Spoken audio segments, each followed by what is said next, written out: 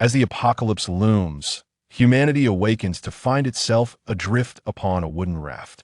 Confronted by the vast expanse of the ocean, not only are supplies drifting towards them, but also the lurking presence of monstrous sea creatures.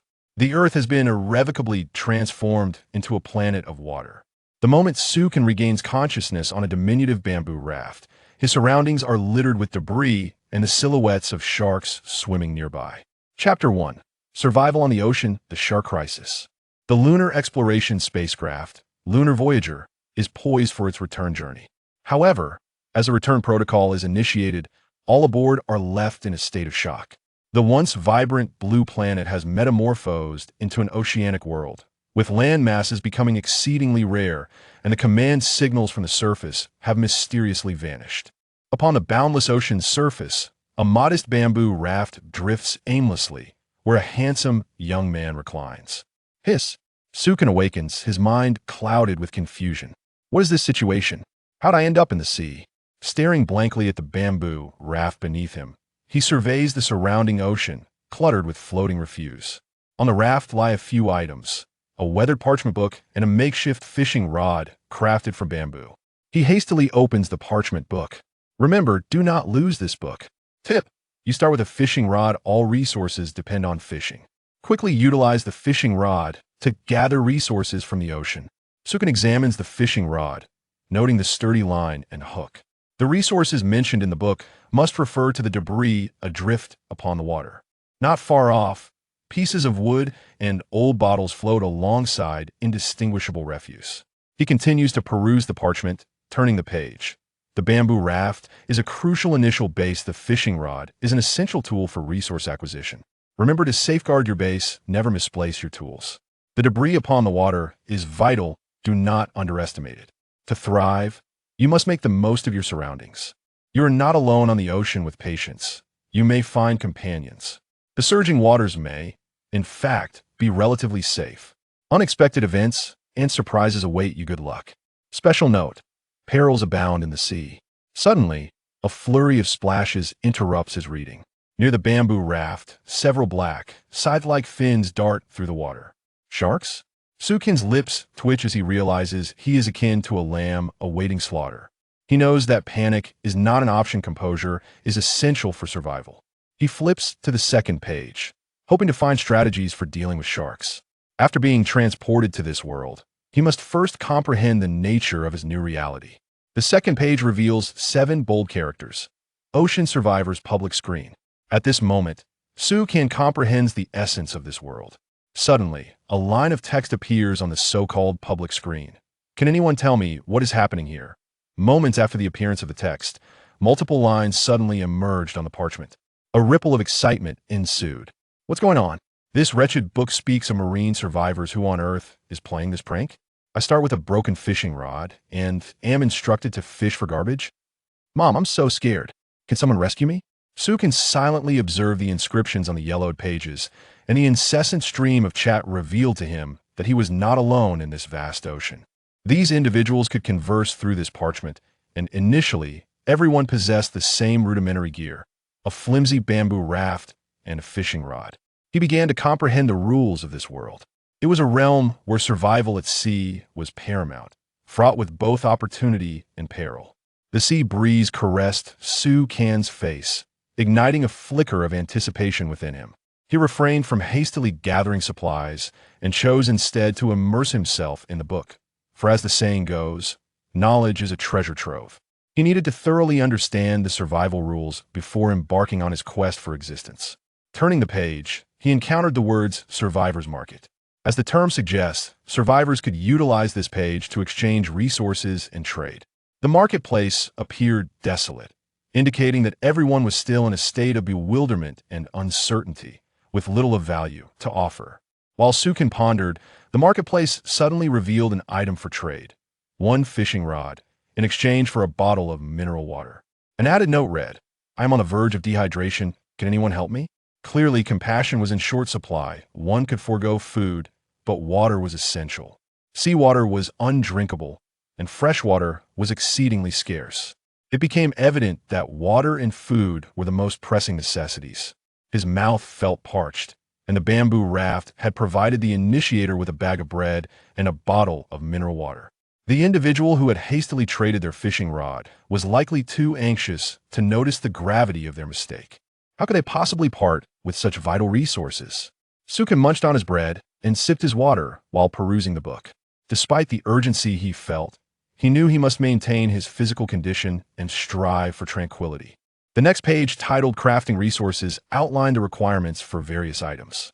Water purifier crafting requirements: wood 010, plastic bottle 05, palm leaves 05. Water basin crafting requirements: wood 05, hemp rope 03, palm leaves 02. Basic fire pit crafting requirements: wood 08, iron 02, hemp rope 03.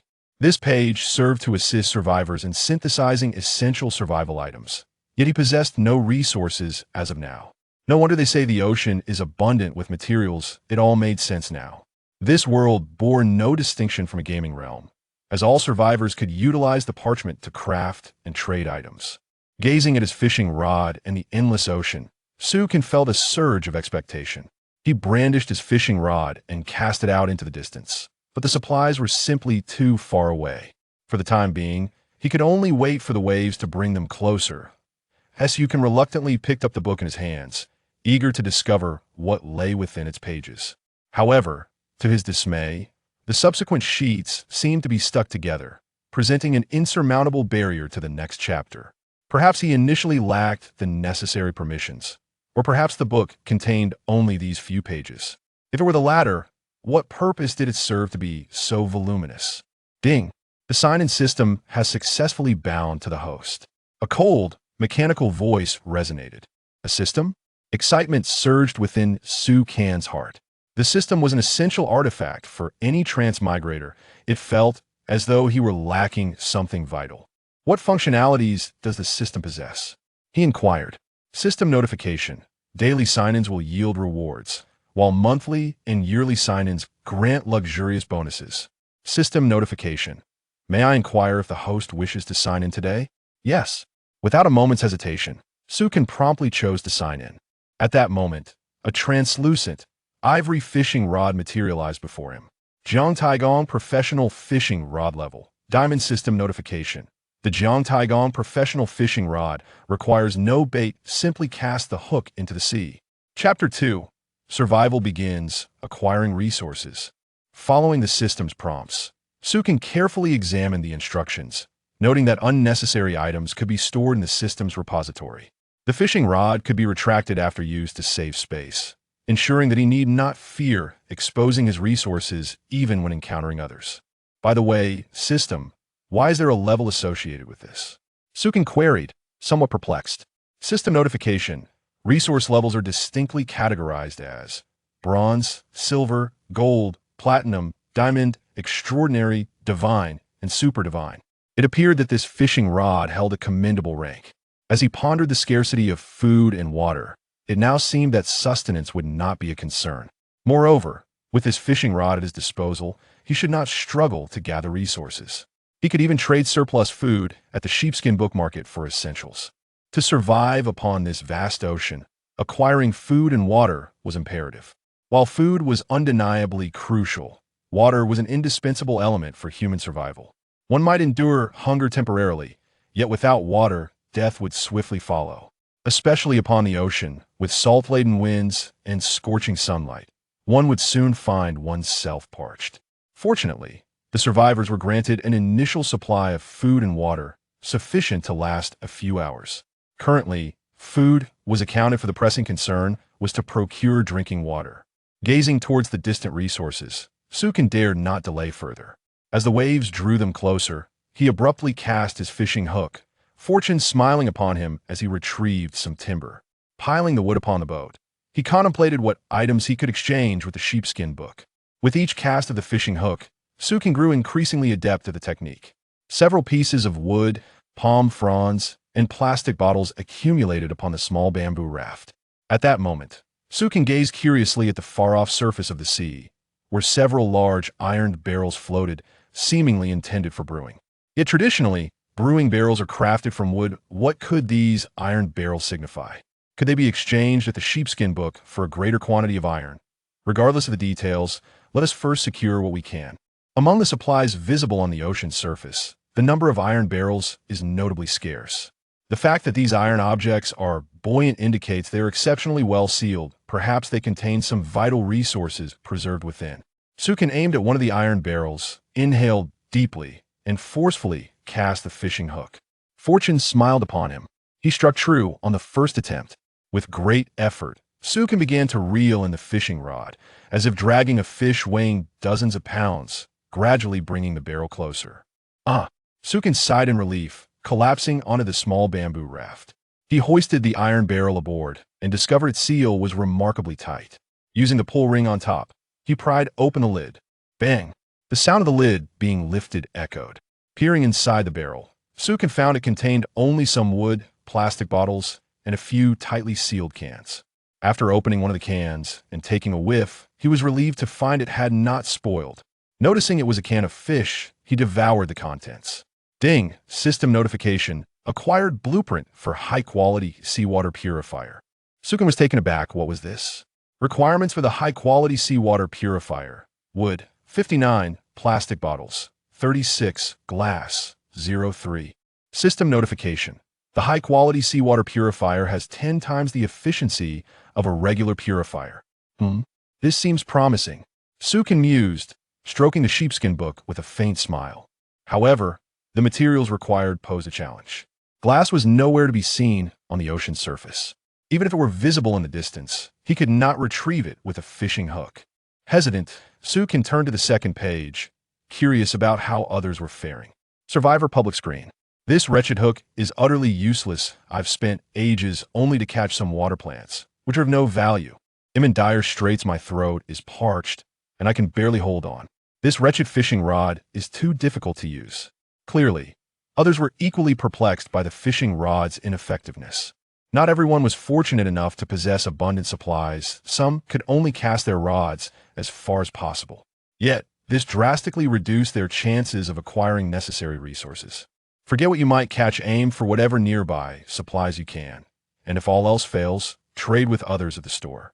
Some individuals had indeed managed to snag a number of items and hurriedly alerted their peers.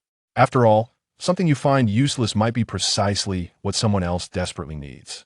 The supplies in Sukin's possession could not be exchanged. He simply closed the book and continued to fish for more resources. Though he had temporarily accumulated a few extra materials, it did not guarantee their future usefulness. In this vast ocean, aside from food and water, resources were undeniably precious. While Sukin had learned to survive, the more pressing concern was how to thrive in this oceanic expanse. Having consumed bread and canned fish, he was not currently plagued by hunger. He also had not fully drained the bottle of mineral water, which still contained a little over half, sufficient to sustain him for several more hours. Regarding communication through the sheepskin book, Sukin did not engage in such futile endeavors, for they were merely a waste of time. In such dire circumstances, no one would extend sympathy. Sukin believed that he was faring quite well, devoid of despair over food and water. In the distance, resources were apparent, and he had set his sights on the next barrel.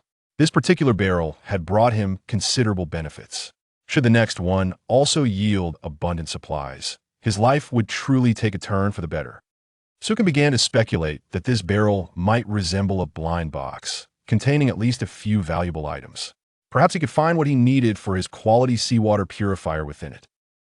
Gazing at the distant barrel, Sukin hesitated not at all this time. He abandoned the notion of gathering nearby wood and instead aimed his fishing rod at a barrel 5 meters away.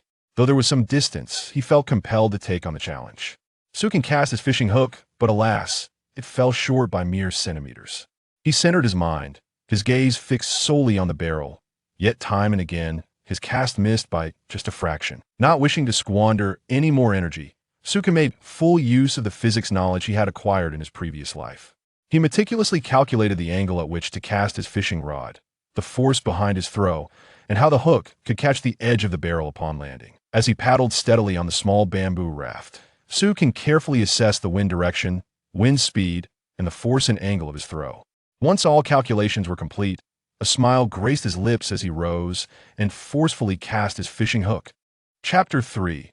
Expanding the vessel and guarding against sharks. Feeling the weight of the fishing rod in his hands, he realized he had caught something. At last, the second iron barrel was ensnared by his hook. With all his strength, he began to drag the barrel back, though the opposing waves of the sea made the task arduous. Fortunately, the fishing line was robust, and with some patience he could retrieve it. Wiping the sweat from his brow, he joyfully pulled the iron barrel onto his small bamboo raft.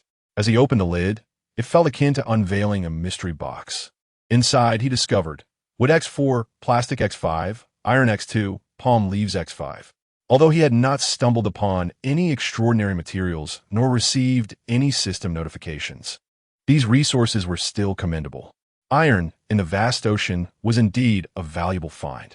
While palm leaves could be fashioned into rope, iron, oars, and machinery were unattainable on the bamboo raft. Presently, the materials were sufficient to construct a basic water purifier. However, Sukin chose not to embark on crafting it immediately, as he was not yet thirsty and a half bottle of water could last him for some time. He aspired to gather glass, which would enable him to create a superior water purifier. This was his ultimate goal. He aimed to utilize his resources judiciously, avoiding waste, and to craft items of significant quality. Casting a glance at his modest storage, wood X11, plastic X10, iron X2, palm leaves X6, he deemed his supplies satisfactory. Nevertheless, he was reluctant to squander materials on trivial items. What he truly needed were tools, with food and water accessible. His current priority was to contemplate how to enhance his safety and comfort in this precarious situation. He opened a synthesis shop within the sheepskin book, beginning his search with the least expensive items. After some deliberation, he concluded that the most economical option was to forge a hammer. One should not underestimate the utility of a hammer. On this humble bamboo raft, it would assist him in crafting numerous items and was indispensable. Moreover, it was remarkably affordable, requiring merely a single piece of wood.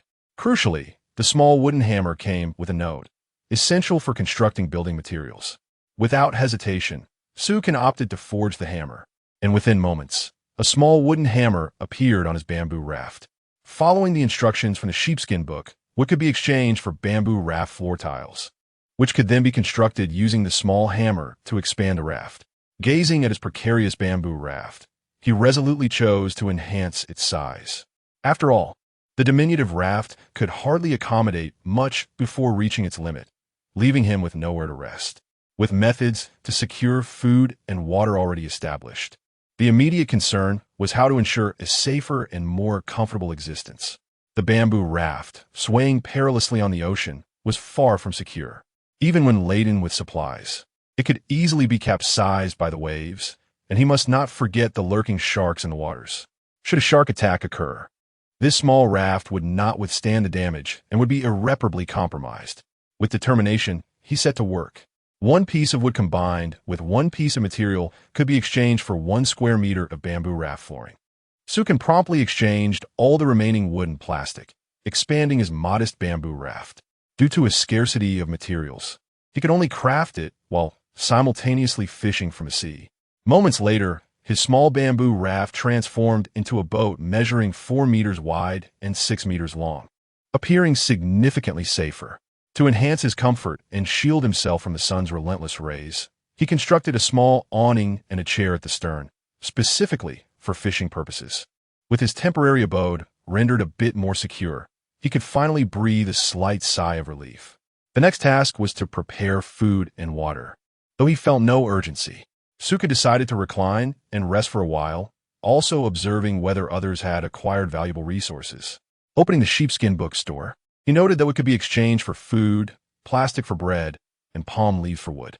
It was evident that the survivors had begun to procure essential supplies. The store was no longer desolate and monotonous. Resources had become abundant. Regrettably, Sukin could not find the items he required, as they were relatively rare. Scrolling through the Survivor public screen, he noticed that while many still expressed grievances and despair, the number had noticeably diminished. Survivors were gradually coming to the realization that no one would come to their rescue. To survive, they must rely on their own efforts. More individuals began to engage in resource retrieval and study the proper use of fishing rods. As long as resources were available, they could exchange them in the store. Just as Sukin was about to close the sheepskin book, a message suddenly popped up, capturing his attention. Disaster. A shark has damaged my boat. The bamboo raft at the stern is in tatters. I don't want to die. Clearly, these individuals had started to encounter crises. Following this alarming message, more survivors began to lament similar predicaments. I'm almost frantic. Your bamboo raft has been damaged too? The shark is circling around me relentlessly. What should I do? I'm prepared to be devoured by the shark, feeling utterly despondent. It's a pity I haven't spent my millions yet. My boat has also been bitten by a shark, and I still need to walk the runway in can. Boo-hoo, I don't even have a boyfriend. The public screen was filled with survivors sharing their misfortunes, and one could almost envision their expressions of despair. Regardless of whether one was once a glamorous star or a wealthy individual, in the vast ocean, all are equal. No one's status is superior, except for the one who survives. In the eyes of the shark, you are merely a source of nourishment. Through the sheepskin book, one could exchange for bamboo raft materials and use a small hammer to repair their vessels. For the first time, Sukin spoke on the survivor public screen, and after his brief statement, he turned away, casting the sheepskin book aside. His words seemed to ignite a flicker of hope among the survivors, who suddenly realized just how powerful the functional capabilities of the sheepskin book were, hastily verifying his suggestion. Moments later, the public screen was flooded with expressions of gratitude from countless survivors. However, this mattered little to Sukin. Expressions of gratitude held no value amidst the vast, desolate sea. He fixed his gaze on a few sharks swimming nearby, a wave of unease washing over him. How was he to deal with this predicament? Resting his chin on his hand, he hesitated, having previously believed that sharks posed no threat unless blood was drawn. To his dismay, the sharks in this world were known to attack small bamboo boats. This was far from favorable news. He now feared for the small bamboo vessel he had painstakingly constructed, apprehensive that these sharks might obliterate it.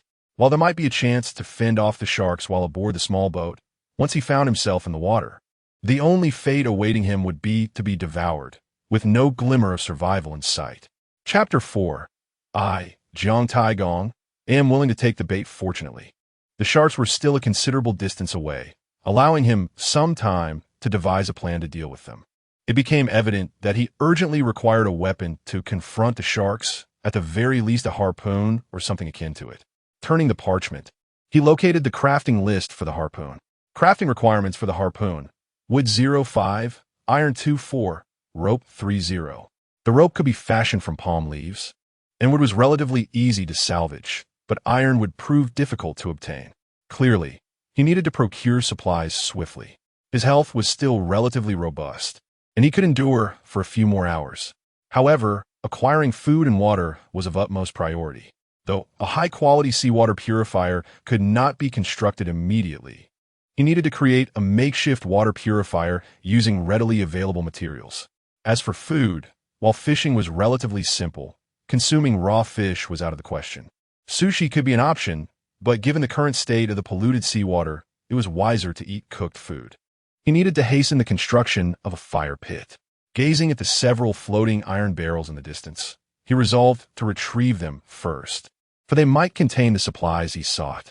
In the far-off horizon, 3 or 4 iron barrels bobbed upon the water surface. He was determined to collect them all. By now, the afternoon was waning, and the sun was nearing the horizon. He had to secure these barrels before nightfall. After all, visibility would be lost after dark, and by morning, the barrels could drift far beyond reach. Moreover, he needed to construct a fire pit. Otherwise, the chilling night winds could prove fatal. He promptly cast his fishing rod, and fortunately, before darkness fell, he managed to retrieve all 5 iron barrels. The contents within were quite substantial. Regrettably, he had only 2 pieces of glass, just one short of what he needed. However, other supplies were satisfactory. His small storage now contained 30 units of wood, 20 units of plastic, 4 units of iron, 16 palm leaves, 1 can of fruit, and 2 pieces of glass. At last, Sukin exhaled a sigh of relief and reclined in his chair to rest for a moment. He gazed at the tumultuous waves, listened to the howling winds, and watched the sunset's afterglow upon the horizon. Night was fast approaching.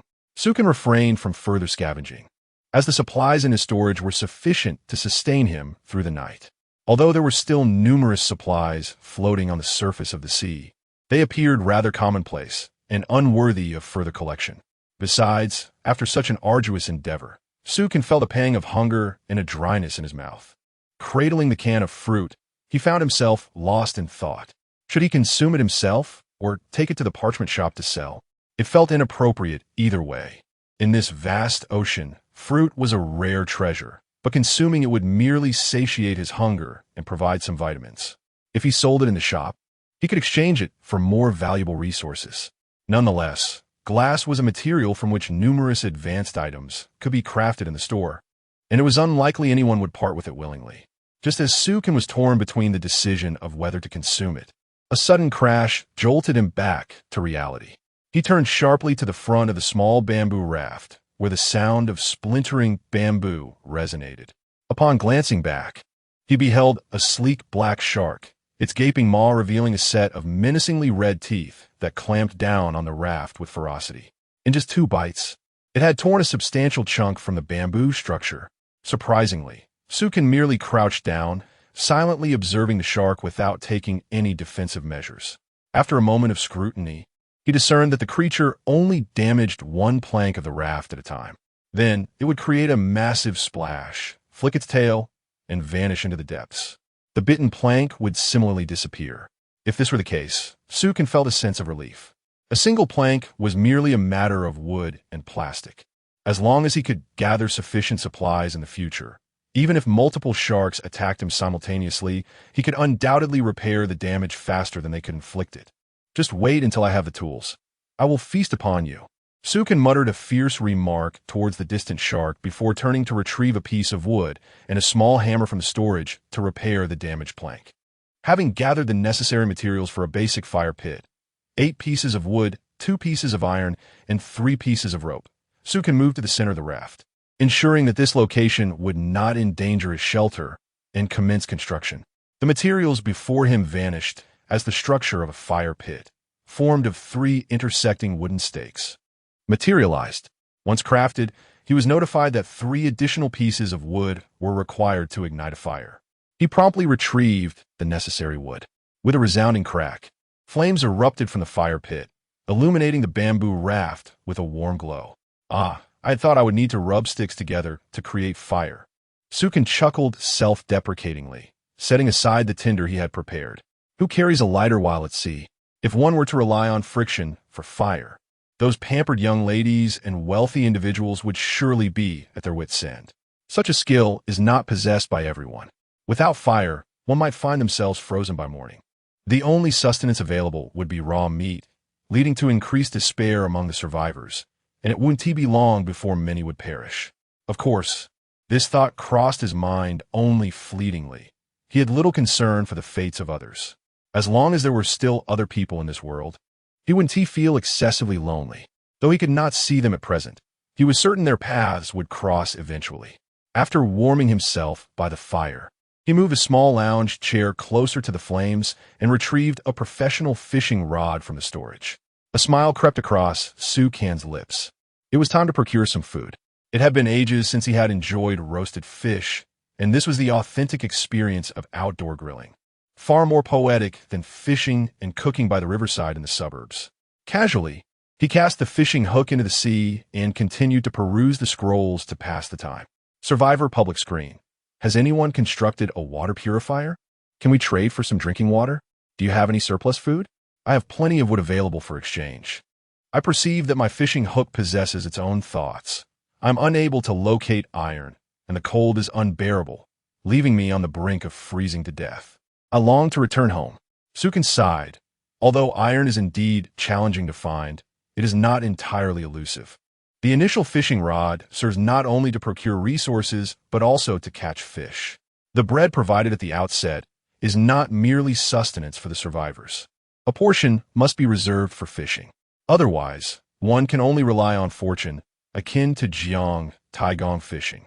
The ocean teems with fish, and some survivors have managed to catch fish even without bait, offering a glimmer of hope to those on the verge of despair. As for the water purifier, the materials required are exceedingly simple. With a bit of effort in searching for resources, one can acquire them. At that moment, the fishing float suddenly plunged downwards, bending the rod, unmistakably indicating that a fish was hooked. Sukin hurriedly grasped the fishing rod and pulled back with considerable force. The resistance was substantial. It seemed that this was no ordinary fish. As it emerged from the water, it became apparent that it was not a fish at all, but rather a sealed purple iron barrel. Chapter 5. Your Survival. My vacation, unlike the previous black, battered iron barrels, this one radiated a mesmerizing purple glow. What could this be? Sukin gazed, somewhat astonished, at the shimmering light reflecting off the purple barrel and promptly dragged it closer. Upon opening it, he was greeted by a neatly arranged collection of 10 boxes of canned fruit and a transparent glass panel. Discovering such provisions in the small storage area filled Sukin with a subtle excitement. Could this be a more advanced iron barrel? The system indicated that the purple iron barrel was of diamond grade, suggesting that even among supplies, there existed a hierarchy, and this was not the pinnacle. Now that he had gathered the necessary glass materials, he initially intended to craft a rudimentary water purifier, but now he could directly construct a superior seawater purification device. After selecting an appropriate location, he extracted the materials. Conditions for crafting a superior seawater purifier: wood, 9-9, plastic bottles, 6-6, glass, 3-3. He began the crafting process. In an instant, as the materials vanished, a funnel-like seawater purifier with a glass panel materialized before him. It merely required the insertion of water for rapid filtration and purification. However, a container was still needed to hold the purified water. Sukin targeted a basin for collecting water and commenced the extraction of materials. Conditions for crafting a water basin: wood, 0-5, hemp rope, 0-3, palm leaves, 0-2. He began crafting. Below the superior seawater purifier, a large basin took shape. With an additional piece of wood, he fashioned a ladle and proceeded to scoop water. He anticipated a lengthy wait. Yet as soon as the seawater entered the purifier, the funnel below began to drip steadily, producing a swift flow. Remarkably, within minutes, he had collected nearly half a bottle of purified water. It seemed the superior seawater purifier was indeed impressive. He scooped a ladleful to taste. It bore no difference from mineral water. After consuming several generous gulps, his thirst was finally quenched. With the water situation resolved, it was time to address his food supply. He casually tossed the fishing hook back into the sea, reclining in his chair by the fire while enjoying a can of fruit. With an abundance of cans at his disposal, he opted to consume one to satiate his hunger. The variety of fruits within the can was rich and the flavor delightful. He casually opened his parchment book and accessed the survivor's public screen. What is this wretched purifier? It drips water slowly. I waited an eternity and only managed to collect half a cup. I am parched, and the water it produces is still murky. If anyone has a surplus of water, I can exchange supplies for it. I have plenty of iron and wood. Sukin observed the comments in the parchment book without uttering a word. He currently possessed an abundance of food and water. Yet, those survivors appeared to be mired in their initial struggles. As they grappled with these basic necessities, he sensed an opportunity to become a small trader. A glimmer of excitement sparked within him at the thought of a potential path to prosperity.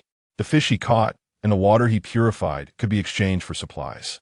As for the canned fruit, it would be splendid if he could trade some with destitute young women, as it would not only earn their favor, but also yield rewards in return.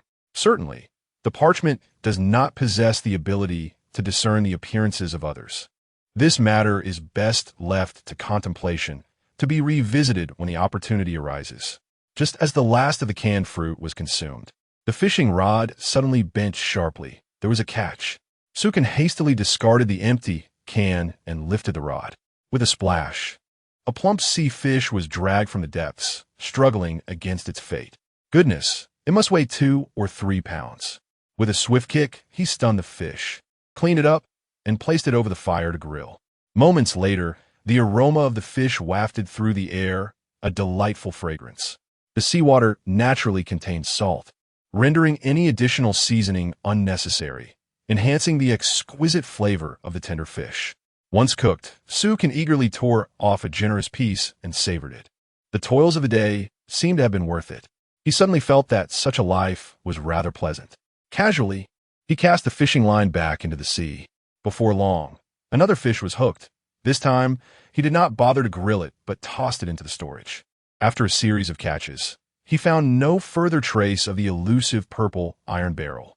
It appeared that acquiring such an item was not an easy feat. After retrieving some palm leaves, he dried them over the fire and fashioned a rudimentary mat and blanket. Though devoid of cotton, the thick grass bedding provided ample protection against the wind and chill, proving quite comfortable. As he fished, swaying in the sea breeze, he relished the fish meat, followed by a few morsels of fruit. Sated, Sukin let out a contented burp and reclined on his seat, lost in thought while gazing at the vast, endless ocean. It seemed that he was living the most gratifying existence upon these waters. Noticing the 6 plump sea fish remaining in the small storage, Sukin contemplated and retrieved the parchment. After opening the shop, he retained 1 fish, placing the rest on the store list. He hoped each fish could be exchanged for 20 pieces of iron or 10 pieces of glass. If that proved impossible, he would settle for a considerable amount of wood or plastic, at least 100 units of each. Alternatively, he could barter for precious materials, though that would require bidding, only accepting what caught Sukin's discerning eye. He did not expect to quickly acquire his desires. After all, survival had only just begun, and resources were scarce. Holding out for the right price was the wisest course. Sukin refrained from placing the fruit cans in the shop. On the open sea, the greatest efficiency was vitamin intake. Prolonged absence of fruit could lead to scurvy, thus he would not trade away such essential supplies. Underneath the starlit sky, he wrapped himself in the grass blanket and closed his eyes, surrendering to slumber. Perhaps this world appeared fraught with peril and survival challenges. Yet for Sukin, endowed with a system, these obstacles were trivial. He was determined to conquer the sea. For the other survivors, this first night felt like an agonizing descent into hell. Few found rest that night. The inky blackness shrouded the ocean, devoid of any light, while the sound of sharks slicing through the water echoed ominously. Survivors were either ensnared by dark fears or lost in uncertainty about the future. Particularly the sharks swimming around them instilled a heightened sense of fear, rendering them incapable of slumber. The night as chill descended significantly, and without a makeshift shelter, they could at least huddle together, using palm fronds to shield themselves from the wind and retain warmth. However, the absence of sustenance and water made the night exceedingly arduous. Many were teetering on the brink of despair. In stark contrast, Sukin, having satisfied his hunger and thirst, reclined comfortably on a chair by the fire, wrapped in a grass blanket, drifting into a deep slumber. Had any other survivors borne witness to this scene, they would undoubtedly question the very nature of existence, pondering whether they had inadvertently stumbled into a vacation paradise. As Sukin succumbed to sleep, the survivor chat exploded with activity. Goodness! Which parent has taken all the fish to trade at the store? How incredibly plump is this fellow? Does he not comprehend the significance of food? Can such a thing truly be offered for sale? Yet the price he is asking is utterly absurd. I possess a few precious supplies. Perhaps I shall leave a message to inquire. Chapter 6. Gaining a Pet. The gluttonous little bear, few individuals managed to gather a substantial amount of resources on the very first day. And Sukin had contemplated this issue prior to embarking on his journey. After all, not everyone possesses the same fortune as he does. Presently, Sukin has advanced significantly ahead of his peers, living a relatively comfortable existence in this world of ocean survival. Hence, he proposed the idea of exchanging precious resources. For the survivors, food holds an unparalleled significance that cannot be compared to anything else, so he was not in a rush to sell it. After all, should a fortunate soul stumble upon precious resources, they would hold little value to him if he were not alive to utilize them. Since he had arrived in this oceanic realm, it was imperative to thrive and continue to gain an advantage. Upon waking, Sukin stretched languidly, a refreshing breeze greeting him, invigorating his senses. After washing his face and preparing the fish, he roasted it over the fire, wrapping it in leaves before indulging. Suddenly, a system notification chimed. Daily sign-in. Sign-in successful. Reward. A diamond-level treasure-seeking polar bear, upgradable. What is this? A polar bear? Sukin found himself momentarily bewildered. questioning whether he had somehow found himself in the Arctic. However, upon reflection, he realized that the glaciers had all melted in this world, allowing these polar creatures to adapt to their current environment. Nevertheless, he never expected that the following day's sign-in would grant him such an entity. While other survivors were still struggling to secure a meal, he was already embarking on the journey of pet ownership. As Sukin marveled at this turn of events, a small, fluffy figure emerged in the distance, swiftly making its way toward him across the water. Upon closer inspection, it was indeed a miniature polar bear, seemingly a cub. Nearby, a shark was immediately alerted, opening its massive jaws in pursuit of the little bear. Clearly, the speed of the cub paled in comparison to that of the shark. As the shark leapt, aiming to bite the cub, the little polar bear suddenly shot out of the water, landing on the shark's head and using it as leverage to propel itself onto a small bamboo raft. Once aboard the raft, the little polar bear appeared shaken, pitifully clinging to Sukan's leg. Sukan knelt down and gently patted its small head. Its furry form was undeniably adorable. Observing its trembling frame, he cradled it in his arms. If this creature were to grow, its combat prowess and intimidating presence could be formidable. The little polar bear affectionately licked Sukan's hand and face. Indeed, it was a bear that relished licking. There, calm down, Sukan chuckled, sharing half of the roasted fish with it. The little bear's eyes sparkled with delight as it grasped the fish with its tiny paws and eagerly stuffed it into its mouth. Its cheeks bulged as it savored the meal, and once finished, it gazed longingly at Sukan, clearly desiring more. This little one certainly had quite the appetite. Sukan thought, bemused, wondering if he had inadvertently acquired a gluttonous companion. The little polar bear cast a glance at the half-eaten fish in Sukan's hand, appearing somewhat embarrassed as it scratched its furry head before retracting its drool. Perhaps it was the first time it had encountered roasted fish, and the novelty intrigued it.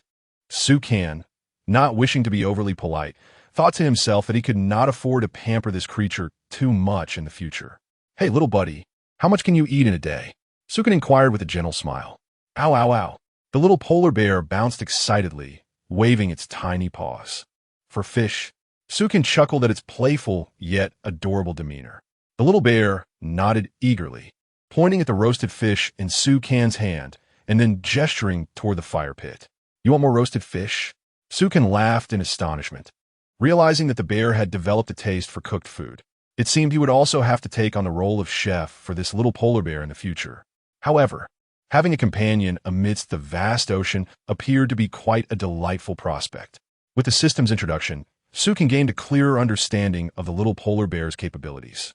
It could assist survivors in retrieving supplies and actively seek out resources. The polar bear patted its small belly, leaping with excitement as if it were ready to jump into the ocean. It seemed determined not to be idle, wanting to fetch something from the sea. Sukan swiftly grasped the mid-air bear, pulling it back to safety. "Hold on, you're still so tiny. It's unsafe for you to dive into the ocean to gather supplies right now. How about you lend me a hand instead?" He gently patted its little head, halting its eagerness to prove itself. If the bear wandered too far and encountered a shark, it could spell disaster. He couldn't bear the thought of losing his newly acquired little pet. Sukan assured the bear that he would let it assist when he came across barrels and similar items while gathering supplies. Watching the little polar bear cling to his leg, looking utterly perplexed, he said, "Come, help me fish." Sukan grinned mischievously as he placed the fishing rod in its paws and taught it how to fish. The little polar bear, thrilled, wrapped its furry paws around the rod, patiently squatting at the edge of the boat to fish. To his surprise, the little creature proved to be quite clever and an excellent helper. Before long, the fishing rod suddenly bent sharply. The polar bear quickly lifted the rod, pulling a lively fish from the water. After tossing it onto the small bamboo boat, it swiftly secured it with its fuzzy little feet. Then, with both paws clutching the fish, it scurried over to Sukan, beaming with pride. Sukan fashioned a small net that could be tossed into the water.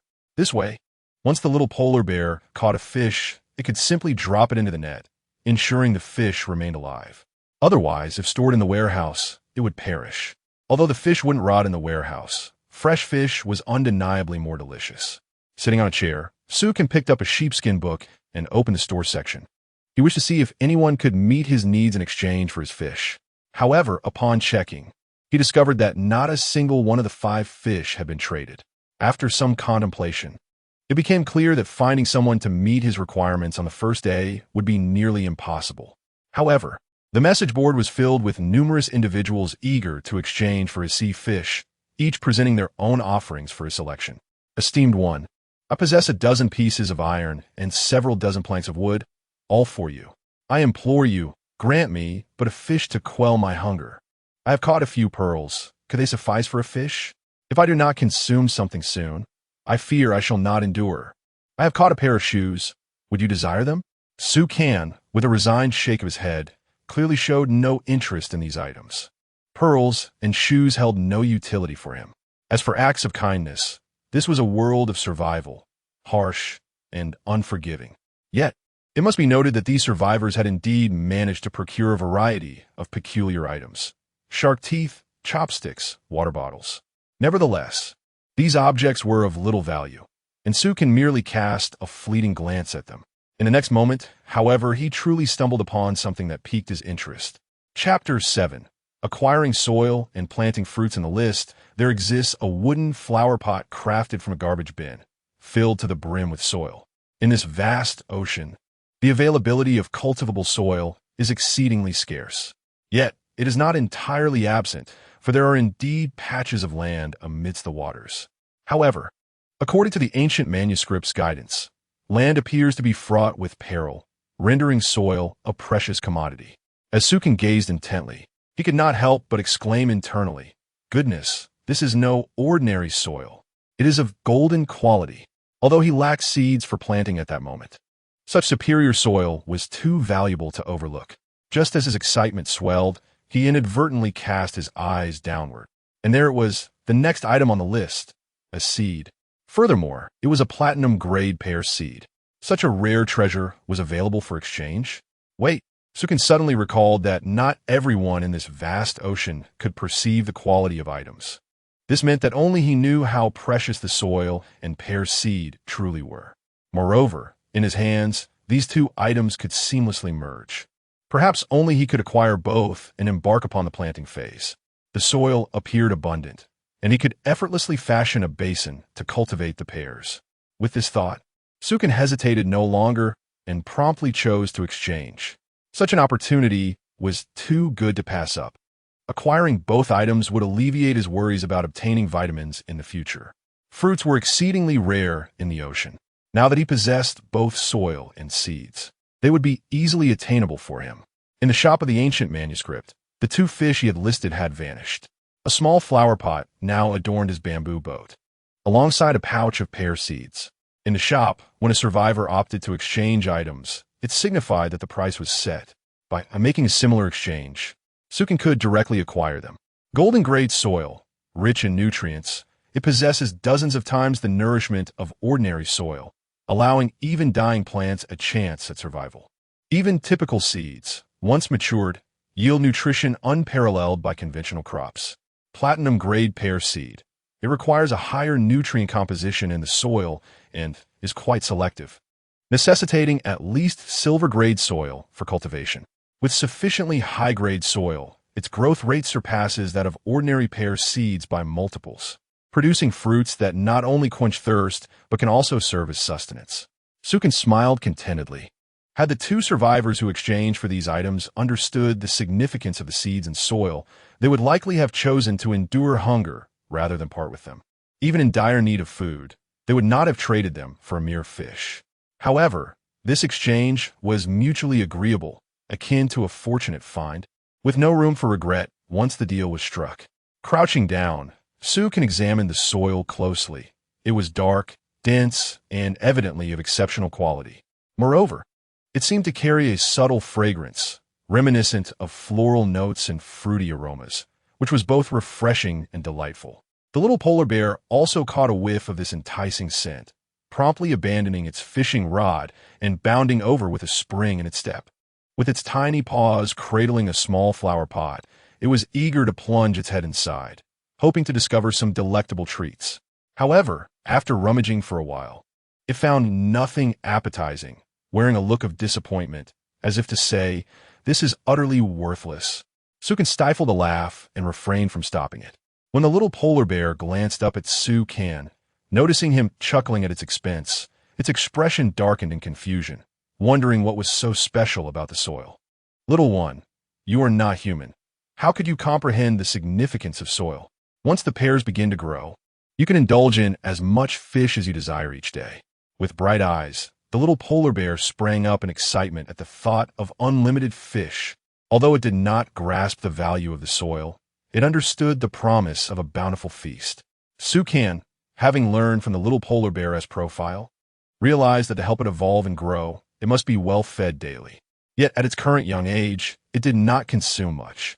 However, as it matured, the amount of food required would surely increase beyond just a few fish. Should it be in the care of another survivor, it would likely end up emaciated, forced to scavenge for sustenance. The bond between a survivor and their pet is cultivated through the provision of food. While Sukin was not concerned about the little polar bear betraying him, he knew that hunger could lead to lethargy. Thus, to sustain this little creature, his resources must be sufficiently ample. Once the little polar bear reached full maturity, it would be capable of tearing apart nearby sharks with its bare hands. Sukin opened the shop in the sheepskin book once more, ready to trade water for essential materials. He hoped to exchange it for some timber, plastic, and iron. As his water basin was nearing its capacity, and failing to sell, it would be wasteful. With his current wealth, he did not need to scavenge for resources. He could simply trade surplus items. Before long, he successfully acquired 100 pieces of timber, 100 pieces of plastic, and a dozen pieces of iron. Although survivors generally did not lack water purifiers, the standard models could hardly meet the daily hydration needs of a survivor. Moreover, the water they produced was often murky, unlike the pristine, clear water purified by Sukin. Thus, trading for supplies was relatively straightforward. Through the survivor public screen of the sheepskin book, he learned that the resources collected by survivors each day seemed to be limited, with very few ever amassing over 100 items. Even those who did likely obtain them via barrels. The resources available to each survivor in the ocean were preset, ensuring their survival, but merely sufficient for that purpose. At this moment, Sukin held a position of undeniable affluence among the survivors. After constructing the water basin, he planted the pear seeds and, in accordance with the soil's requirements, irrigated it with fresh water. Fortunately, the daily freshwater requirement for the soil was minimal. Approximately 500 milliliters was adequate. Every day, the surplus water can serve two purposes, one for exchanging goods and the other for nourishing the soil. Once the planting is complete, the system indicates that the fruit pear requires merely 5 days to progress from sprouting to maturity. Every fortnight, the fruits can be harvested, showcasing an astonishingly rapid growth rate. In other words, it won't be long before he can sustain his health with an abundance of fruit. He and the little polar bear only need a modest amount to ensure their vitamin intake. The excess will undoubtedly be a source of wealth. If they were to exchange this bounty at the store, they would likely discover a treasure trove of opportunities. It is quite simply a veritable cornucopia. At that moment, a shark unexpectedly approached the edge of the small bamboo boat, revealing a menacing row of sharp teeth and opening its gaping maw. Chapter 8. The wrath of the polar bear. Amidst thunder and lightning, the young polar bear appeared to sense the unwelcome intruder, glaring at the shark as it gnawed at its boat, and it hopped about in fury, roaring loudly. Still in its youth, it dared only to express its dissatisfaction. Its petite frame hardly sufficient to serve as a morsel for the shark. "Little one, can you outrun it in the sea?" Sukin recalled how the young polar bear had seemingly escaped with speed that rivaled the shark's. Roaring fiercely, the little polar bear placed its paws on its hips, exuding an air of bravado, as if it could speak human words. One audacious creature. To Sukin's surprise, he chuckled and plucked a roasted fish from the cooking rack, hastily shoving it into the little one's mouth. The young polar bear was immediately silenced, its cheeks stuffed, and it could only stand there, hands on its hips, glaring at the shark. After swallowing the fish bones, it promptly leaped into the sea. What does it mean to be a little white bear in the waves? At that moment, the shark glared angrily at the little bear. Was it challenging it? It swiftly pursued the young polar bear, yet the small white figure moved with astonishing speed, leaving the shark spinning in circles. Sukin watched in awe, speechless. If only the little polar bear were not still a cub, it might have been the one chasing the shark. Moments later, the young polar bear swiftly returned to the bamboo boat, licking Sukin's hand with a proud expression. Sukin couldn't help but twitch his lips, silently roasting another fish for it. Little one, just how formidable are you? His curiosity about the creature deepened. It truly was a remarkable companion. The young polar bear propped its paws under its chin, pondering like a human. Then, it glanced at the remaining flower pot on the bed and pointed, seeking Sukin's approval. No longer needed. Sukin observed it with keen interest from his chair. The little polar bear hesitated for a moment after picking up the flower pot, then cast a glance at the distant shark. With a swift toss, the flower pot soared through the air, crashing down on the shark's forehead from dozens of meters away. The shark, stung by the pain, erupted from the water, searching for the audacious creature that dared to provoke it. Upon realizing it was merely a flower pot, it bit down fiercely in frustration. The shark bore a gaping wound on its forehead, and the sea was tainted with its blood. Not bad, little one. Sukin affectionately ruffled the young polar bear's head. The creature's strength was indeed formidable. Who would have thought that, even as a cub, it possessed such power? He eagerly anticipated how it would flourish in maturity. Together, they could become a formidable force in the ocean. The little polar bear let out a soft growl, nestling its head, thoroughly enjoying Sukin's affection. Little one, from now on, I shall call you Howler. You seem to relish that sound, always roaring. The young polar bear appeared somewhat displeased, rolling on the ground a few times. Yet it ultimately yielded obediently. Sukin allowed it to play by itself, then cast a glance at his small bamboo boat. It seemed that an expansion was in order. While it was manageable for him alone, the presence of additional little companions, along with the water purifier and the fire pit, rendered the space rather cramped. He pulled out a small wooden hammer and retrieved some timber and plastic materials. Moments later, the small bamboo boat had been transformed into a medium-sized vessel measuring 5 by 10 meters. The little polar bear appeared to sense the territorial expansion and joyfully dashed about. Together, man and bear swiftly devoured the fish they had just caught. Sukin reclined in a chair, basking in the sun, while the little bear sprawled on the floor, patting its round belly. At that moment, the sea became tumultuous before calming again, revealing a fresh bounty of supplies in the distance. Several iron barrels had resurfaced, totaling 7, even more than the previous day. However, these barrels seemed to be situated farther away than before, with the nearest one being about 10 meters distant. If he were to wait for it to drift closer, it would likely be dark by the time it arrived. Once darkness fell, visibility would be compromised, making retrieval impossible. After careful consideration, Sukin estimated that he could manage to retrieve only 4 barrels, while the remaining 3 were indeed quite far. Little one, it's your turn to shine, Sukin said, giving a gentle pat to the little polar bear's belly as it lay lost in thought. The bear, somewhat displeased, hopped up with a protest, seemingly objecting to the name that did not quite reflect its grand identity as a polar bear. Nevertheless, it obediently awaited Sukin's command.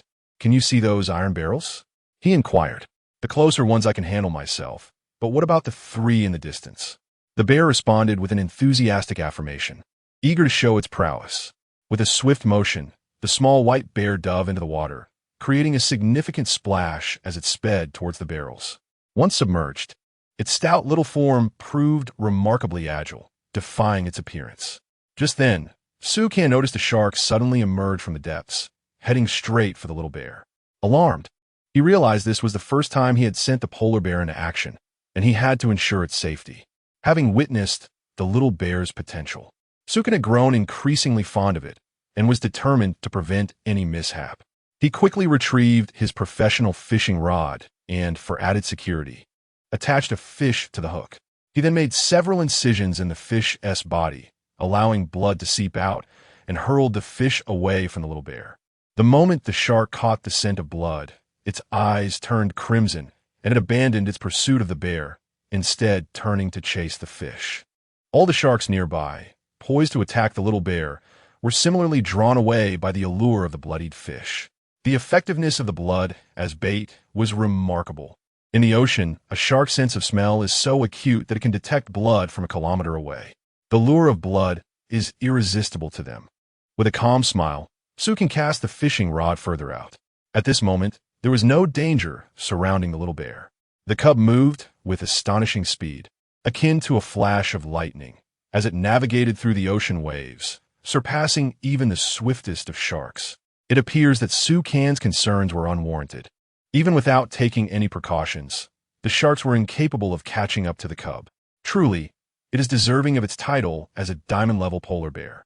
One can only speculate how formidable this creature will become if it were to reach a transcendent level of prowess. Sukin cast his fishing rod back and forth, occasionally launching the bait into the air, provoking the sharks to leap and splash about in a frenzy, creating a cascade of water droplets. The intelligence of these creatures is indeed questionable, as they seem solely driven by their instinct for food. At this moment, the cub approached a metal barrel, wrapping its small paws around it and swiftly retreating. Sukin watched in disbelief as the cub returned with the barrel. Its speed seemingly increased, splashing water in all directions. Remarkably, it was akin to wielding a kitchen knife to slice through power lines, leaving a trail of sparks and brilliance in its wake. Chapter 9. Abundant Supplies. Stewed sea fish, the little bear cub, Aozai, energetically hurled the iron bucket onto the ship. Once aboard, Aozai excitedly patted the bucket, seemingly inquiring if there were delectable treats inside. Sukin gently patted its small head and rewarded it with a freshly grilled fish. After all, it was the cub's first time at sea, and a little consolation was in order. Aozai, with its cheeks stuffed and a proud pose, appeared quite pleased. After tasting the sweetness of success, Sukin retrieved another fish from a net, eviscerated it, and hung the bloody remnants on the fishing hook. He cast out forcefully. The previously calm sea erupted once more as the sharks, seemingly devoid of intelligence, dashed toward the bloodied area. These sharks, having been tricked once, would not learn their lesson from countless encounters. Aozai, observing the distraction of the sharks, pouted in apparent discontent, as if to say, "I wouldn't fear them even without your diversion." With Aozai's assistance, retrieving the iron buckets proceeded remarkably smoothly, and soon 3 buckets were piled high on the ship. Sukin personally fished out the remaining 4. Though it required some effort, it was merely a matter of time. Aozai bounced around, vocalizing excitedly as if cheering him on. Finally, all 7 iron buckets were retrieved. The satisfaction of opening them all at once was undeniable, and Aozai eagerly pried open the lids, thrusting its head inside as if searching for treats. However, Aozai's expression soon turned to one of disappointment upon discovering that the buckets were filled with wood, plastic, and metal scraps. Ding! System notification. Obtain fire rack upgrade list. Required materials: 30 wood, 10 iron, 20 palm leaves. The fire rack can be upgraded? Ding! Upon reaching platinum level, the fire rack can produce exquisite dishes even without seasonings, and upon upgrading to diamond level, it will possess unforeseen capabilities. Cooking without seasonings? According to the system's description, a platinum-level fire rack can not only grill fish, but also stir-fry and boil it, offering a variety of culinary styles, each capable of producing diverse flavors. Sukin pondered over the prospect of growing weary of fish, for even the most exquisite flavors could never escape the essence of seawater and fish flesh. With this miraculous tool, could he not transform fish into a multitude of flavors?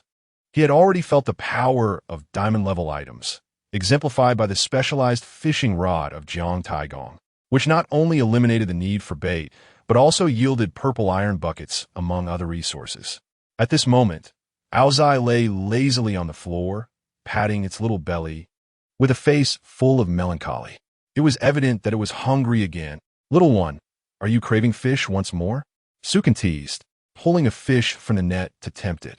Instantly revitalized, Aozai leapt up, its fluffy white paws pointing eagerly at the fire rack, conveying its desire for grilled fish. It seemed that all the exertion from earlier had drained its energy, leaving it in a state of languor. "Do not rush. Allow me a moment to prepare something more delectable for you." Sukin first took the excess water to the shop for sale, exchanging it for timber and iron. Although he still possessed a substantial amount of materials, he believed in conserving resources, especially since he intended to expand his small boat further. After all, this was his stronghold, and it was prudent to maximize its size upon the ocean, thereby mitigating the threats posed by waves and sharks. Once he retrieved the materials, he began upgrading the fire pit, stacking the resources beside it. There was no need to relocate the fire pit. He could commence the construction right away. As the materials diminished, the ordinary fire pit transformed into a floor-standing apparatus, resembling a grand oven. The little creature, Azai, seemed to sense the change and began to call out excitedly. Upon inspecting the conditions for igniting the fire, Sukin was taken aback. It required over 30 pieces of timber daily, and the initial ignition demanded a staggering 150 pieces. Such an expense was considerable, even for Sukin, who felt a slight pang of discomfort. Fortunately, his plentiful resources allowed for this indulgence. Once he met the requirements with the timber, flames erupted from the upgraded fire pit. The flames were noticeably more vigorous than before. Previously, the flickering red flames were erratic in the wind, but now they resembled a large flamethrower, dense and robust. A closer inspection revealed the flames to be a deep crimson, radiating intense heat. The chilly sea breeze that brushed against him was instantly vanquished by the warmth of the fire. Azai, unlike the typical polar bear that relished the cold, favored warmth. Initially close to the fire pit, it quickly recoiled in surprise as the flames leaped, pulling its tiny paws back in alarm and retreating a safe distance. Fearful of singeing its fur, using the remaining iron, Sukin crafted a barbecue grill, a frying pan, and a skillet from a sheepskin book. Gazing at the assortment of kitchen tools before him, he realized there were no fish left, so he cast a fishing hook into the sea, allowing Azai to begin catching fish. Moments later, 3 plump sea fish were reeled in. The little creature was eager to toss the fish onto the fire, but Sukin intervened, saying, "Do not rush. Wait while I prepare something delicious." He chuckled, affectionately ruffling the little one's head. In its bewildered gaze, he deftly cleaned and prepared the 3 fish. He then placed the skillet atop the fire pit, adding the fish and commencing to fry them, using 2 small twigs to turn them. The enticing aroma of the fish soon wafted through the air. Azai, perched beside the skillet, eagerly circled around, drawn by the delectable scent. Once the fish were cooked, he removed the skillet from the fire pit. Indeed, this platinum-grade fire pit was extraordinary. Even without oil, it managed the temperature perfectly. The fish emerged golden on both sides, exuding a delightful fragrance. Sukin divided the fish in half, and, using his handmade chopsticks crafted from small twigs, sampled a piece of the succulent fish. The little creature gazed curiously at the chopsticks used by Sukin, clearly unaware of their purpose. Seizing the opportunity, it fashioned 2 makeshift chopsticks of its own. With its clumsy paws, it attempted to grasp a piece of fish. Trembling with effort, it finally managed to secure a small morsel, and as it brought the delicacy to its mouth, its eyes sparkled with delight. If it could articulate human speech, it would undoubtedly exclaim how incredibly delicious it was. Alhai demonstrated remarkable learning agility, quickly mastering the use of chopsticks and adeptly picking up the fish. Clearly, a single fish was insufficient to satiate its appetite.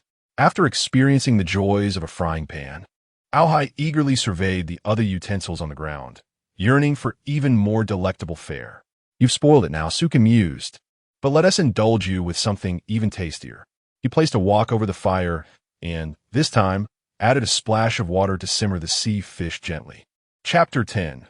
The Way of Survival. The soul of eating. The little creature looked utterly perplexed. After all, this delicacy was meant to be in water. So why was it submerged again? Could it be that cooking was inferior to simply tossing it into the sea?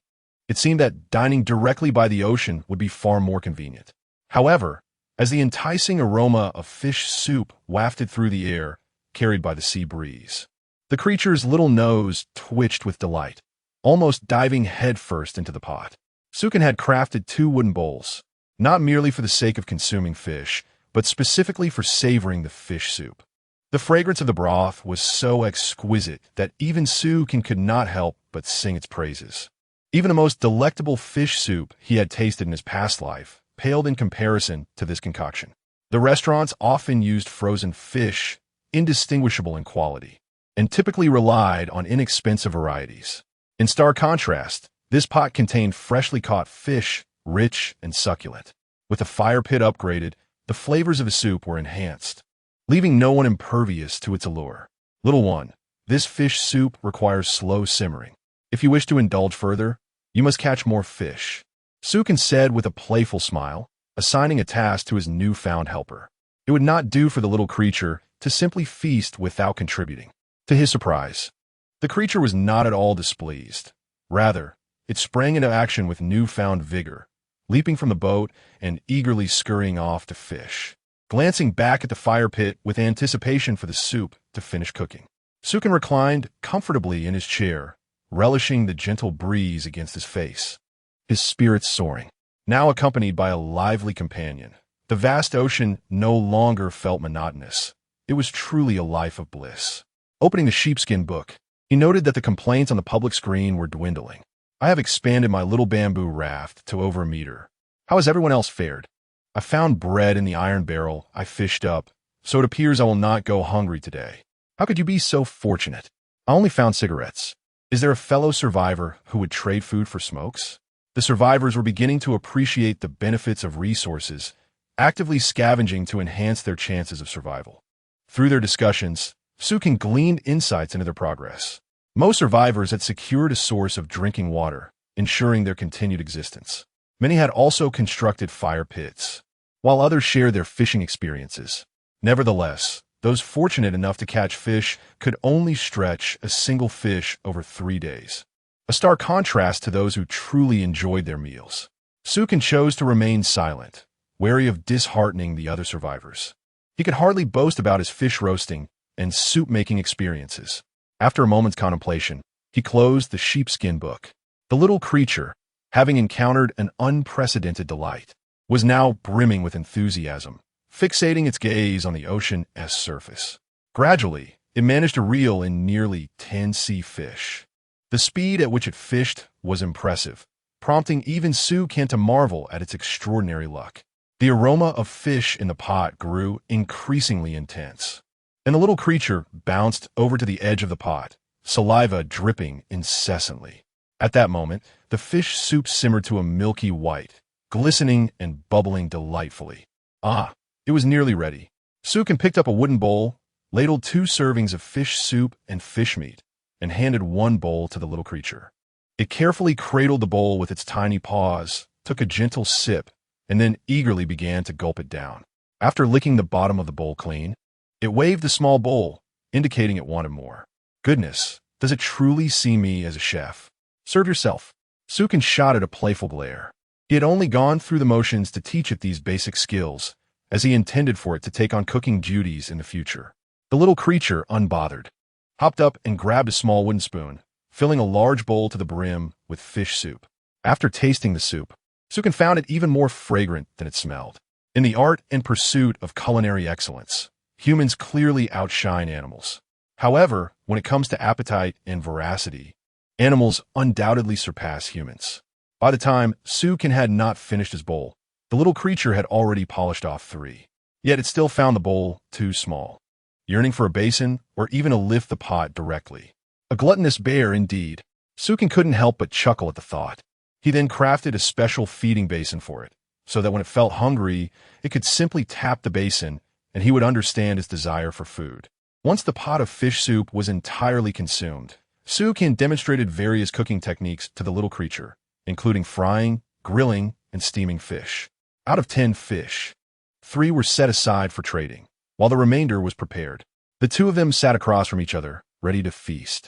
It was then that Sukin realized that the fish he had prepared possessed varying qualities. For instance, the basic grilled fish was merely of bronze quality, while the upgraded version, cooked over a fire rack, achieved a golden rating. The deliciousness of the fish soup, however, reached a diamond level. Any of these dishes, should they be presented elsewhere, could easily outshine a 5-star restaurant, showcasing the true essence of the ingredients. If only he could trade these grilled fish for superior supplies. However, this would only appeal to well-developed survivors who had begun to seek quality in their sustenance. After all, ordinary survivors would be elated just to secure a single fish to eat. Moreover, to establish a solid reputation. One must cater to a more stable consumer base to ensure longevity in business.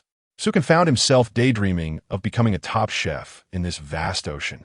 After feasting, both he and the little creature felt quite lethargic, reclining at the bow and stern of the boat, respectively. The little creature, with seaweed in its mouth, lounged with its legs crossed, gazing at the sky. Sukan, on the other hand, planned to stay up late that night, intending to hang the remaining fish for trade. It was the second day, and although survivors were actively searching for resources, few managed to procure food. The sky had not yet darkened, and if one were to hang the fish too early, it would yield unfavorable results. After all, some still clung to hope and were reluctant to part with their precious resources, preferring instead to expend more time in search of supplies. However, by the time midnight arrived, those individuals would find themselves unable to salvage any resources. In the grip of hunger and cold, their once cherished provisions would seem exceedingly trivial. As for the distant timber and plastic, Sukin chose not to pursue them further. It was evident that wasting several hours of effort on them was far less beneficial than the return of 500 milliliters of water. As dusk gradually descended, Sukan and the little creature nestled beside the fire pit and fell asleep. It was not until midnight that Sukan roused himself, hung the fish in the marketplace, and waited patiently for a fortunate encounter. Chapter 11. A Hammer's Signature, Discovering the Continent Upon Awakening.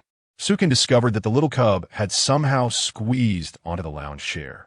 Clearly, the little creature had been chilled by the night breeze and sought refuge under his grass blanket, its tiny paws firmly clutching his thigh. Remarkably, this formidable polar bear was afraid of the cold. Its sleeping posture was somewhat unseemly, with its feet nearly kicking its own face.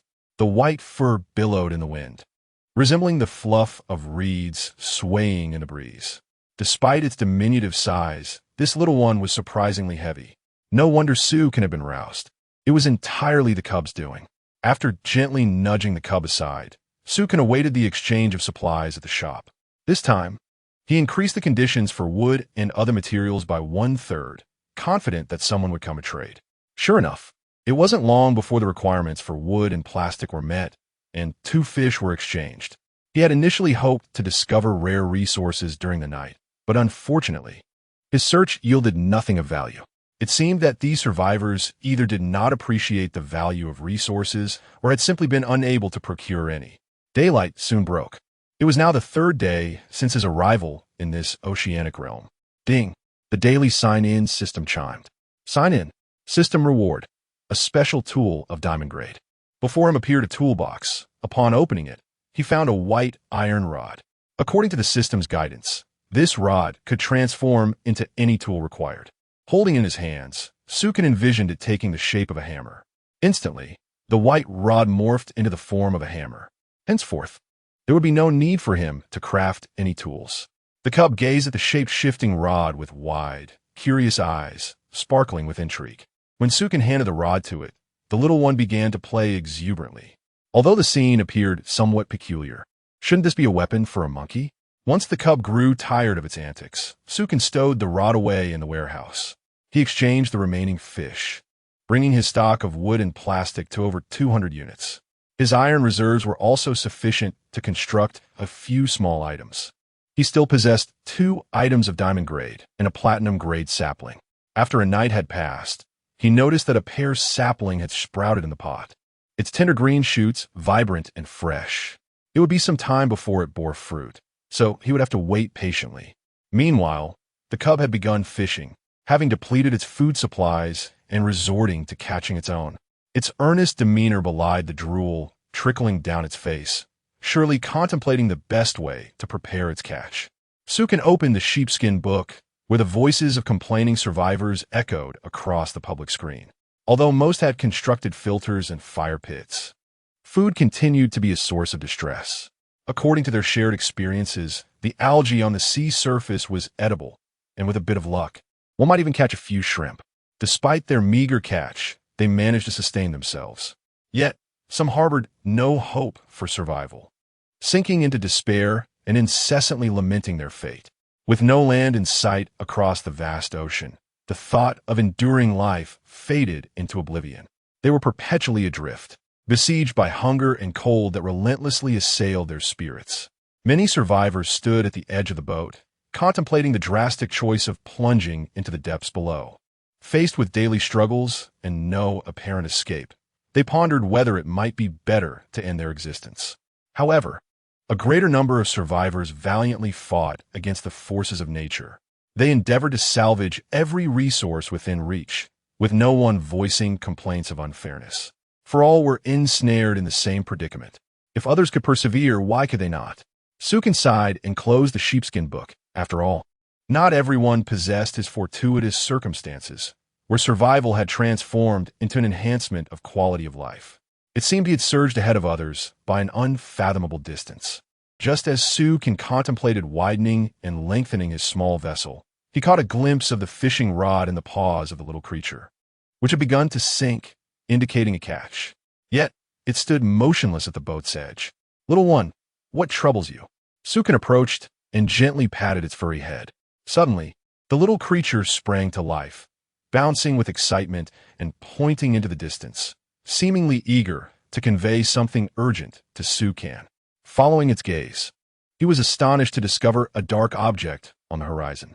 As their small boat drew closer, the object transformed into a vibrant green. Was it vegetation? The mass grew larger, and upon clearer sight, it revealed itself to be a small island. After drifting at sea for 3 days, the sight of land ignited a thrill within Sukin, for despite his comfortable existence on the ocean, he remained a creature of the land. This moment evoked a nostalgic yearning for the solid ground beneath his feet.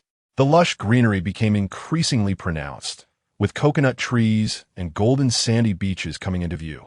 Sukin's heart raced at the thought that if this island had yet to be discovered, all its riches could belong to him. However, such a secluded isle could not be a safe haven for long. Setting aside the potential dangers that might lurk there, the presence of other survivors could lead to greed should they discover him. The ocean was, after all, the safest refuge. Yet, if the island were uninhabited, he could swiftly scavenge all that the land had to offer. The mere thought of treasure hunting filled him with exhilaration. Regardless of the risks, he resolved to reach the shore as soon as possible. "Little one, it's up to you," he encouraged, ruffling its furry head. The little creature seemed to assure him with a spirited awoo. As it dashed to the stern, its tiny feet whirling like a whirlwind, propelling the boat forward. Sukin produced the golden staff, transforming it into a paddle, and began to maneuver the vessel with fervor. The small boat swiftly sailed towards the island, its outline becoming increasingly distinct, even revealing a wild goat darting through the trees. Upon reaching the shore, Sukin did not come to an immediate halt. Exercising caution, he instructed the wolf cub to continue propelling the vessel, circling the island for a considerable time, ensuring no signs of human habitation were detected before he felt at ease. After all, a degree of caution is always prudent. Humans can be far more terrifying than the sharks lurking in the sea.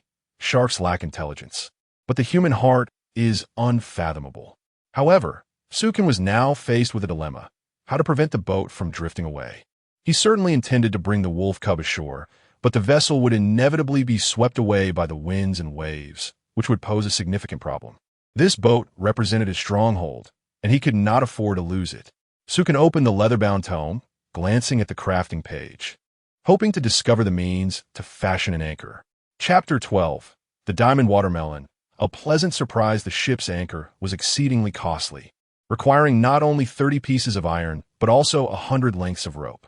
Although he possessed sufficient resources to forge it, upon realizing that this anchor could only be used once, he resolutely chose to forego the endeavor, having painstakingly amassed a modest stock of iron and materials. Such expenditure felt excessively wasteful. He pondered ways to conserve his supplies while ensuring the vessel remained anchored. At that moment, his gaze fell upon the palm fronds resting on a nearby chair. Could they not be exchanged for rope? Looking towards the coconut trees not far from the shore, he contemplated tying the rope to one of them. Without hesitation, Sukin opted to exchange for dozens of lengths of rope, each measuring a meter. This ample supply would suffice. He secured the ropes to the stern of the boat and instructed the pup to swim towards the shore. Upon grasping Sukin's intent, the pup seized a rope and leapt into the sea. Its speed was remarkable, sending up a flurry of splashes as it swiftly reached the shore. Sukin continued to maneuver the small vessel closer to the land to avoid making multiple trips. Once the rope was tied to the coconut tree, the boat was in proximity to the shore. With merely 7 or 8 meters remaining, Sukin leapt into the water and waded towards the land. Expecting to swim a short distance, he was startled to find that he had effortlessly crossed the shallow area and landed on solid ground. Could it be that his physique had been enhanced by the system? Yet, there were no notifications to suggest such a change. The pup, eagerly bouncing at the water's edge in anticipation of Sukin's arrival, was momentarily taken aback when he leapt before it. Regardless, the immediate priority was to gather resources from the island.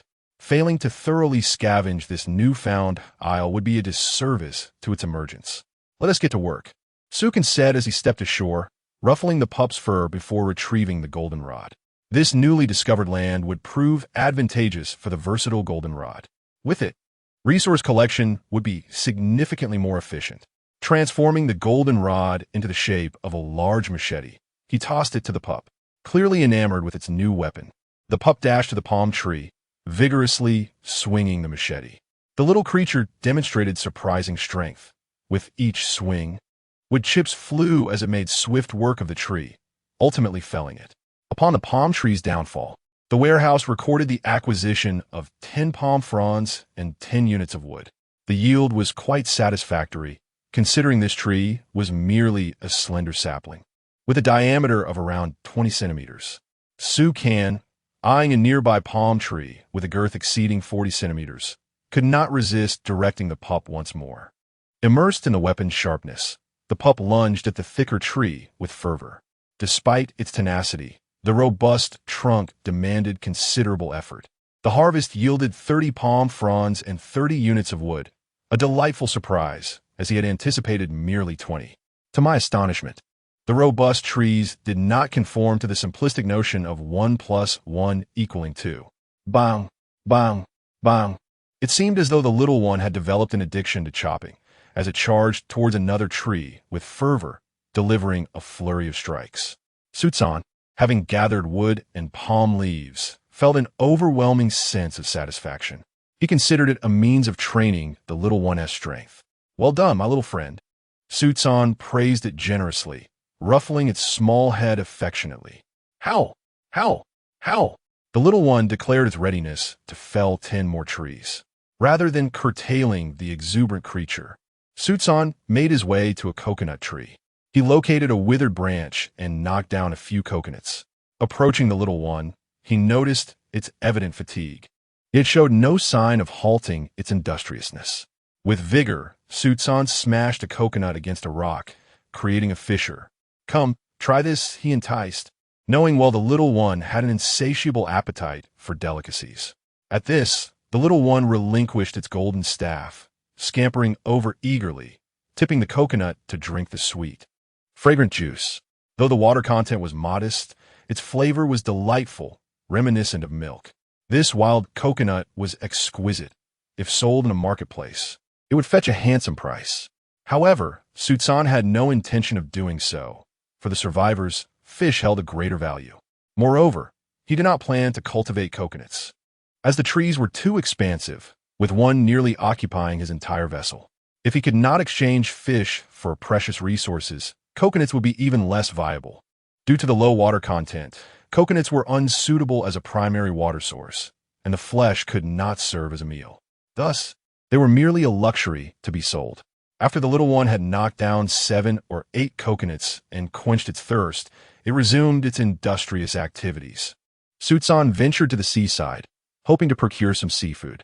Arriving at a rocky tide pool, he observed the crystal-clear water revealing several unappealing black sea cucumbers adorned with spiny protrusions, along with some oysters, abalone, and various fish and shrimp. These sea cucumbers and abalone were highly nourishing. In his previous life, such items would have been exorbitantly priced. Sutsan intended to bring them back for a nourishing evening meal. In no time, the little one had felled over a dozen saplings. Sutsan collected the timber it had cut down and advised it to take a brief respite. Don't wander too far.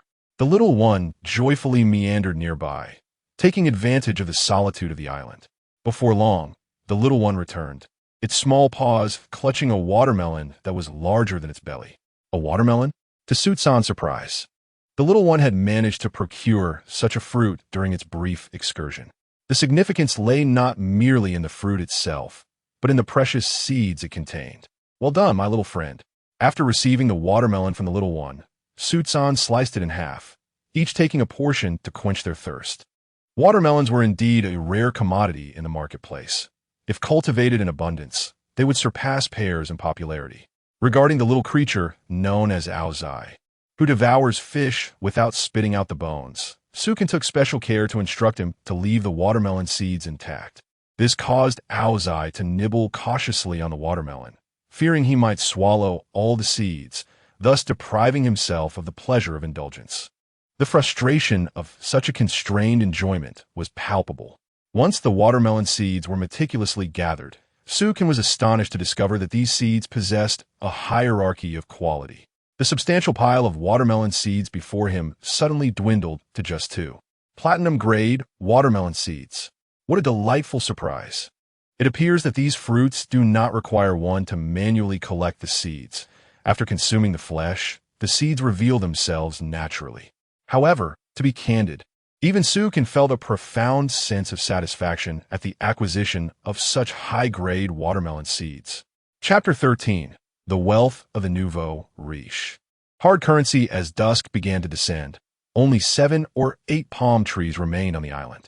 Standing at the water's edge and gazing out at the boundless sea, a sense of nostalgia washed over him. After drifting on the waves for several days, he had finally returned to solid ground. However, Sukin had no intention of spending the night on the island. He planned to collect the last few palm trees and then retreat to his vessel for rest. The island's conditions were still a mystery to him. The presence of venomous snakes or wild beasts could pose significant risks. Though his physical constitution had inexplicably improved, it was prudent to exercise caution, for safety is always paramount. Once the final palm trees were harvested, Sukin and his bear companion arrived at the shoreline.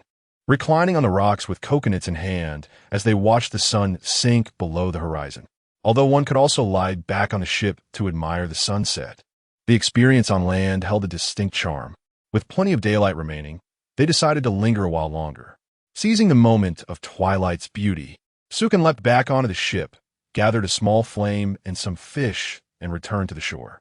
He instructed his bear companion to gather some dry wood to construct a makeshift fire pit. After placing the collected sea cucumbers, abalone, and fish into a pot, he climbed up the last untouched coconut tree to harvest its fruit. While the makeshift fire pit on land did not yield seafood as delectable as that cooked on a bamboo raft, the natural flavors of the sea creatures were brought to life in their purest form.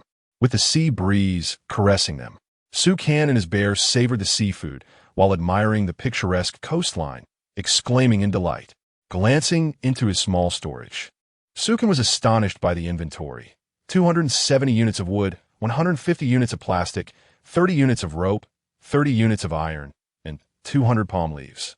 Had he not previously expended a significant amount of palm leaves to secure the boat, his situation would have been dire. He had originally intended to stockpile more supplies to expand his small vessel, but he now realized that he was critically low on plastic. Thus, he would have to barter fish to maintain a balanced ratio of wood to plastic. After retrieving his sheepskin book, he opened the system store, noting that 2 fish remained unsold. A glance at the rare materials being offered by others revealed little allure. The finest items were merely blueprints for crafting materials, but the resulting products were disappointingly low in quality.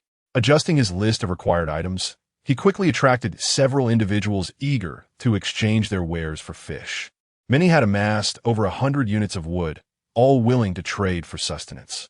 Laborers, driven by the spirit of hard work, found themselves reduced to mere consumers of food. They were content to toil all day for a hearty meal, fearing the worst, a day of labor with nothing to eat. Thus, they willingly offered their resources in exchange for food, though some preferred to endure hunger in hopes of expanding their fishing boats. They had discovered that as they enlarged their vessels, the surrounding resources seemed to flourish as well. While they could only rely on seaweed and other meager provisions to stave off hunger, the discomfort of hunger was a small price to pay for a better life ahead. This perhaps epitomizes the distinction between those who possess the acumen to invest and those who seek merely to bask in the comforts of the present. With timber valued at 470, plastic at 470, rope at 30, iron at 30, and palm leaves at 200, his storage was akin to a treasure trove. Gazing across the vast expanse of the ocean, his reserves could easily overshadow all others. Having departed from the wildling, it was time to return to the ship. Sukin extinguished the flames, burying the remnants in sand, and made his way back aboard with the little one. Upon returning to the vessel, he experienced a profound sense of homecoming, perhaps having grown accustomed to the life at sea. Aside from the menacing presence of sharks, the ocean was predominantly desolate, yet relatively safe. However, at times, the void could evoke a sense of inexplicable loneliness, particularly during the night when the silent sea illuminated only a few meters around him, inviting feelings of despair. Fortunately, the company of the little creature added a delightful touch to his existence. Reclining on a chair, he observed the gradual descent of twilight.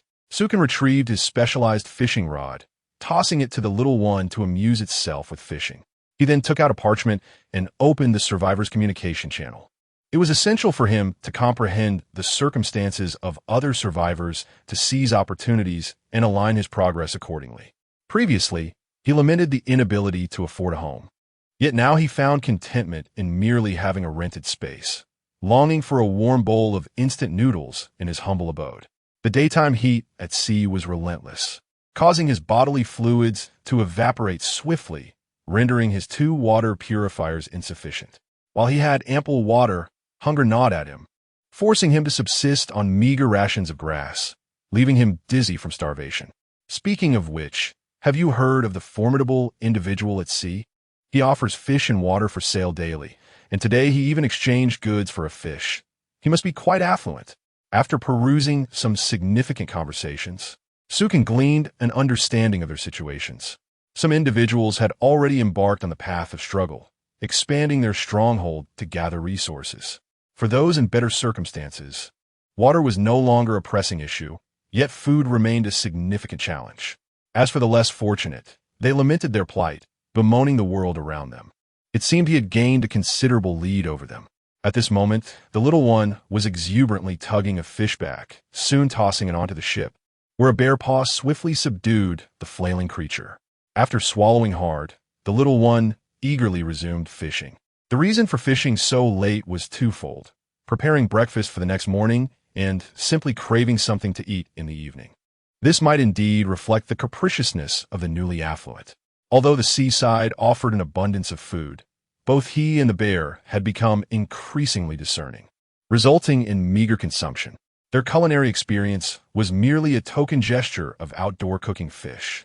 Sukin also needed to prepare to sow the seeds he had brought back. The sooner he planted the watermelon seeds, the better. While other survivors grappled with food scarcity, the provisions in his possession represented immense wealth. Indeed, the utility of timber and plastic has been keenly recognized by other survivors. With these 2 resources, one can expand and procure supplies. In stores, they have transformed into a form of hard currency, akin to money. The more one possesses, the greater the advantage. Timber and plastic will never depreciate in value, whereas items like fish and watermelons can only command high prices when one is ahead of others. Once other survivors gain access to food supplies and master the art of cultivation, these items will inevitably become inexpensive. He would not easily relinquish this island. Having barely entered the periphery, he had already obtained platinum-grade watermelon seeds. Surely, deeper within, there must be diamond-grade treasures awaiting discovery. Sukin sensed that there were likely delightful surprises still hidden on the island. At that moment, the little one had caught another fish. Without further ado, Sukin swiftly set about preparing the fish, prioritizing his hunger before anything else. Tomorrow, he must also salvage the iron barrels. If he oversleeps, he may miss the opportunity. The early bird catches the worm. Chapter 14. Cultivating fruits. Enhancing resistance. The essence of worldly existence is steeped in the mundane. Perhaps it is the simplicity that brings the greatest solace. How many souls, adrift on the vast ocean, find contentment in the ordinary rhythms of life. After savoring the delights of a platinum-grade fire pit for cooking, one man and his bear find it difficult to indulge in commonplace fare. As the cub diligently fishes, it frequently glances back at the succulent fish sizzling over the fire. The allure of culinary creation is irresistible. Yet, since acquiring the fire pit, Sukin has scarcely given it further thought. The prospect of greater surprises with upgrades seems, for now, unnecessary. The platinum-grade fire pit sufficiently caters to their diverse palates, and they will revisit the notion of new flavors once the current ones become tiresome. Upon perusing the crafting page of the sheepskin book, Sukin exchanged iron for nails and extracted wood to fashion a large wooden basin. As he scrutinized the description of the soil beneath the apple tree, he was astonished to discover that this golden-grade soil could indeed blend with ordinary soil. This implies that a portion could be allocated, ensuring sufficient nourishment for the pear tree's growth. However, only 3 portions could be extracted. Exceeding this limit would compromise the singular seed's nutritional supply.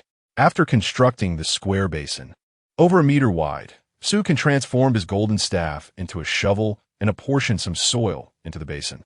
He placed the watermelon seeds within, watered them well, and awaited the fruition of his efforts. The platinum-grade watermelon, its fruit capable of alleviating hunger for survivors and addressing various health ailments. Surprisingly, this watermelon also possesses a degree of healing properties. While it may only aid with minor ailments like colds in the midst of the ocean, such an effect is nothing short of miraculous. Currently, the soil in the basin is ample. However, once the fruit trees and watermelon seedlings mature, it will surely prove insufficient. Thus, additional ordinary soil is necessary to cover the roots. After disembarking, Sukin collected a bit of soil, and, just as he prepared to return, a flash of inspiration struck him. This soil is an exceedingly precious resource. If he could trade at the store, he would be in luck. Before him lay an entire island, with soil in abundance. As he excitedly contemplated digging, his gaze fell upon the cub, diligently watering the basin. A twitch at the corner of his mouth halted his intentions. Other survivors had recently lamented their lack of water. Even if he provided them with soil, what good would it do? They were bereft of resources for drinking, let alone for cultivating fruits. The disparity among people became glaringly apparent. He momentarily forgot that not everyone could thrive as he does. Yet, selling the soil was not entirely out of reach. He could include some water in the deal. Although the selling price might be modest, profit is profit. The budding merchant pondered what price would be appropriate. Upon returning to the small boat, he placed the collected soil into the basin, ensuring the watermelon seeds and apple seedlings received ample water. Should the other survivors catch sight of this, they would undoubtedly contest Sukin fiercely, deeming it a gross waste of resources. While others struggle to afford even water, you nonchalantly use it to nourish the soil. But what does it matter? The plight of others is of no concern to me. If I fail to water the seeds, will you bear the responsibility for their demise?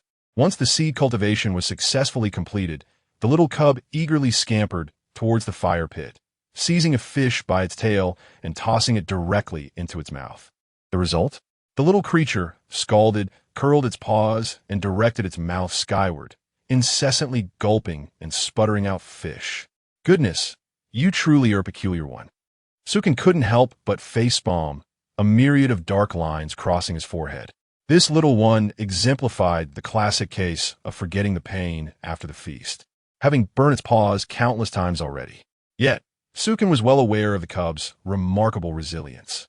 There was an instance when the little one plunged its paw onto a scorching iron plate, yelping in agony before leaping into the sea. However, upon returning to the ship, its paw bore no injury whatsoever.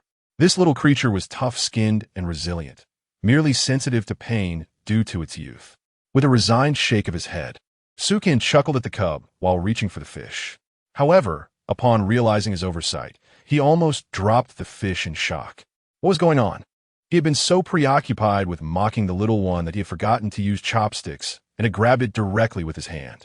Yet, to his surprise, the fish felt remarkably warm in his grasp. Sukin furrowed his brow and lightly touched the reddened iron plate. Remarkably, it posed no danger. He began to doubt whether he had lost his sense of pain altogether. When he placed his entire hand on the iron plate, it felt merely warm, akin to a hand warmer. Could it be that my physical constitution has indeed improved? Sukin pondered, resting his chin on his hand. Upon close inspection of the iron plate, he noted that beneath it lay a blazing fire pit. Even the fish on the plate was cooked, indicating that heat conduction was not the issue. To confirm whether this was merely a figment of his imagination, Sukin mischievously glanced at the little cub and lured it back. The cub, having finally placed the fish into a bowl and on the verge of enjoying it, reluctantly approached him. "Little one, let us test your resilience." In the midst of the cub's bewildered expression, Sukin pointed at the glowing iron plate. Before the cub could react, its paw was suddenly seized and pressed against the plate. What on earth? The cub's mind was filled with question marks as its pupils widened. "Oh, woo!" It squealed in a high-pitched tone, its tiny feet flailing in distress, utterly disoriented. "What are you doing? Wasn't it supposed to be harmless?" Sukin lightly tapped its head, holding its paw up for it to see, with tears welling up in its eyes. The cub looked at Sukin with an expression that seemed to say, "You are tormenting me. I may not be human, but you are undeniably a dog." It watched as Sukin pressed his own hand against the hot plate, showing no signs of harm. In this identical scenario, both man and bear seemed unfazed by the heat. If the creature were to howl, it would be quite normal, as it is, after all, a diamond-tier pet, possessing remarkable physical resilience. However, he had not received any notification from the system regarding enhanced resistance. Could it be that the creature's physical fortitude is somehow linked to him, allowing it to bestow its abilities upon him? If that were indeed the case, then Sukin would experience an increase in both speed and strength, whether in the sea or on land. Yet aboard the ship, he found himself unable to conduct any tests. Speed assessments were impossible, and as for strength, it would be unwise to risk capsizing the vessel. The most prudent course of action would be to plunge directly into the ocean, but in the dead of night. Visibility was non-existent. What if he were to encounter a shark? Never mind. He decided to postpone the matter of testing until tomorrow morning. Chapter 15. Physical Traits. Slaying sharks after savoring the fish. Sukin reclined on the chair, wrapped himself in a grass blanket, and prepared to indulge in a refreshing slumber. Upon witnessing Sukin succumb to sleep, the little creature, Azai, burrowed into the blanket, nestling into his embrace. This little one truly seemed oblivious to its own weight. Adjusting its exposed paws, Azai noticed Sukin remained unresponsive, allowing it to comfortably settle on his chest and drift off to sleep. However, once Azai's warmth enveloped him, its soft fur felt quite pleasant, its body delightfully pliable. In the midst of his dreams, Sukin instinctively embraced Azai, giving it a gentle rub. Awakened by the affectionate gestures, Azai wore a look of utter dismay, but seeing Sukin still deep in slumber, it could only protest silently in its heart. After all, it had chosen to snuggle within Sukin's cozy confines. Unbeknownst to them, it was already the fourth day of survival at sea. The sun ascended from the eastern horizon, casting its golden rays upon Sukin's face, gently coaxing him to open his heavy eyelids. Upon awakening, Sukin felt a substantial weight upon his chest, which explained the oppressive dreams of the previous night, leaving him with a sensation of breathlessness. Azai, with its entire fluffy body sprawled across him, resembled a true bear skin blanket. It felt as though a bear had nestled atop him, making it curious to feel anything but cold. Previously, Azai had only partially draped itself over him, seeking warmth. But now, emboldened by their growing bond, the entire creature rested freely upon him, especially with the low, rumbling sounds emanating from Azai. Sukin couldn't help but wear a bemused expression. Yet, this was not the most outrageous occurrence. Azai's bear-like nose expelled a colossal bubble of mucus, which fluctuated in size, expanding and contracting. It was truly revolting to witness such a sight in the early morning. With a loud pop, Sukin watched as the bubble grew to the size of an egg before bursting spectacularly. Oh well. Suppressing his nausea, Sukin wiped away the remnants of mucus that had splattered across his face. He gently nudged Azai aside and approached the boat's edge to wash his face and awaken his senses. Gazing into the water's reflection, He noted how much more mature he appeared. His demeanor and looks had evolved significantly, shedding the youthful naivety that once characterized him. Having endured the sun and wind for days, it was difficult not to mature. Arriving at the fruit he had planted, he observed the apple saplings had thickened considerably, now roughly the size of a pinky finger. The watermelon seedlings had also broken through the soil, their two green leaves swaying in the breeze. The pace of growth was indeed impressive, and Sukin felt a swell of satisfaction. The wooden basin filled with purified water overflowed, and he ladled some to quench the thirst of his seeds before enjoying a small bowl himself. The surplus was set aside for sale at the shop. Having completed his morning rituals, Sukin clapped his hands and looked up at the sky with a cheerful smile. A soft, low bear call echoed, signaling that Zai had awakened from its dreams. Rubbing its face with its tiny paws, it clambered up energetically and rushed over to cling to Sukin's leg, playfully demanding affection. "Hey, don't rub your snot all over me.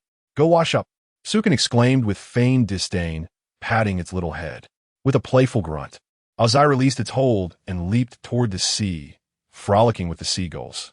Upon returning to the small fishing boat, it vigorously shook off the water from its fur. Beneath the radiant sunlight, the bear's fur quickly became fluffy and pristine, the white coat inviting an irresistible urge to grasp it. Ding! An alert from the sign-in system. Signing in. The reward bestowed the characteristics of the great white shark, enhancing the host's swimming speed in the ocean manifold, as well as increasing their affinity for water and the duration of breath-holding. To think I have acquired physical prowess. This was the first occasion Sukin received a system reward that augmented the host's capabilities. Previously, rewards had been mere items, yet now it was directly applied to the host being. His blood seemed to surge rapidly, and his skin tingled, as though caressed all over. This sensation was most peculiar. "Huff, I'm all right now." Sukin sat on the deck, catching his breath, and, after a moment, glanced at his own body. Externally, there was little difference. However, his skin appeared exceptionally smooth, hydrated, even slightly reflective. After days of surviving in the ocean, his skin had been rough and considerably darkened. Now, it radiated a rosy, supple glow, with a subtle hint of blue on the surface. This blue was hardly discernible unless observed closely. His hair had transformed into a water blue hue. From a distance, Sukin exuded an aura of divinity, reminiscent of a child of the ocean. Gently touching his skin, he found it remarkably smooth and quite pleasant to the touch. Arg! The little creature, startled by Sukin's sudden transformation, timidly curled its feet. "Fear not," Sukin reassured it. "We are about to retrieve those iron barrels. Your speed surpasses that of a shark, so lead them away and play with them for a while." Arg! The little one, thrilled by the prospect of teasing those fierce, foolish creatures of the sea, proudly pounded its small chest and bared its teeth at the sharks in the water. "Let's first visit the island." Just as the little one was about to leap into the sea to swim across, Sukin effortlessly grasped it by the neck and stepped back a few paces. Taking a deep breath, he propelled himself forward, leaping towards the beach some 7 or 8 meters away. In midair, Sukin's body executed a flawless 360-degree spin, while the little one felt utterly bewildered, as if the world were spinning around it. The arc of his leap was strikingly graceful, akin to a parabolic trajectory slicing through the sky. Such a distance, if witnessed by the national sports team of his past life, would surely have earned him an invitation to join their ranks. Sukin gently set down the little creature, which, upon landing, stumbled unsteadily. Its eyes filled with stars as it collapsed to the ground. Gazing at the coconut trees 100 meters away, Sukin crouched and suddenly dashed toward one of the trees. Arg! The little one, eager to rise, wondered why they had begun running.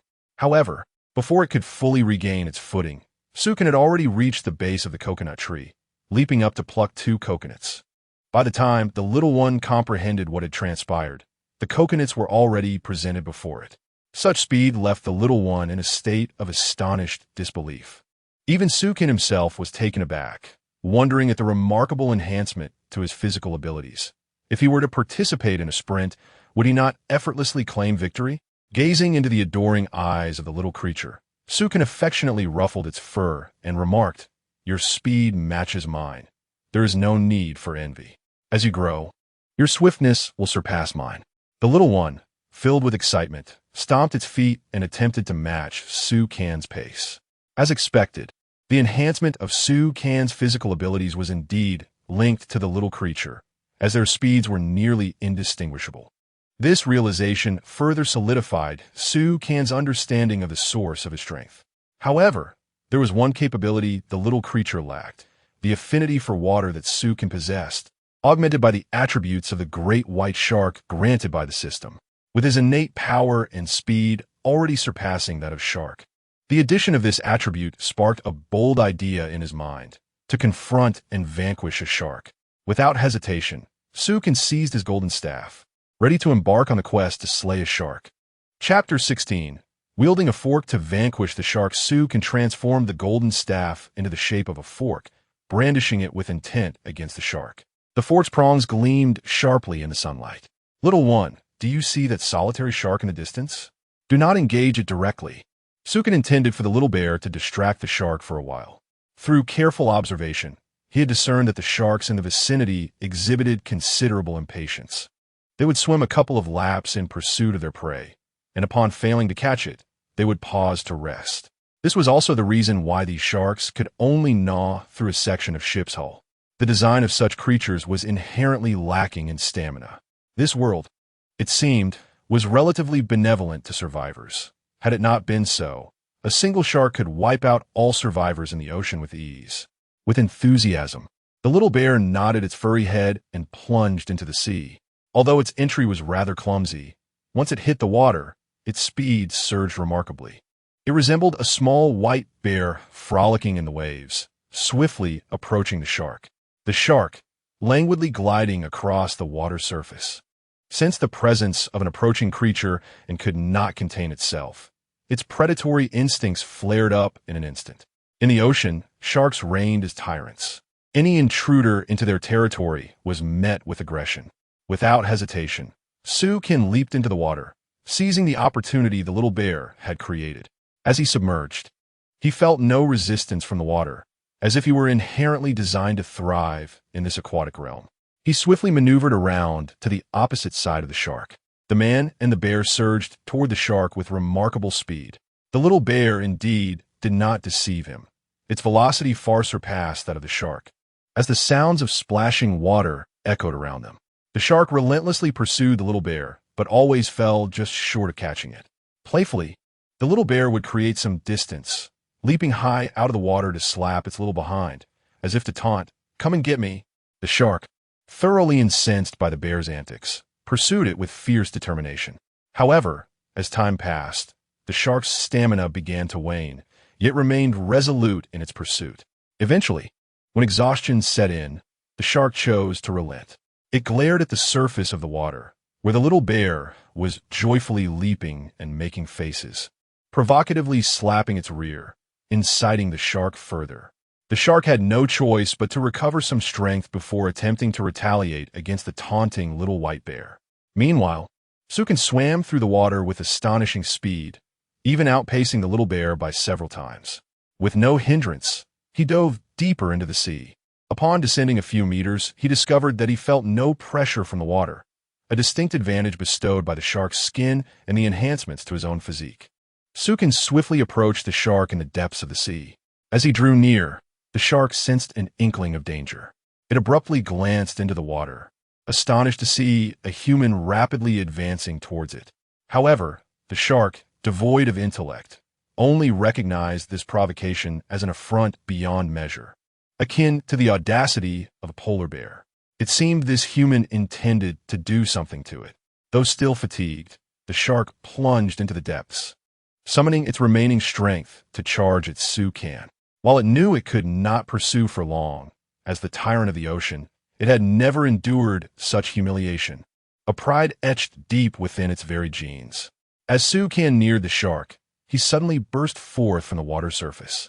Observing the shark rushing towards him, a faint smile graced his lips. He began to swim backward, deliberately slowing his pace, unafraid of the shark's pursuit. Rather, he was wary of it falling behind, maintaining a calculated distance. However, after a brief chase, the shark sensed the water becoming shallower, its energy waning once again. Instincts embedded in its genes warned it not to venture ashore, lest it become stranded. At this moment, Sukin too paused, grasping the spear in his hand and lightly pricking his fingertip. A few droplets of crimson blood emerged, the scent of human blood, an irresistible temptation for the shark, capable of driving it into a frenzied state. The already dim-witted shark was now utterly enraged. With a furious roar, it lunged at Sukin, its jaws snapping at the water. On the shore, the excited pup bounced and yelped, cheering Sukin on. Sukin swiftly paddled the water with one hand, allowing the blood to disperse into the sea. To him, such a minor wound felt no different than a mere pinprick, destined to heal shortly upon reaching land. Luring the shark with a few drops of blood was a worthwhile trade. After all, it was his first attempt, and he resolved to use fish or other animals' blood next time. Summoning all his strength, Sukin accelerated and leaped onto the shore. Due to the proximity he maintained, the shark's gaze was solely fixated on him, completely oblivious to the fact that it had reached the coast. With all its might, the shark leapt into the air, opening its gaping maw to bite Sukin. Yet, its aim was off, for it could not leap as high or as far as he. Once on land, Sukin turned to see the great white shark thrashing on the beach, its gaping mouth opening and closing, revealing its sharp, blood-stained teeth. Its eyes, filled with fury, remained fixed on Sukin. Even ashore, the shark had not relinquished its desire to devour this human. With a resigned shake of his head, Sukin chuckled and tossed the spear to the pup. Excitedly, the pup seized the spear and dashed towards the shark, playfully poking it now and then, even wiggling its little rear in front of the beast. This provocation filled the shark with a profound sense of humiliation. It writhed desperately, striving to draw closer to the little polar bear, eager to deliver a fierce bite. However, the young bear would not grant it such an opportunity. A steel fork pierced through its body in one swift motion. Blood gushed forth, staining the surrounding sands with the shark's crimson essence. Yet, the vitality of this shark was astonishing. Even after sustaining a fatal wound, it continued to struggle for an extended period. Moments later, as the great white shark's lifeblood drained away completely, it finally lay motionless upon the beach. The young bear, as if seeking recognition for its bravery, affectionately rubbed against Sukin's thigh, as if to say, "Look at my prowess. Well done." Sukin gently patted its little head and approached the shark to inspect it closely. Chapter 17. Consuming shark fin soup and harvesting deer hides, Sukin seized a steel fork and approached the great white shark, first meticulously segmenting its fins before proceeding to dissect its substantial body. The sheer size of the shark was deceptive beneath the ocean's surface, revealing itself to be a staggering 5 to 6 meters long once ashore. Dragging such a massive creature back onto the boat would leave no space for even a single footstep. Given the abundance of supplies aboard, there was simply no room for the shark. Thus, it had to be disassembled. Fortunately, with newfound strength, Sukin found the task of butchering the shark to be rather effortless. In no time, the creature was dismantled and its parts stored in the warehouse. "Have you ever tasted shark fin soup?" Sukin inquired, shaking the fins in his hand. The young bear, bewildered, shook its head and approached, eager to bite. "Are you foolish? Who eats it raw?" Sukin lightly tapped its head and retrieved a stew pot, placing it on the fire. If this delicacy were sold in a store, it would undoubtedly fetch an exorbitant price. Among the vast expanse of the ocean, there were undoubtedly individuals of considerable wealth who would reminisce about such a taste. Even in the past, shark fins were a rarity. It was likely that even the wealthiest would be willing to part with their entire fortunes for a taste. However, the resources of the survivors would only yield a mere fish in exchange, rendering the sale of shark fins nearly impossible. It was best to enjoy the fins personally, treating it as a nourishing meal. Although Sukin was in excellent health and lacked for nothing nutritionally, he had just lost a few drops of blood. Good things must be savored. The young bear lay by the pot, drooling, as the aroma of the shark fin soup wafted through the air, the broth appearing crystal clear and delightfully thick. Moments later, the soup was ready. Sukin ladled out 2 bowls, handing one to the bear. Both indulged heartily, relishing the exquisite flavor and the way the fins melted in their mouths. Who among the survivors of the vast ocean could afford the luxury of shark fin soup for breakfast? Once satiated, the duo reclined on the deck, gazing at the azure sky and fluffy clouds, contentedly patting their bellies and exclaiming in delight. After a brief respite, Sukan and the young bear embarked on a quest across the island in search of resources. Adhering to the principle of taking nothing but the essentials, they frantically scavenged for supplies. They felled palm trees upon sight and gathered coconuts, consuming what was edible and collecting what was not. Their haul included 570 units of wood, 470 units of plastic, 30 units of rope, 30 units of iron, and 300 units of palm leaves. Sukan surveyed his small warehouse with satisfaction, marveling at the substantial increase in his inventory. He exchanged some water for 100 units of plastic to maintain balance in his resources. The updated tally read: 570 units of wood, 570 units of plastic, 30 units of rope, 30 units of iron, and 300 units of palm leaves. His stockpile began to swell once more. Sukan sensed that the island held untapped potential yet to be discovered. Thus far, they had only unearthed common resources, but he felt that greater surprises awaited them. "Let us venture deeper into the island," he declared. Sukan ventured deeper into the island with his companion, the cub. Initially, he harbored concerns about whether to delve into the depths of the island, fearing potential dangers that might lurk within. However, upon realizing the enhancement of his physical prowess, he resolutely decided to embark on this exploration. With his body now impervious to venom and injury, and with the vigilant cub by his side, he felt reassured. Armed with his gold-banded staff, Sukan observed that the cub was devoid of any weaponry. He contemplated crafting a protective armament for it.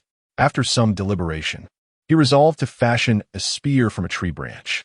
The cub swiftly grasped his intent, and with a powerful swipe of its paw, it effortlessly cleaved a small tree with a diameter of 10 centimeters.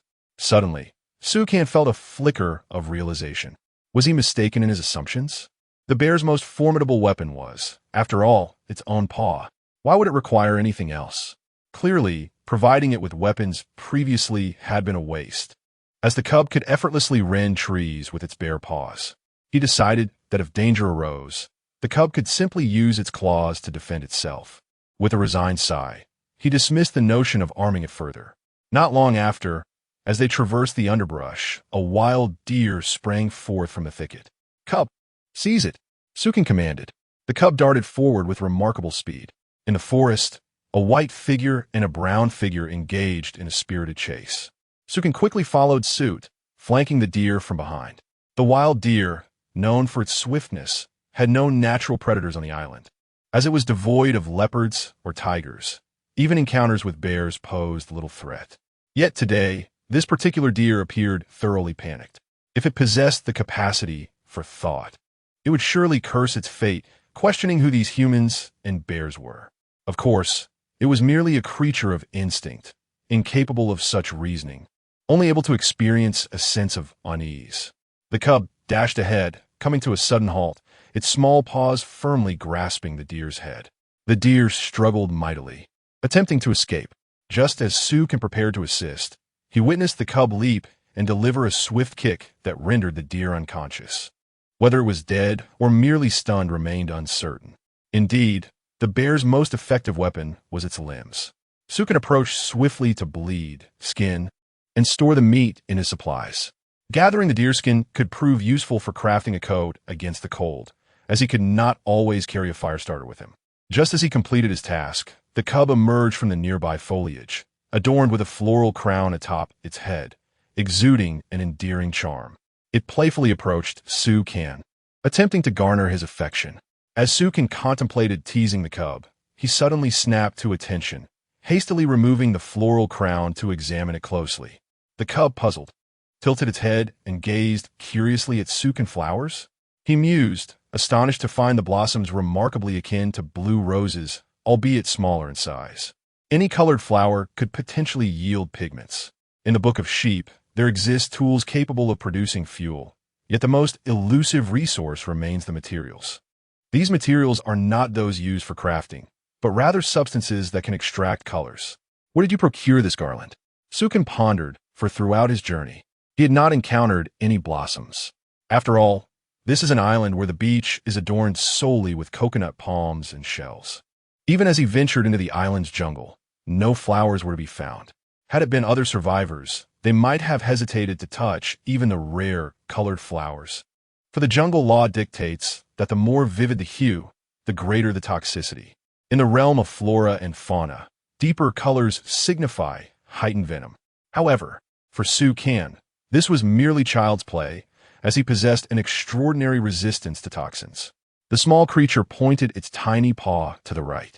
Upon Su Kan's arrival at the spot indicated by the little one, he beheld a vast clearing adorned with a magnificent array of blue blossoms. Chapter 18. Harvesting richly from the island harvest. 50 blue enchantress flowers, 5 seeds. Sukin was somewhat astonished to discover that the flowers were indeed blue enchantress, albeit likely a hybrid rather than a pure strain. In the future, when weddings are held at sea, he mused, he could sell these flowers. However, this was merely jest. Sukin also intended to use the flowers to create dyes, but that was not his immediate priority.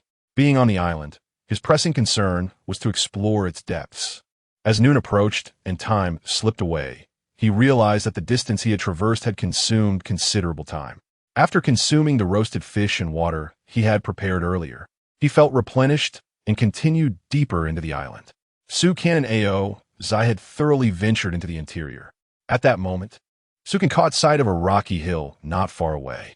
The hue of this small hill was distinctly different from other stones, appearing more obsidian and contrasting sharply with its surroundings. Upon reaching the base of the hill, he noticed a small cave that conveniently accommodated their entry. This cave resembled a scarce cave, and as he drew closer, Sukin was astounded to discover that it was a mine constructed of metal. The plethora of elements contained within was impressive. Gold, silver, copper, and iron likely resided here. Previously, Sukin had been troubled by the corrosion of iron items due to the sea breeze. Obtaining this type of ore would alleviate his concerns. Transforming his golden cudgel into a chisel, he struck the small hill with fervor. A few chunks of black stones tumbled to the ground and vanished instantaneously. Acquired. Metal ore X2. The metal ore could replace any metallic items. He never anticipated the vast utility of this ore. It was not merely limited to iron or copper, but was indeed a universal stone. Ao Zai, come help me. Gathering resources alone was exceedingly slow. Thus, he decided to enlist Ao Zai in the mining endeavor. Thus, the majestic polar bear was humorously assigned to the task of mining, and it seemed blissfully unaware of the diminishment of its status. The duo worked swiftly, and their collection of metal ore continued to grow. However, Sukin soon realized a peculiar issue. This mine did not yield ore of uniform size.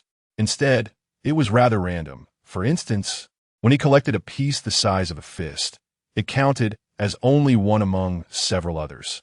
This meant that while the metal mine appeared vast, the actual amount of ore they could extract was limited. Both Su Kan and Ao Zai, drenched in sweat, ultimately managed to gather only 10 pieces of metal ore. Well, it's not insignificant, he concluded. The metal mine had been thoroughly excavated.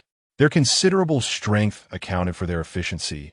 Other survivors, lacking tools, would struggle to extract even a few pieces, unlike Su Kan, who had tools at his disposal, and Ao Zai's bare claws to aid him. Seeing that they had nearly finished collecting, Sukin sat on the ground, panting heavily. At that moment, a squirrel darted past. Ao Zai picked up a small stone and hurled it toward the treetop where the squirrel had scurried away. The squirrel, agile and swift, evaded capture and darted away. However, the small stone ricocheted off the tree, nearly striking Su Kan. Just as he was about to verbally admonish the little creature, sunlight cascaded through the treetops, illuminating the stone. Sukin hastily picked it up, discovering that it was remarkably pure with sharp edges. To his astonishment, this small stone was quartz, a vital material for glass production. Collecting glass from the sea proved to be an arduous task. Despite his extensive efforts, he had managed to gather only 3 pieces. With glass in hand, he could fabricate advanced water purifiers. Sukin had experienced firsthand the advantages of high-grade purifiers, which provided ample water compared to ordinary ones, allowing him to irrigate his crops. Eagerly, he began to search for more quartz in the vicinity, ultimately amassing a sufficient quantity. He calculated that he could produce 15 pieces of glass, enough to construct 5 high-quality seawater purifiers. What a stroke of fortune.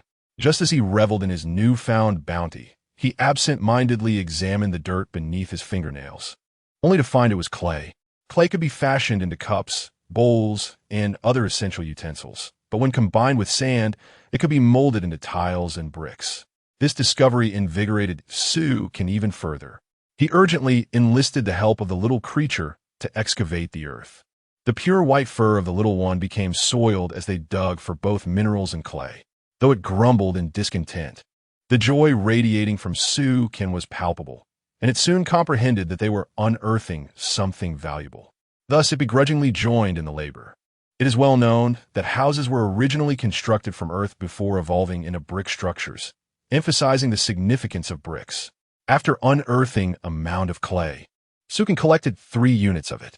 Indeed, clay held utility even in this world, though he was puzzled to find no mention of bricks in a sheepskin book. Could it be that bricks had yet to be developed in this realm? Perhaps clay was even more valuable than bricks here? Regardless, since his inventory could accommodate and display item data, it surely held significance. He resolved to scour the island thoroughly, much like a diligent gatherer who must not leave any resources unclaimed. After tallying his findings, he discovered he had also collected 15 units of clay. Since he had procured clay, he could not neglect sand. The two returned to the beach, zealously gathering sand and similarly amassing 15 units. Sukin nodded in satisfaction as he reviewed his inventory. 570 wood, 570 plastic, 30 rope, 30 iron, 300 palm leaves, 15 clay, 15 sand, 15 quartz, and 10 metal ores. He was exceedingly pleased with the wealth he had gathered. Truly, this island was a treasure trove. Sukin marveled at the abundant resources it had bestowed upon him. Before departing, he took a moment to gather a few last treasures, exclaiming with satisfaction that he was fortunate to have searched once more, as he discovered 3 palm trees. It is indeed a disgrace to squander the gift bestowed by nature. Sukin and his companion seemed like 2 mighty titans, ravaging the deserted island to their heart's content before taking their leave. Should any future survivors set foot on this isle, they would likely lament, "What kind of wretched island is this, devoid of all resources?" Upon returning to the small vessel, Sukin's foremost thought was the necessity of expanding his base. With timber now abundantly available, and others who could scarcely afford a meal busy enlarging their fishing boats, why should he not do the same? This feeling was reminiscent of a past life, where one could scarcely afford food, yet was compelled to take out loans for a home. Sukin pondered how grandly he should expand his modest fishing boat this time. Chapter 19. Expanding the territory and planting flowers. Although the small bamboo boat was relatively spacious compared to other survivors, it proved inadequate for Sukin, particularly as the young creature continued to grow each day. Should it reach a length of 3 to 4 meters, Sukin feared he would have to either sleep atop this creature or curl up in a corner at night. Moreover, the fire pit, along with the watermelon and pear, occupied nearly a square meter each, rendering the boat exceedingly cramped. If Sukin wished, he could expand the bamboo boat by an additional 600 square meters. However, such an expansion was unnecessary at present, as there was no pressing need to accumulate that much material. Each item merely occupied a square meter, and a modest expansion of a few dozen square meters would suffice. Taking out his small wooden hammer, Sukin exchanged some wood and plastic for planks, preparing to enlarge his vessel several-fold.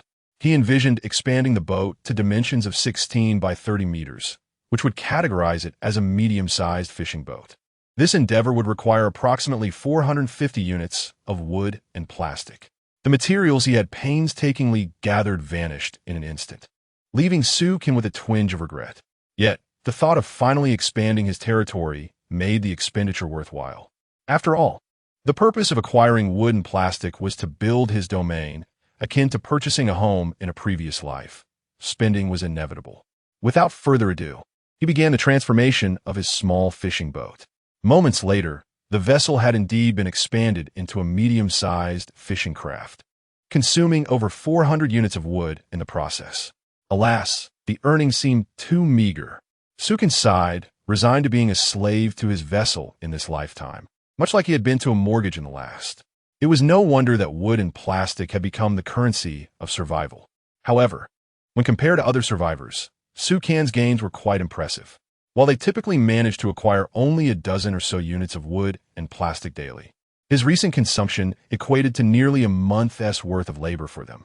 Had he not been concerned about needing materials for other constructions, he might have expanded the boat even further. As the day wore on, dusk approached.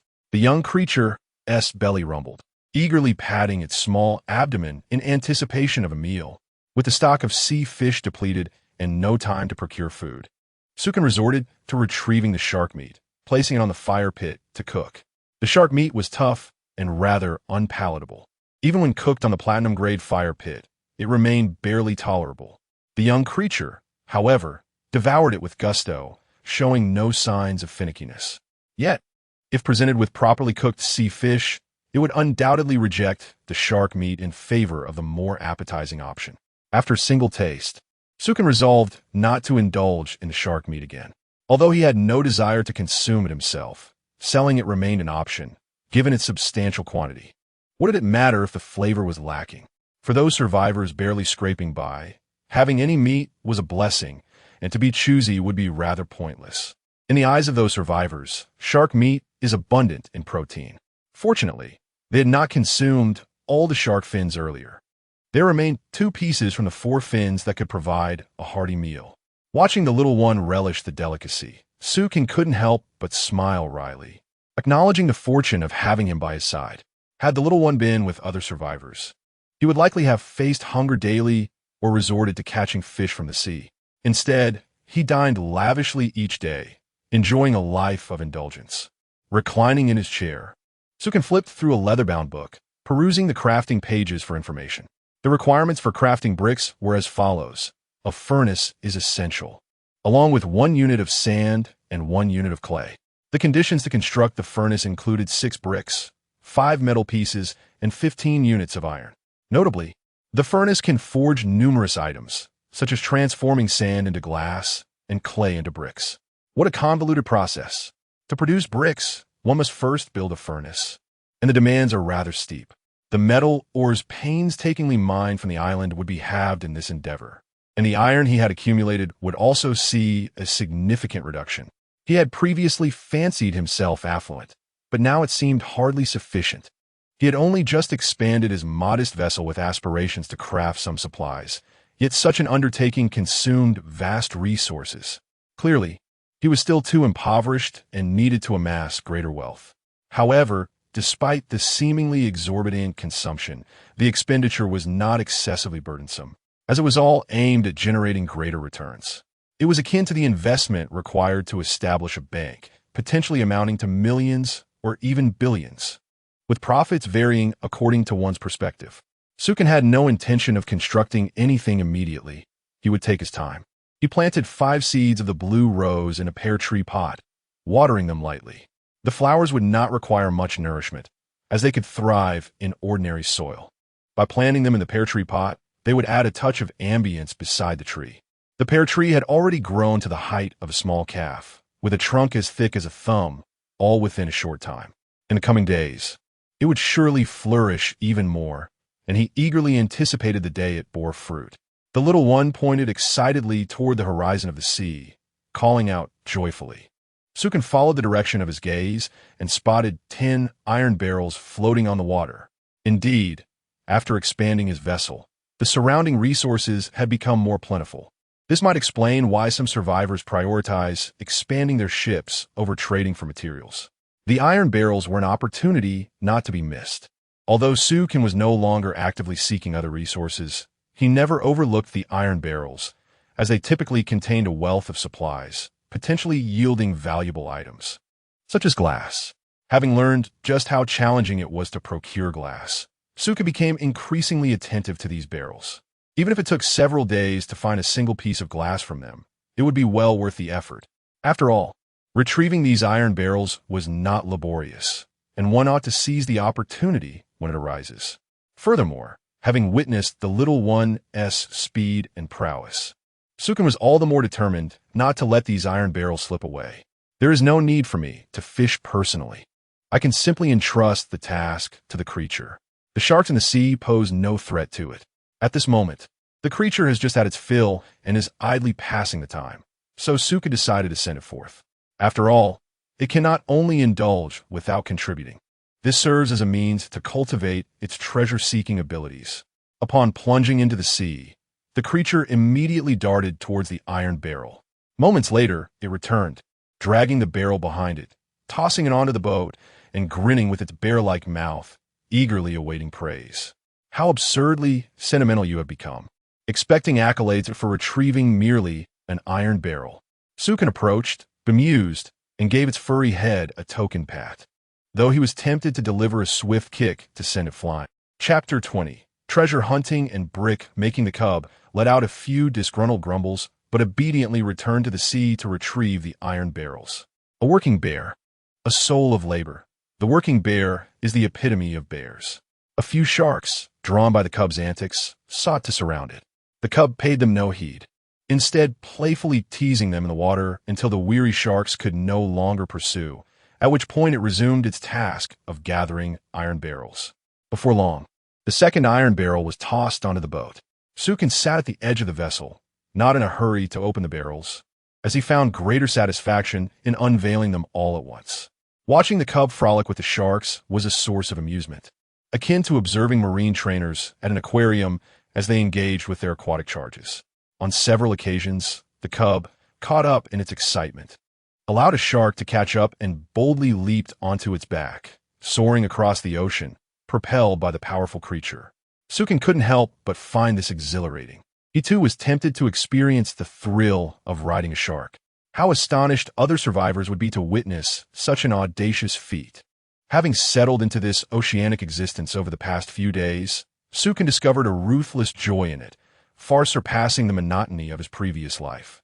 The cub swiftly retrieved all the iron barrels and tossed them onto the boat, shaking its fur before sticking out its tongue at the sharks lingering by the vessel.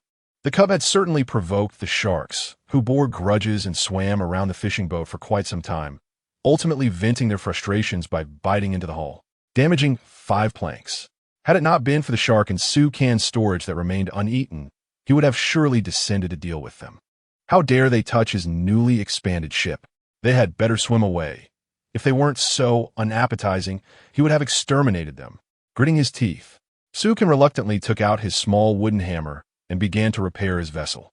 Once the repairs were complete, he finally reached the moment of opening the iron barrels for the day. At such times, Sukan felt as though he were playing a scratch-off lottery, with luck determining what treasures would emerge. He hoped for something remarkable today.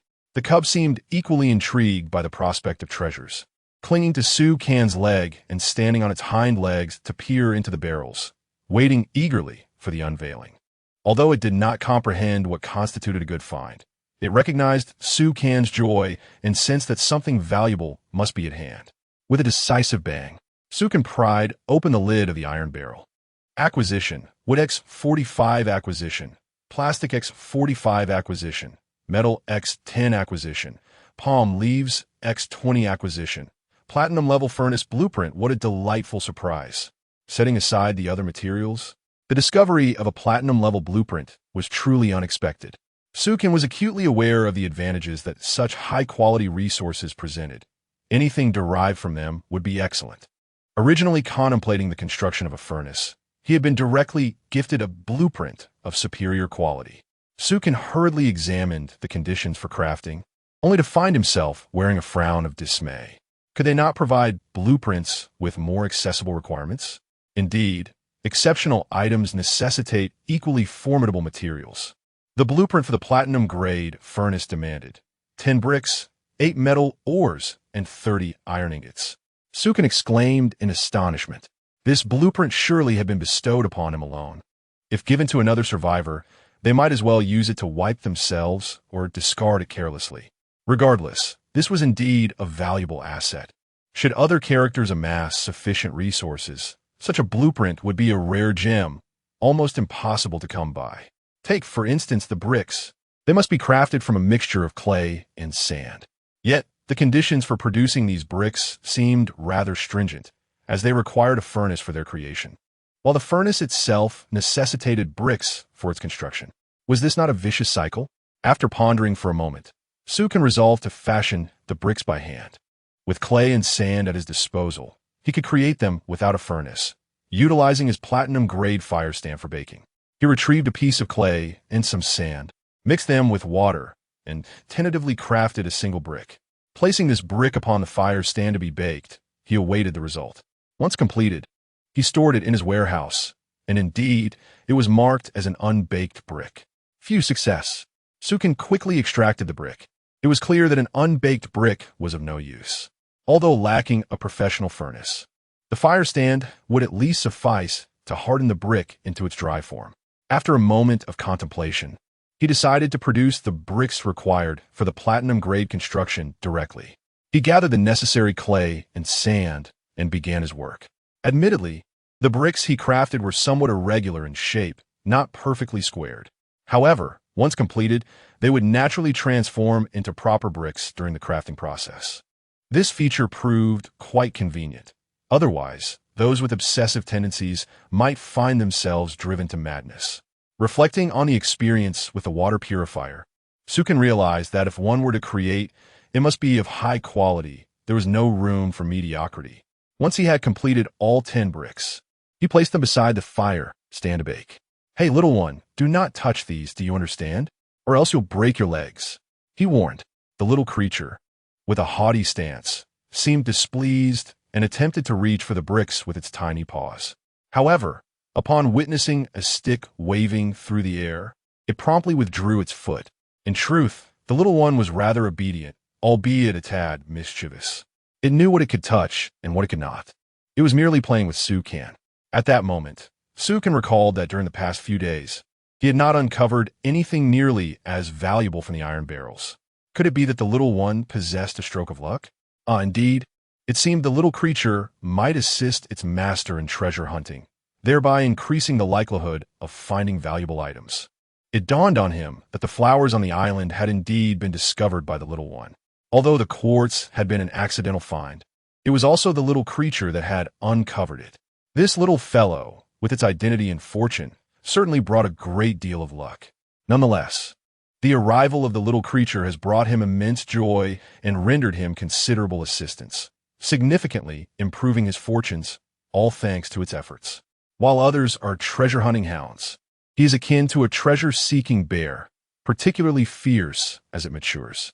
"Oh, little one, from now on, this iron bucket will rely on you to salvage treasures. With your fortuitous luck, what you retrieve will undoubtedly be valuable," Sukin remarked with earnest sincerity. This sentiment felt akin to bestowing a national seal upon its tiny paws, causing the little creature to leap with delight, emitting joyful cries incessantly. Seizing the moment of its exuberance, Sukin instructed it to venture forth to catch some fish, lest it go hungry in the dead of night, forced to consume shark meat.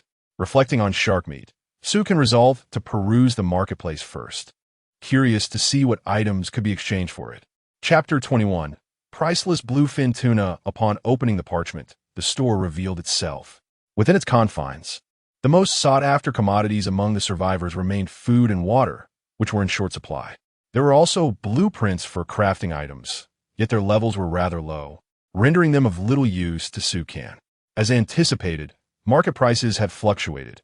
After several days of survival, most who remained had managed to construct water purifiers, leading to a decrease in water prices. However, food remained an invaluable asset, difficult to procure. After gaining a clearer understanding of the prices, Sukin decided to list shark meat in the store. His demands were rather modest: 20 pieces of shark meat in exchange for 100 units of wood, plastic, or 20 pieces of metal. Naturally, if someone possessed rare materials, that would be even better. His demands aligned well with market value. The shark meat had an additional advantage. Although its price was akin to that of ordinary fish, its quantity was unparalleled, with 20 pieces capable of sustaining survivors for many days. The primary drawback was its unpalatable taste, serving merely as sustenance. Even such a commodity was not affordable for everyone. Only those survivors faring relatively well, seeking to stockpile provisions, would consider purchasing shark meat. Initially, Sukin contemplated raising the price, but after some reflection, he decided against it. He preferred to sell the shark meat quickly, as its flavor was truly dismal. After placing all the shark meat in the store, he sighed with relief. Reclining in his chair, he gazed at the azure sky and fluffy clouds, reminiscing about the time he first arrived on this vast ocean, devoid of any possessions. Now, he found himself in a position of relative comfort and security. Particularly noteworthy was his transition from a small bamboo raft designed for a single occupant to a vessel spacious enough for his child to frolic about.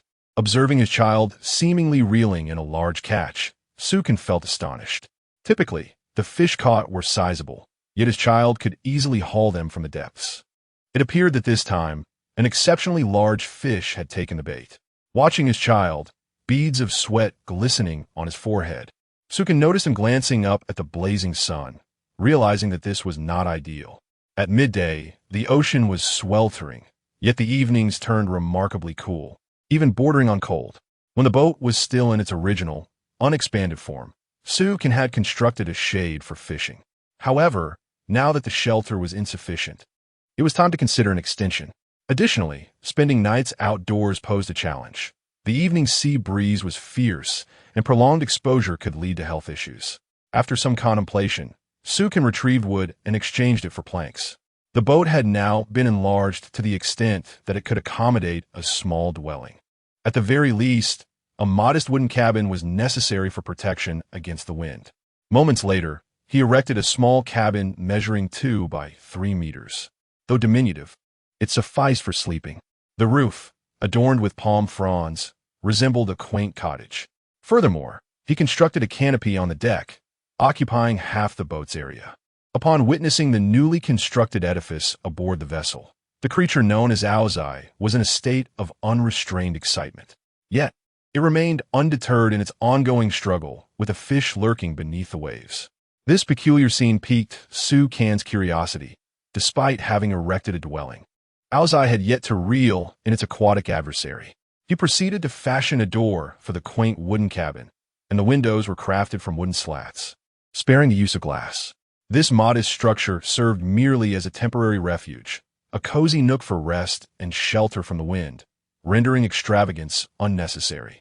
The fire pit was relocated within the cabin, where a small bed was constructed in the corner, generously cushioned with soft palm fronds. Adjacent to the fire, a humble dining table accompanied by 2 diminutive stools was arranged.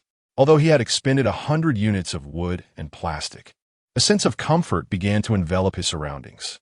At this moment, Aozai's incessant cries outside drew Sukin's attention. Rushing out, he beheld an astonishing sight. Aozai was sprawled atop a sea fish measuring over 1 meter in length, a rather peculiar position. Sukin rubbed his eyes in disbelief. Could it truly be a bluefin tuna? No wonder Aozai exerted such tremendous effort.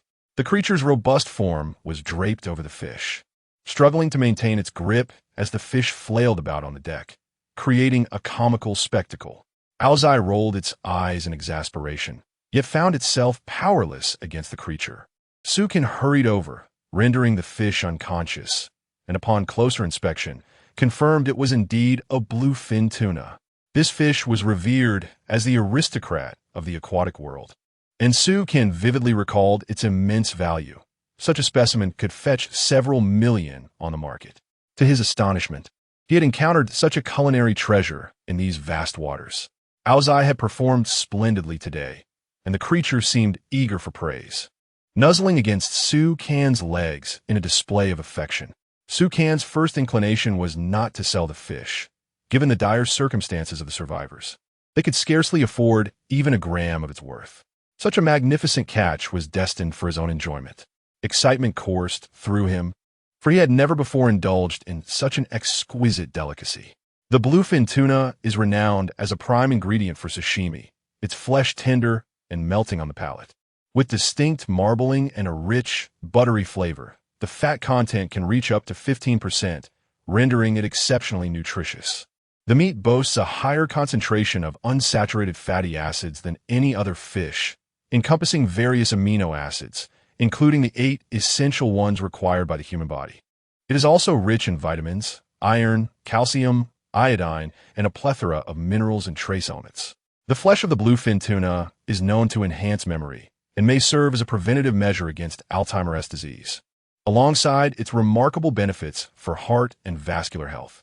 Its nutritional richness alone speaks volumes of its worth. With great care, Sukin swiftly began to carve the fish into small portions. Aozai had already set a pot atop the fire pit, eagerly salivating as it awaited the completion of the fish's preparation. To stew such a fine fish would be a grievous waste. Glancing at the large iron pot, Sukin opted instead for a smaller frying pan and a grilling plate. Sukin placed the fish and meat atop the grill, allowing the exterior to sear and release its enticing aroma, rendering it ready for consumption. With such a remarkable fire pit and exquisite ingredients at hand, the flavors were elevated to their zenith. It is certain that even the most discerning gastronomes on the international stage would find themselves salivating at the scent of this delectable fish. The eager little creature hastily grabbed a piece, poised to devour it, yet noticing Sukin savoring the fragrance with delicate bites. It restrained its impulse for a hearty feast and began to sample it in small morsels instead. Chapter 22. Embracing Life. Teasing shark's howls of delight erupted as the little bear cub took its first bite. Its fur fluffed up in excitement, and its tiny eyes sparkled with joy. The flavor was simply exquisite, far surpassing any fish it had previously tasted. The cub whirled around in a jubilant dance, finally comprehending why Sukin savored each morsel. Such a delectable fish could only be appreciated slowly. It was an utter delight. Sukin too began to reflect on the beauty of life at sea, realizing how splendid these days truly were. The little bear cub nestled into Sukin's lap, wiggling its tiny paws and squinting its eyes in bliss as it savored the tuna. How wonderful it would be to accompany this meal with a glass of red wine. Alas, wine was unattainable, yet coconut juice served as a delightful substitute. Basking in the sun on the deck beneath the shade, Sukin relished the coconut juice while savoring the tuna. The bear cub brought over a small stool and sat beside him, munching and sipping while fishing. The idyllic life shared between man and bear was simply enchanting. Anyone witnessing the scene would undoubtedly be filled with envy. In contrast, other survivors were still gritting their teeth to endure their grim existence. Some were even troubled by the lack of water, struggling to satisfy their hunger without knowing when the next meal would arrive. Despite their predicament, they showed no initiative to better their situation, remaining idle and hoping for rescue. Those who had given up on themselves could hardly expect salvation from others. Their fragile bamboo rafts were damaged by sharks, forcing them to huddle closely together and hastily seek materials to repair their crafts, only acting out of desperation. However, just as they managed to patch things up, a shark would return, mercilessly tearing apart their makeshift vessel once more. Sukin perused the survivalist bulletin. If anyone can provide me with food, I shall reward you handsomely in the future. I truly cannot endure any longer. He marveled at the unexpected plight of Wang, who used to have coffee fetched for him at the slightest hint of thirst. Now he couldn't even access clean water, missing his secretary with every passing moment. At least you are alive, another lamented. My boat is nearly devoured by sharks. I too shall soon fall victim to their jaws. Was there truly no hope for rescue? After so many days adrift, not a single rescue helicopter had appeared. Were the rescuers oblivious to their plight? Despairing survivors began to vent their frustrations. It felt like a final celebration, for life had already descended into hopelessness, and it was better to unleash their anger at the heavens in a cathartic outburst. Those despondent souls sat on their small fishing boats, gazing at the sky, sighing in thirst and hunger. When parched to the point of desperation, they would lean over the side of the boat, plunging their heads into the sea to drink deeply, only to resurface and retch uncontrollably. Anyone who had tasted seawater knew its unpalatable flavor, bitterly salty and utterly revolting. One of the survivors, having managed to quench his thirst with a sip of seawater and sustain a flicker of life with some seaweed, lay despondently upon a small bamboo raft, gazing hopelessly at the sky. Suddenly, he caught a whiff of the fragrant earth and hastily rose to look ahead. An island? Indeed, an island. After a brief moment of stunned silence, the survivor, nearly frantic, began to paddle furiously with his hands. In a fit of excitement, he shouted on the public screen, "I have finally found land. No more hunger for me. You selfish wretches, not even a drop of water to spare. Once I set foot on the shore, I shall indulge in an abundance of food and drink. And when the time comes, even if you plead, I shall grant you nothing. I want to see your despair. Ha ha ha. With all his might, he stood up, staggering towards the shore. The dawn of hope was within reach. Once he landed, everything would be his. Yet, the moment he stepped off the bamboo raft, he felt no solid ground beneath him and plunged into the depths of the sea. A gaping maw lunged at him, and after a heart-wrenching scream, blood stained the waters around him. The island had merely been a hallucination born from his extreme weakness, or perhaps an illusion created by the heat. Regardless, no one would concern themselves with what he had encountered. He had been eliminated. Sukin observed the public screen, noting that the survivor had ceased to communicate, and surmised the likely outcome. If he had truly found land, given his character, he would have boasted about his discovery. However, his silence indicated a grim truth. He was surely dead. The other survivors began to speculate, expressing mere verbal sympathy. Yet, when faced with others who lacked resources and could not survive, they remained resolute in their refusal to assist. No one would consider their own provisions excessive. Those who had persevered amidst the vast ocean understood the dire challenges of survival. Any notions of altruism had long since sunk beneath the waves, feeding the sharks. Naturally, the sharks would not express gratitude. At most, they might belch and leave behind a trail of waste, perhaps even lamenting that the offering was too lean to satisfy their hunger. Even those with ample supplies could only afford to aid others a few times. Perhaps Sukin could save a few individuals, but in this boundless sea, could he truly rescue all the unfortunate souls? They did not seek salvation from others. They needed to salvage their own lives. Sukin retrieved 2 cans of fruit and handed one to the little creature, quietly lying back to watch it fish. The little creature had begun to exhibit cleverness. It placed the fishing hook under a weight and then dashed into the ocean to provoke the sharks. This was indeed a most amusing endeavor. For the little creature, teasing sharks was a source of great joy, and unbeknownst to him, he had developed a fondness for treating sharks as toys. In this vast ocean, few could find delight in taunting sharks as he did. Within mere seconds, the sea erupted into a flurry of activity as a white figure darted above the surface, pursued relentlessly by a massive black creature, which was angrily chasing the elusive white shadow. Sukin harbored no concern for the little creature's safety. Its speed far surpassed that of any shark. Exhausted from the pursuit, the shark would eventually pause to rest on the water's surface, only for the little one to return and frolic playfully upon its snout. This relentless teasing left the shark utterly fatigued, compelled to continue the chase. Whenever the shark displayed signs of fatigue and reluctance to pursue, the little creature would invariably position itself before the shark, taunting it with reckless abandon. It was only when the shark realized that the little one was merely toying with it, and that it could never catch up, that it finally ceased its pursuit, remaining motionless. After all, this white-furred cub posed no real threat to it. The little creature continued to poke at the shark's nose and kick at its rear. Yet the shark remained stubbornly still. This infuriated the little one, who let out a series of cries, seemingly exclaiming, "What are you doing? You're a shark, yet you're so incompetent." Ultimately, the little creature decided to climb onto the shark's back, lazily propping its legs up and basking in the sun. Chapter 23. The Emergence of the Aurora. Crisis alert, be careful, my little one. Don't get carried away. Sukin admonished, his expression shadowed with concern. While the little creature could deftly play with the sharks, one could hardly walk by the river without wetting their shoes.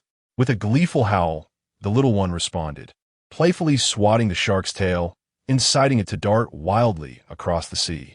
Before long, indeed, the little one found itself in a predicament. The shark's companions arrived and encircled it, instilling a sense of panic that compelled it to leap into the water and swim back towards the boat. Sukin hurriedly considered diving in to rescue it, but the little one, displaying a surprising resilience, managed to escape the jaws of several sharks. Fortunately, it returned to the boat unscathed, though it had narrowly evaded danger on multiple occasions.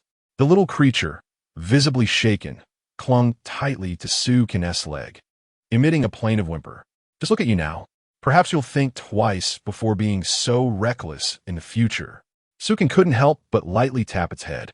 The little one looked up, its eyes brimming with innocence, as if to say, "After all this, you still scold me?" observing the bent fishing rod. The little one hurriedly went to retrieve it, eager to continue its fishing exploits. Yet, eyeing the sharks that swirled nearby, it defiantly shouted at them, still brimming with bravado. Su Kan, witnessing its eagerness to plunge back into the sea and confront the sharks, could only shake his head in exasperation. Fortunately, the little one displayed a hint of awareness. Su Kan watched as it clenched its tiny paws in anger, its fierce demeanor amusingly juxtaposed with its small stature. Lying back in his chair, he shook his head, acknowledging that this little creature had certainly added an element of amusement to his life. The golden rays of sunlight cascaded onto the small boat, illuminating the little one, whose thick fur danced in the breeze. Su Kan understood the reason behind its sudden exuberance. It was undoubtedly related to the consumption of that bluefin tuna. After indulging himself, Su Kan discovered that the bluefin tuna was of exceptional quality, golden grade. Moreover, it possessed properties that enhanced the vigor of survivors and aided in restoring physical strength and health. Even Su Kan felt an overwhelming surge of power, a wild urge to confront a great white shark. Nevertheless, the distinction between humans and animals lies in the former's ability to temper their desires. To confront a great white shark was a folly, as the ocean belonged to the sharks. The little one soon caught several fish, and as dusk approached, it excitedly approached Su Kan, clutching a small net filled with fish. Su Kan took the net, peering inside to find that the little one had caught 6 fish. Remarkably, these were not ordinary sea fish, but 6 bluefin tunas. Though they were quite small, the consecutive catch was impressive. What extraordinary luck! Could it be that the waters were teeming with tuna? Su Kan examined their quality. All 6 bluefin tunas were of silver grade and possessed the ability to restore stamina, health, and mental state. With a series of joyous howls, the little one bounced around, clamoring for fish, prompting Su Kan to gather the catch and prepare them for a meal. Fortunately, the quality of this tuna is not particularly high. Otherwise, the young bear would be restless, unable to sleep through the night after indulging in such a delicacy, likely engaging in a fierce battle with the sharks until dawn. Such fish of this caliber are not fit for trade, at least not for someone like Su Kan, who has yet to attain such wealth. He placed the grilled fish upon the fire pit, while the young bear stood beside him, gazing at the fish with a dazed expression, drooling in anticipation. As night descended, the small boat became a sanctuary for one person and one bear, huddled together beside the fire.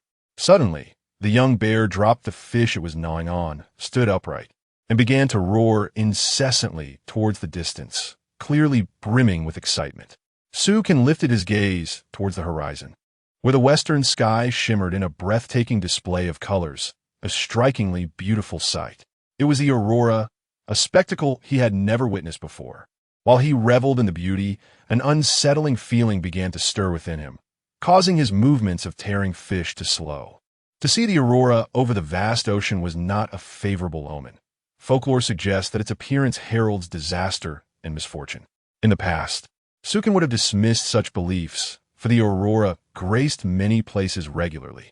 Yet, amidst the endless ocean, a twinge of credence crept into his thoughts. Nevertheless, he reassured himself that even if a dozen sharks were to attack simultaneously, he would remain unfazed. After finishing his meal, Su Kan retrieved 2 cans of fruit from the storage, tossing one to the young bear. The bear stared at the can, seemingly troubled. Having eaten quite a bit today, it was hesitant, yet adhering to the principle of waste not, want not, it ultimately opened the can. Whether it could finish the contents was one matter, but whether it could continue to eat was another. The young bear felt it still had a bit of room, yet when it could consume no more, it gazed at the half-full can. This little creature, displaying its tenacity, closed its eyes and opened its mouth wide, pouring the fruit into its maw. Su Kan was left speechless, wondering if the bear would regurgitate its meal, particularly when he witnessed it vomit the fish it had consumed only to swallow it again. His appetite vanished entirely as he found the bear's actions utterly revolting. Could it not consider the feelings of those around it? With a belch, the young bear patted its plump belly and reclined contentedly on the floor, resembling a lazy creature basking in the moonlight. The boat was bathed in silvery light, yet its vastness rendered the fire pit's glow inadequate. In the depths of the ocean, The greatest fears of the night are loneliness, coldness, and the absence of light. Now that the vessel had been expanded to such a size, it was time to construct some luminous objects. Naturally, building another fire pit was out of the question, as it consumed too much timber. Alternative sources of light must be devised. He opened the crafting shop within the parchment tome. If it were possible, Sukin would wish to create several light bulbs, but this was the vast, unyielding ocean. At present, many still rely on fire pits for warmth, and some individuals do not even have access to such rudimentary means. Should a light bulb be invented, it would indeed signify an astonishing leap in technology. This scenario is akin to dwelling in a primitive era while on the cusp of entering an age defined by electrical devices. Setting aside the feasibility of creating a light bulb, even the generation of electricity presents a considerable challenge. One must ponder where to procure the necessary tools for power generation amidst the vast ocean. Surely, harnessing the seawater for electricity is not a viable option, and even if it were, the current resources available are likely insufficient for such endeavors. Abandoning the notion of a modern urban lifestyle, I am reminded of the lanterns that once adorned the city gates. Such creations merely require the production of candles. Gazing at the construction requirements for lanterns in the crafting shop reveals a remarkably modest demand: 1 unit of shark fat and 1 unit of wood. These stipulations are indeed quite lenient. Sukin had recently butchered a shark, thus possessing an ample supply of fat. Chapter 24. The calm disappears. The tsunami approaches. Previously, Sukin pondered the utility of shark fat, and now it proved to be quite fortuitous. Glancing at his inventory, he found he possessed a substantial 15 blocks of shark fat, along with an ample supply of timber. Without hesitation, he extracted the shark fat and wood, promptly opting to craft. Moments later, the materials vanished, and in their place appeared 4 vibrant red lanterns. Although the lanterns appeared somewhat rudimentary, the system assured that they would remain lit even when submerged, enduring until their materials were completely consumed. Each lantern boasted a lifespan of 1 week. Given his remaining supplies, he could illuminate the nights for nearly a month, banishing darkness. The little creature, outside, gazed at the lanterns with delight, scurrying around them and playfully poking at them with its tiny paws. Sukin hung the lanterns at the 4 corners of the small boat, transforming it into a beacon of light, complemented by the glow of a fire pit in the center. The area surrounding the vessel was illuminated for several meters. Sukin's decision to create these lanterns was not a mere whim. He deemed them essential, especially after witnessing the auroras. He was resolute in his mission to dispel the darkness, at least around the boat. Should a shark attempt to attack at night, he would be able to swiftly ascertain the number of adversaries and prepare accordingly. To mitigate any potential mishaps, Sukin also gathered several blocks of wood and stored them on the boat. Once he was satisfied that everything was secure, he exhaled a sigh of relief, though an undercurrent of unease lingered in his heart. As for what might transpire, he left that to fate. All he could do was prepare adequately. Reclining on a chair by the fire, he rubbed his full belly and casually picked up a parchment book. Outside promptly leapt onto the chair, snuggling against Sukin, its tiny paws tightly embracing him. The little bear leaned over the parchment, peering at the pages alongside Sukin. Though it could not comprehend the text, its demeanor resembled that of an eager learner. If only it were adorned with spectacles, it would surely resemble a scholar. Of course, this was not intended as an affront to anyone. Sukin opened the survivor's chat interface, observing the conversations of others. Although he could not see anyone in the vast ocean, their words provided a semblance of companionship, alleviating his solitude. He was finally free from concerns about water. The provisions retrieved from nearby barrels were sufficient for his survival. This was a boon, as he had prioritized expanding the boat even while hungry, resulting in a bountiful increase in resources. Are you living so well? I've just begun to expand my vessel. It's already 6 meters long. How about yours? Mine is rather average, about 8 meters long and 5 meters wide. Wow, your resources are quite abundant. Had I known, I would have expanded first. I've drained my supplies trading for food and water, and the little I have left is barely enough to patch the shark's damage to the hull. Feeling disinterested, Sukin closed the parchment book and refrained from further conversation. The prevailing atmosphere has undeniably shifted, as certain individuals, having experienced a modicum of improvement in their circumstances, now resemble a circle of friends basking in past glories, ostentatiously showcasing their lives. Yet, Sukin perceives little significance in such displays of vanity. After all, none of them are familiar with one another, and they cannot meet face to face, leading one to ponder whether they are merely boasting to phantoms. The parchment is alive with voices, each moment filled with chatter. It serves as a spiritual refuge for the survivors, akin to the incessant conversations of those tethered to their phones. In the vast expanse of the ocean, the solitude can be quite suffocating. Without companionship, one might truly struggle to endure, bereft of hope. While Sukin views their conversations as mere distractions, a waste of precious time that could be better spent scouring for resources to improve one's situation, he realizes that aside from his pet, how could others procure such companions? Of course, some do. He recalls a girl from the parchment who kept a fish and an abundance of worms. With a sigh, Sukin gazes out at the distant sea, yearning to encounter other survivors. Oh, little one, imagine if we were to meet other survivors, particularly beautiful women.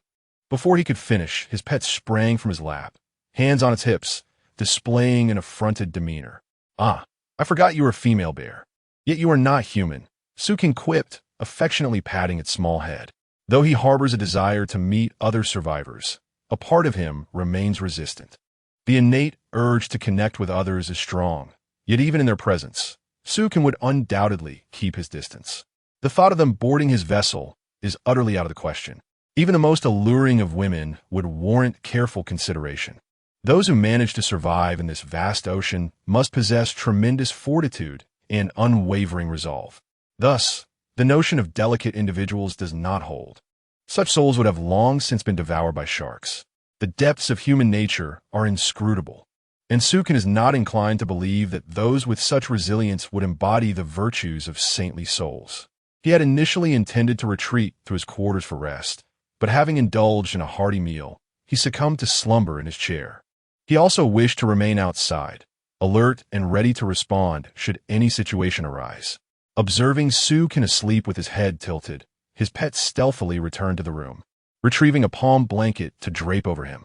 After burrowing beneath its edge, it nestled closely against Sukin and, finding no response, drifted off to sleep as well. The night air was crisp, and the waves relentlessly lapped against the small bamboo boat, which rocked gently upon the surface of the sea. As Sukin slept soundly, he was abruptly roused by a slippery sensation on his face, as if something were licking him. Upon opening his eyes, he beheld his pet in his embrace, visibly agitated. With its tiny paws clutching his clothing tightly and trembling all over, it frantically licked the corners of his face. Had the little creature experienced a nightmare? Rubbing his eyes, Sukin then noticed the frightened expression on his pet's face as it gazed into the distance. In a hurried motion, he lifted the palm mat and gazed into the distance. Alas, the horizon was rising ominously, the sea level swelling as if it were a towering edifice, relentlessly advancing towards him. A tsunami? Sukin felt a jolt of shock. It seemed the appearance of the aurora was indeed no mere coincidence, validating his unease. The distant sky was alive with flashes of lightning and the rumble of thunder, illuminating a vast expanse with flickering blue and white light. As the thunderclouds drew nearer, rain began to pelt the boat like marbles. The thunderclaps were deafeningly frightening, causing the little bear to cling tightly to Sukin, trembling uncontrollably, too scared to open its eyes. Suddenly, a colossal bolt of lightning struck the nearby sea, causing the water to explode in a tumultuous eruption. Chapter 25, Tsunami and Thunderstorm.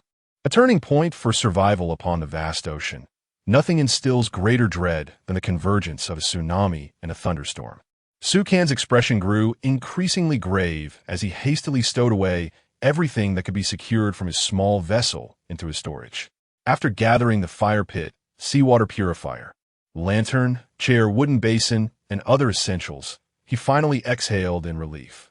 However, amidst the flashes of lightning and the roars of thunder, a fleeting glance caught his eye, a colossal shadow gliding beneath the surface of the sea, its size beyond estimation. A mere glimpse suggested it resembled a gargantuan aircraft carrier. Once the blinding flash subsided, a cacophony of crashing waves echoed from the direction of that shadow. A sense of foreboding gripped Su Kan. What could that be? With his belongings secured, he gazed at his small boat, contemplating whether to stow it away entirely when the tsunami struck. He was determined not to lose anything to this impending disaster. Yet, that would leave him with no choice but to leap into the ocean with the young ones. While he could survive in the water, it was an exceedingly perilous gamble. Given the enormity of the tsunami, it was prudent to assess the situation further. With several minutes remaining before the tsunami's arrival, he took out his parchment scroll, eager to discern whether this calamity was localized or a global disaster. If it were the latter, would it not mean that the entire world had turned against him? My heavens, a tsunami as well. Is there no respite for humanity? Such thunderous roars, I am terrified. All the supplies I painstakingly gathered, oh woe. My boat is about to capsize. Is there no one to rescue me? I refuse to accept this fate. My 8-meter vessel, torn asunder by the waves. What a labor of love it was. As he tucked the parchment away, it became apparent that this was indeed a worldwide catastrophe. The harsh reality of this world was overwhelming. It served as a stark reminder to survivors that peril lurked in every corner, often unforeseen. With ample resources and a sufficiently large vessel, one might only suffer minor losses. But for those who sought merely a tranquil existence, this was an immense calamity.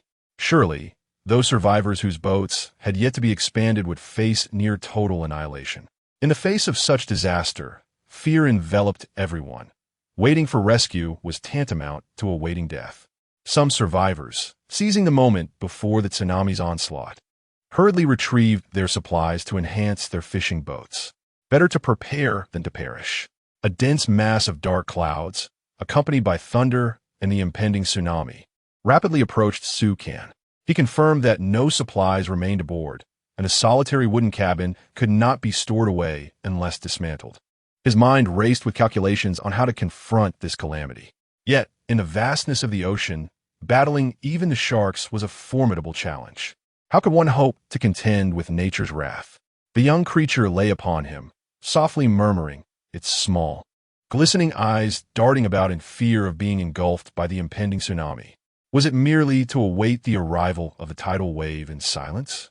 Once the tsunami struck, their fragile bamboo boat and humble wooden dwelling would surely be swept away and vanish.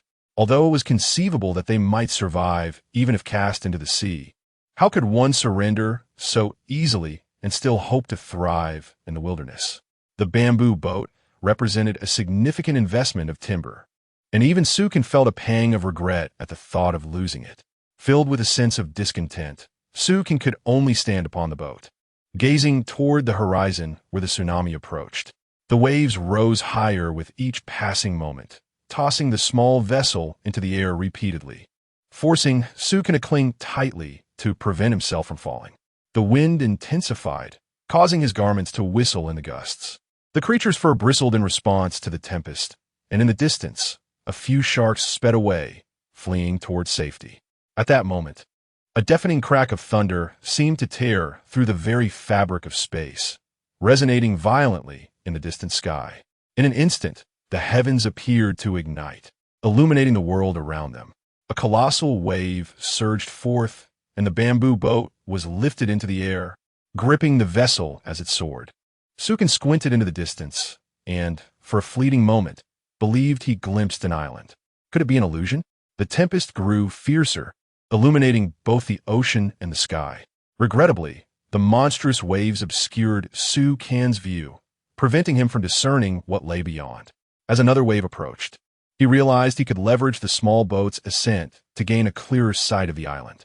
He instructed the creature to hold tightly around his waist, determined to observe the island amidst the wave's crest. Understanding whether this island could serve as a refuge, as well as the wind's direction during the tsunami, was crucial in finding a path to safety. As the waves surged, Su Kan crouched low, gripping the bamboo boat tightly, his gaze fixed intently on the distant land. In an instant, the wave lifted the small vessel to a height of several meters. It was fortunate that both Su Kan and the creature possessed robust physiques. Otherwise, a fall could have proven fatal. As the boat soared into the air, Sukan's expression grew serious as he regarded the island and the approaching tsunami. Amidst the flashing lightning, the island's form became strikingly clear, confirming his earlier sighting. Indeed, it was an island, larger than the one they had previously landed upon. The tsunami surged from the west toward the east, while the island lay to the south. Given the tsunami's trajectory, this island appeared to be a sanctuary from the impending calamity. The moment the boat descended, Sukan felt a spark of hope ignite within him. He had discerned the rules governing tsunamis in this world. They seemed primarily aimed at the ocean itself. Perhaps this was a means to eradicate the detritus of survivors dwelling in the sea. Though undeniably cruel, it could be argued that this harsh reality might alleviate the suffering of those unfortunate souls. Such thoughts offered a modicum of solace, for this was the way of the world. It appeared that land was indeed his sole refuge from nature's wrath. Sukan no longer hesitated. He promptly summoned Ao Zai to prepare the boat, ready to confront the impending calamity. Having arrived in this world, it was inherently a struggle against fate. Finding himself in the direst of circumstances amidst the vast ocean, if he were to be defeated by a single natural disaster, how could he ever hope to conquer these waters? With a spirited howl, Ao Zai leaped from his perch, and upon seeing Sukan's serious demeanor, his trepidation dissipated. Igniting his readiness for battle, he took the golden cudgel from Sukan's hands, which had been transformed into an oar. However, one oar alone was insufficient. Without a moment's hesitation, Sukan opened the sheepskin book and discovered the requirements for crafting an oar. It was revealed that 2 pieces of timber were necessary to create one. Without a trace of doubt, he set about fashioning the oar. In extreme circumstances, Sukan would even plunge into the sea with Ao Zai, towing their small bamboo boat towards the distant island. Chapter 26. Just as one wave calms, another rises despite Sukan and the bear cub's notable swimming prowess. Offering a strong possibility of escaping the impending tsunami, their strength was equally formidable, propelling their small boat with considerable speed. The bear cubs seemed to be shouting in a fervor, urging them onward as they swiftly paddled towards the island. Navigating the tumultuous waves, flowing with the tide, was never Sukan's approach. He believed in battling against the current to ultimately glimpse the dawn. This was a contest between man and nature, with the relentless waves crashing against their bamboo vessel, rendering progress nearly impossible. As the tsunami drew nearer with alarming velocity, its furious waves surged towards the tiny boat, threatening to sweep them away and rob them of their chance to reach solid ground. Had they not detected the tsunami in advance, overcoming it would have been a futile endeavor. It is well known that tsunamis can rival the speeds of aircraft. At last, just before the tsunami's arrival, their bamboo raft surged onto the island. Once ashore, both the man and the bear quickly dragged the raft onto the beach. Just as they set foot on land, the tsunami surged from its previous position, precisely as Sukan had anticipated, targeting everything upon the ocean surface. The land appeared to be an isolated sanctuary, with the waters along the coastline maintaining their normal state, as if the tsunami and this place existed in 2 separate realms. Clearly, their decision to reach the island was wise.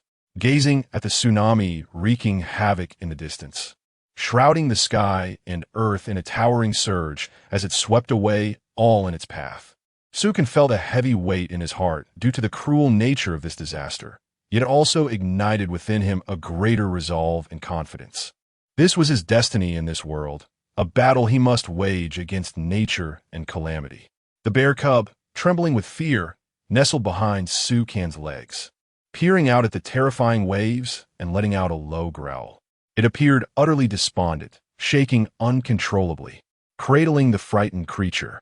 Sukan took out his fire pit and set up on the beach, draping his clothes over a stone to dry. After a long moment of reflection on the merciless tsunami that had passed, he mused on the unrelenting nature of such disasters. He patiently awaited his clothes to dry, and once comfortable, he retrieved 2 tunas. After enduring such a tumultuous ordeal, their bodies were bound to feel the strain, having expended considerable energy, and the fish would be fortuitously beneficial. He placed the smaller tuna on the grill and cut the larger one into pieces, preparing a nourishing soup. With these fish, he could restore his health and vigor. As he watched the tsunami wreak havoc, moving eastward rather than towards the island, he finally felt a sense of relief. He moved the fire pit into the wooden cabin on the boat, where the warmth quickly enveloped him, dispelling the chill brought by the storm. After savoring a piece of fish and sipping the soothing soup, his weary arms began to regain their strength. The weariness that had enveloped him dissipated entirely. A remarkable effect brought forth by the bluefin tuna. The little creature, exhausted, nestled in Su Can's embrace, having exerted itself during the construction of the vessel, which was no small feat, especially as they navigated against the tumultuous waves of the tsunami, propelling themselves toward the island with all their might. Once that fervor had subsided, only fatigue remained, leaving it too weak even to eat, appearing rather feeble. Cradling it, Su Can allowed some time for recovery, offering a sip of fish broth and morsels of fish meat. In an instant, the creature's fur began to fluff and soften, even emanating a faint luminescent glow, truly a testament to the benefits of the fish meat. Once it regained its strength, the little one eagerly drank the broth and devoured the fish with gusto. With its vitality restored, the creature's eyes sparkled once more, and it resumed its lively antics. Su Can exhaled with relief. They had narrowly escaped this disaster. Although they had survived this calamity, it was far from a leisurely experience. Other survivors were grappling with threats to their very existence, facing the most significant crisis since they had emerged onto the ocean. Despair, frustration, and hopelessness were incessantly gnawing at their hearts. Su Can had not directly experienced the tsunami.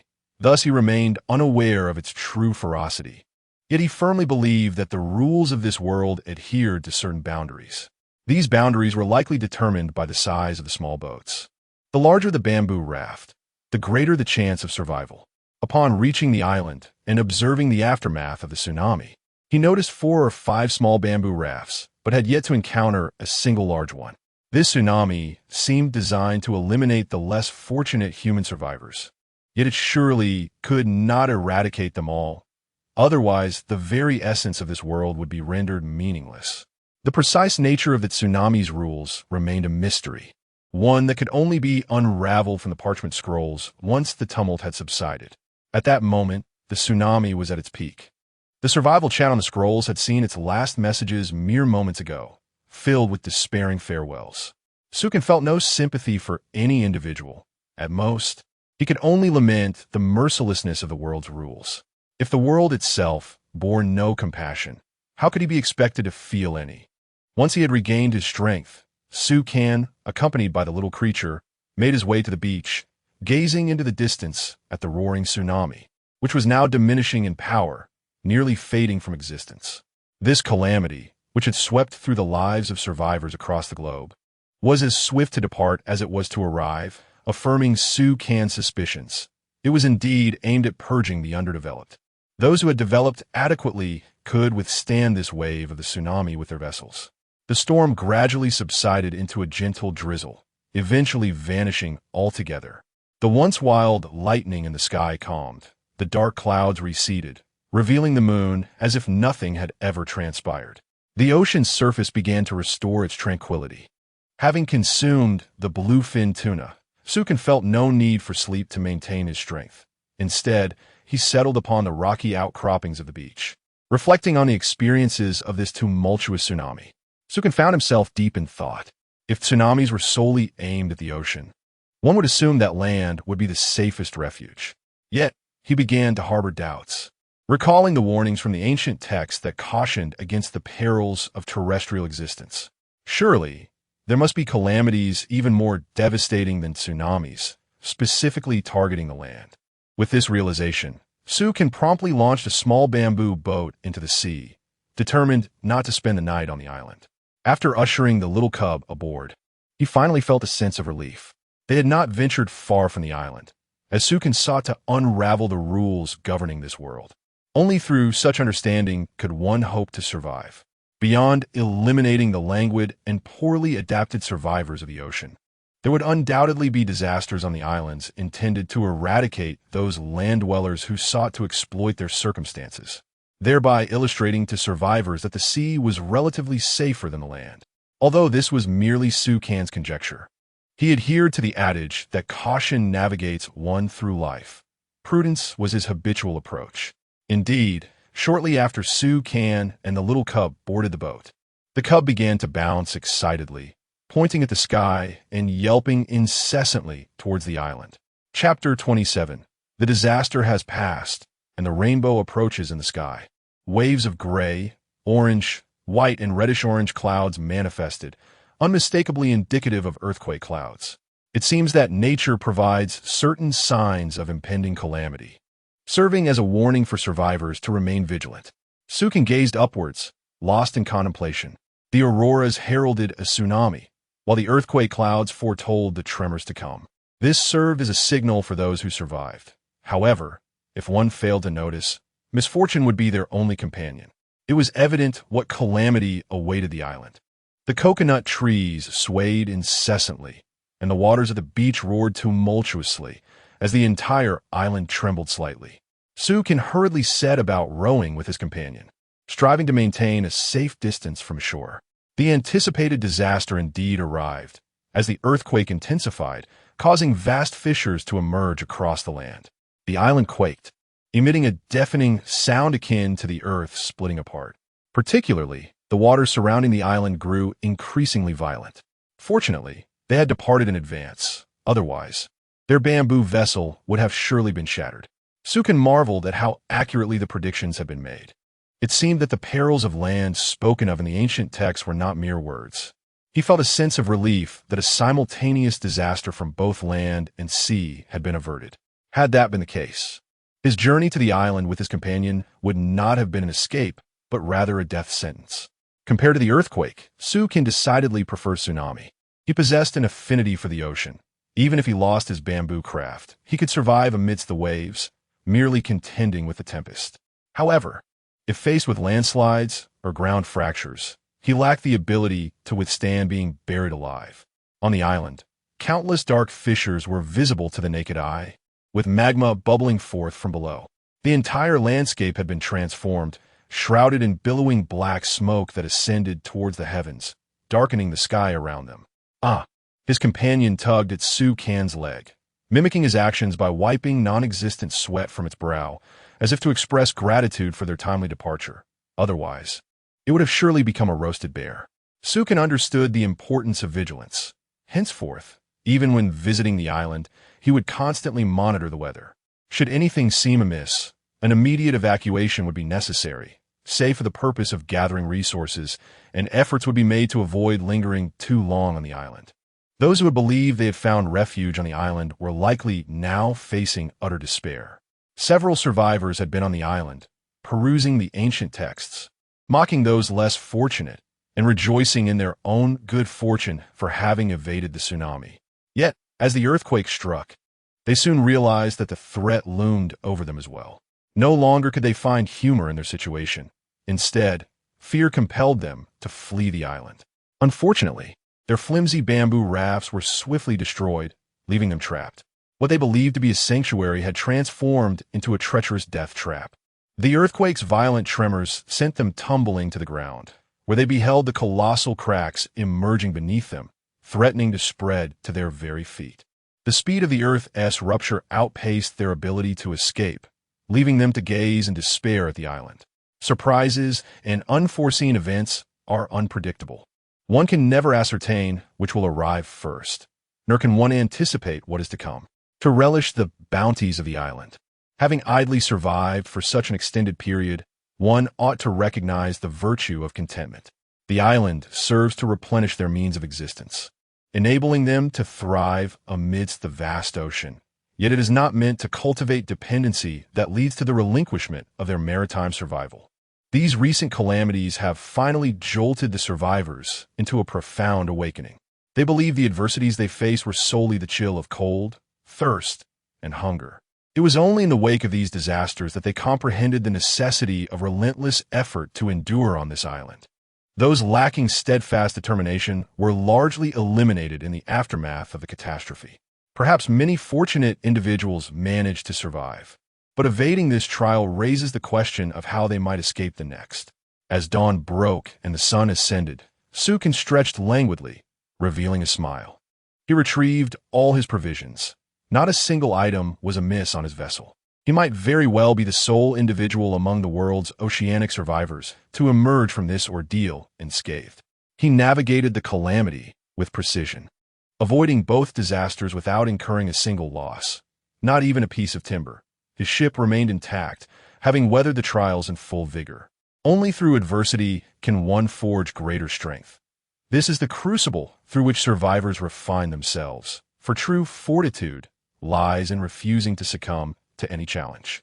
Suddenly, the creature emitted a resounding howl towards the heavens, startling Su Kan, who momentarily feared the calamity was not yet over. This time, however, the creature's tone was devoid of fear, imbued instead with excitement and joy. Following its gaze towards the horizon, he beheld a resplendent rainbow arching across the sky above the island.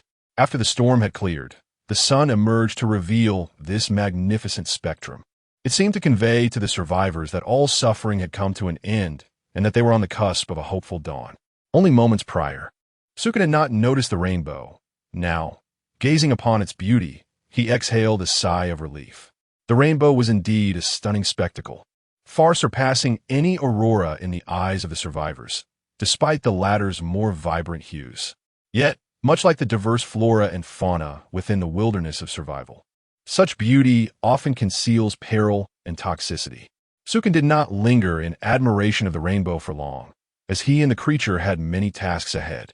From a distance, the island's landscape appeared to have returned to its original splendor, with lush greenery and tranquil waves, as if nothing had transpired. Could it be that the island could autonomously rejuvenate after such calamities? If this were the case, then these so-called disasters would indeed serve to cull the weaker survivors. As the survivors' circumstances gradually improved, would the intensity of future calamities escalate? If such an escalation were to occur, it would indeed be a most terrifying prospect. However, Sukin believed this possibility to be rather unlikely. The disasters were not meant to perpetually eliminate individuals, but were rather an initial warning. Any subsequent calamities should not differ in severity from this one. Otherwise, it would lead to a competitive and indiscriminate eradication of certain individuals. The rules of this world are not merely harsh. Thus, Sukin believes that such possibilities are merely fanciful musings. No natural disaster can rival the might of a tsunami or a cataclysmic earthquake. Su Kan and the little creature swiftly maneuvered their small boat, once again setting foot upon the island. After hauling the vessel onto the sandy shore, the two ventured inland to explore the island, eager to uncover any unexpected delights. Scouring the island had become a source of joy for Su Kan, particularly after reaping the benefits from his previous foray. Chapter 28. Survival of the Fittest. Landing on the island, the expanse of this island is not insignificant. Upon stepping ashore, one discovers that all resources on the island have remarkably returned to their original state, as if it had not endured a devastating earthquake. Not a single trace remains on the ground. This implies that the survivors who perished on the island left behind nothing. The flames of magma unleashed by the earthquake consumed everything, leaving no remnants. Sukin sighed, yet felt a sense of relief. Had he not chosen to remain on the beach last night, observing the potential disasters that might unfold, and had he not predicted that the island could face natural calamities, he too might have met an unfortunate fate. Though his physique has strengthened, survival would still have come at a heavy cost. At the very least, his small bamboo raft would surely have been lost. Such is the cruelty of nature's wrath. Sukin ventured deeper into the island, scrutinizing everything around him. This little island bore no difference from the previous one he had landed upon. The beach was adorned with numerous coconut trees, laden with fruit. Sukin had no intention of forsaking these coconuts. While he could not savor exquisite red wine upon the ocean, coconuts were indeed a rare and valuable treasure. He entrusted the task to the little creature, transforming the golden staff into a bamboo pole before handing it over. The creature received the pole with glee, diligently poking at the coconuts above, gathering them into small piles, and then called Sukin to store them in their makeshift warehouse. Though the creature was unaware of Su Kan's intentions to keep the coconuts for himself, it believed he would surely share the delectable fruit with it. Even the little creature found it hard to resist the allure of such delightful coconuts. While the creature busied itself with the coconuts, Suka took the opportunity to bask in the sun atop a rock, retrieving his sheepskin book. He needed to comprehend the plight of other survivors in this world. This natural disaster would undoubtedly have inflicted severe losses upon them. To be alive in the aftermath was already a significant fortune. I meticulously crafted bamboo rafts for many days, reaching a length of 8 meters, only to have them all destroyed. The tsunami scattered my boats, leaving me with merely 2 meters. My bamboo raft has reverted to its original length, and this disaster has obliterated all my supplies. My water purifier has been washed away by the sea. All the fish and worms I raised are gone. I feel so distressed and heartbroken. Why must the heavens be so cruel to me? After all my struggles to survive, I now have nothing. Sukin gleaned a semblance of understanding regarding the circumstances of these survivors. It could be said that they had bartered their resources for their very lives, yet they did not contemplate their fortune. Rather, they calculated their losses, failing to appreciate their survival. Those who had already sunk into the depths of the sea could no longer voice their despair. Additionally, some survivors pleaded for assistance, seeking resources such as water, food, and wood, promising to repay in kind, yet few would be willing to lend resources. Among the survivors still clinging to life, who was not pained by the loss of their provisions. If such a situation still harbors the essence of sanctity, then Sukin would be utterly speechless. Although these individuals currently find themselves in dire straits, they were once ostentatious magnates, flaunting their wealth. When they thrived, did they ever extend a hand to others? Now, to expect assistance from others seems nothing short of a farce. The cycle of karma, the ebb and flow of fortune, perhaps this is the underlying truth. The public chat in the world of the sheepskin book continues to buzz with messages. Some express relief at surviving calamity, while others lament their fate. The messages flash rapidly across the screen. This natural disaster has imparted profound realizations to everyone, enhancing their yearning for life and a better existence. Sukin chose to ignore them and instead opened his shop. The shark meat hanging in the store had yet to be sold, and he immediately raised its price by 50%. Aside from requiring 150 units of wood or plastic, it could still be exchanged for valuable resources. Once he set it up, he stored away the sheepskin book, though it bore the semblance of opportunistic exploitation. This calamity had made survivors acutely aware of the significance of resources, especially given the drastic depletion of wood and plastic, leading to a scarcity in the market. Consequently, shark meat had become a coveted commodity. Every survivor clung to the hope of survival, for only by enduring could they gather supplies. That night left them utterly exhausted. They would readily exchange all their resources for whatever food was available. Sukin had no intention of playing the benevolent benefactor. Those who survived would not express gratitude for his generosity, for once they regained their wealth, their true natures would resurface. Moreover, why should he be concerned about their suffering? Would their prosperity obligate him to share his resources? This exemplifies the harsh laws of survival in nature. If one is dissatisfied, they may choose to withhold their resources, for no one can compel them to act against their will. Sukin instructed the young boy to push the small bamboo boat into the sea and tether it to a coconut tree on the beach. As the day heated up, the beach would become parched, making it arduous to launch the boat back into the water. The boy bounded over to the boat, but the sun had dried the sand, and after enduring a night of storm, the bamboo vessel had become heavy with moisture. It took considerable effort for the boy to drag it, even slightly. He looked pitifully at Sukin, his pleading gaze seemingly conveying, "I truly cannot manage this." Upon landing, the waves had aided them, but they had not strayed far from shore. Unbeknownst to Sukin, he was unaware of the timing of the tide on this island. To his surprise, shortly after landing, they encountered the receding tide. Now, to return the boat to the sea, they would need to drag it at least several meters. However, the sand was so dry that it would exhaust them. Sukin pondered that, following such disasters, it was unlikely that calamity would strike again soon. If disasters were to persist, even he would question the necessity of surviving in a world where hope seemed futile. Perhaps it would be better to succumb to oblivion. Given this, they might as well linger on the island for a brief respite, considering the frequent encounters with islands in the future and the inconvenience of docking each time. Sukin contemplated the construction of a device to facilitate the mooring of boats. Although tying the small vessel with a rope could prevent it from being swept away by the wind, it still posed certain risks. If other survivors stumbled upon his boat while he was occupied scavenging for supplies, they could easily abscond with it, creating significant trouble. Dragging the boat ashore was another consideration. Given its considerable weight, Sukin could confidently assert that apart from himself and the little creature, no other survivor would be able to assist in this endeavor. Moreover, the coastal waters were relatively shallow and extended far, making it exceedingly laborious to pull the boat to the waterline. The current predicament they faced was rather awkward. Thus, it became imperative to devise a tool that would enable the swift launching of the boat into the sea. Chapter 29. Scavenging the Island, Plundering Wealth Upon Extracting the Parchment. I opened the construction page and discovered a blueprint for a vessel track suitable for launching a boat into the sea. It required a total of 22 units of timber and plastic for its construction. Flanking the boat track were 10-meter-long wooden poles, with 2 additional wooden wheels in the center, facilitating the dragging of the vessel along the track. This tool proved to be remarkably convenient and practical. To haul the boat ashore, one merely needed to remove the track. A gentle push would suffice to send the vessel into the ocean.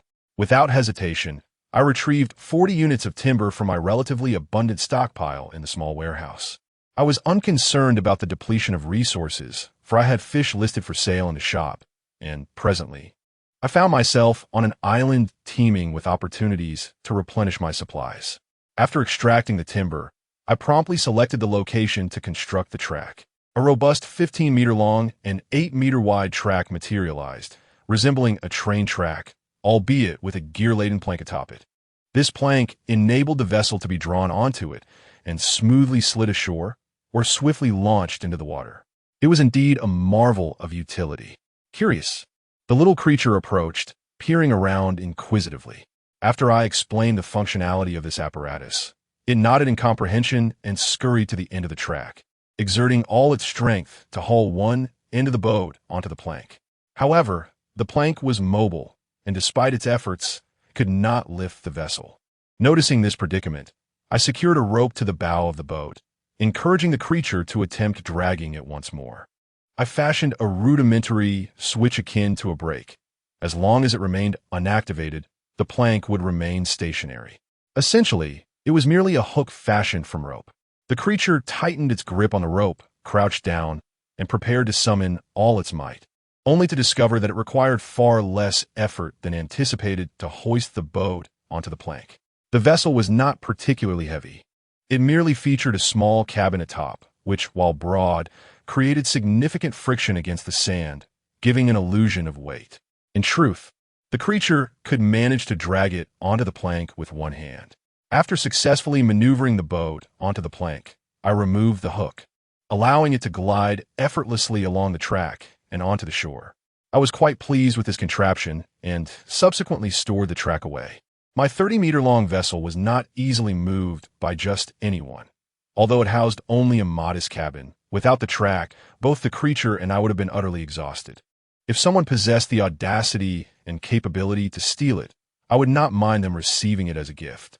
After all, anyone who could construct a track for pilfering vessels surely would not lack sufficient timber.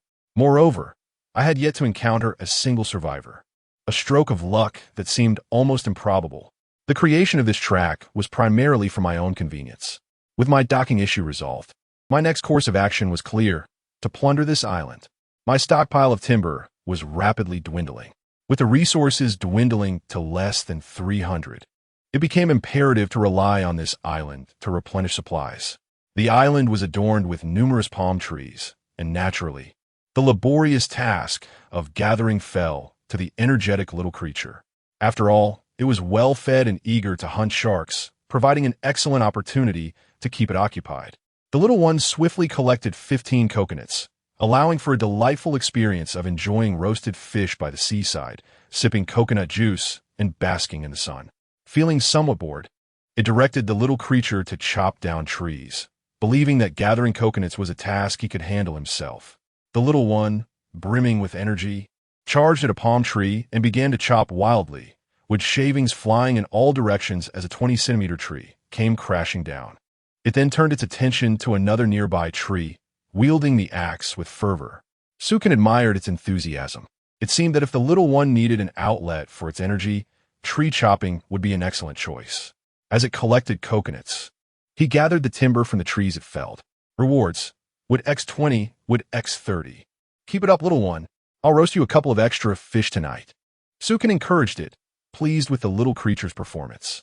The little one, even more excited, waved its tiny axe and playfully stuck out its tongue at him, indicating that it could chop down 1,000 more trees if needed. All the palm trees visible on the island were felled by the little creature. Yet there were not many trees to begin with. In total, 300 units of wood were collected, along with an equal number of palm leaves. The supplies in the small storage were finally becoming ample once more, much to Sukin's satisfaction. The island boasted a plethora of trees. The forest was densely packed, resembling a primeval woodland complete with marshes and hills.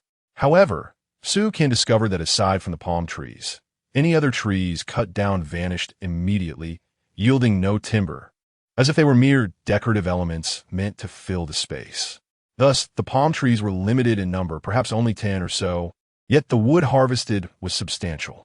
Although these few palm trees seemed pitifully sparse compared to the vastness of the island, their scarcity only heightened the value of the wood, ensuring its status as a hard currency.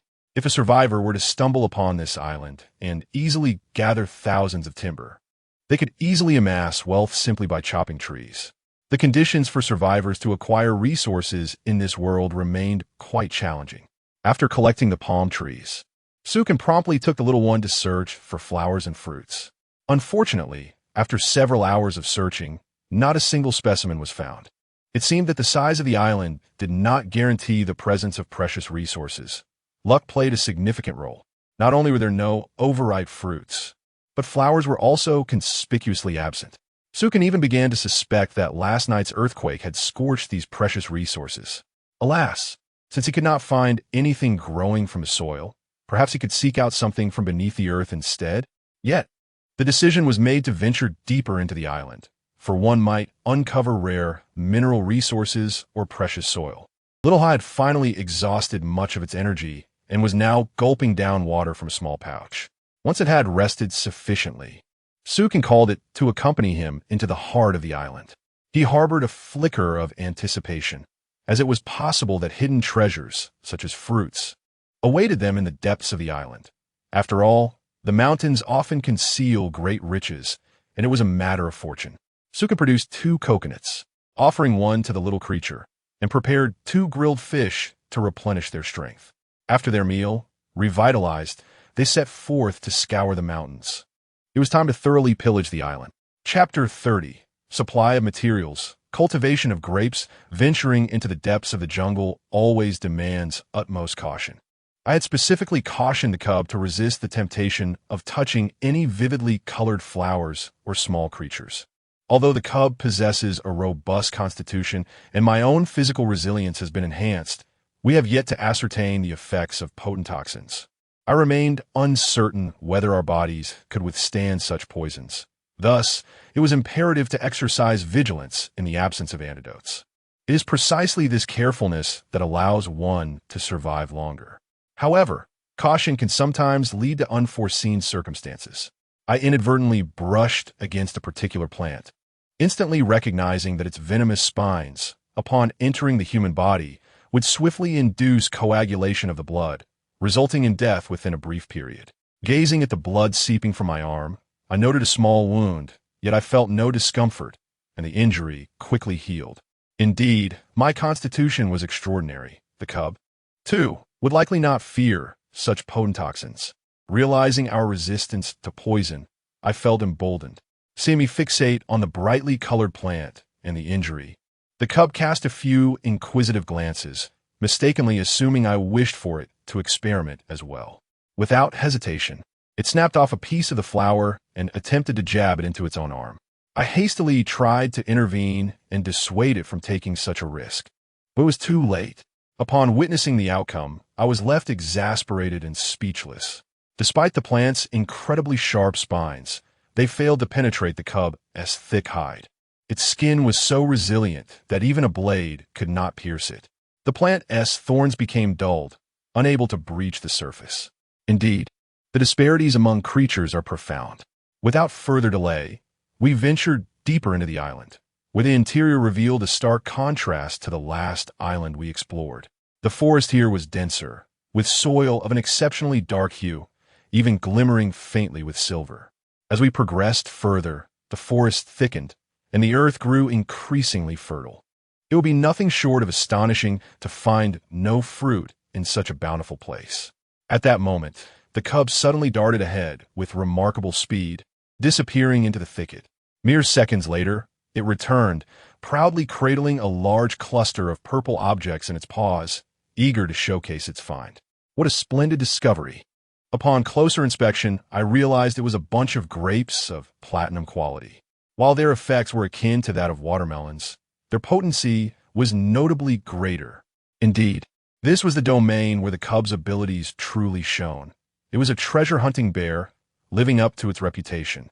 I had surmised that such a lush forest would yield precious resources, and at last we had uncovered a treasure. "Quickly, lead me to see more," I urged. The cub promptly guided me to a small grove. This grove was distinct from others, with trees spaced apart, revealing a small clearing. The soil in this clearing appeared as if sprinkled with shimmering silver sand, at the center of which grew a grapevine entwined around a young palm tree. After plucking the grapes from the vine, we prepared to relish our find. Harvested grapes X4, harvested grape seeds X1, resulting in a total of 4 bunches of grapes.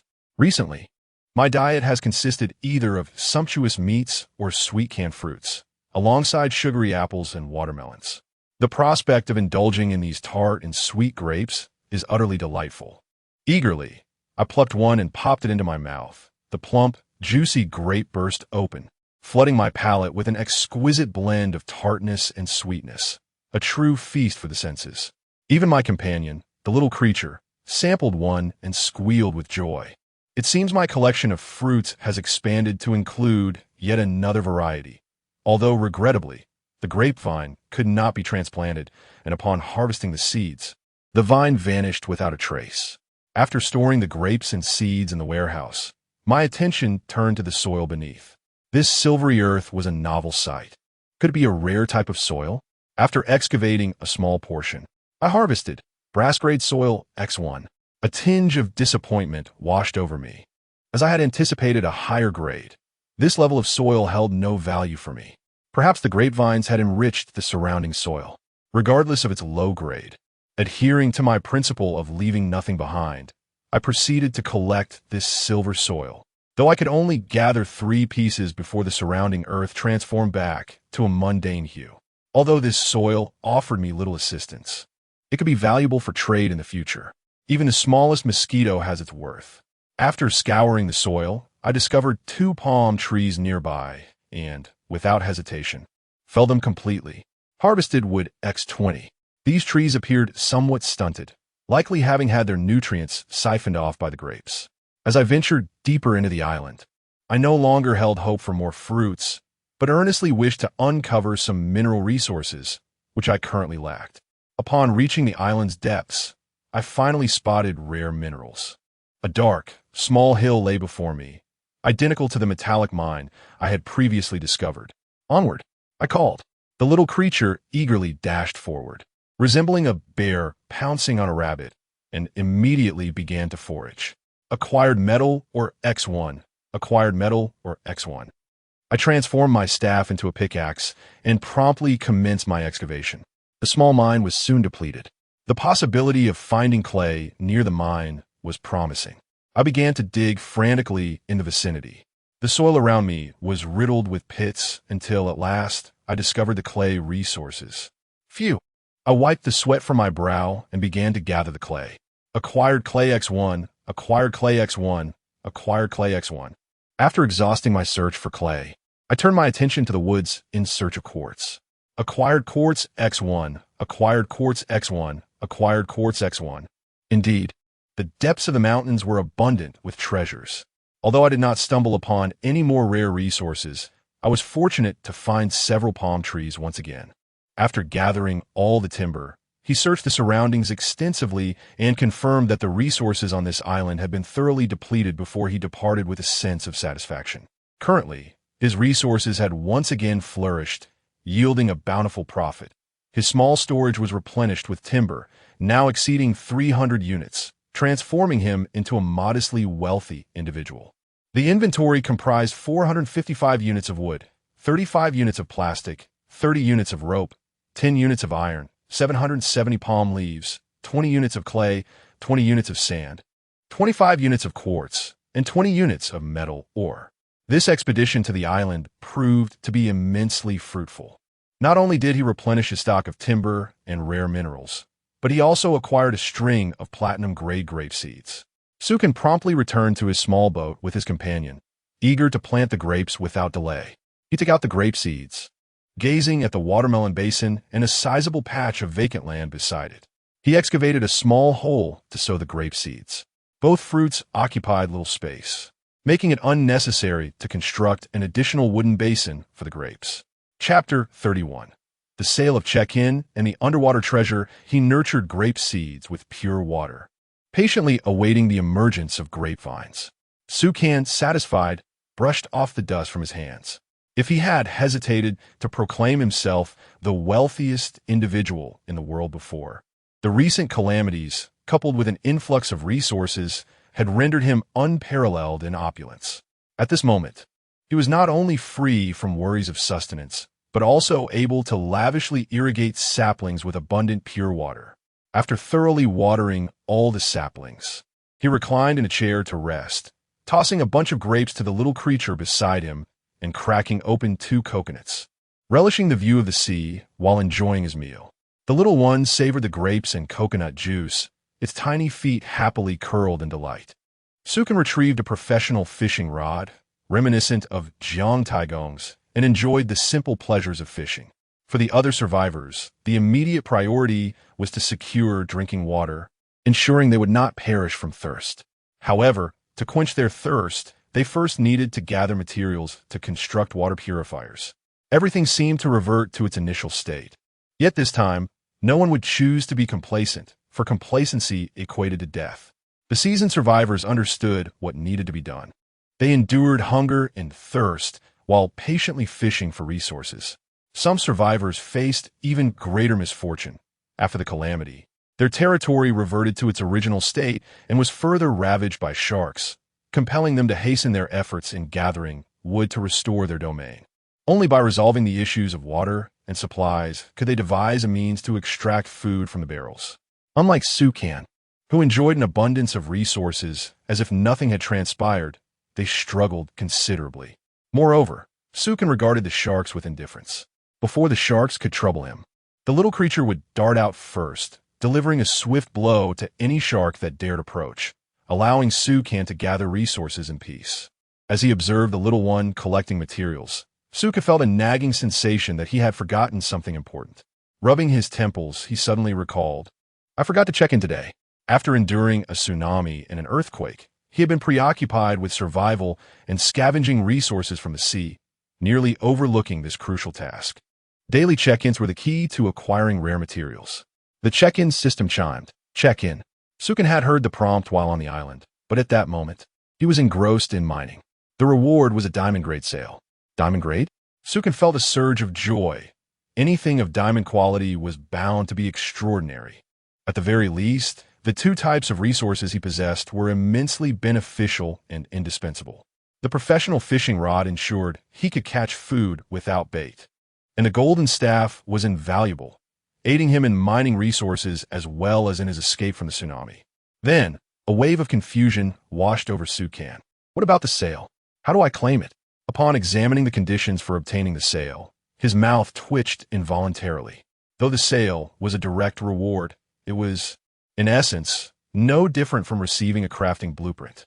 The requirements he demanded for crafting were exceedingly high, bordering on the absurd. To create a diamond-grade sail, one needed 200 units of wood for 100 palm leaves and 80 units of metal. Goodness, Sukan exclaimed in astonishment. Truly, these were the demands for materials of diamond-grade quality, and the quantities required were indeed daunting. It was his first encounter with such a substantial material requirement. While he could manage to gather the wood and had an ample supply of palm leaves, he was sorely lacking in metal. Even the reserves of the landowner's household were insufficient. It was only because of Su Kan's unique circumstances that he might be able to amass such materials. Were it any other survivor, they would likely have sold this pitiful blueprint at the first opportunity. Even his 2 diamond-grade materials had been given to him outright. However, this was not necessarily a disadvantage. As the saying goes, effort begets reward, and a sail crafted with such high demands would undoubtedly be extraordinary. Sukin glanced at the sail's description, deciding to first examine its functionality. If it turned out to be a useless item, he would have no interest in this wretched blueprint. Yet, diamond-grade materials should not disappoint. The functionality of the diamond-grade sail was described as follows. It would reduce wave resistance during ocean navigation, enhancing the ship's safety and stability while significantly increasing its speed. This indeed seemed like a valuable asset, especially since his ship was in dire need of a sail. The speed enhancement and stability provided by a diamond-grade sail would surely not be lacking. The true test will be whether this sail could help him navigate through a tsunami. However, that could not be verified until the sail was constructed, and he could only wait to see its effects. If it enabled him to escape a tsunami, future encounters with such natural disasters could be easily evaded. Yet, for the moment, he could not construct it, as he was still far short on metal. Even after scouring an island, he had only managed to gather 20 units. Nonetheless, Sukin was not overly concerned about the materials. Although he lacked sufficient quantities, other survivors certainly had what he needed. As long as they possessed the required materials, they would willingly trade with him for the sake of survival. It was then that Sukin discovered the sail had additional special requirements. Special requirement. The speed of the diamond-grade sail exceeds what an ordinary bamboo vessel can withstand, necessitating the construction of a ship made from high-grade bamboo planks. Sukin was somewhat taken aback. Initially, he had worried that the speed provided by the sail would be mediocre. However, if the immense waves posed no threat, and if the ship could not endure the sail's speed, it would indicate a significant enhancement, potentially enough to dismantle his vessel. Sukin opened the construction page of the sheepskin book, hoping to find a method to upgrade the bamboo planks of his ship. Yet, the page displayed a message. No high-grade bamboo planks matched this vessel. It seemed the little ship was indeed too fragile for any upgrades. After some deliberation, he navigated to the sail's manufacturing page, curious to see if he could construct an ordinary sail to test its effects. The result left him speechless. To his dismay, he discovered that his ship could not even accommodate a standard sail. In other words, his vessel lacked the qualifications to utilize a sail. How could it be so weak? At that moment, Sukin found himself grappling with a wave of existential doubt regarding the vessel. Just as his displeasure began to mount, Zai suddenly set aside the fishing rod, and a bear leapt into the ocean with a splash. Off to catch fish, perhaps? Sukin approached the point where the creature had entered the water, observing as the bear swiftly dove beneath the waves. Its speed was astonishing, and in the blink of an eye, it vanished from sight. This was the first time Zai had dashed off without so much as a word. What would be troubling it? Yet, Sukin felt no concern. Perhaps it would soon return, triumphantly bearing a sizable catch. Indeed, mere seconds later, the bear's head emerged from the depths, its adorable visage beaming at Sukin, sporting a goofy grin that revealed 2 rows of neatly aligned teeth, from which dangled a bluefin tuna. Off to fish, were we? Sukin accepted the fish from its mouth with a bemused expression. However, Zai showed no inclination to board the boat. Instead, it flailed about on the surface, gesturing toward the depths of the ocean as if trying to convey something. When Sukin remained oblivious to its intentions, the bear grew increasingly agitated, waving its paws in a fervent attempt to explain. It gestured repeatedly and pointed at the boat. Are you suggesting that there is a sunken ship beneath the waves, with a wooden chest that you are unable to drag? Chapter 32. The treasure secured, the chest unlocked. The exuberant cries of the little creature echoed as it leapt joyfully from the water's surface, seemingly exclaiming, "Indeed, indeed. Come, let's explore." Sukin shed his outer garments and, with a single bound, joined the creature at the water's edge. The stout figure of the little bear appeared remarkably agile in the sea, swiftly guiding Sukan towards the ocean's depths. Sukan, possessing a speed that surpassed that of the bear, felt no apprehension about losing sight of it. Moreover, he was unconcerned about the vessel being carried away by the waves. Unless confronted by a tsunami, their velocity would easily allow them to trace back the ship's path, even if it drifted some distance. As they plunged into the ocean, the creature led him deeper and deeper into the abyss. They descended conservatively, perhaps several dozen meters, yet this area still seemed to be shallow. The ocean, unfathomable in its depths, revealed its wonders to Sukan, who, now attuned to the water, could see clearly. However, the distance was likely too great, for he could discern nothing of the seabed, only the vast expanse of deep blue darkness below. For an ordinary swimmer, this zone might prove perilous, with the water pressure being unbearable for those lacking in skill.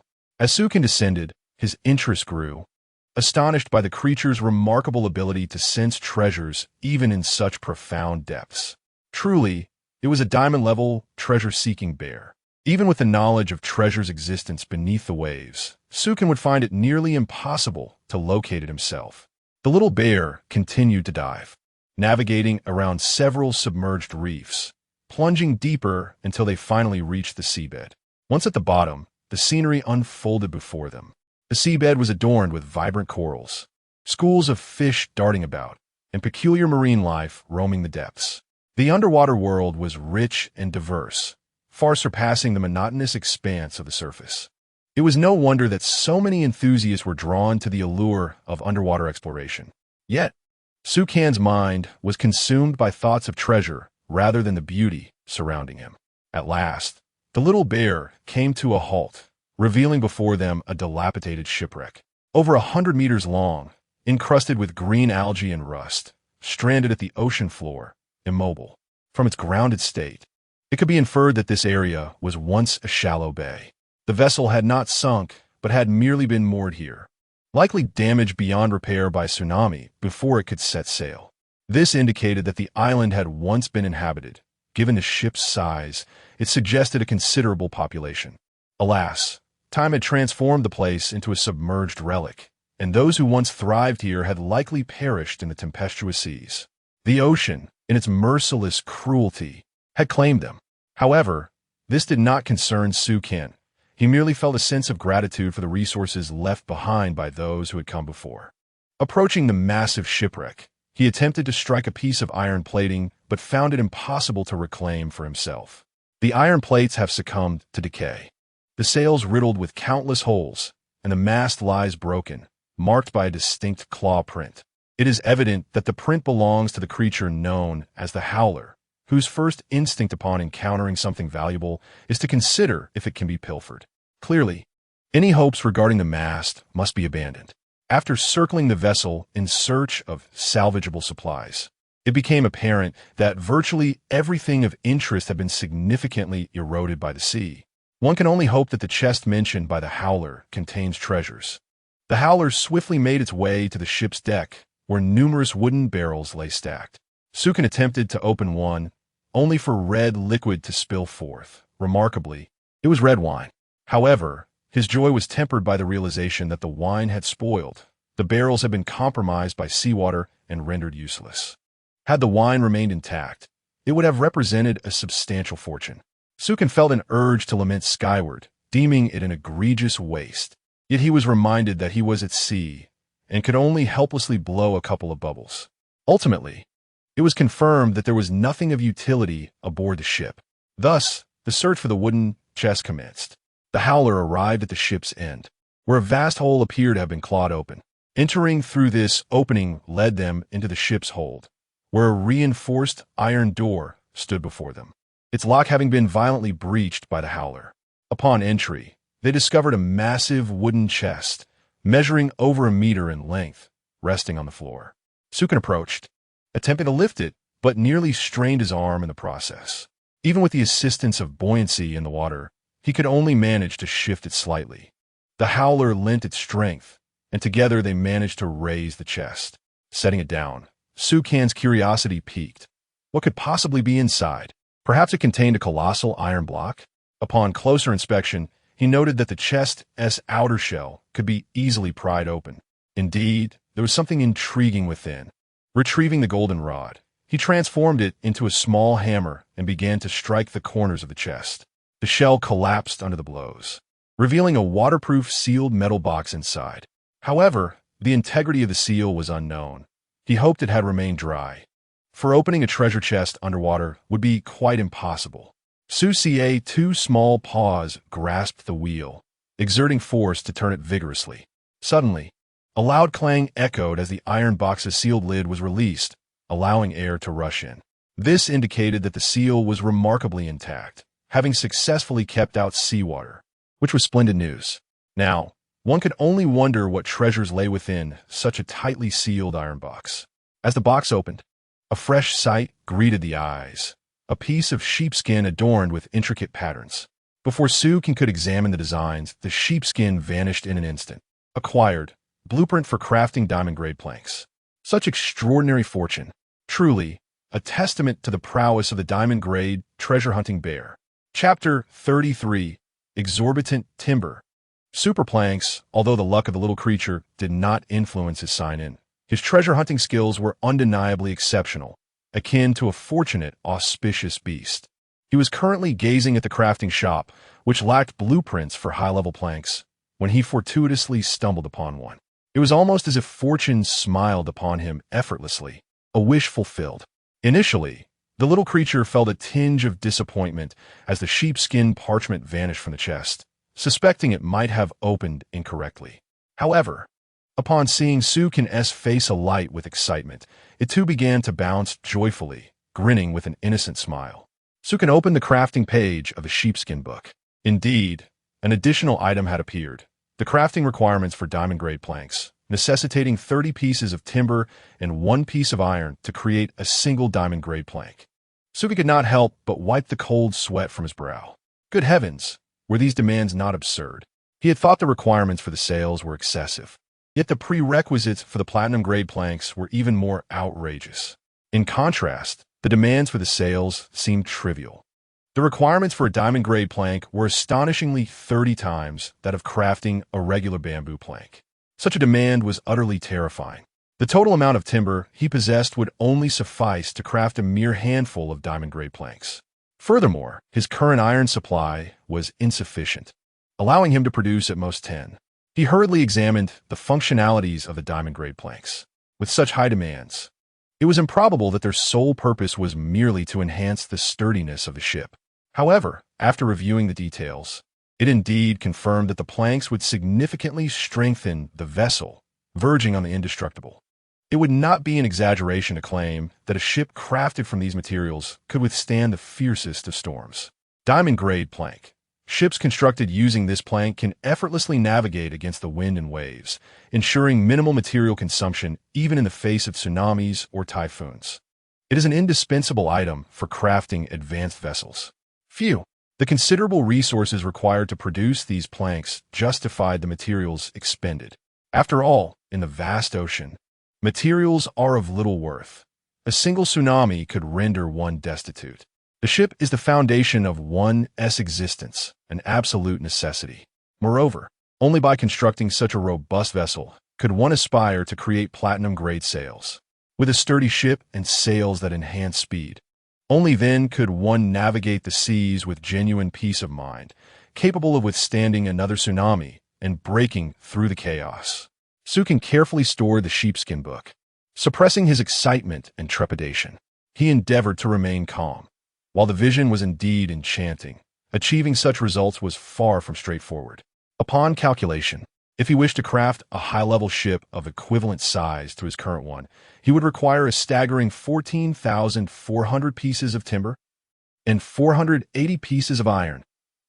Sukin's mind buzzed. The materials demanded were exceedingly daunting. Where could he possibly procure such an immense quantity of timber? Should he elevate the price of fish even further? Perhaps it was best to refrain.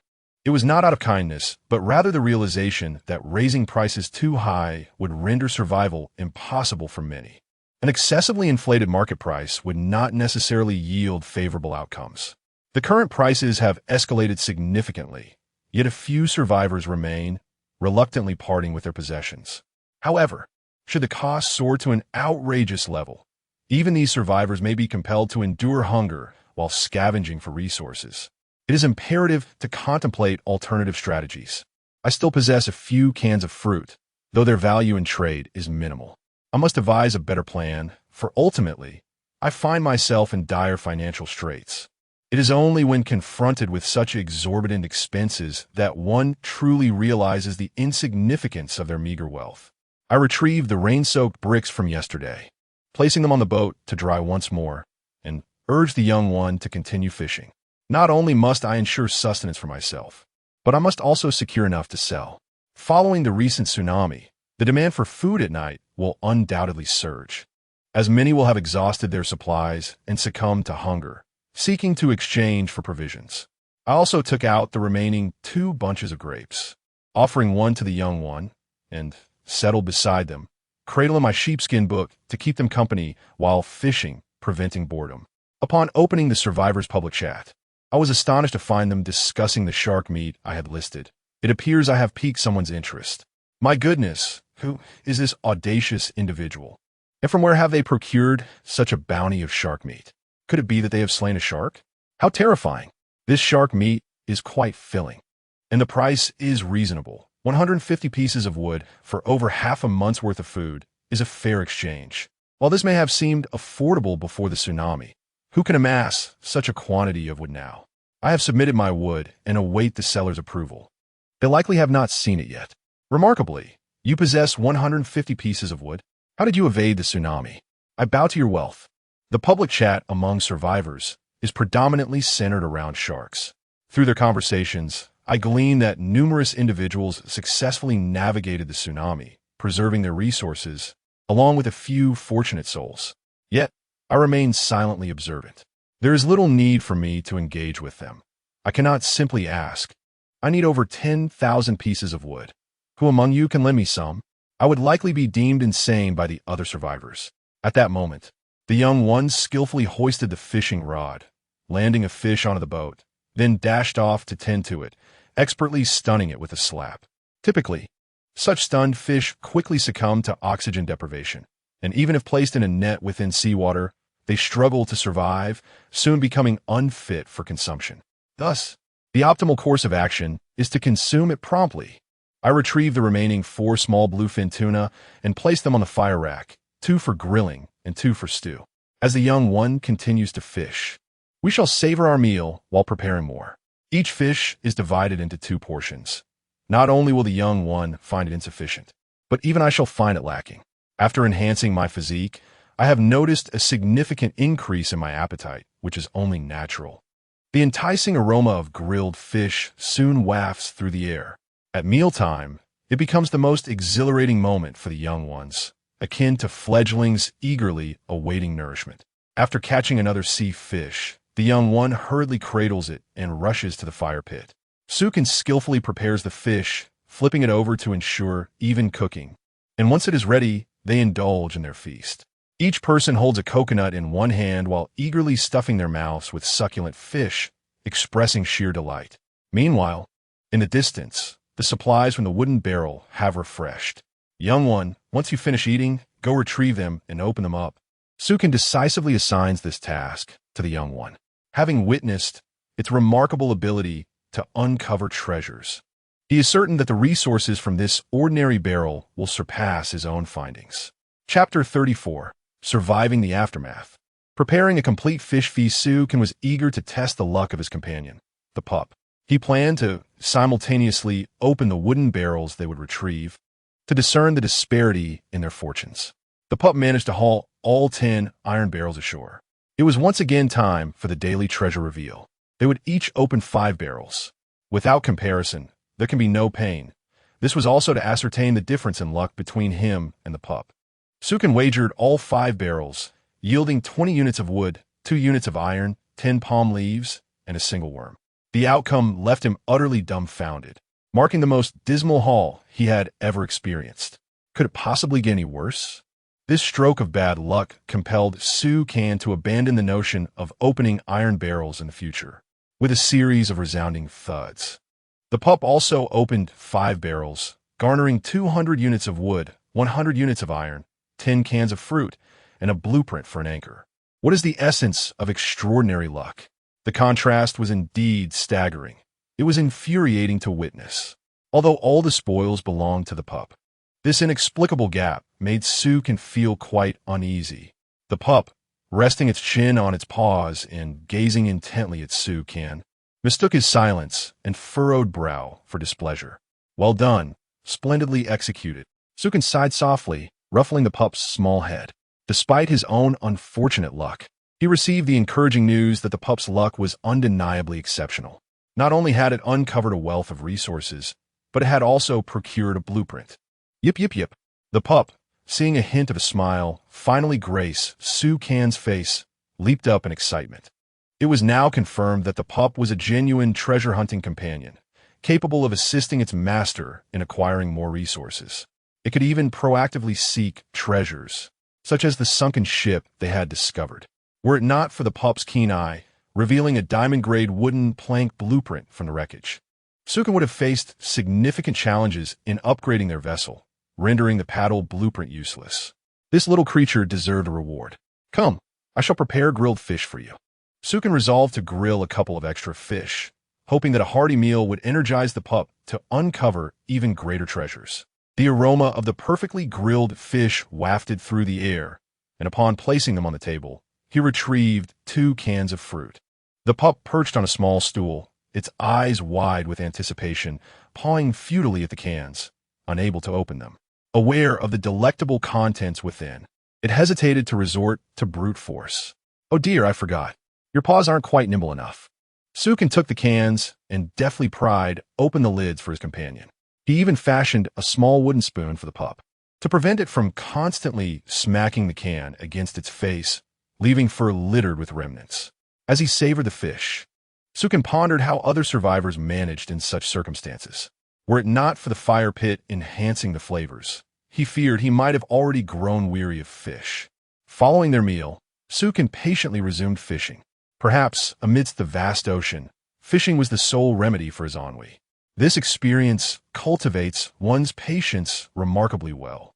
In the monotonous existence upon the vast sea, patience holds paramount importance. Without it, one might succumb to mental distress, leading to a complete breakdown. As twilight approaches the coastline, a fishing vessel floats serenely on the water, accompanied by a solitary individual, a bear, and a fishing rod, quietly angling for fish. The scenery is breathtaking, imbued with a profound sense of tranquility. Sukin sits motionless, eyes closed in contemplation, while the wind and waves roar across the ocean's surface, causing the fishing rod to sway gently in the breeze. Calculating the days, he realizes it is New Year's Eve. Sukin opens his eyes to gaze at the sky. This night ought to be sleepless for many, some longing for home, others silently savoring solitude. The fishing rod dips beneath the surface. He lifts it, flinging a fish onto the deck and casting the line back into the depths, repetitively engaged in this task without weariness. The bear scurries over to stun the fish, having learned how to handle them, and hurriedly cleans them with enthusiasm. The moon reveals its radiant light, casting a soft glow upon the sea. Over the course of the afternoon, he has caught 8 fish, 6 of which will be prepared for a lavish New Year's Eve feast, while the remaining 2 are intended for trade. Initially, he contemplated raising the price of the latter, but reflecting on the survivors who have just weathered calamity and now face a solitary holiday, he opts to sell them at their original price of 150 pieces of wood. Having thoroughly prepared the fish, he retrieves various pots, each intended for a different flavor. The aroma of the fish wafts across the sea, mingling beautifully with the moonlight. Lanterns are hung at the corners of the boat. The 8 fish are presented on the table, and the bear eagerly rests its head on the surface, drooling in anticipation. With a smile, Sukin pulls out 2 boxes of canned fruit, savoring the splendid view of the ocean as he enjoys the New Year's Eve dinner. The meal continues until the early hours of the morning. The bear, sensing Sukin's somber mood, scampers aside, holding a roasted fish and playfully dancing to lift his spirits. What a delightful little creature you are. Sukin expresses heartfelt gratitude, joining in to teach it some dance moves. Together, They frolic on the ocean's surface, carefree and relishing the present moment. When they have played and feasted to their heart's content, Sukin reclines in a chair, allowing the sea breeze to soothe him. He plans to sell the fish he has for trade at the store, as many survivors await food supplies, hoping to exchange goods for a fish, ensuring they do not go hungry on this New Year's Eve. After some hesitation, he decides to open the survivor's public screen. It is quite pleasant to observe others chatting. Yet Sukin understands that this sheepskin book functions much like a group chat. The survivors on the ocean cannot all be in a single group. Otherwise, the notifications would be incessantly overwhelming, rendering conversation nearly impossible. However, it is certain that regardless of group affiliation, the calamity affects all survivors equally. No one is spared from its grasp. Presently, the opportunities encountered by all survivors are relatively similar, though the future may diverge. For now, this world remains relatively just. Tonight marks the eve of the Lunar New Year. That gentleman selling shark meat must be well supplied and savoring his festive feast. Though I truly hope he remembers the fish hanging in his shop. I suspect he has forgotten. For despite the devastation caused by the tsunami that claimed much of my supplies, I was fortunate to preserve my fire pit and water purifier. Though I lack food, I can at least stave off hunger with water and seaweed. My dear friend, how extensive has your vessel become? Did the tsunami sweep away your provisions? It is not overly large, measuring 10 meters by 6. When the tsunami struck, I happened to be fishing.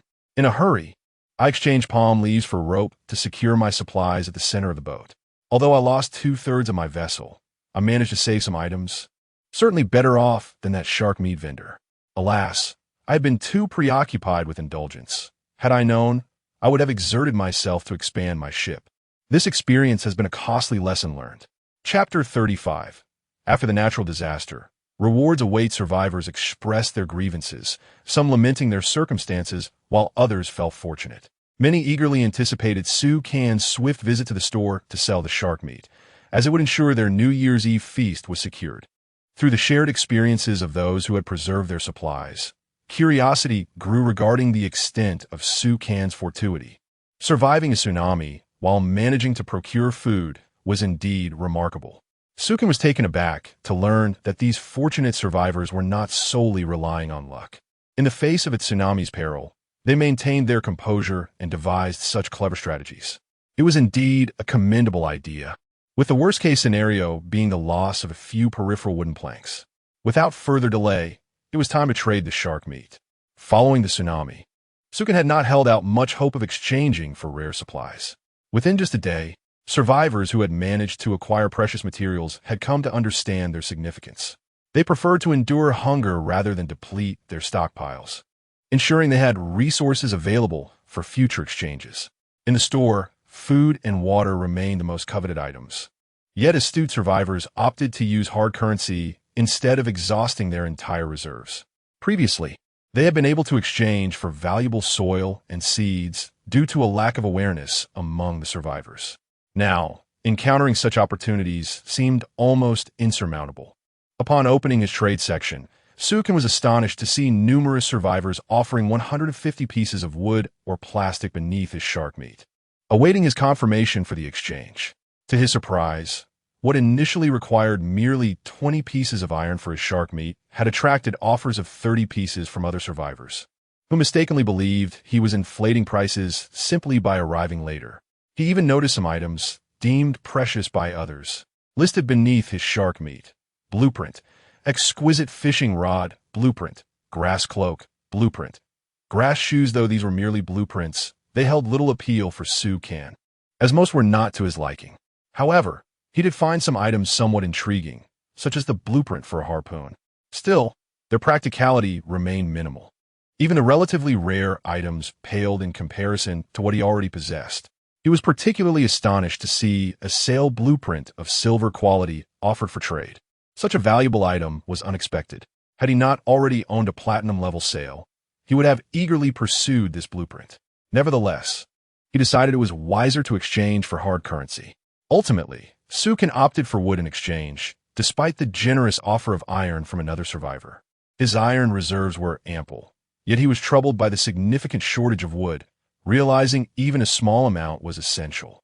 20 pieces of shark meat exchanged for 150 pieces of wood each, along with 2 additional sea fish, resulting in a total of 3,300 pieces of wood acquired.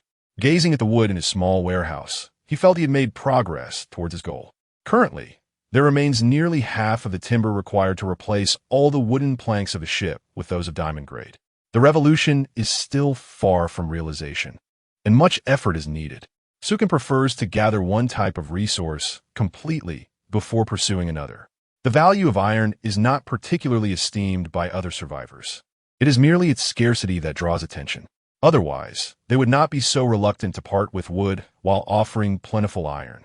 It would be prudent to wait until the timber is fully collected before focusing on iron. Furthermore, even with the planks and iron at hand, a furnace is needed to forge iron nails, which are essential for constructing the vessel. After the ship is built, one must also fashion the sails and anchor. The quantity required for this upgrade is staggering. Were it any other survivor, they might succumb to despair. It is only under his circumstances that he continues to persevere. Although the demand is overwhelming, Sukin finds motivation and anticipation in the thought of a brighter future. Sukin casually glanced at some remarks he had noted, which reflected the curiosity of other survivors towards him. "Brother, how exactly did you manage to slay the shark? Could you teach me? I would gladly share half of the shark meat." "Great one. How did you survive the tsunami? Do you have any tips? If another tsunami strikes, I would be immensely grateful for your guidance. How much food do you actually possess to be so generous in selling? What is your aim?" Most survivors seek to purchase resources while subtly probing for any advantageous information. Sukin feels no obligation to respond to their inquiries. If he were to divulge all his knowledge, the value of his resources would diminish. Moreover, even if he wished to teach them how to defeat sharks, they lack the capability. Firstly, they do not have pets to lure the sharks, and secondly, enticing sharks to shallow waters is nearly impossible given the current conditions of survival. Having exchanged all the fish meat, Sukin returned to the global chat, which was abuzz with discussions evidently centered around the sale of shark meat. "That brother who sold shark meat has cleared out his stock. I just secured a piece. Finally, there is hope for tonight's New Year's Eve feast. Wow, you are quite impressive. You managed to gather so many resources after the tsunami. Do you think the brother who killed the shark merely got lucky and stumbled upon it? Perhaps it was the tsunami that led him to it? I also find that possibility quite plausible. Who could kill a shark in the ocean? Since he can offer shark meat for sale, he must have more than one. It appears he is the true victor of this tsunami." At this moment, survivors speculated whether the tsunami had indeed claimed several sharks, fortuitously allowing Sukin to benefit. However, this possibility was swiftly dismissed. Once sharks are swept away by a tsunami, they quickly sink into the depths of the ocean, and post-tsunami, the sharks are refreshed. At least none of the survivors claimed to share such luck. Just as Sukin felt a wave of boredom and contemplated closing the parchment, a sudden message sent ripples through the air, dramatically shifting the discourse surrounding the tome. My heavens, could it be that I am mistaken?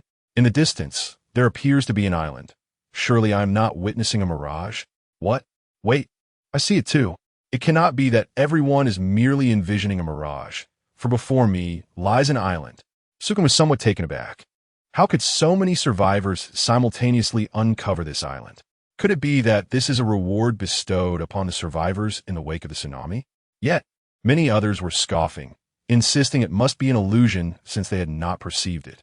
At that moment, a peculiar thought struck Sukin's mind. Perhaps a select few should prosper first? Chapter 36. A bounty of islands and supplies. The discovery of the islands was indeed a stroke of remarkable fortune. After stumbling upon 2 islands, Sukin experienced a significant replenishment of resources. Although it was not surprising for others to find islands, as many survivors had already joyfully uncovered them. The simultaneous revelations by such a large number of people felt rather unusual. It seemed akin to receiving an extraordinary reward following a catastrophe, or perhaps an increase in the odds of winning a lottery. Nonetheless, this remained mere conjecture. It was equally plausible that they were simply fortunate, encountering the islands almost concurrently. After savoring a sip of coconut water, Sukin continued his observations, keen to understand the current circumstances of the survivors. The little creature nestled in his lap, peering up with wide, bewildered eyes, resembled a scholarly figure engrossed in a book. Despite being a diamond-tier pet, it could not read a single word, for it was merely a treasure-hunting companion. Yet, Sukin's playful spirit led him to experiment by teaching it to read.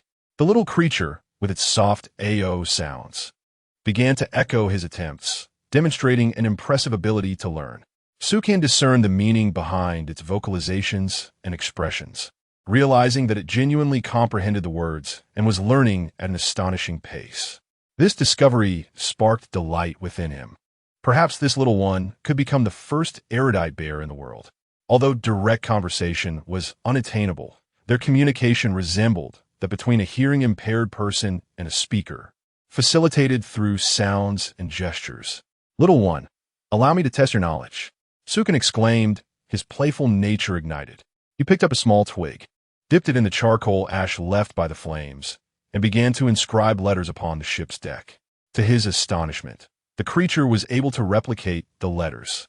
With a proud stance, the little creature demanded praise, spinning in circles with delight before leaping into Sukin's embrace. "Truly impressive. From now on, I shall teach you characters daily. But first, let us see how the other survivors are faring." Setting aside his playful mood, Sukin resumed his reading of the parchment. The little creature, now nestled in his lap, intently focused on the messages from the survivors, resembling a diligent student. It would occasionally emit soft AO sounds, as if reciting along. Sukin could not help but chuckle at the sight, shaking his head in amusement as he continued to read. "After the tsunami, I discovered the islands before me, and I had assumed you all had noticed them as well. Many individuals have encountered the islands. Perhaps some are less fortunate and arrived later. I am preparing to venture onto the island to explore further. I found a lake and even caught a fish. How bountiful are the resources on this island." As Sukin closed the parchment, it became evident that this discovery of islands was not an isolated incident. Rather, it was a shared experience among numerous survivors. The prices of supplies are bound to fluctuate recently, yet Sukin remains untroubled. Through his 2 visits to the island, he has discerned a crucial fact. The resources on the island are not inexhaustible. Some islands are replete with resources, while others are starkly barren. For instance, the island he has explored would surely bring tears to any other survivors who might venture there. However, Sukin has not completely depleted its offerings. He has refrained from disturbing the freshwater lake and its fish, as well as some inedible wild fruits. If anyone were to set foot on the shore, they would surely express their gratitude amidst tears. After all, he cannot simply drain the lake, and catching the fish proves to be quite laborious. It is far more economical to harvest timber in search of precious resources, while the wild fruits, bitter and astringent, are best left untouched. The discovery of resources on the island will inevitably lead to a temporary plummet in prices. But this decline will only last for a short while unless they strike extraordinary luck and continuously uncover new islands. For Sukin, this presents an opportunity to procure supplies in bulk during this interval. He's been concerned about the terrifying volume of resources he requires. The island's wealth and resources remain substantial, and once this group of individuals lands on the island, it is likely that many will find fruit, leading to a decrease in prices. Glancing at his modest warehouse, Sukin ultimately decides against selling his canned fruit. If it doesn't sell, he shall keep it for himself, as he's in need as well. "Ah, little one, let us indulge in some bluefin tuna." He smirks mischievously at the little creature, pulling out the remaining fish meat. This is the flesh of a large bluefin tuna, and fortunately, some remains. He promptly places the fish on the fire rack to roast.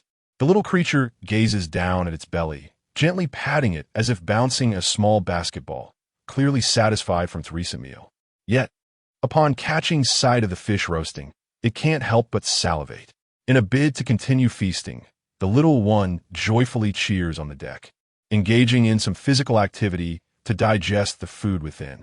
It even ventures into the sea, playfully tussling with a sleeping shark for a while before returning to sit obediently on the floor, voraciously consuming the fish meat.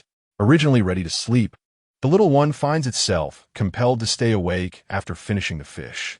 With its spirits renewed, It grasps a fishing rod and scurries to the edge of the boat to begin fishing.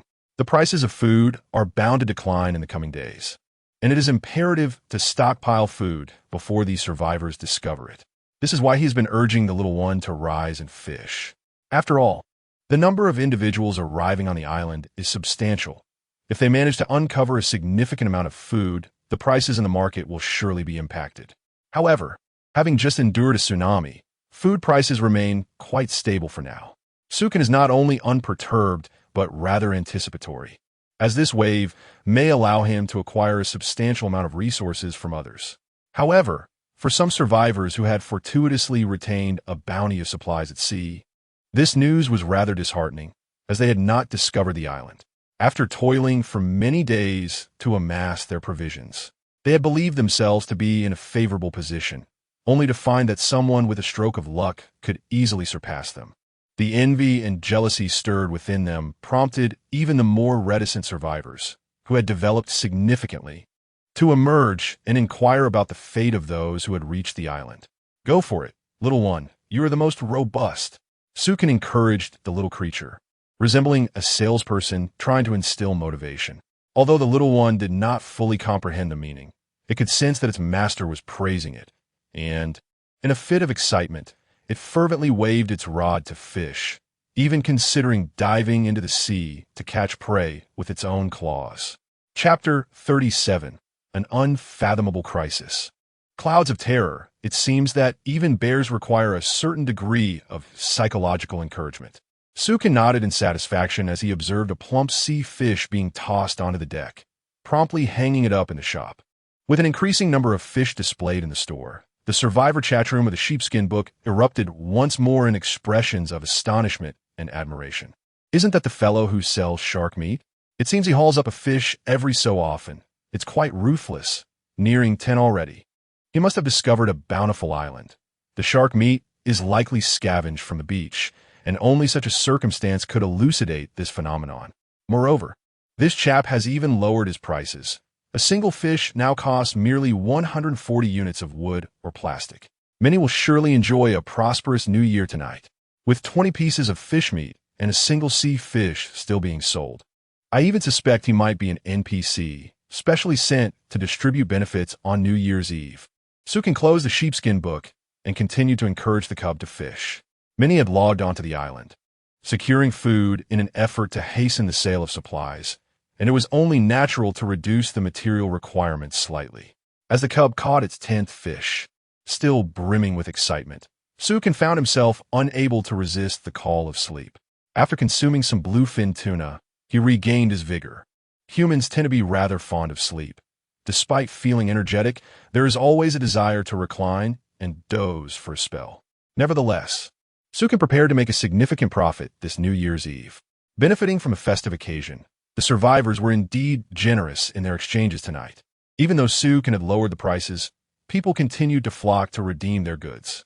Some were still willing to part with the original price of 150 units of wood for a single sea fish to celebrate the new year, which pleasantly surprised Sukin. As others were generous, he naturally reveled in the abundance. 10 sea fish garnered him 1,500 units of wood, and his wood stockpile had now reached 5,475 units. He believed that in just a few days, he would amass the substantial quantity of wood he desired. With a little diligence, supplies would surely accumulate. The cub's exuberance gradually waned. Its once exuberant fur now appeared somewhat droopy as it lay in Sukin's embrace, murmuring softly. The cub even insisted that he sing to lull it to sleep. Sukin felt a wave of embarrassment wash over him, but he complied and let out a couple of notes, nearly sending the cub away in shock. Its wide eyes fixed on him, clearly displeased. Singing was not Sukin's forte, and this experience only confirmed that even bears found his voice intolerable. Gradually, the cub drifted into slumber in his arms. Holding the fluffy cub, Sukin slipped his hands into its fur, relishing the sensation akin to clutching a large warm hand warmer, reminiscent of cradling a doll. Yet this doll was rather heavy and, in truth, a genuine bear. Sukin contemplated whether he should adopt some other companions to liven up the ship, but the thought of the cub's prodigious appetite swiftly quelled that notion. He is currently only able to manage the dietary needs of the little creature. Should he acquire additional pets, he would undoubtedly become a mere animal caretaker, dedicating his days solely to their upkeep. Moreover, ordinary pets hold no value to him. If the intent were merely for companionship, that would suffice. It must at least be of the caliber of the little creature. Ideally, he would prefer a pet that could soar through the skies, assisting him in fishing and scouting, or perhaps one that could dive into the ocean, capable of supporting him and ideally capable of providing for its own sustenance. Such aspirations may be overly optimistic. After all, any creature capable of navigating the sea alongside him would likely need to be of considerable size, potentially requiring more sustenance than the little creature itself. Although the little creature initially expressed minimal dietary requirements for survival, since it began accompanying Su-kan, its daily intake has multiplied significantly. Suka does not wish to deprive it. Whatever he consumes, it partakes in as well. Over these past few days, it has evidently plumped up, increasingly resembling a lovable, bumbling figure, especially when it grins, appearing rather endearing. Perhaps he should address this matter once he is capable of providing a more diverse diet. Tonight, he finally has the opportunity to return to his room for rest. As Sukan cradles the little creature and prepares to retreat to his chamber, a myriad of twinkling lights suddenly flickers in his eyes. He abruptly turns his gaze towards the distant depths of the sea. The surface is tumultuous, waves crashing violently, and in the moment of calm that follows, he can distinctly see a multitude of glowing red orbs clustered densely together. These red lantern-like entities, numbering in the hundreds, are swiftly approaching his small bamboo raft. They resemble countless red eyes of a colossal sea monster, or perhaps innumerable luminous lanterns. This is the first time since arriving at the ocean that Sukan has encountered such glowing phenomena. What could they possibly be? Astonished, he immediately rouses the little creature. The little creature, slightly disgruntled, emits a low growl, but upon opening its eyes, it rubs them with its tiny paws in a human-like manner and notices its master gazing intently into the distance. Instantly, it leaps from his embrace. Upon spotting the densely packed, glowing entities, it is so startled that it clings to Su-kan's leg, seeking refuge behind him. With a sudden burst of energy, the little creature, having just awakened, is momentarily taken aback. However, upon closer inspection of the alarming number of glowing forms, it dashes forward from behind Su-kan. With a fierce roar, it confronts the approaching lights, standing upright and beating its small chest. Whether to bolster its courage or to intimidate the glowing beings remains uncertain.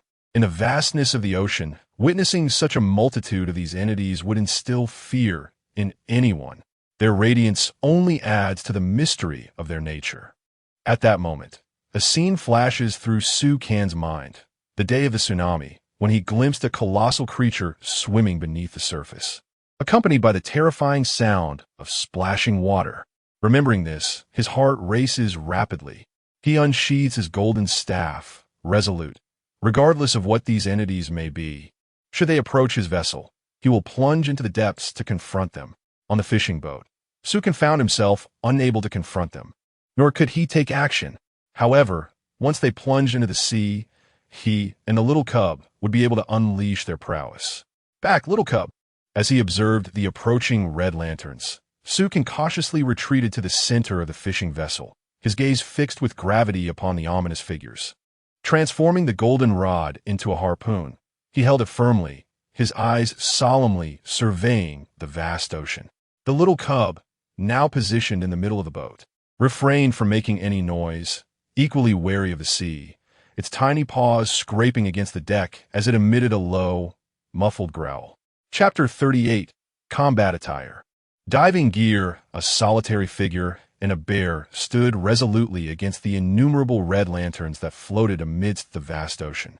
The multitude of lanterns approached with increasing swiftness, gliding in synchrony with the undulating waves, gradually drawing nearer to the small vessel. The concerns that had plagued Su-kan did not materialize. No monstrous sea creature with countless crimson eyes emerged. The lanterns appeared to drift peacefully, flowing beneath the boat. How peculiar. Sukan mused. Little cub, Let us descend to investigate. He felt an unsettling urgency to discern the nature of these enigmatic entities. The uncertainty gnawed at him, threatening to rob him of restful slumber that night. He was determined to uncover the lurking threats hidden within the depths of the sea. With eager anticipation, the little cub also yearned to plunge into the water. Sukin dove headfirst into the ocean, and after swimming several meters, he found himself face to face with the luminous objects. In the water, the little cub curiously observed the phenomena before them. They were not the fearsome sea monsters he had imagined, but rather a multitude of glowing fish, some resembling enlarged dolphins, while others possessed a jellyfish-like translucence. If you were to name them, Sukin believed they resembled fish eggs of some kind.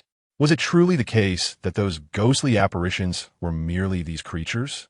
Puzzled, Sukin scratched his head as he noticed the fish radiating a red luminescence, some flickering like fireflies. Unsure of what to call them, he settled on lanternfish. The little cub gently cradled a basketball-sized lanternfish in its tiny paws, allowing it to float momentarily before playfully poking it. The fish was sent flying a considerable distance, only to explode upon impact. A small vacuum formed around them, though the extent of any potential harm remained uncertain.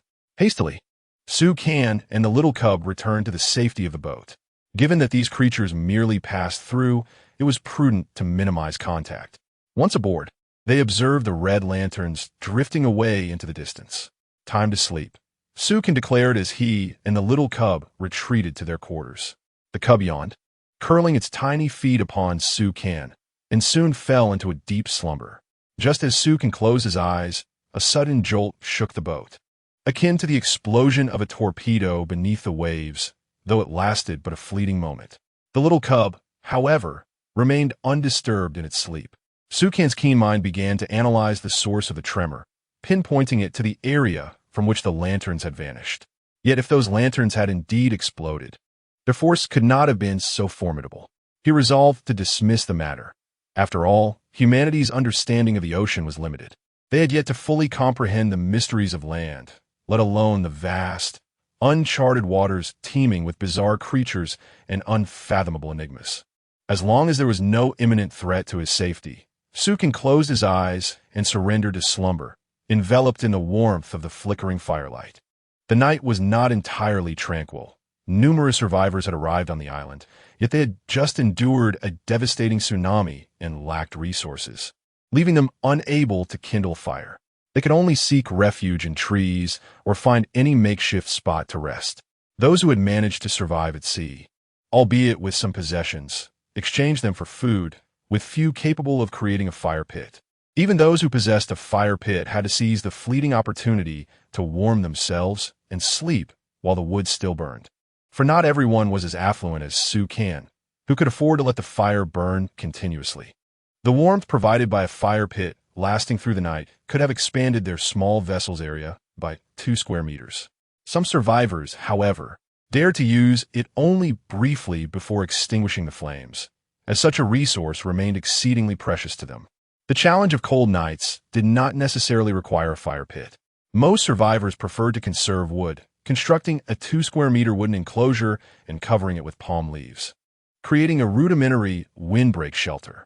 Some went so far as to fashion a cage-like sleeping bag from palm leaves, crawling inside to escape the wind and retain warmth. Yet, this choice came with grave consequences. Many who succumbed to sleep during the tsunami found themselves unable to escape their confinement, swept away by the merciless waves. That night, however, was relatively bearable, as some managed to exchange for fish to prepare a celebratory meal, basking in the warmth of the fire and experiencing a fleeting sense of joy in their survival, gaining a clearer understanding of their future. As night faded, sunlight streamed through the window, illuminating Sukin's face. The little creature had awoken, stretching and letting out a couple of enthusiastic yelps.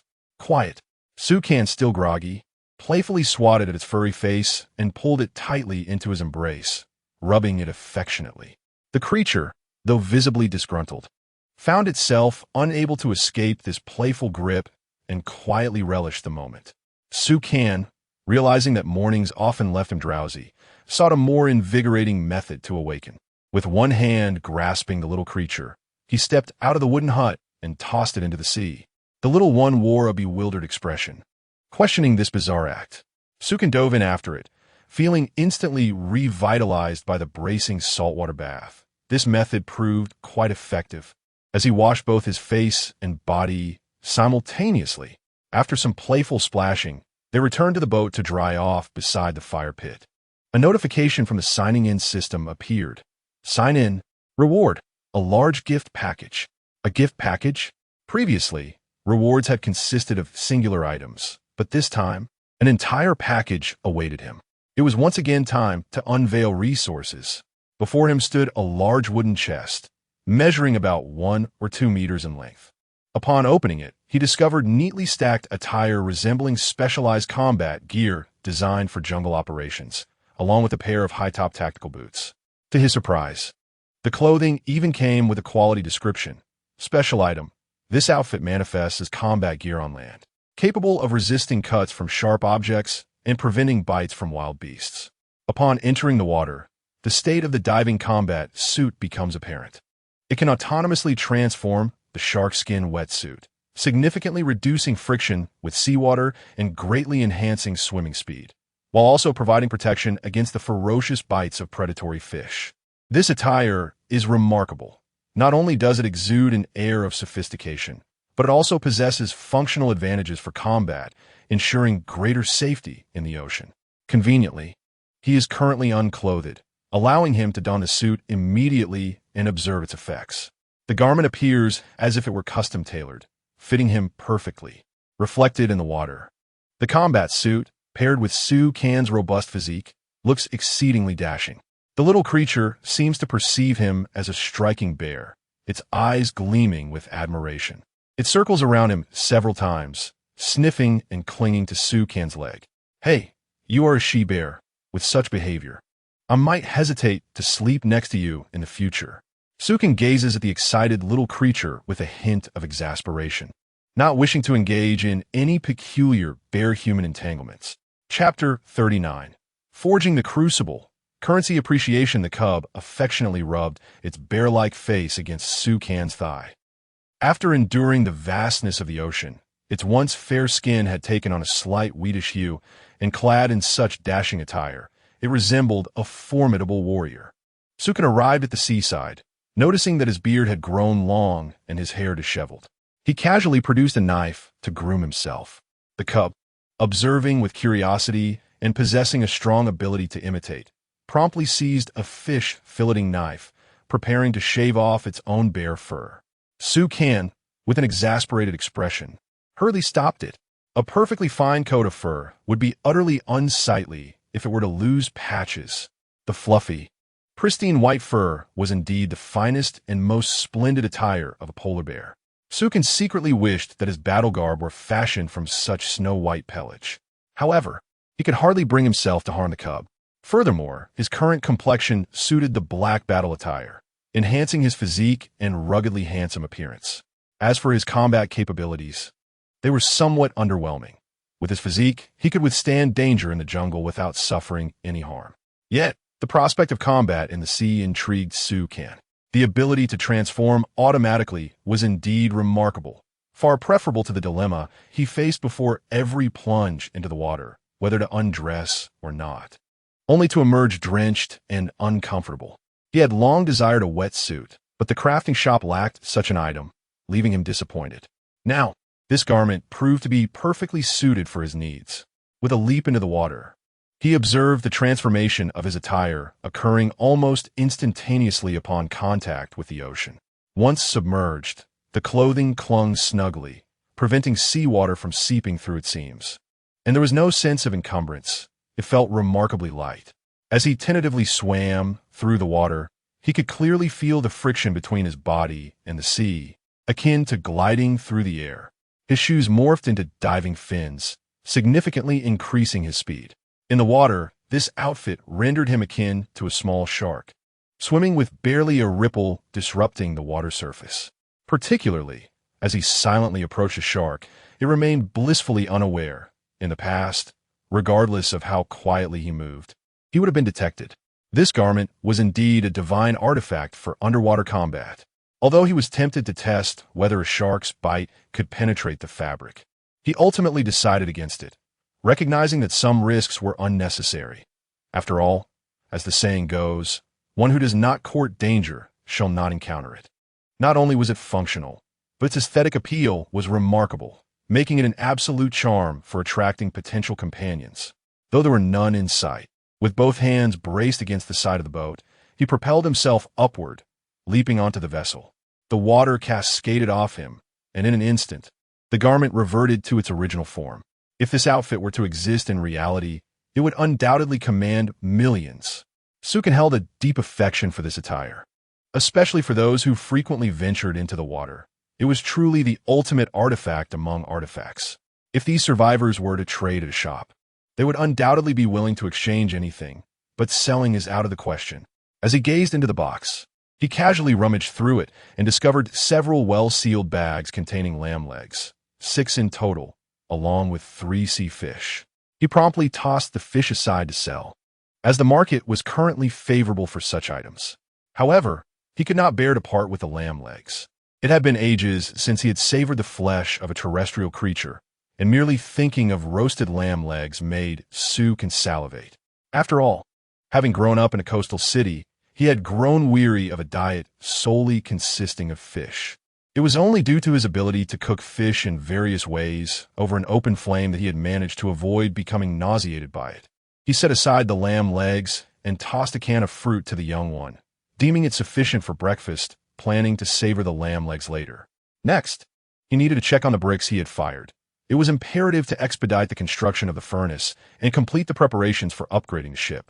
Observing that the bricks by the fire had dried, he realized they were ready for use in crafting the furnace. The requirements for a platinum-level furnace included 10 bricks, 8 metal ores, and 30 iron pieces.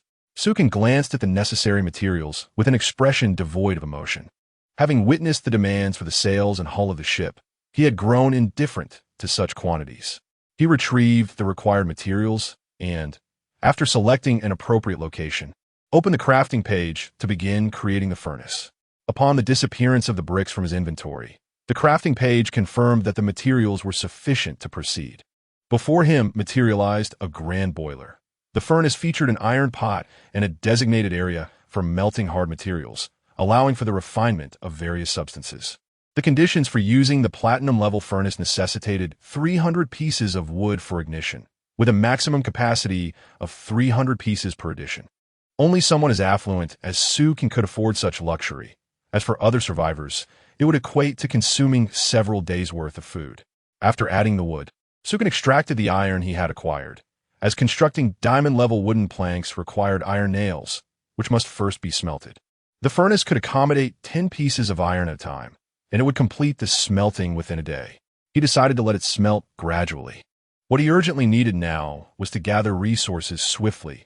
To fully upgrade the ship, he required 9,425 pieces of wood, 398 pieces of iron, and 68 pieces of metal. The other survivors had yet to grasp the utility of iron and metal. For them, these resources were merely challenging to acquire, yet they were still willing to trade them. Thus, Sukin did not feel rushed to collect everything at once.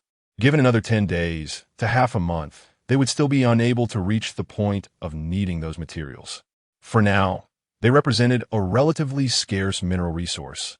However, many advanced items in the crafting shop necessitated iron and metal, and once on the island, acquiring the resources for a furnace would become considerably easier. However, what one must possess is a substantial supply of timber to sustain the furnace's combustion, alongside the tools necessary to exploit the island's mineral resources. Otherwise, the endeavor to amass the materials required for the furnace would be utterly fanciful.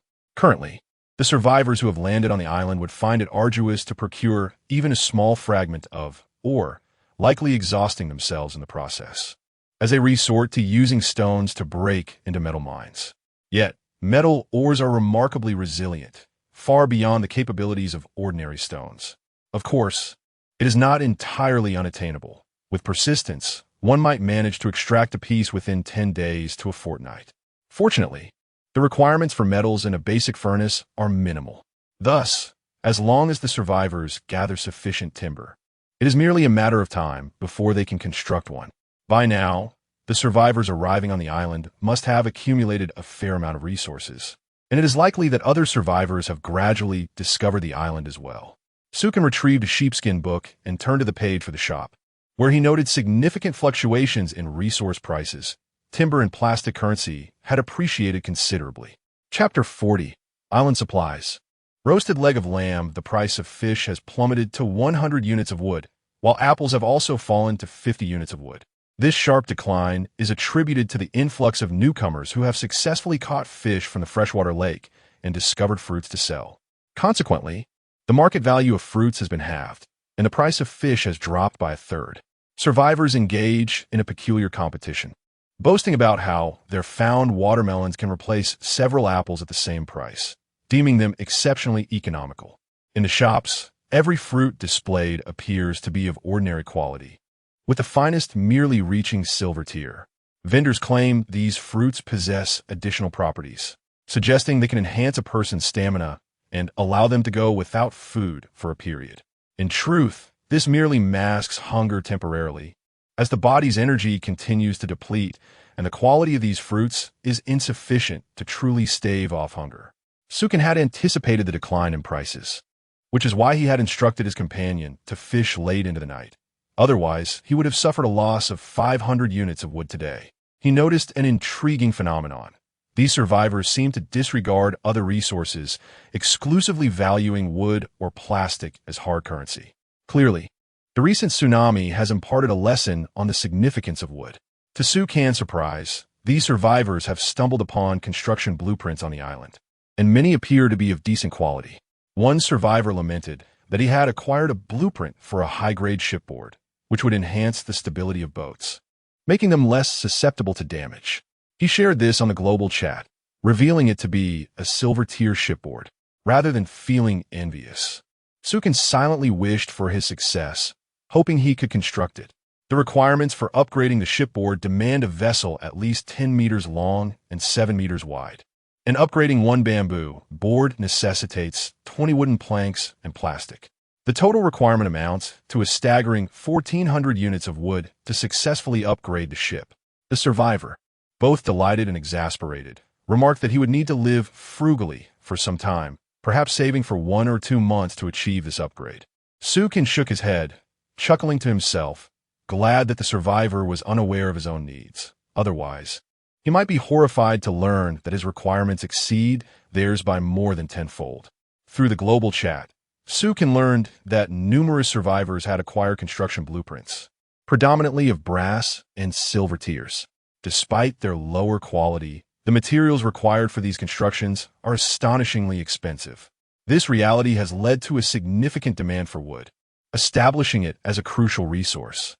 It seems wood, as a hard currency, will not depreciate anytime soon. On the contrary, it is likely to appreciate in value, especially as more blueprints are discovered.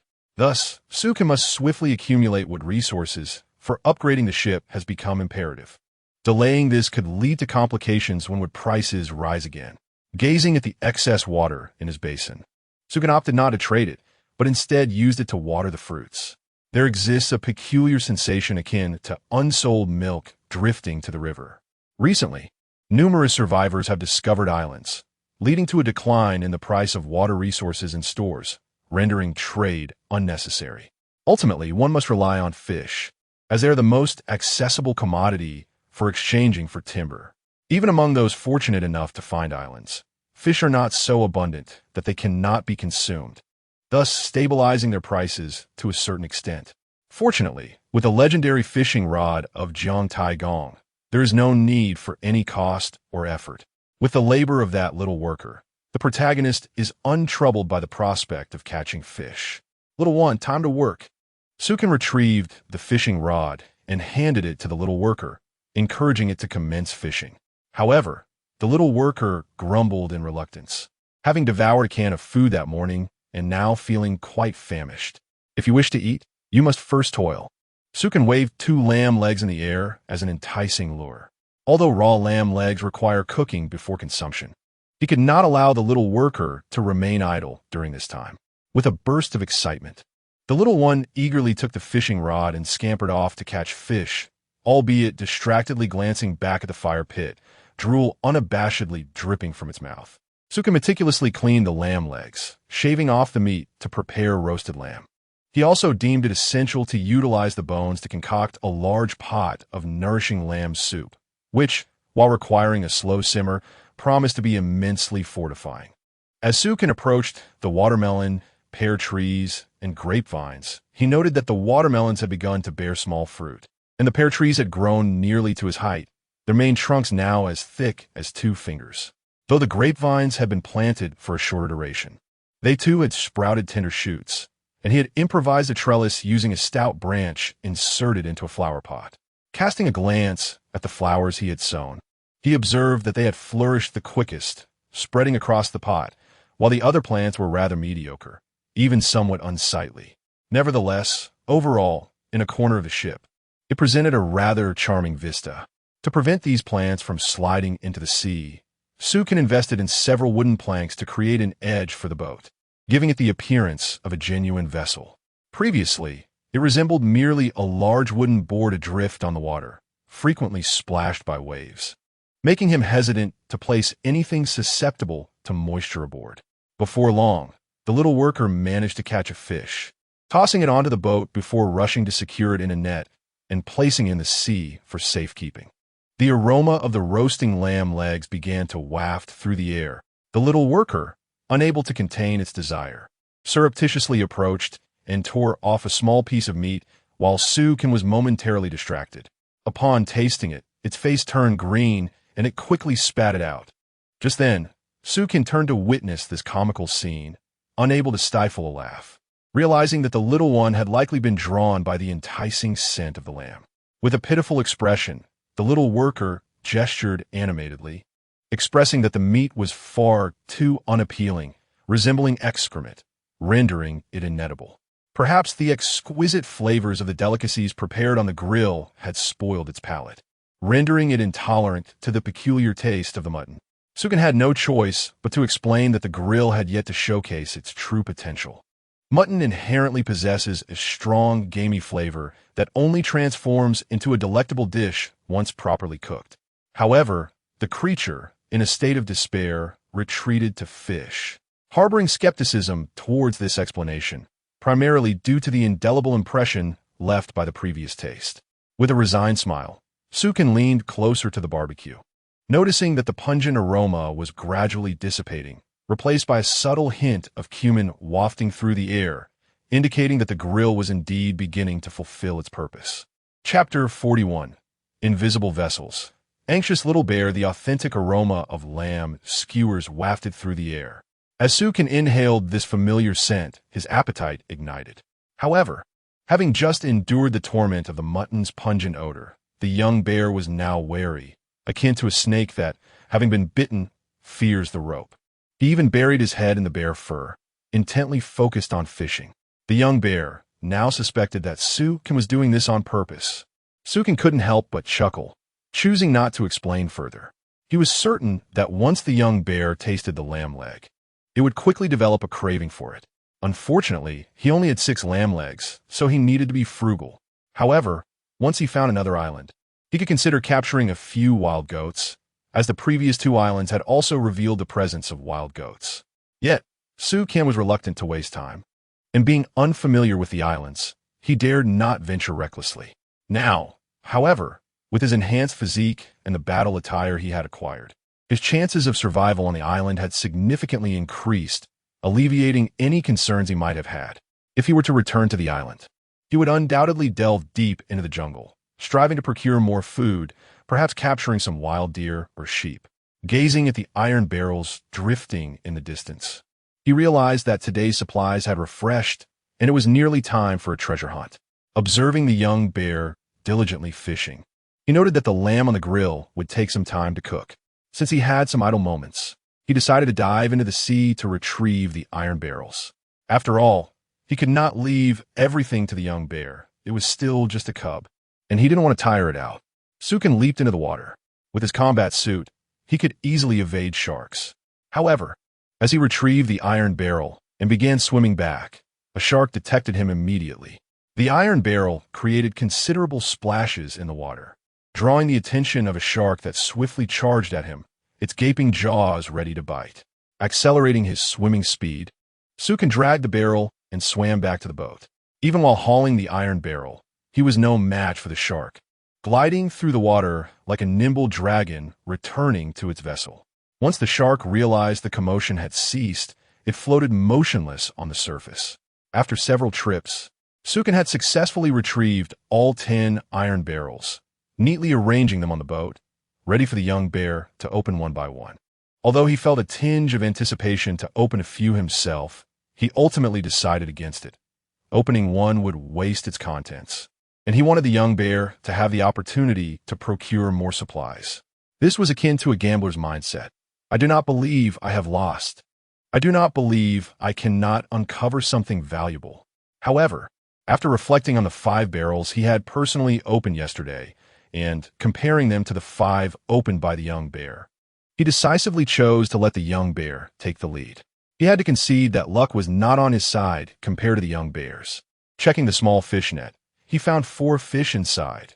It seemed the young bear's luck was indeed favorable today.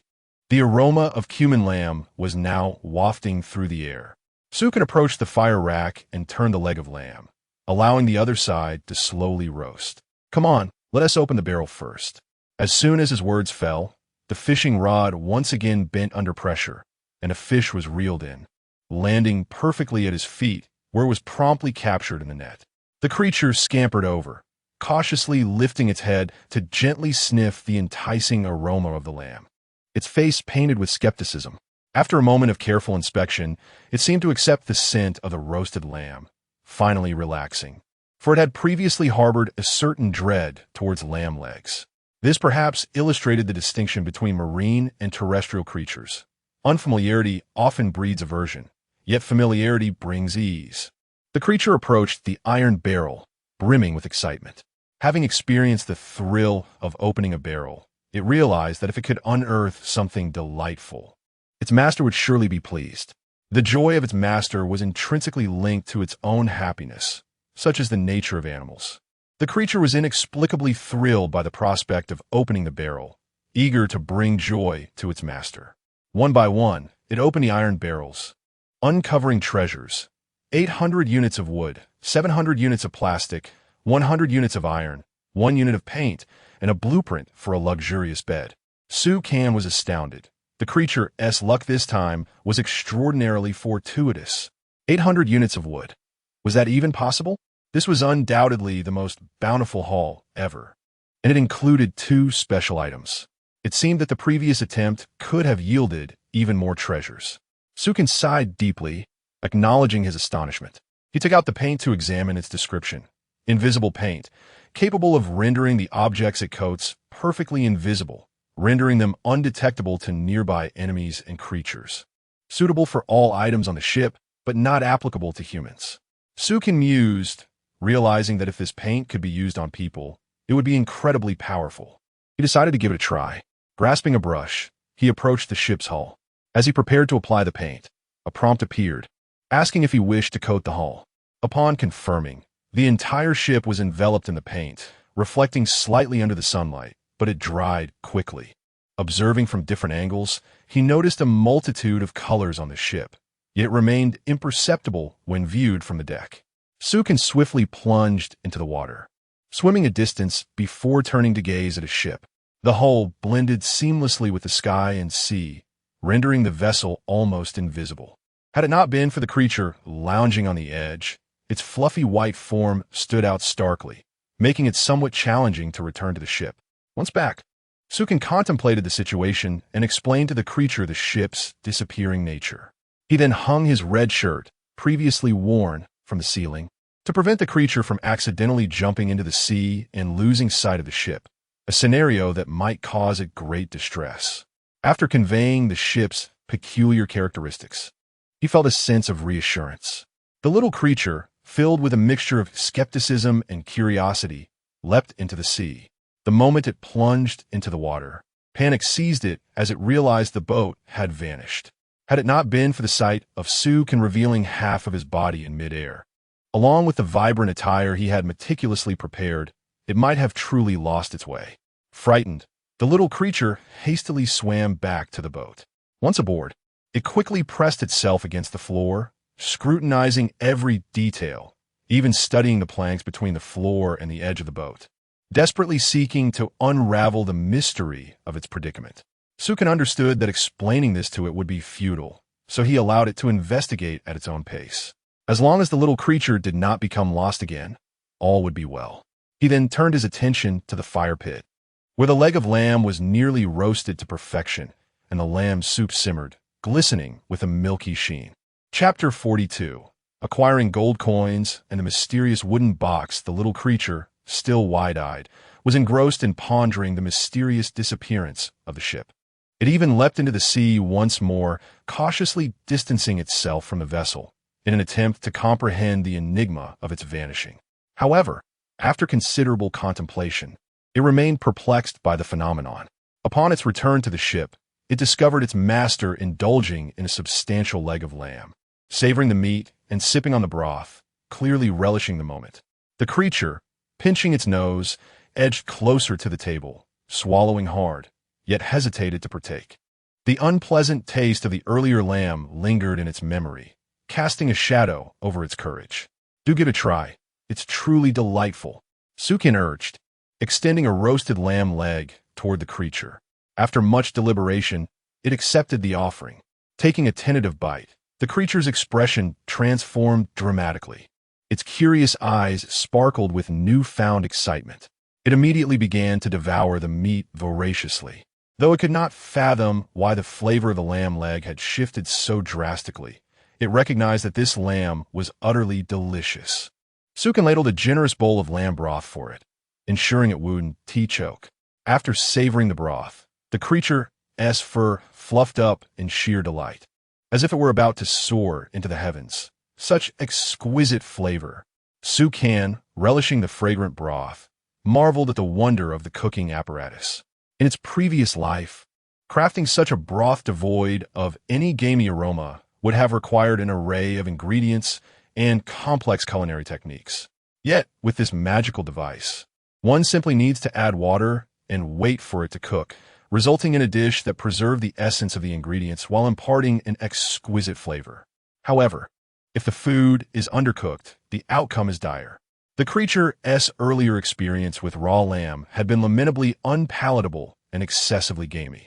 Observing the creature gnawing happily on the lamb leg, utterly satisfied, Sukin chuckled and shook his head. Once finished, the lamb leg was reduced to nothing but bones, and the broth had been completely consumed. The creature was even gnawing on the bone itself. Sukin had considered using the leftover bones to concoct another pot of broth, but before he could do so, the creature had devoured them entirely. Truly, the appetite of animals is formidable.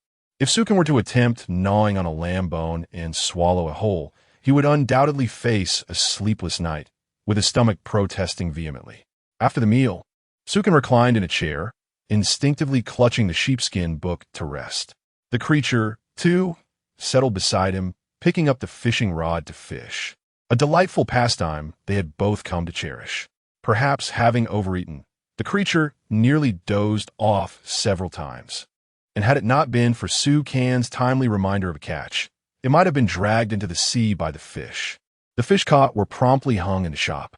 Fortunately, the shop's prices had not continued to decline. Otherwise, even Sukin would have felt the pinch. 100 pieces of wood for a fish was still bearable. Before long, it was noon, and they saved 2 fish for lunch. The remaining catch comprised no fewer than 10 fish. This morning proved to be exceedingly bountiful.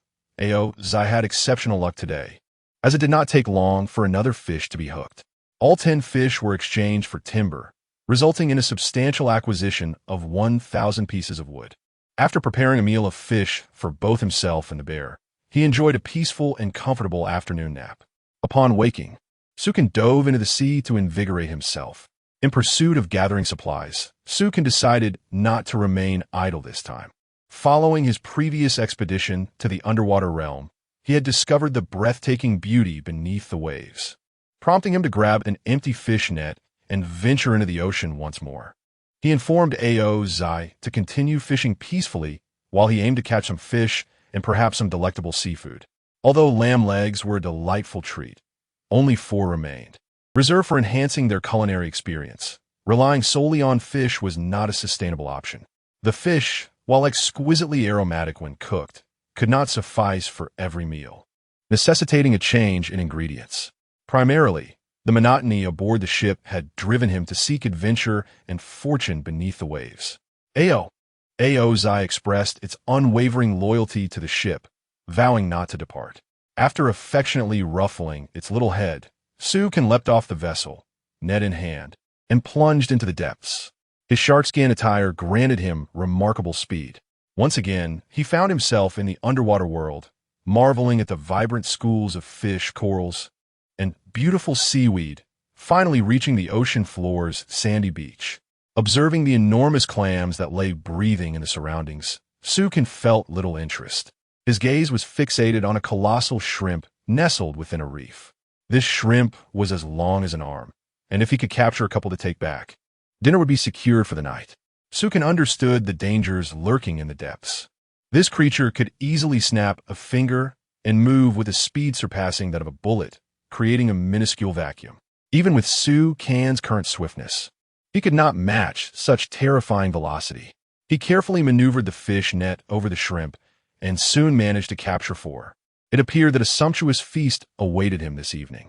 As he observed a school of fish swimming by, he decisively pursued them, attempting to catch them with his net. Alas, human movement in the water remained relatively clumsy. After a considerable effort, he managed to catch only 3 sea fish, but the haul was still commendable. Once back on the ship, he planned to sell these fish at the market, bringing him closer to his goal of constructing a vessel, which filled him with a sense of excitement as he resumed fishing. Just as Sukin prepared to return to the ship, a glimmering object on the sea floor caught his attention, prompting him to swim toward it swiftly. Arriving at a large reef, he discovered a gold coin partially exposed in the sand. It was the source of the earlier sparkle. A gold coin? Sukin suddenly recalled that this area had once been inhabited by people. It seemed that this coin was likely buried by a previous survivor. He hurriedly dug the coin from the sand. It was not perfectly round, bearing a somewhat irregular shape and devoid of any engravings on its surface. Sukin pondered for a moment before continuing to excavate in the nearby sand.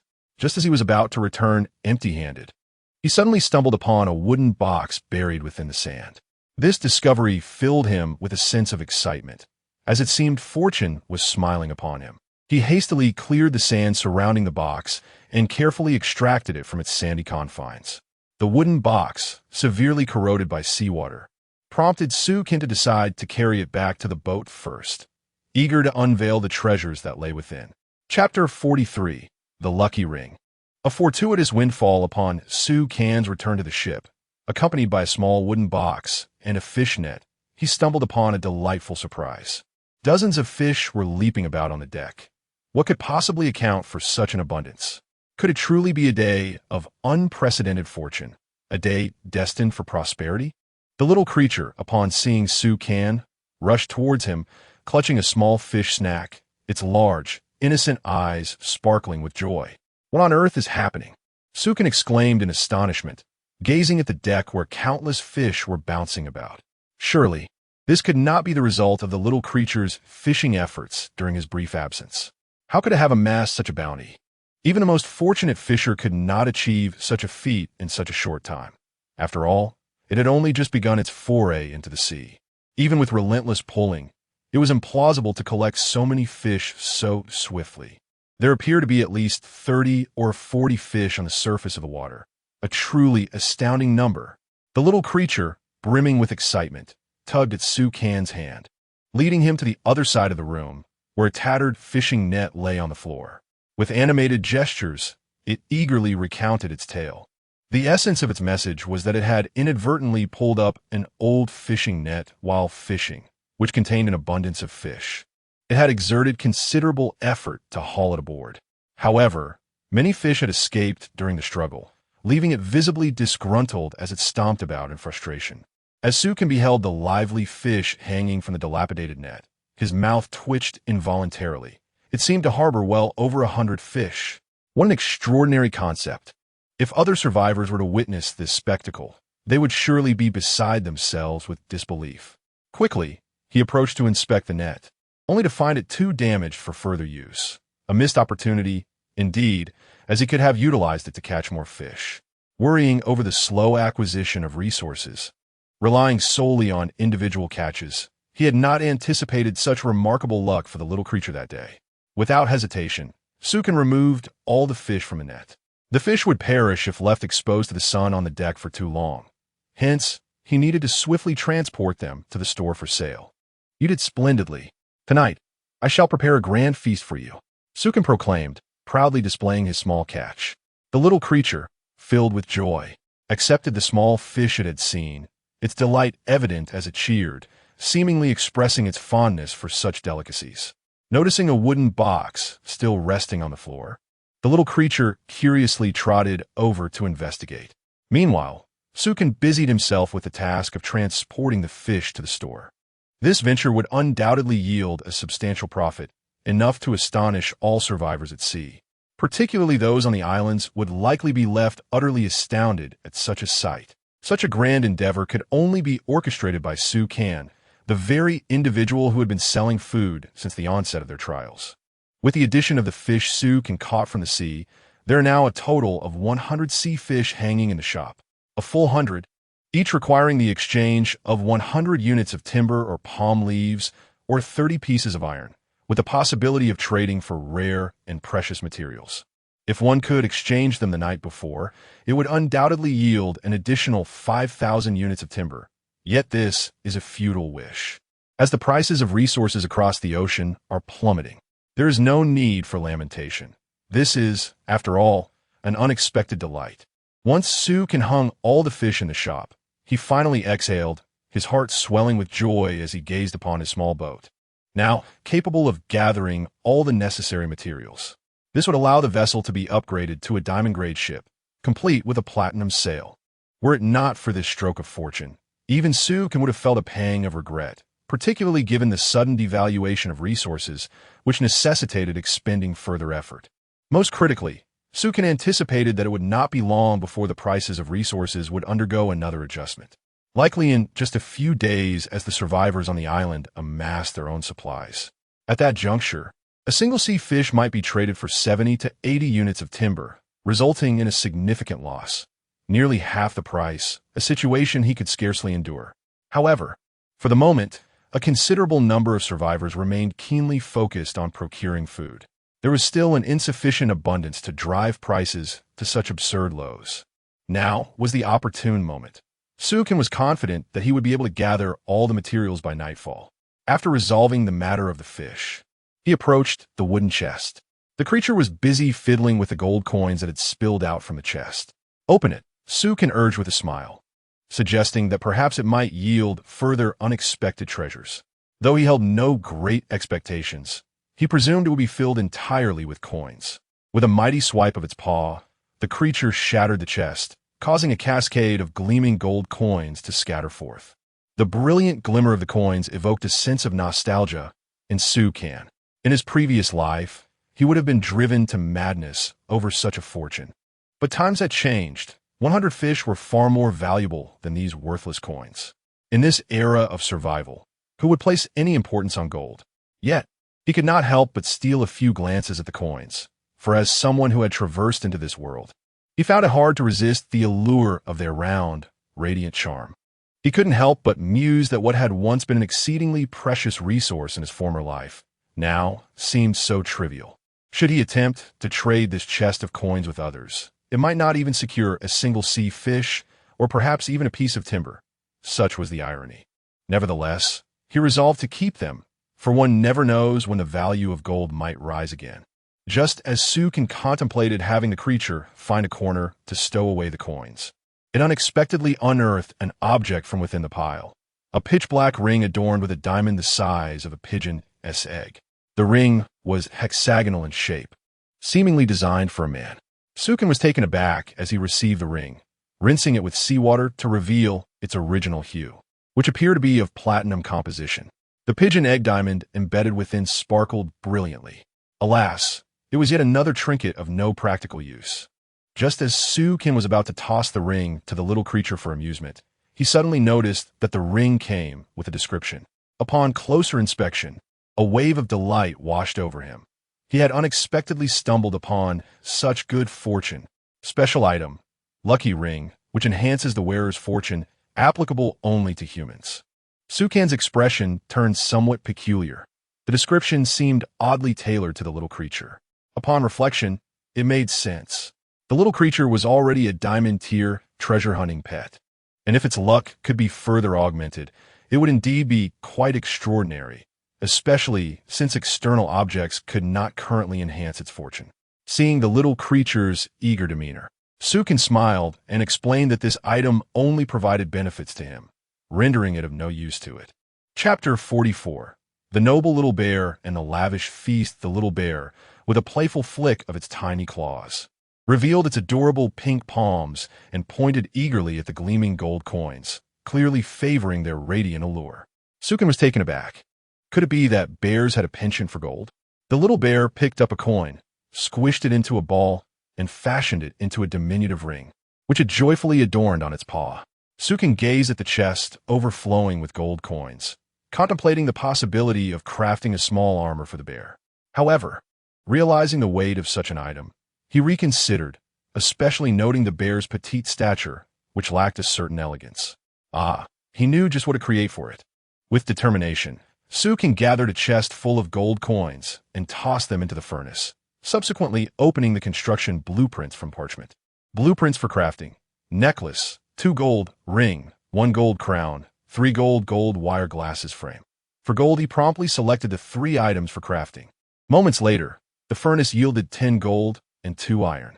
To his astonishment, the seemingly trivial blueprints from the crafting shop proved useful after all. Though these items were not particularly practical, they were undeniably charming adornments. Once the creations were complete, Sukin beheld the splendid gold chain, the delicate gold wire glasses, and a spherical bracelet laid out on the table. "Little bear, do you like them?" he inquired. The bear, brimming with excitement, donned the bracelet, necklace, and gold glasses. Sukin carefully placed the shimmering crown atop its small head. The little bear scampered to the edge of the ship, gazing at its reflection, and moments later returned, ecstatic. Initially, the bear had crawled, but fearing the crown might fall, it stood upright, clearly delighted with its new appearance. It exuded a hint of nobility. The only thing missing was a fur coat. Sukin couldn't help but chuckle.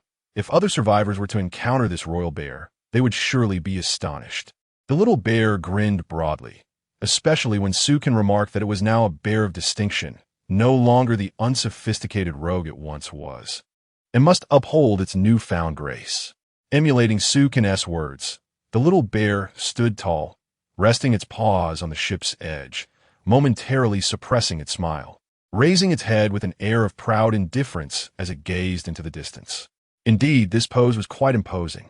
One might mistake it for a young bear prince from a distant bear kingdom. Even Sukin couldn't resist praising its elegance, imagining how it could captivate the hearts of countless admirers. Together, man and bear stood at the ship's edge, gazing into the horizon with resolute yet contemplative expressions. It was time to prepare a delightful feast to celebrate their splendid creation. Sukin retrieved 4 sea shrimp, 2 legs of lamb, and the 2 fish he had intentionally saved. He also produced 2 cans of fruit and 2 coconuts. The little creature stood by the seaside, holding a fishing rod like a regal bear king. However, when it inadvertently caught sight of the food that Sukin had taken out, it instantly lost its composure. Drooling profusely, its eyes sparkled with anticipation. After all, it was still just a silly bear. Sukin couldn't help but chuckle at it, watching as it leaned in, fixating on the shrimp being prepared in various delectable dishes, wearing a silly grin. "Today, I must reward you handsomely, preparing a grand feast. If you can't finish it, I'll twist your head off," Sukin playfully teased. The little creature nodded cutely, completely forgetting about maintaining its image.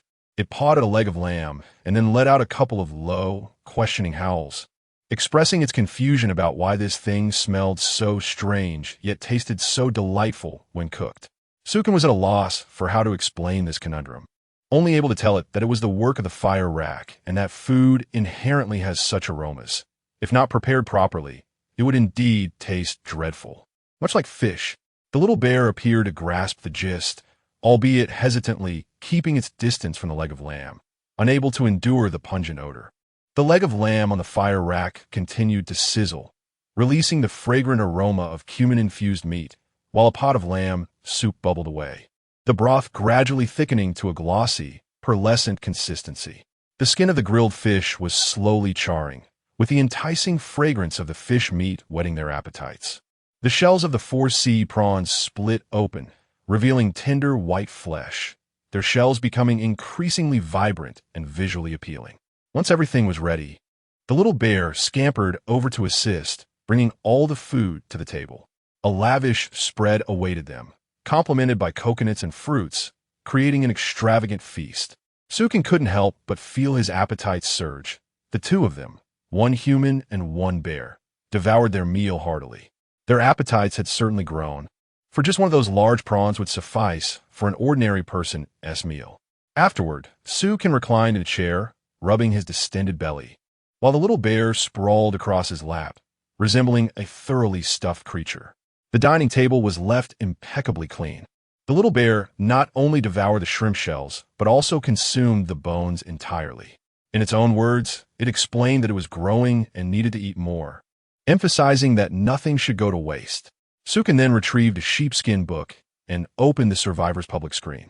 At that moment, the survivor's public screen erupted with astonished discussions about the fish that Sukin had caught. Did this fellow intercept a school of fish? Or did he stumble upon a particularly bountiful river on some island? How ruthless! He had just purchased a shark fillet, and now he had caught 100 fish. My goodness, that is 100. This wealth seems utterly outrageous. How on earth did he manage to catch so many fish? I'm increasingly skeptical of the shark meat he sold. It truly seems like he must have killed a shark. I too believe this possibility is quite significant. Although I am unsure how he accomplished this, the scale of his catch is simply terrifying. It certainly doesn't appear to be mere luck. As Sukin had anticipated, the 100 fish he displayed nearly frightened the so-called fortunate survivors to death. After all, Sukin had been consistently bringing food to the shop, with an unbroken string of catches. With an array of shark meat and ocean fish suddenly amassed in such abundance, how could it not be alarming? While other survivors toiled desperately to gather a mere handful of fish, they increasingly began to doubt whether Sukin was truly one of them or merely a non-playable character in this world. Was this truly an endeavor achievable by a survivor? Sukin chose not to clarify the situation, allowing them to speculate freely. Even if he were to disclose the truth, it is likely no one would believe him, nor would it aid them in any substantial way. It would be unreasonable to expect those survivors to scour the seas for fishing nets. After all, that would be akin to searching for a needle in a haystack. As the shop opened, many survivors had already begun to exchange their catches for fish with him. Chapter 45. Gathering resources and upgrading vessels. However, Sukin had yet to confirm the transaction. Since this was to be a significant exchange, he deemed it prudent to wait until he could finalize everything at once. A little patience might yield more valuable resources, although he was aware that the likelihood of this was rather slim. The survivors had indeed discovered a number of precious items on the island, but their food supplies were not scarce enough to warrant trading such treasures for sustenance. Especially now, as resources dwindled, they were reluctant to part with anything other than wood or plastic in exchange for food.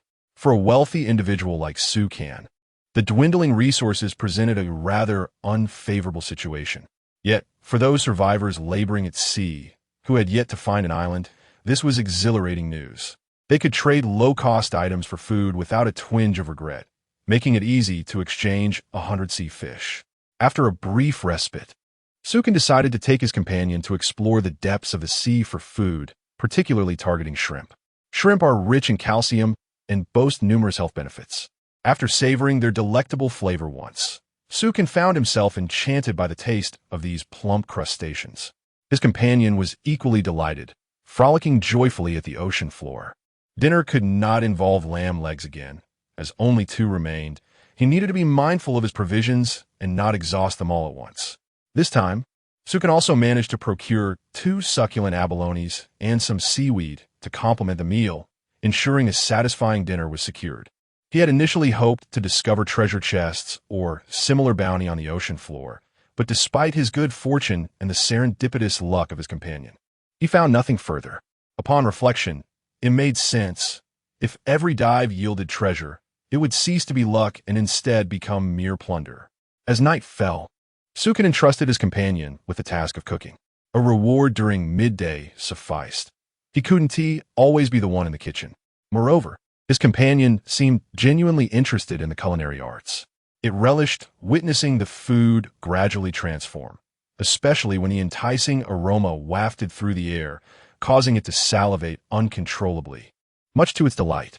However, the sight of such a regal bear king, drooling while preparing a meal, was indeed comical.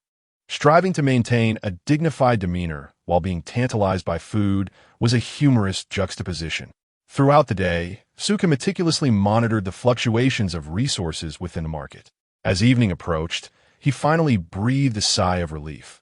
Fortunately, prices had not decreased. It appeared that after a night of excitement, the survivors were somewhat weary and taking time to rest. Now that they were on the island, there was no urgency in resource gathering. Instead, they could indulge in the island's offerings and enjoy a restful slumber. Once the survivors had rejuvenated, as dusk approached, they hastily sought to ignite a fire for survival and began to gather resources.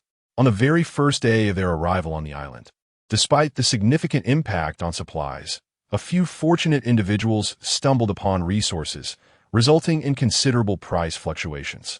However, the supplies have yet to reach a point of complete volatility. In just a few days, the prices of fruits and marine fish are bound to suffer a severe blow. By the afternoon, Sukan finally confirmed the exchange of resources. 80 marine fish were exchanged for a total of 8,000 pieces of timber, leaving him with a remaining stock of 14,975 pieces of timber. 10 fish were traded for 300 pieces of iron, bringing his total iron stock to 482 pieces, while the remaining 10 fish were exchanged for 300 pieces of metal, with a current metal stock of 301 pieces. What does it mean to be wealthy? Gazing at the opulent quantities of resources in his warehouse, even Sukan felt a wave of astonishment and exhilaration. A 5-figure quantity of timber, among all the survivors in the vast ocean, who could possess such an abundance of resources? They likely couldn't even imagine it. Now, the materials required for constructing diamond-grade ship planks and platinum-grade sails have finally been gathered. This progress surpassed Sukan's expectations. The key factor was the other survivors, who currently lacked significant awareness regarding iron and metal. In the past, a single fish would yield a maximum of 20 pieces of iron or metal. However, upon reaching the shore, many survivors collected metal and iron, consequently leading to a decrease in their prices. Previously, some survivors would willingly trade 30 pieces of iron or metal for a single fish. Now, they're even more inclined to offer iron in exchange for food. After all, timber is of utmost importance to them at this moment. It is finally time to upgrade the ship. Suka took a deep breath to calm his excitement before turning his attention to the quantities of materials required for the ship and sails. The conditions for crafting a platinum-grade sail require 200 pieces of timber, 400 palm leaves, and 80 pieces of metal. The supplies are more than sufficient. The main concern lies in the significant consumption of materials by the ship itself. For the diamond-grade vessel, measuring from 16 to 30 meters, 480 pieces of iron and 14,400 pieces of timber are required. Sukan immediately chose to place 480 pieces of iron into the furnace. The furnace can only produce 10 iron nails at a time, and by adding a substantial amount of timber, the progress of iron production can be accelerated. This is one of the advantages of a platinum-grade furnace. He added 600 more pieces of timber to the furnace. He estimated that before nightfall, he would be able to forge all the iron into nails and commence the construction of the ship. Even if a tsunami were to strike at night, he would remain unfazed. Fortunately, his vessel is sufficiently large, having removed 14,000 pieces of timber, which now resembled a small mountain, occupying the ship's space entirely. The timber for the sails, along with the palm leaves and metal, was also retrieved. He only needed to wait for the ship's upgrade to be completed before he could immediately begin crafting the sails. The little creature, upon witnessing the sudden influx of resources, was taken aback. However, Sukin briefly explained to it that their little boat was about to become more beautiful and sturdier, causing the creature to bounce with excitement. Filled with anticipation, the endeavor consumed an immense amount of resources from Sukin, representing a significant investment. The material gains of other survivors over several years might not even match this sum. Should other survivors become aware of this, they would undoubtedly perceive the disparity between individuals as exceedingly vast. It is imperative to complete the construction before darkness falls. Although the sea appears tranquil at present, one must exercise utmost caution. In the event of a tsunami striking during the night, the consequences would be devastating. Only after upgrading the vessel can Sukin truly feel at ease. As the sun approaches the horizon, all the iron nails have finally been forged. Without a moment's hesitation, he promptly decides to commence the upgrade of the ship. Chapter 46. Transformation complete. Braving the winds and waves, the pup squatted nearby, keenly observing the process. It was time to begin. The ship's flooring was to be crafted, upgraded to a diamond-grade surface.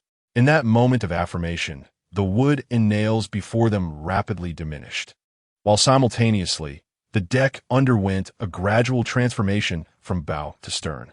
Like a cascade of dominoes, each segment of the flooring shifted in hue. The original wooden deck, marred and uneven, was now metamorphosing. Each piece of the new flooring gleamed like black gemstones, radiating a resplendent golden-black brilliance under the setting sun. As all the wood vanished, the last plank of the ship was transformed in that instant. No longer a rickety, swaying vessel upon the waves, it now resembled a work of art. And as the transformation reached its conclusion, the dazzling radiance gradually settled into a more understated elegance. Though the flooring no longer sparkled as it had at the inception of its creation, it now exuded a refined quality. Akin to a jade stone that had endured the passage of countless years, its luster subdued. Sukin leapt into the sea, maintaining a slight distance, and observed that the ship remained invisible, particularly after the transformation, which seemed to enhance its seamless integration with the sky and ocean. Regrettably, the desire to maintain a distance for further observation of his vessel had to be relinquished. Up close, the ship appeared remarkably stable upon the water surface. Especially upon returning aboard, the sensation was one of complete steadiness, as though there were no discernible difference from being on land. The stability was profound, evoking the sensation of having a gyroscope installed. The pup, exhilarated, lay on the deck, eagerly examining the flooring. Sukin retrieved the golden rod, transforming it into a chisel, which he then tossed to the pup. "Here, give it a try, apply a bit of force." The pup hesitated, seemingly reluctant, fearing it might damage the ship and incur its owner's ire. No worries, Sukin reassured himself, secretly contemplating that the pup possessed considerable strength, capable of cleaving through mountains with bare hands, let alone with a chisel. Yet, this was also a test of the deck's durability. If it could not withstand the pup's might, then the investment in the timber would be deemed unwise, and safety during a tsunami could not be guaranteed. With a grunt, the pup swung the chisel, applying a modicum of strength. At the moment the chisel struck the deck, the anticipated crisp sound of splintering did not materialize. Instead, a dull thud echoed. The pup, now fraught with anxiety, quickly leaned down to inspect the deck, noticing that it remained unscathed. It even paused for a moment, fearing it might suddenly shatter. The worst-case scenario did not unfold. With renewed excitement, the pup raised the chisel once more, vigorously pounding the deck. This exuberance, however, left Sukin with a face full of exasperation. How did it seem as though the little creature was having too much fun? They have taken to enjoying the destruction of ships, a habit that is rather unwholesome. Though the hull is indeed robust, it is prudent to remain cautious. As it turns out, the ship's planks are exceptionally sturdy and secure, allowing Sukin to finally breathe a sigh of relief. "All right, little one, that's enough play for now." Sukin hurriedly intervened, deeming it time to cease the endless antics. The pup, still yearning for more fun, reluctantly returned the golden staff to Sukin, feeling a bit fatigued from the frolics. Gazing at his freshly modified vessel, Sukin felt a profound sense of satisfaction. The next order of business was to begin constructing the sail. A solid foundation requires efficient means of propulsion. Without delay, Sukin opted to craft the sail. After selecting an appropriate location, he commenced the sail's construction, and before him arose a towering mast, gradually forming a black sail that reached 7 or 8 meters in height. The canvas was pure black, devoid of any patterns. At the moment the sail was completed, the pup looked up in astonishment, nearly dropping its crown. Suddenly, a gust of wind surged, causing both Sukin and the pup to tumble to the ground. Sukin braced himself on the deck, spinning around and crouching, his gaze captivated by the colossal waves created by the ship's movement. The pup rolled several times on the floor, hastily adjusting its crown before clumsily rising to its feet. After a considerable time, the vessel finally stabilized. The speed was alarmingly swift, reminiscent of the thrust experienced just before an aircraft takes off. It was fortunate that both Sukin and the pup possessed robust constitutions. Otherwise, they would have surely been thrown overboard in that fleeting moment. A shark, startled by the sudden appearance of the massive black ship, instinctively lunged at the vessel's stern, biting down in anger. The outcome was predictable. The shark's teeth shattered, its mouth filled with blood, and in a state of utter defeat, it released its grip, watching helplessly as the ship vanished into the distance. The pup, still eager to retaliate, howled in frustration, yearning to chase after the shark. Yet the creature posed no threat to Sukin any longer. Whether it be the ship, the human, or the bear, he felt no fear. From this point onward, sharks would merely find their place on his menu. With the ship fully upgraded, it sailed through the ocean with reckless abandon, its speed sufficient to navigate even through tsunamis, posing little risk regardless of the tumultuous waters. At long last, a significant source of worry had been alleviated. Returning to his room, Sukin gazed at his modest grass bed. It was time for an upgrade. Contemplating the requirements for constructing a lavish bed, he remained silent. It was not that he lacked the desire to create it, but rather that he simply could not afford the upgrade at present. The luxurious bed demanded 200 pieces of wood. In the past, this quantity would have seemed trivial, but now his supplies were depleted. Currently, his inventory stood at 175 wood, 735 plastic, 30 rope, 2 iron, 380 palm leaves, 20 clay, 20 sand, 25 quartz, and 121 metal ores. With just over 100 pieces of wood remaining, crafting the opulent bed was far beyond his means. Never mind. Let's postpone this matter for another time. After all, this bed serves its purpose for now. The requirements are not excessively lofty. One can enjoy what is available and endure what is lacking. Having slept on chairs outside more times than I can count here amidst the vast sea, survival is paramount. What need is there for a bicycle? However, one must still demand what is necessary. Yet today, he possesses no surplus fish to exchange, as dinner must be prepared. The little one hurriedly scurried to the fire pit, brimming with enthusiasm to commence cooking. Soon, dinner was ready, and they savored the meal on the deck. Upon awakening the following morning, enveloped in the warmth of the cozy cabin, life felt remarkably comfortable, and he made sure not to disturb the slumbering child. Instead, he effortlessly lifted the sleeping little one and stepped outside to the edge of the boat. With a mischievous grin adorning his face, he playfully tossed the child into the sea. A loud, indignant cry echoed from the depths of the water. Chapter 47. A Life of Quality. The sign-in weapon, the little creature, outsai, floundered in the sea, angrily roaring at its master as if to express its discontent. You are truly insufferable. Sukin leaped into the water, frolicking with outsai for a while before retrieving the drenched little bear and placing it beside the fire to dry. There was no remedy for outsai's perpetual wetness upon returning ashore, and it gazed enviously at Sukin's dry attire, wishing fervently to transform its own soaked fur into clothing. A notification from the sign-in system appeared. Sign in. Reward. Diamond level Spike Club 1. Usable not only by the host, but also by pets. A Spike Club? It could be wielded by pets as well. Sukin, however, had no need for weapons. He possessed the Rui Jingu Bang, which could morph into various forms, including that of a weapon. Yet, receiving a weapon from the sign-in was a novel experience, and it dawned on him that outsai deserved a weapon of its own. He had previously contemplated crafting a weapon for outsai, but dismissed the idea due to the low quality of items at the crafting shop, like knives, which Aozai could easily break with its strength. After claiming the spike club, he handed it to Aozai. The club was approximately 2 meters long, gleaming silver with sharp spikes that glinted menacingly in the sunlight. Now considerably grown, Aozai stood nearly at Su Kan's height, yet wielding the hefty spike club felt somewhat awkward. Especially adorned with a crown and a large gold chain, its image resembled that of a flamboyant, raucous bear, lacking a balanced, noble demeanor. However, when it assumed a serious posture, its noble bearing became more apparent, primarily due to its inherent clumsiness in everyday life. Upon receiving the weapon, Aozai was ecstatic, brimming with enthusiasm to plunge back into the sea and hunt sharks. Su Kan advised it to temper that excitement for the moment. The spike club's power was such that no ferocious beast in the sea would dare to be harmed by it, and when not in use, it could be shrunk down. Su Kan instructed Aozai on how to minimize the club size.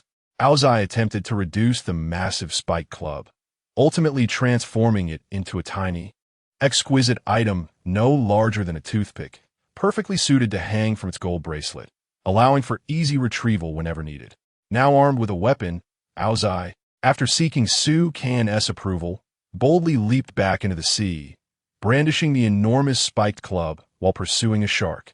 The bewildered shark, realizing it was being hunted, swiftly attempted to flee, but it stood no chance against Aozai, the true terror of the ocean depths. In the end, although the shark escaped into the depths, Aozai triumphantly returned with 2 shark fins, having spared the creature solely because it deemed it unpalatable. This extravagant little being, thinking poorly of the taste, could have sold them instead. Su Kan felt a tinge of exasperation, but nonetheless accepted the 2 fins and set about preparing a fin soup.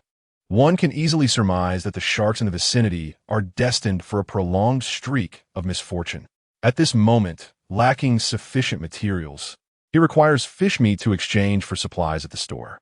After enjoying a meal, he decided to cast the little cub into the ocean, instructing it to procure a shark.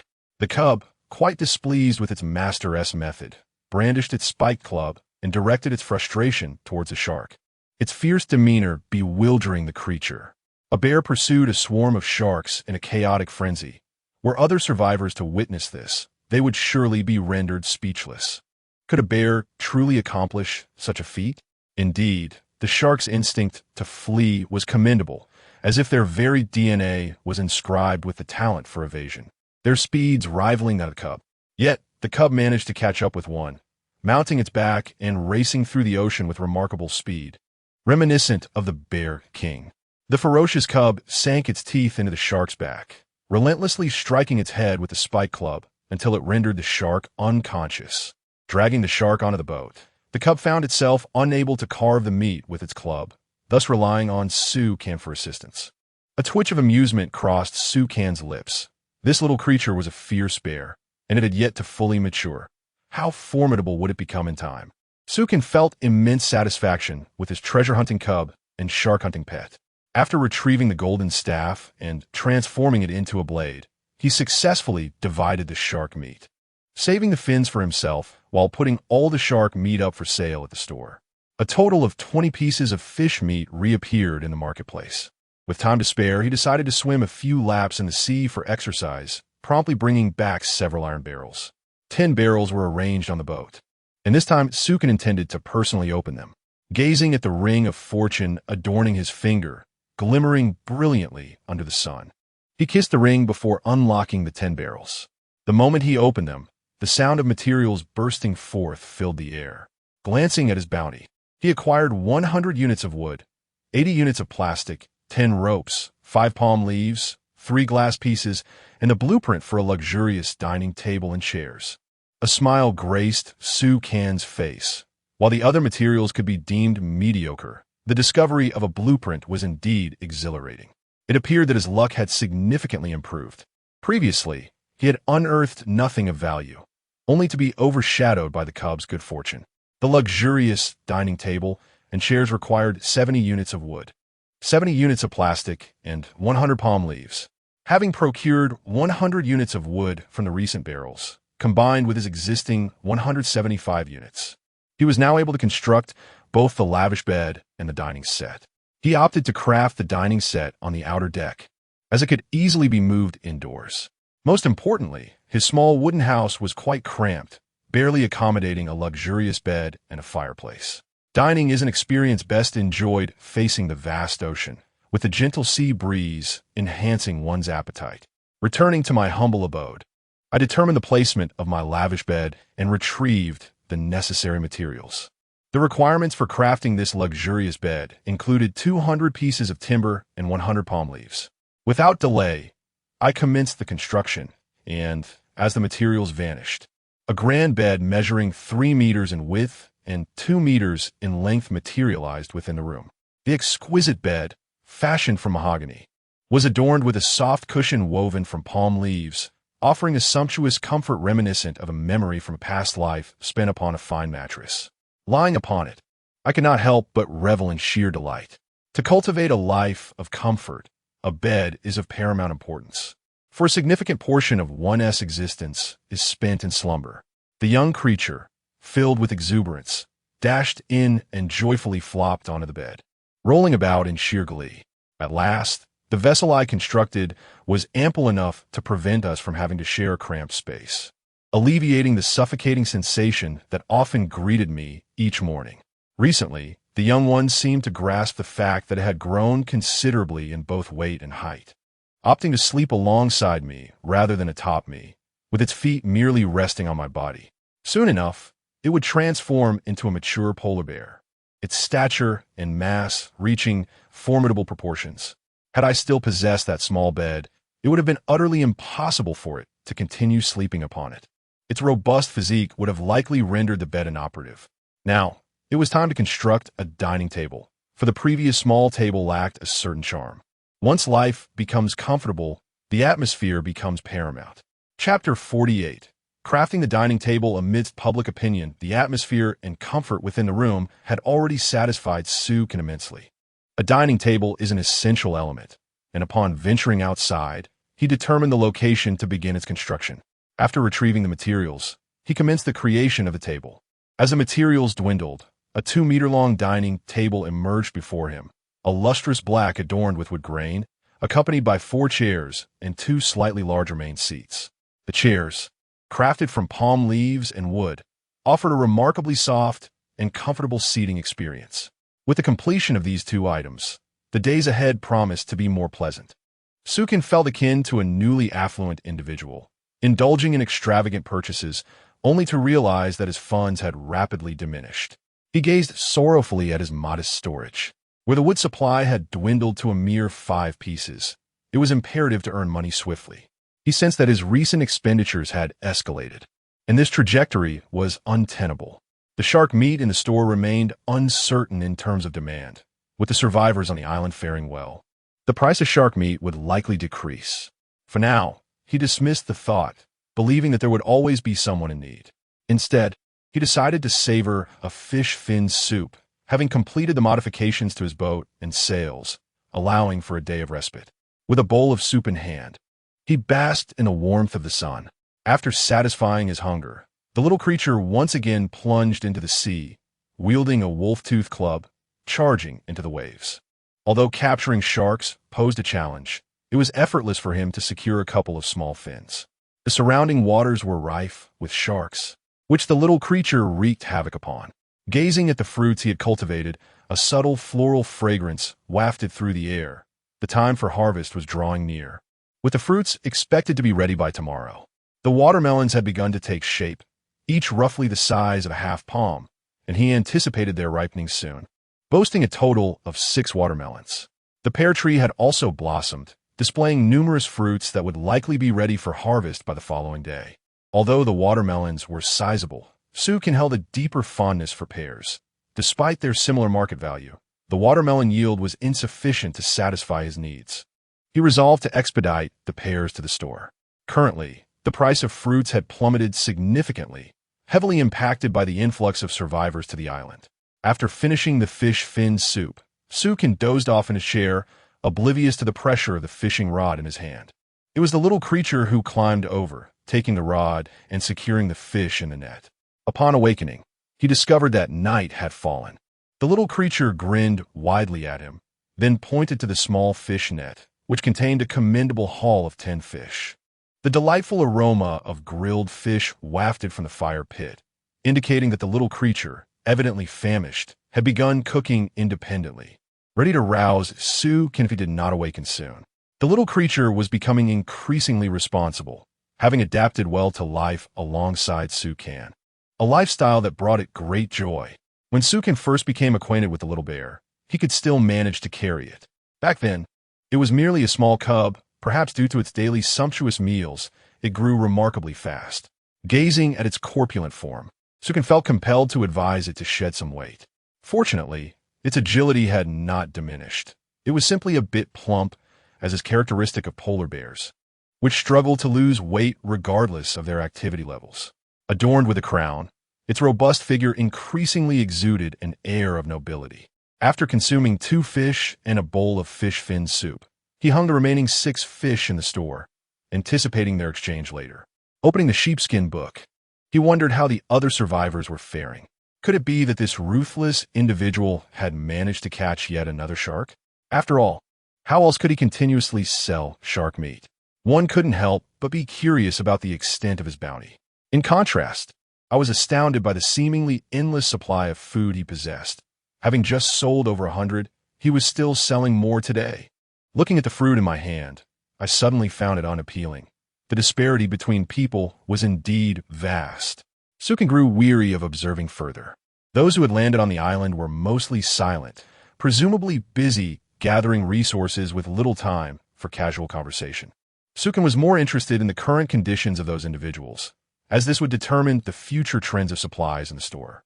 He ventured into the sea to catch 2 shrimp for dinner, spending the day mostly indulging in food and sleep, living a remarkably comfortable life, which was a rare luxury. Previously, he had been preoccupied with gathering resources. Now that life had become so serene, it was only fitting to enjoy it thoroughly. After dinner, he retreated to his room to rest. The next day, sunlight streamed into the room. Sukin awoke, stretching and glancing at the little bear, which today seemed somewhat obedient, sprawled out in a starfish position on the bed. It nearly occupied the entire mattress, prompting him to feel that the lavish bed was a tad too small. It was time to wake it up, just as Sukin prepared to lift the bear's legs and drag it outside to rouse it. The little bear suddenly jolted awake, sitting up abruptly and retreating its paws. Its small eyes darted around, defensively hugging itself as it regarded Sukin with suspicion, fearing it might be tossed into the sea again. Indeed, experience had taught it caution. This clever creature had learned its lesson well, though it was no longer apt to call it little. Given its size, it could easily wrestle a shark and hurl it onto the boat. Time to wake up. Sukin chuckled to himself as he got up, realizing his plan had failed and conceding to abandon it. The little bear rubbed its eyes and, with a thud, lay back down. What? Sukin was momentarily perplexed.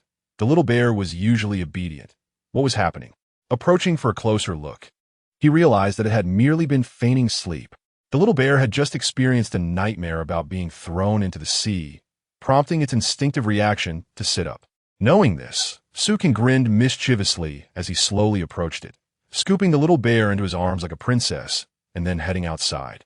Approaching the edge of the boat, he inhaled the fresh air deeply and exclaimed, "Time for a bath." The little one, startled, abruptly opened its eyes, realizing the situation and attempting to wriggle free from Sukin's embrace. However, it soon discovered that it was, indeed, suspended in midair. Gazing down at the boundless ocean beneath, it caught sight of a seagull soaring nearby, unable to suppress its tears. This was truly an affair far removed from humanity. For Sukin had flung at a staggering 7 or 8 meters into the air. With a resounding splash, the white giant bear plunged into the sea, creating a magnificent spray of water. Sukin, with a resigned gesture, placed his hands before his chest and chanted, "Umitba, the early bird catches the worm." Chapter 49. The pet golden eagle. Competing for affection, he then leapt toward the little creature.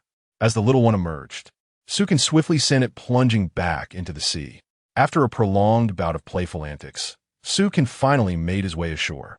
Stretching languidly before settling onto a chair, sipping coconut juice while reveling in the comfort of the morning. Ding! A notification from the sign-in system. Sign in. Reward. 1 diamond-grade golden eagle. A female eagle, capable of evolution. A golden eagle? Sukin felt a moment of bewilderment, realizing he had been awarded yet another pet, and one that could fly no less.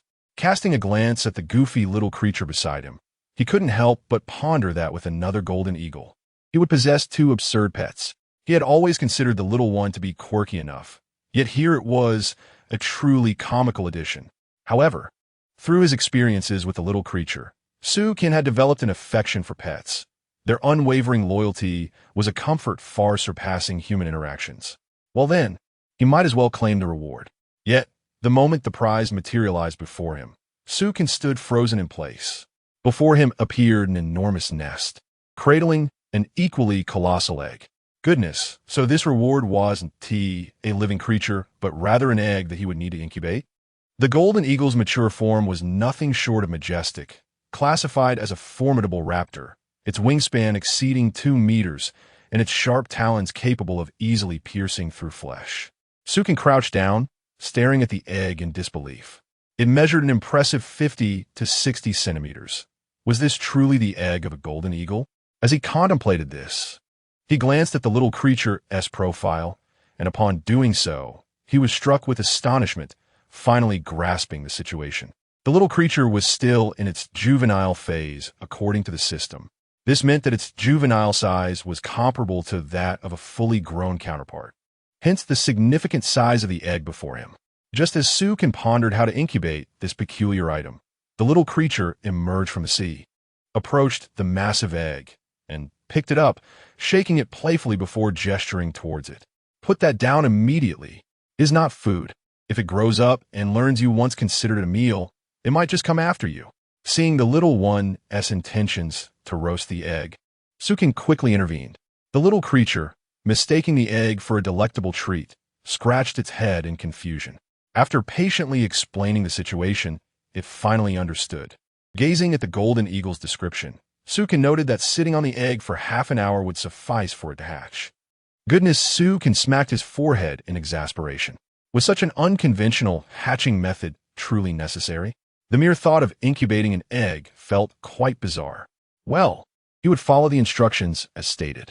Sukin sat atop the egg while continuing to read its description, which indicated that the diamond-grade golden eagle could assist in aerial reconnaissance and island exploration. However, these abilities were standard for all golden eagles. This particular diamond eagle possessed additional features, capable of rapidly replenishing its owner's physical and mental energy, and even extending the owner's lifespan. At the very bottom, there lies an introduction.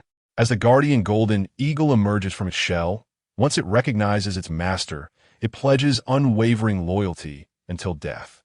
Just as Sukin thought he had finished reading, he discovered another line of peculiar introduction stating that the golden eagle harbors an intense aversion to sea monsters, a sentiment intricately connected to its lineage. Sukin found this rather astonishing. Could it be that actual sea monsters lurk within the depths of the ocean? However, recalling the enormous shadow he had seen in the sea, a chill ran down his spine. Such entities were indeed formidable. Humanity's understanding of the ocean barely scratches the surface, making the existence of sea monsters a plausible reality. Nevertheless, Sukin felt no trepidation with his current diamond-grade ship. Even if he could not confront a sea monster, he could surely escape. Ow! The creature's intelligence had reached remarkable heights, and with Sukin's guidance in reading and communication, its behaviors had become increasingly anthropomorphic. For instance, upon witnessing Sukin's earnestness in incubating the egg, Ow couldn't help but cover its mouth with its little paw, bursting into laughter. Sukin was at a loss, thinking if it weren't for the rule that only he could incubate the egg, he would have let Ow experience the process. After all, a bear hatching a bird's egg would be quite the spectacle. What are you laughing at? Get back to cooking. Ow quickly silenced itself, realizing the absurdity of the situation. Fortunate that they were alone on the ship, or it would have been utterly embarrassing. Gradually, as he felt the egg beneath him begin to tremble, the movements grew more pronounced. Although he was incubating the egg, it felt more akin to sitting on a chair. The notion of merely sitting on a chair rather than incubating the egg alleviated his discomfort. The temperature of the egg gradually increased, no longer resembling the frigid stone it once was. As half an hour approached, Sukin rose to observe from a distance. Within the egg, the sound of a heartbeat resonated strongly. This little creature had already asserted its presence in the world, and now it was merely the matter of breaking free from its shell. This process was not expected to be brief. Any creature encased within a shell must navigate this crucial challenge. Only by breaking free could it claim its true birth. As for any premature demise, he felt no concern. A noble diamond-grade golden eagle, if unable to break its shell, would surely find itself on the cooking rack for breakfast in the blink of an eye. This was but a fleeting thought. The shell of the golden eagle began to manifest cracks, accompanied by the sound of cracking. Upon hearing the noise, a owl immediately set down the fish it had been holding and rushed over, squatting beside Sukin to observe patiently.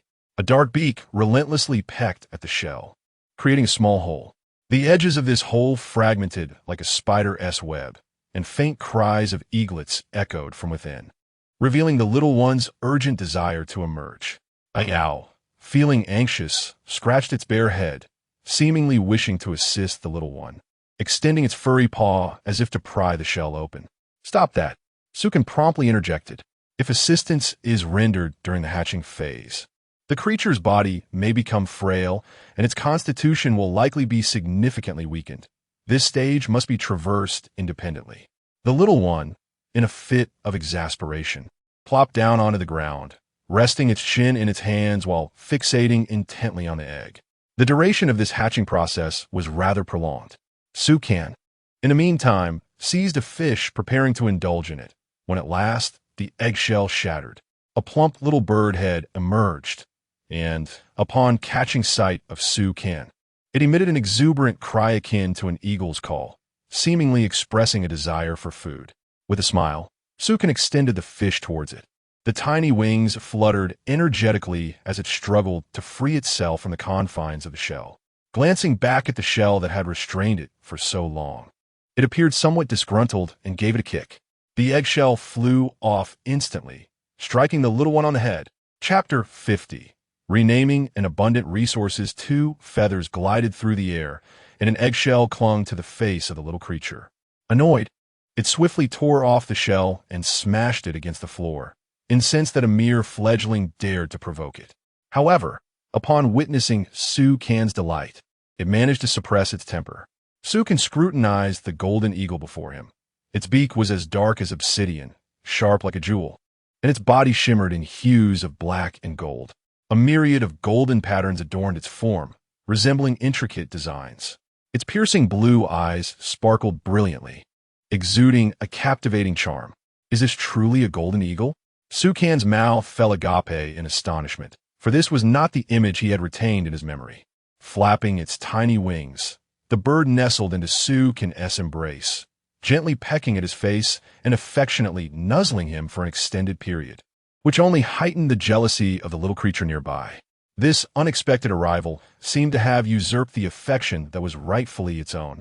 The larger creature, feeling slighted, approached as well, its massive bare head rubbing against Sukin's side, only to be met with disdain from the golden eagle, which shot at a glance as if to say, "Who is this hideous creature?" Sukin had no choice but to embrace both, ensuring that neither felt neglected, for he could not bear to disrupt the delicate balance in their hearts. To think that even a child could feel jealousy, this bear truly lacked perspective. Amidst the commotion, a cacophony of sounds erupted, each creature attempting to outdo the other in volume. Sukin grimaced, pressing his forehead in resignation as he observed their escalating rivalry. A contest of who could be the loudest. After what felt like an eternity, the two finally quieted down. "Let us bestow a name upon you," Sukin declared thoughtfully. "From now on, you shall be called Wuwa."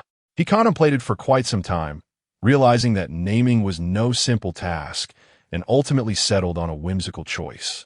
The golden eagle, momentarily frozen, stared at Sukin with its obsidian-like eyes, a look of sheer incredulity reflected in its gaze, as if questioning, "What manner of name is this?"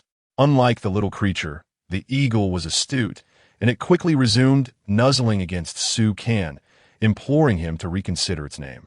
Observing the scene with hands on its hips, the little creature wore a smug expression, as if to say, "This name is hardly worth wanting." Clearing his throat, Su Can pondered anew, gazing at the golden eagle, struggling to conjure a more fitting name. The little creature, sensing an opportunity for renaming, eagerly approached, nudging Su Can's leg as if to assert its own desire for a new name. "Very well, I shall name you Xiao He. And you, Xiao Bai," he announced decisively, denying them any chance of objection before turning towards the dining table. Xiao He and Xiao Bai exchanged glances, their spirits deflated. They might as well have remained nameless. To an outsider, it would seem as though Su Can had adopted two dogs, or perhaps even the duality of black and white spirits. "Roar!" Xiao Bai bellowed at Xiao He, seemingly blaming it for their predicament. Little Black flapped its tiny wings, unwilling to back down, and began to quarrel with its companion. The two lively creatures were engrossed in their playful dispute, vying for attention as they eagerly approached Su Can. With the addition of this little fellow, the atmosphere aboard the ship became considerably more lively. A new pet inevitably meant another mouth to feed, and now the challenge lay in providing sustenance for them. Previously, fishing had yielded a few extra catches, but now it seemed increasingly difficult to spare any. Fortunately, Little Black was still young, requiring only 2 fish a day to satiate its hunger. However, as time passed and they matured, Su Can would need to devise a way to earn more. Little Black scampered onto Little White's shoulder, creating a delightful commotion between the bear and the eagle. Thankfully, Little White was not overly harsh. Recognizing that Little Black was still a fledgling, struggling to maintain its balance, it flapped its little wings excitedly on Little White's shoulder, who could only protest in response. If Little White were to take the matter seriously, it could easily swat the young bird into oblivion with a single paw. Aware that such actions would surely displease its master, Little Black continued to squawk and peck at Little White's fur. Finally, mealtime arrived. This was Little Black's first taste of fish fin soup, and it was utterly delighted, lifting its tiny bowl and gulping down the delectable broth with great enthusiasm. The exquisite flavor prompted it to flap its wings in excitement, signaling that it desired more. Meanwhile, Little White, adopting an air of sophistication, cast a glance at Little Black and daintily savored its own portion. However, when Little White finished its soup, it discovered that the pot was entirely devoid of fish fins and meat, entirely cleaned out. Little Black lay contentedly nearby, patting its little belly, thoroughly satisfied with its feast. In a fit of frustration, Little White began to bellow at Little Black, but it was no match for the nimble bird that could soar away with ease. Su Can could only shake his head in disbelief at how these two could turn a simple meal into a commotion. This breakfast had consumed all the fish fins, barely managing to constitute a meal. Afterward, Su Can handed Little White a fishing rod, urging it to try its luck at fishing. Now, Little White was finally aware of its appearance, adjusting its crown and sitting attentively on the chair, rod in hand, even crossing its legs in a show of casual confidence. It was determined not to lose face in front of the new pet, especially since Little Black's endearing appearance made it all too easy for Little White to feel overshadowed. Little Black, meanwhile, settled down amidst Little White's soft fur, its small eagle eyes fluttering between sleep and wakefulness, as it still needed ample rest at such a tender age. Its wings continued to flap in the ocean breeze, gradually acclimating to the natural world. Little White, choosing not to dwell on the trivial squabbles with the bird, recognized that engaging in such disputes would only diminish its own stature. Thus, it resolved to be magnanimous, knowing it was at a loss against the little creature. Seeing the two finally coexist peacefully, Su Can breathed a sigh of relief. With nothing much to do, he retrieved a sheepskin book, curious to learn about the current state of the survivors on the island, and guessed that they were likely faring quite well. Survivor public screen. Why haven't I seen any updates from you island newcomers in the past couple of days? Are you all quietly amassing wealth? I presume your food and water supplies are holding up just fine. What are you thinking? This island is not as affluent as you imagine. Over the past few days, aside from extracting a small quantity of ore and acquiring some sand, I've been enduring a gnawing hunger. The fish here are far less abundant than those in the sea. Ore, what purpose does it serve? It is inedible and merely a laborious endeavor. You fail to comprehend this. It would be futile to explain, for you have no use for it. Clearly, this survivor has already recognized the significance of the ore. Yet its utility remains limited for the time being. They're unable to harness its potential. There is no market for the ore, and the appropriate selling price remains uncertain. If someone were to offer it for sale while it is still relatively unknown, there would undoubtedly be a fierce competition among many eager to acquire it, which could ultimately determine whether they can advance ahead of the crowd. Chapter 51. Reconnaissance radar discovers an isle. I have begun to suspect that this island has been visited, as there isn't even a coconut to be found. Could it be that the gentleman who sells shark meat has been here before? For a brief moment, the survivor chat fell silent, as many shared the thought that perhaps the island they had landed upon had been previously claimed. I believe this is entirely plausible. He may possess a unique method for locating islands.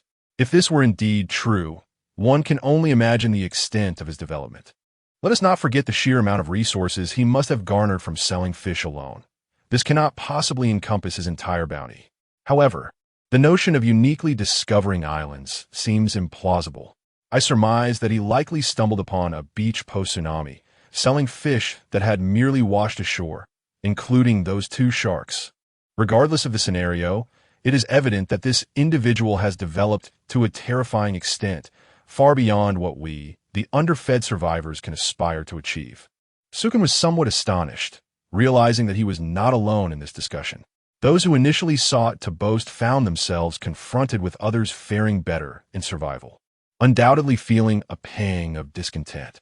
They engaged in mutual speculation and self-reassurance, whilst attempting to impress those who were less fortunate in their development. I couldn't help but admire their imaginative prowess.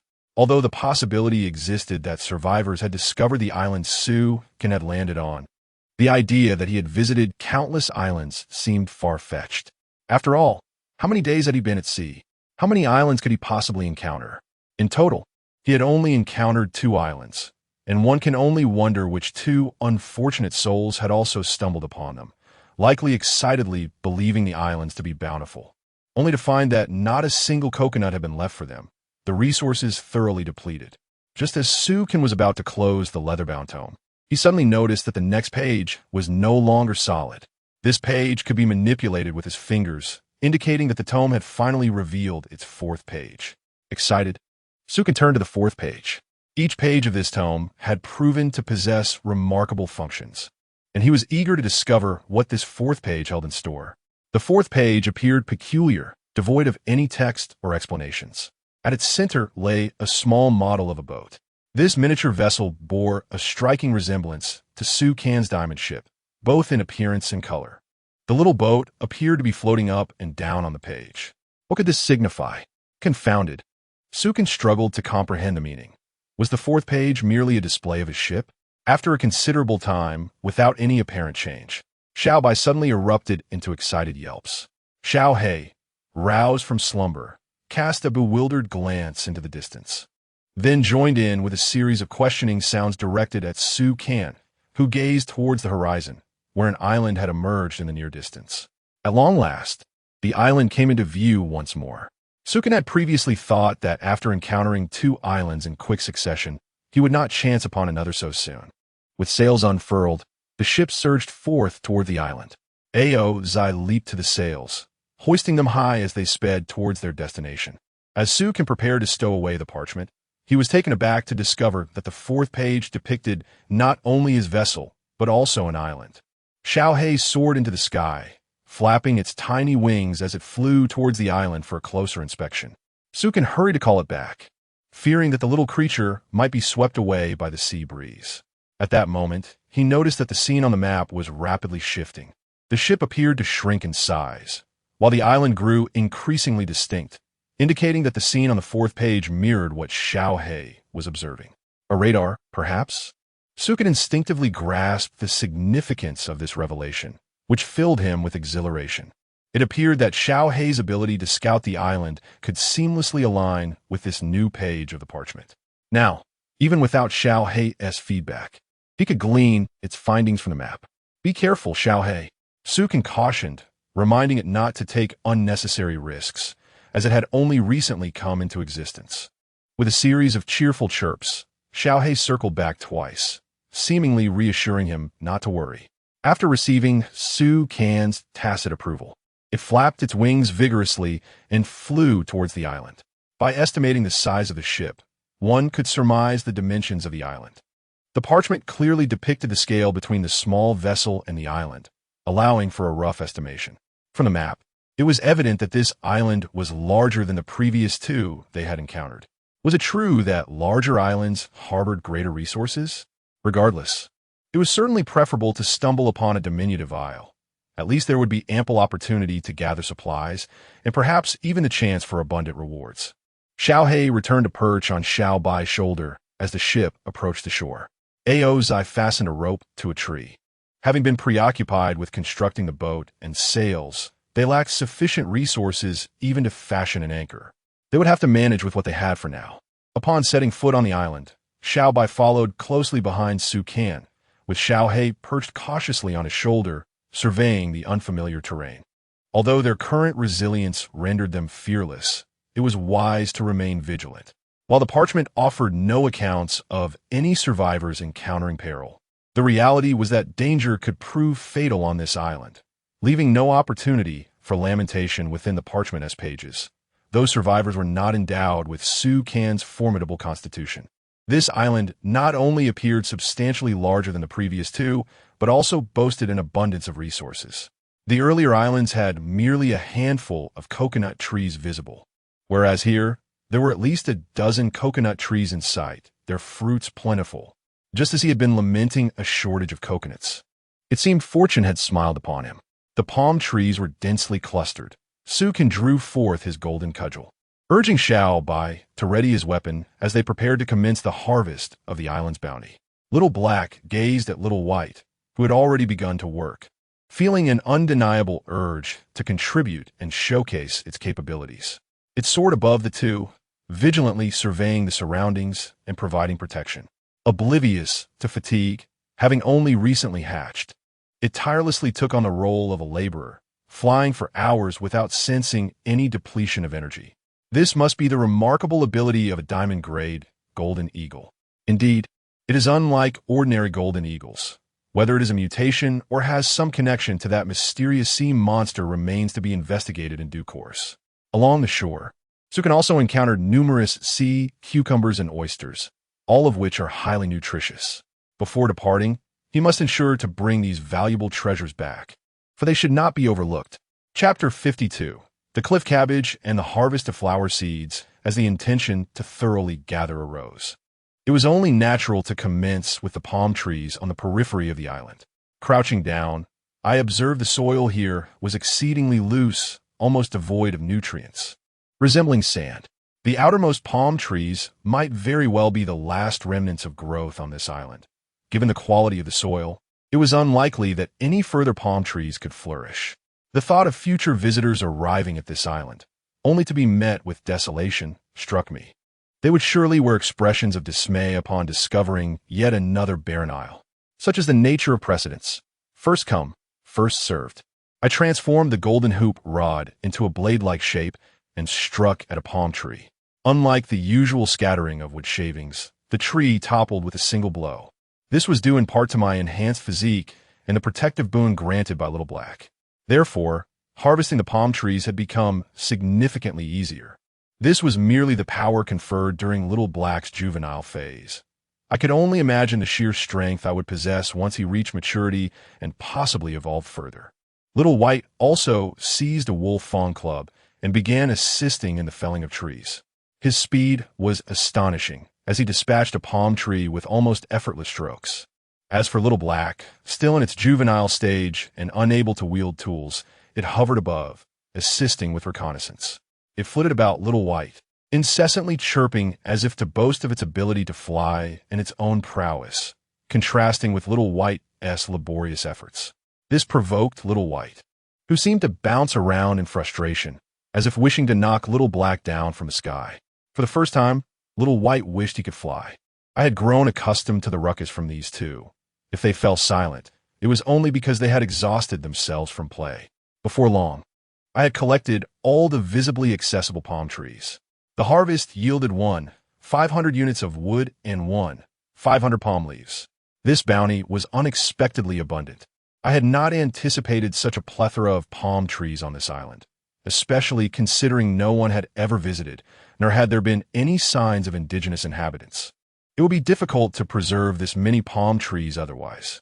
After a thorough inspection of the surroundings to ensure nothing was overlooked, I felt reassured. Just as I was about to call Little White to venture deeper into the woods, Little Black suddenly began to squawk excitedly, seemingly having discovered something precious. "Let us go check it out," I urged. Little White protested, arms akimbo, as if to say, "What exactly are you trying to convey, you fickle man?" "All right, let us go, Little White," I conceded, gently ruffling its furry head, prompting it to obediently follow me in search of Little Black. We trailed Little Black for quite a distance, nearing the edge of the island. Little Black dove back towards us, spiraling in the air twice before leading us to a nearby cliffside, which appeared perilously steep. As I approached the cliff, leaning over to gaze below, I realized the sheer drop was several hundred meters high, presenting a considerable danger. Little Black soared to a precipice, where the cries of eagles echoed incessantly. Could it be that Little Black was indicating something of significance on the cliff? However, given the perilous height, descending would prove quite troublesome. Yet, fortune favors the bold. And down he must go. Observing Little White trembling beside him, sneaking glances downwards, Sukin felt a wave of exasperation wash over him. He had forgotten that bears are typically averse to heights. "Little White, stay up here and hold tight to this rope," Sukin declared, retrieving a rope from the storage, securing one into his waist and preparing to lower himself down. Little White nodded vigorously, gripping the rope tightly, content as long as it meant he wouldn't have to descend. "I will take a look." With that, Sukin leapt towards a cliff. Given his current physique, even a fall from such a height wouldn't pose significant danger. However, should he slip, the treasures on the cliff would elude him. The back and forth would be quite cumbersome. Thus he opted for the rope. Little Black circled the cliff, emitting low cries, seemingly urging Sukin to exercise caution. Was that cabbage? Sukin gazed in astonishment at the cliffside, where several white and green vegetables shimmered like jade. There were indeed multiple large cabbages swaying in the wind atop the precipice. How could cabbages possibly thrive in such a place? Yet, considering the myriad of peculiarities in this world, it was a reminder that not everything could be easily explained. No matter, let us gather what we can. Ultimately, he harvested 9 cabbages, fortunate enough to possess a storage system for safekeeping. Otherwise, he would have needed Little Black to carry them up. Harvested cabbages X9, harvested cabbage seeds X3. It seemed Little Black's luck was indeed remarkable. Just as he had been fretting about the lack of vegetables amidst their carnivorous diet at sea, they had now discovered this bounty of greens. Alongside the meat, he had also gathered other sustenance: watermelon, pear, grape, and cabbage. These 4 food items were sufficient to ensure Sukin maintained a balanced diet. "Little White, pull me up." Little White promptly tightened the rope and hoisted Sukin back to safety. This was the reassuring nature of pets, unwavering in their loyalty. Had it been a person above, one could not be so certain they would assist. The cliff was adorned with a plethora of vibrant flowers and grasses, though Sukin could not identify their species. Their vivid colors were indeed striking, and he encouraged Little White to collect them as best as he could. Little White cautiously plucked the blossoms, while Little Black, not to be outdone, fluttered down, using its beak to deftly uproot the flowers, soil, and all. This proved to be far more thorough than Little White's collection. Each time Little White gathered a flower, it would inadvertently sever the roots, despite its careful efforts. Harvested flowers X30, harvested flower seeds X10. Little Black continued to circle above, emitting a series of eagle cries while pointing towards the distance with its small wings, as if suggesting there were further treasures to be found. Sukin felt a surge of astonishment. Was this the extent of Little Black's scouting abilities? It could discern many things beyond their sight, an extraordinary talent indeed. "Cool, me. Let us explore." Sukin promptly greeted Xiao He and Xiao Bai, dashing into the depths of the forest. The trio, a person, a bear, and an eagle, swiftly ventured into the mountainous woodlands. Only Xiao He, with his keen eyesight, could perceive such distant sights. In the past, he would have been tirelessly searching for resources alongside Xiao Bai. Xiao He flew ahead, scouting the area before returning to guide them further into the forest. With the little creature leading the way, there was no fear of losing their path in the wilderness. He was truly a flying navigator. Chapter 53. The Enigmatic Isle. As we ventured deeper into the island, an unsettling realization dawned upon us. The terrain was gravely desiccated, and the trees within the forest stood sparse and feeble. It was as if this isle had been deprived of any nourishing waters, leaving the essence of nature's lushness exceedingly thin, with the soil predominantly composed of sand. It appeared that this island was on the brink of desolation. At that moment, Sukin noticed something amiss nearby and promptly called upon Xiao Bai to investigate. Crouching before a severed palm tree, he observed that this small grove of palm trees had been cleaved from their roots, and it was evident that only this particular patch had been affected. The signs of human intervention were conspicuous. Pondering the implications, Sukin mused that if someone had indeed traversed this island, they would not have confined their actions to such a limited area. Upon closer examination of the severed roots, he discerned that this damage was not recent. It had likely occurred some time ago. Moreover, it did not appear to be the result of a weapon, but rather the consequence of a violent impact. To validate his hypothesis, he directed Xiao Bai to collide with an unfamiliar tree nearby, intending to compare the resulting marks. With a thrust of its back against the tree, the trunk splintered and vanished, leaving behind a remnant of the fracture that bore a striking resemblance to those in the grove. Could it be that other creatures inhabited this island? The force required to break such trees seemed beyond that of even the mightiest of bears. Although it would not be surprising if a diamond-class polar bear could achieve such a feat yet, Sukin found it difficult to conceive of any other animal capable of such strength. Furrowing his brow, he cautioned Xiao Bai to tread carefully. If there were indeed living beings on this isle, they might be the fabled sea monsters. Xiao Bai, sniffing at a broken tree trunk, displayed signs of distaste. Sukin was taken aback. Could it be that Xiao Bai recognized the creature responsible for the tree's destruction? He inquired, but Xiao Bai merely shook its head, eyes clouded with confusion. Setting aside the mystery, Sukin resolved to press on, adhering to the adage of confronting challenges as they arose.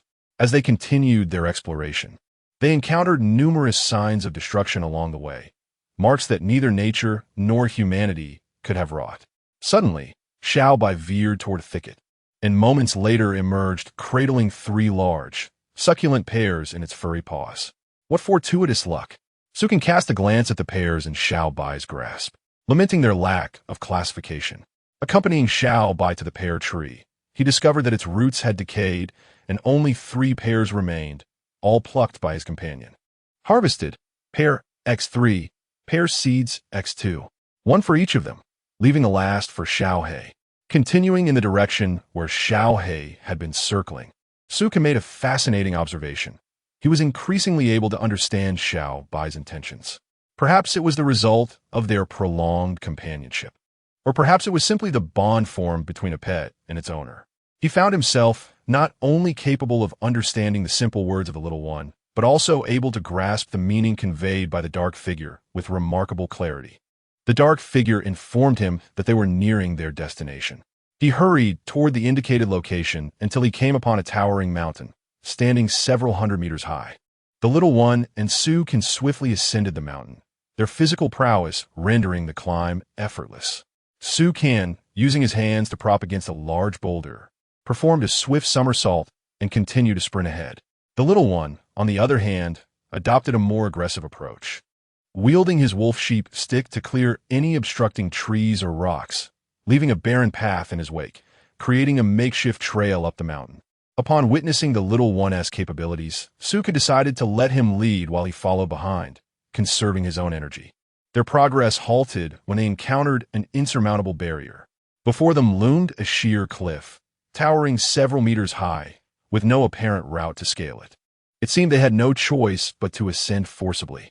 The little one raised his head, gazing at the daunting precipice, trembling all over while clutching his large bare head. Sukin shot him an exasperated glance, Whenever faced with such heights, the little one shrank back, his former bravado entirely dissipated. You want to die from a fall. It'll only hurt for a couple of days. Sukin remarked dismissively. The little one, legs quaking, protested by shaking his enormous bare head. What now? Should I wait for you here? Sukin reluctantly conceded, allowing him to remain behind. However, the little one glanced around, seemingly uneasy, shaking his head before closely trailing Sukin, clutching the hem of his shirt. Sukin mused to himself that something was amiss on this island. Otherwise, the little one wouldn't display such behavior. Yet, despite their journey, they had encountered nothing unusual. Perhaps whatever it was had already departed. He believed that whatever unsettled the little one was indeed something formidable, but the fact that it instilled fear in him was noteworthy. This little troublemaker was known to grapple with sharks in the sea. Feeling somewhat belittled by Sukin's demeanor, the little one indignantly placed his hands on his hips and shouted a few times. Are you implying that you're still small? Hence your fear? Once you mature and face that thing, you'd obliterate it in an instant? You don't even know what it is, and yet you boast so brazenly. Sukin, uninterested in his bravado, retorted with a smirk, even when you mature, you'll still fear heights. You certainly need to toughen up. In an effort to help the little one overcome his acrophobia, Sukin pulled out a rope and summoned the dark figure from above. The dark figure swooped down to the mountain's base, and upon learning of the little one's cowardice, seized the opportunity to mock him relentlessly from the air. The little one bounced and retorted, his pride severely wounded.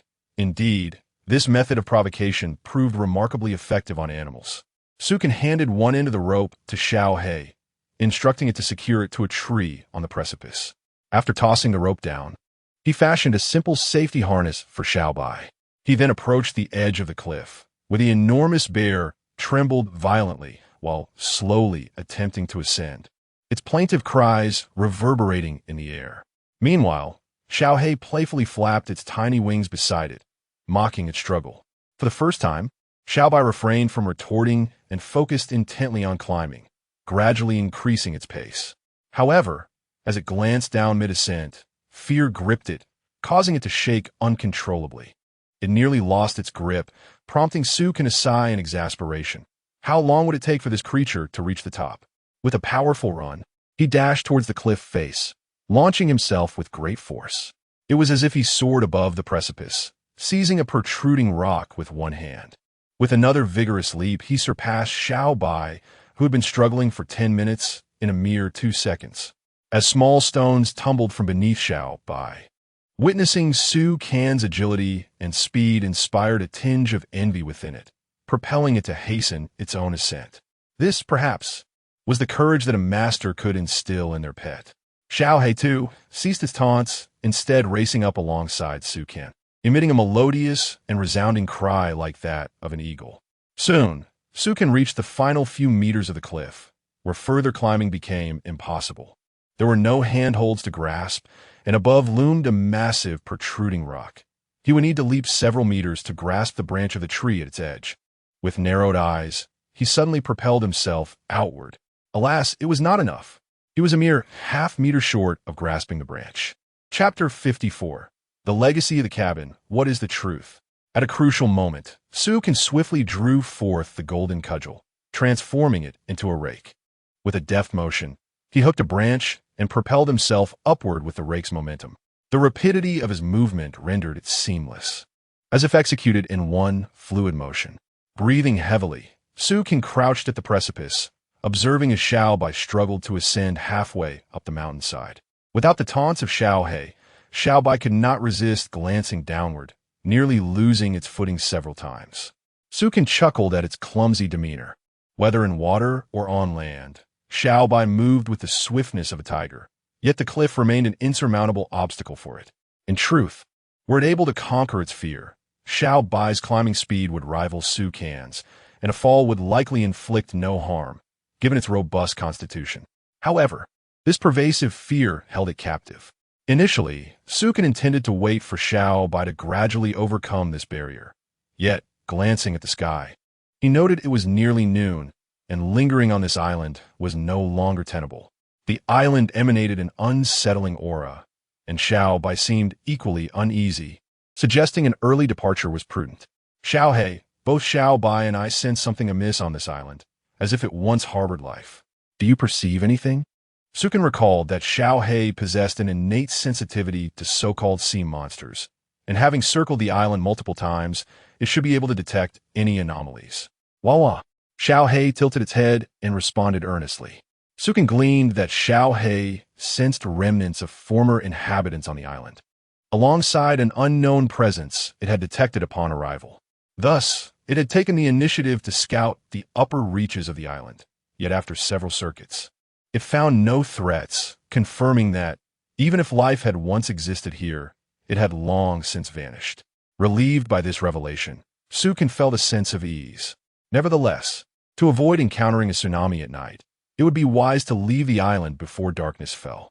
The memory of the previous earthquake on the island was a stark reminder of the devastation it could wreak on living beings. Through his observations during these 2 visits to the island, Sukin had gained some understanding of such natural disasters. Regardless of the magnitude of the earthquake, be it cataclysmic or volcanic, it seemed to target only humans. Any resources on the island, even a single leaf, would revert to their original state by the following day. He called out to Xiao Bai, instructing it to hold tightly to the rope. With a firm tug, he hoisted the creature up, noting its considerable weight. It seemed to have grown quite hefty of late, likely weighing several hundred pounds now. Once atop, Xiao Bai panted heavily, as if utterly exhausted, though its fatigue stemmed merely from fear. After this expedition to the island, you shall train daily to fortify your courage. Sukin resolved to assist Xiao Bai in overcoming its deep-seated trepidation. Little Bai, trembling with a pitiful demeanor, shook its bare head as if pleading for mercy. However, upon seeing Little Bai's disdainful expression, it instantly reignited its courageous spirit. At that moment, they finally beheld the object of Little Hei's description. A thatched cottage loomed before them. This cottage was quite expansive, surrounded by towering wooden fences, seemingly erected to guard against some unseen threat. Approaching the entrance, they pushed open the door and stepped into the courtyard. The yard was cluttered with fallen leaves and overgrown weeds, suggesting that no one had inhabited this place for a considerable time. Be cautious, Sukin warned Little Bai and Little Hei. Little Hei descended from the air, landing on Little Bai's shoulder, where it felt significantly more secure, especially with the formidable wolf fawn club wielded by Little Bai. Little Bai took the opportunity to mock it, calling it a coward. Now you know be timid? Huh? Little Hei, unfazed, comfortably closed its eyes and nestled on Little Bai's shoulder. Unlike the brash Little Bai, it embraced its timidity with a sense of dignity. As it put it, how long have I been alive? My little limbs have yet to grow robust. Do you expect me to engage in battle? On this point, Little Bai found itself at a loss for a retort, recognizing that Little Hei was not a combat pet. Of course, once Little Hei matured, its combat prowess would be unparalleled, instilling fear even in the depths of the ocean against sharks. As for which of them was superior, that would be determined in a duel. Sukin believed they each possessed unique strengths. Once Little Hei grew a bit more, it might well match Little Bai evenly in combat. Arriving at the door of the cottage, Sukin prudently transformed his golden staff into a spear and forcefully pushed the door open. Noticing nothing springing forth, he finally felt at ease. Upon entering, the interior was enveloped in gloom. Signaling to Little Bai, it brandished its wolf fawn club with vigor, thrusting it upward to puncture the thatched roof.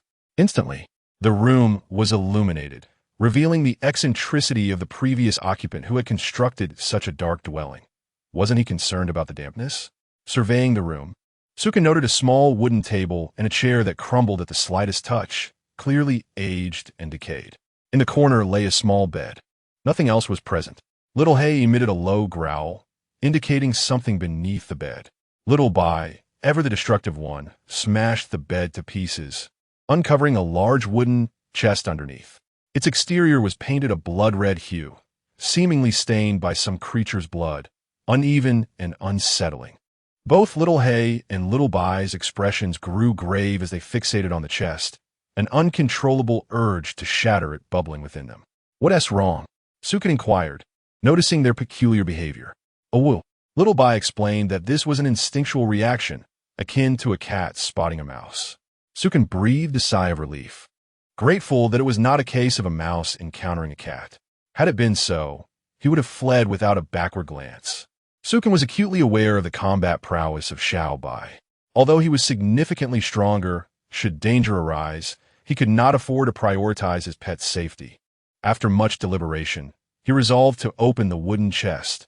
Having ventured this far, not doing so would leave a lingering regret. The journey had been peculiar, and perhaps within the chest lay the answers he sought. Step back. Sukun instructed Xiao Bai to retreat a few paces. He thrust a spear into one side of the chest and forcefully lifted the lid, which flew aside. He obtained ship upgrade blueprint. He obtained last words. He obtained the madman's notebook. To discover a blueprint in such a place was fortunate indeed. As for the last words and the notebook, they were likely left behind by the previous inhabitant of this locale. He decided to first examine the last words. Last words. I can scarcely hold on any longer. My mind is on the brink of collapse, with only the eastern fireballs continuously descending and rising. The flora on the island has suddenly withered en masse, as if afflicted by some virulent contagion, and the soil continues to deteriorate. The situation on the island is increasingly dire. Not only is the timber dwindling, but the fish along the shore are also vanishing. I have subsisted solely on rainwater for a week. This island has become uninhabitable. I desire to leave, yet I fear becoming lost at sea. Better to perish on land than to die adrift. At least I would have soil beneath me. I have heard that vast territories lie to the east, inhabited by many. Food and water are abundant there, and they call themselves the saviors. There, one can find a superior environment for survival. Should I venture forth? I have prepared water and provisions. I have made my decision. Rather than die here, I shall take my chances. Sukun contemplated the brief last words. They contained no mention of any terrifying entities, nor did they explain how the writer ended up in this predicament.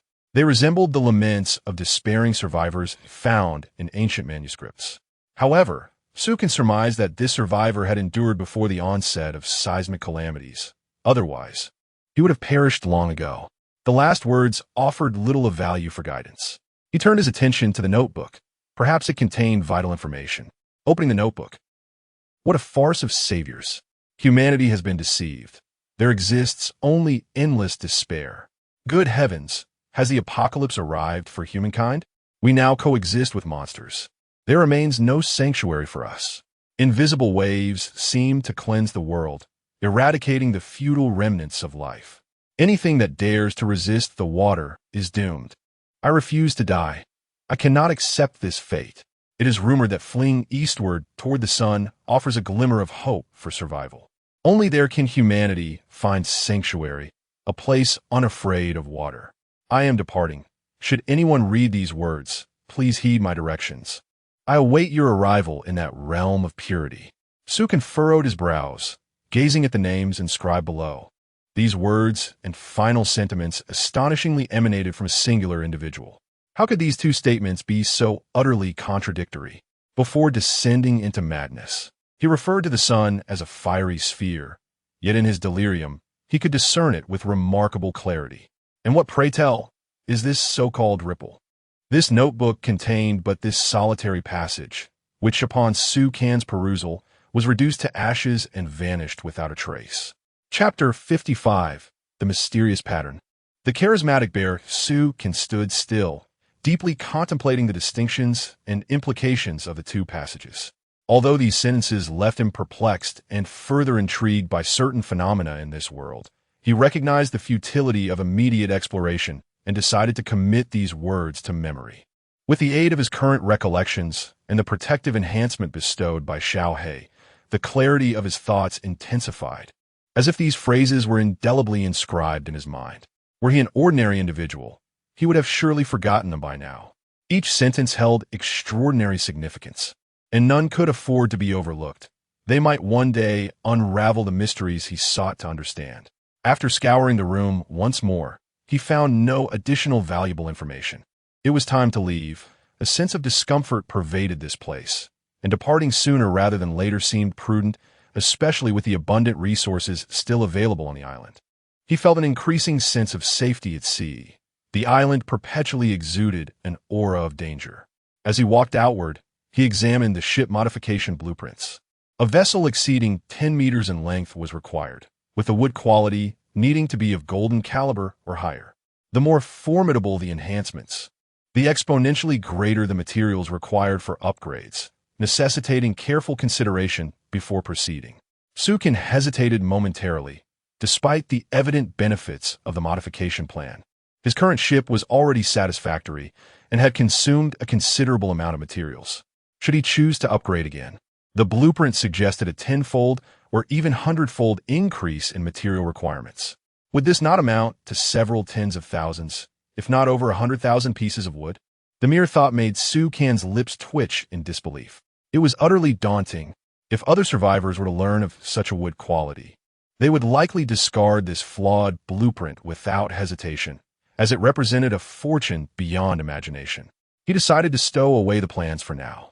The ship's enhancement could wait for another time.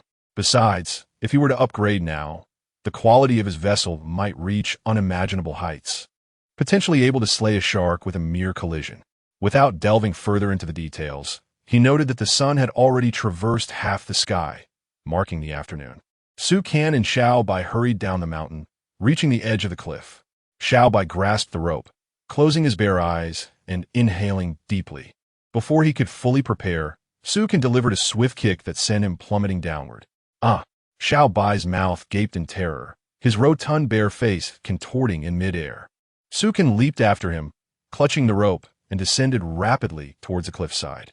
In midair, he grasped Xiao Bai's leg just as they neared the ground, preventing the bear from face-planting mere centimeters from the earth. Xiao Bai's heart raced wildly, just as he felt relief at being spared from a grim fate. He could not escape the imminent kiss of the ground. The bear's face was firmly pressed against the ground, resembling an inverted onion. Little Black circled around it, mocking and taunting, even playfully flapping its wings against the bear's rear. Little Black, Little White, let us gather some seafood at the beach and feast tonight.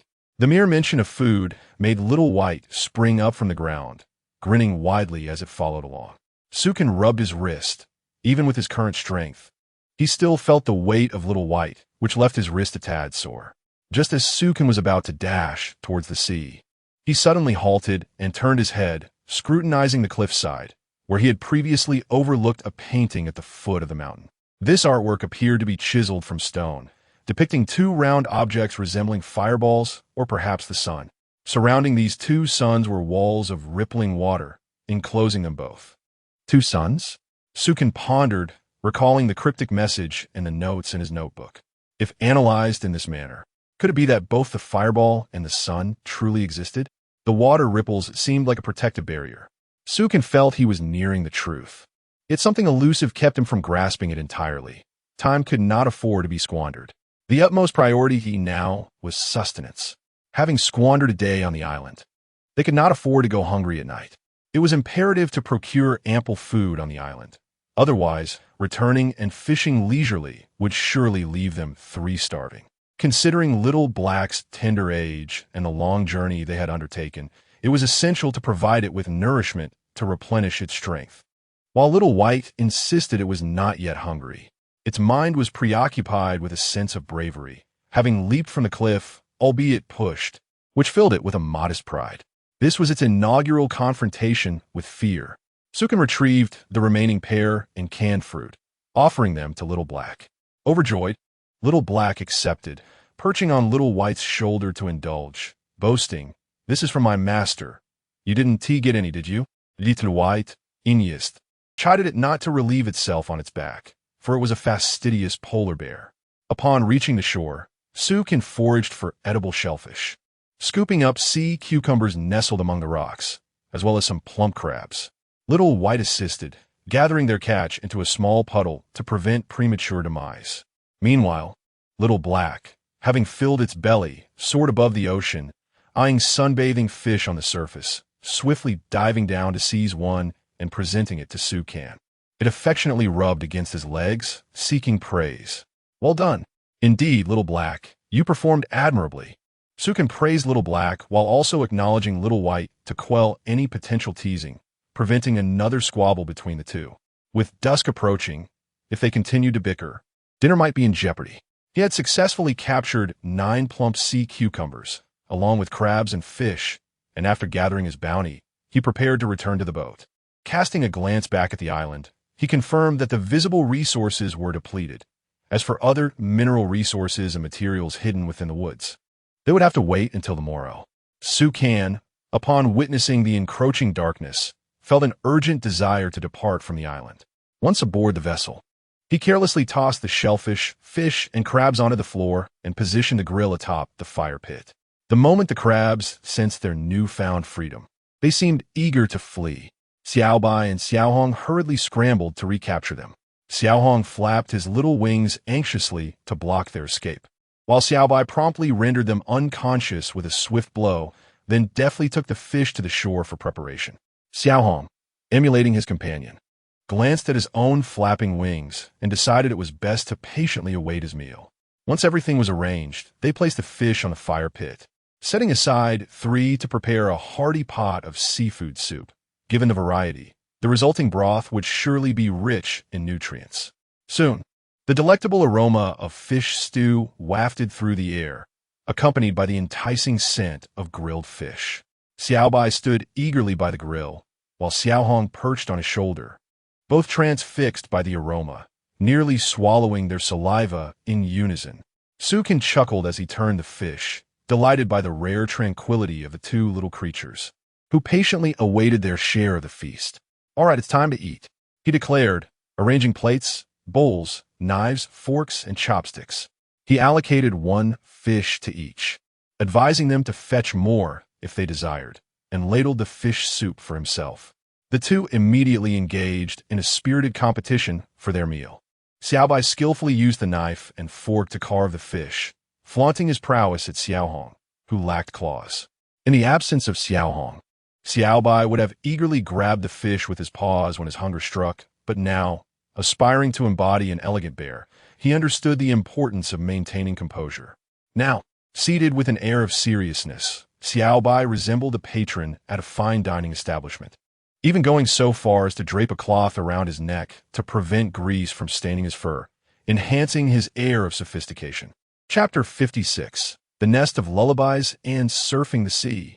Little Black cast a few glances and realized he could not master the tools, so he chose to abandon them altogether.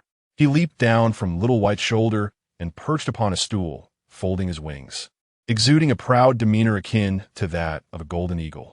As a diamond-tier golden eagle, although he could not utilize human tools, he possessed a remarkably agile beak, capable of effortlessly separating fish flesh from bones. This was the most adept and practical tool he had, so there was no need to relinquish his greatest skill.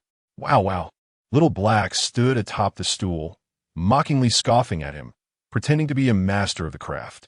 It must be said that Little Black's beak was indeed quite nimble, as he flawlessly divided the fish flesh from the bones, laying the bones aside like a work of art. He then, in a flattering manner, pushed the plate of neatly cut fish towards Sukan with his wings. How quickly he had learned the art of flattery since his recent birth. Sukan chuckled with amusement and graciously accepted the gesture. After enjoying this sumptuous meal, Little White, feeling bored, scampered off to the seaside to fish.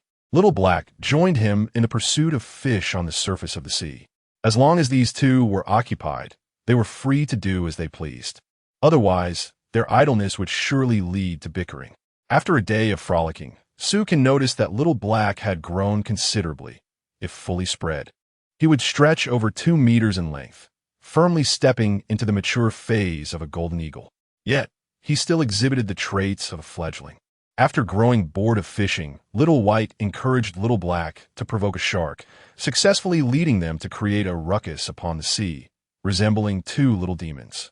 With aerial support, the sharks beneath the surface were left in dire straits, their lives becoming increasingly arduous.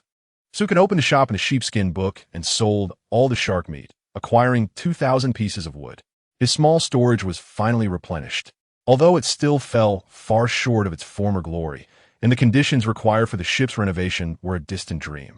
Sighing, Sukan called over Little Black and inquired if he wished to stay in the house for the night. Little Black promptly agreed, using his two massive wings to lift the nest he had been born with and carried it inside, hanging it from the beam of the room. Sukin looked up at the nest, speechless, remaining silent for quite some time. This was undoubtedly the largest nest he had ever encountered. Fortunately, Little Black did not intend to crowd with them. Otherwise, the bed would indeed be insufficient. Little Black bounced around on the ground, rubbing against Sukin, and informed him that the nest was incredibly soft and comfortable, possessing a soothing quality for slumber. With his big, adorable eyes blinking, he urged Sukin to experience the sensations of the nest for himself. Sukin felt a bit embarrassed. What kind of matter was it to reside in a bird's nest? Yet, seeing Little Black's enthusiasm, he could only leap into the nest. The moment he lay down, he indeed felt a sense of comfort, as if resting upon a cloud, his entire being relaxed. Little Black then hopped out to play with Little White. These two creatures are quite spirited. They do not require prolonged slumber. Merely a brief respite each day suffices. As diamond tier pets, they could even manage without sleep for half a month. However, Little White has grown accustomed to resting alongside Sukin, finding solace in sleep, especially since being outside can be somewhat tedious. Yet, with the arrival of Little Black, it now has a companion to frolic with. Sukin, undisturbed by their antics, views their wakefulness as advantageous, allowing them to serve as sentinels while he enjoys a more peaceful slumber. After all, sleep is a comfort that cannot be underestimated. As Sukin reclined within the bird's nest, he closed his eyes. His mind flooded with the day's events. The last words and the messages inscribed in the diary replayed incessantly. The peculiar stone carvings also lingered in his thoughts, evoking a sense that these three clues served as warnings to future generations. Yet they seemed to hint at something more profound. The truth remains elusive, and pondering it further seems futile. Should a crisis truly arise, he would confront it head-on. If Sukin himself cannot withstand it, then no other survivor in this world stands chance. The rules of this world, no matter how formidable, would not annihilate every soul, much like natural disasters that spare some from calamity. Suddenly, Sukin's eyes fluttered open. Could it be that the so-called water wave barrier resembles a tsunami? Yet, the sun and fireball present an enigma that defies explanation. Enough of this pondering. Sleep beckons. In the middle of the night, Sukin awoke, stretching lazily to find Little Black and Little White joyfully frolicking upon the ocean's surface. Upon witnessing this spectacle, a bemused smile crept across his face.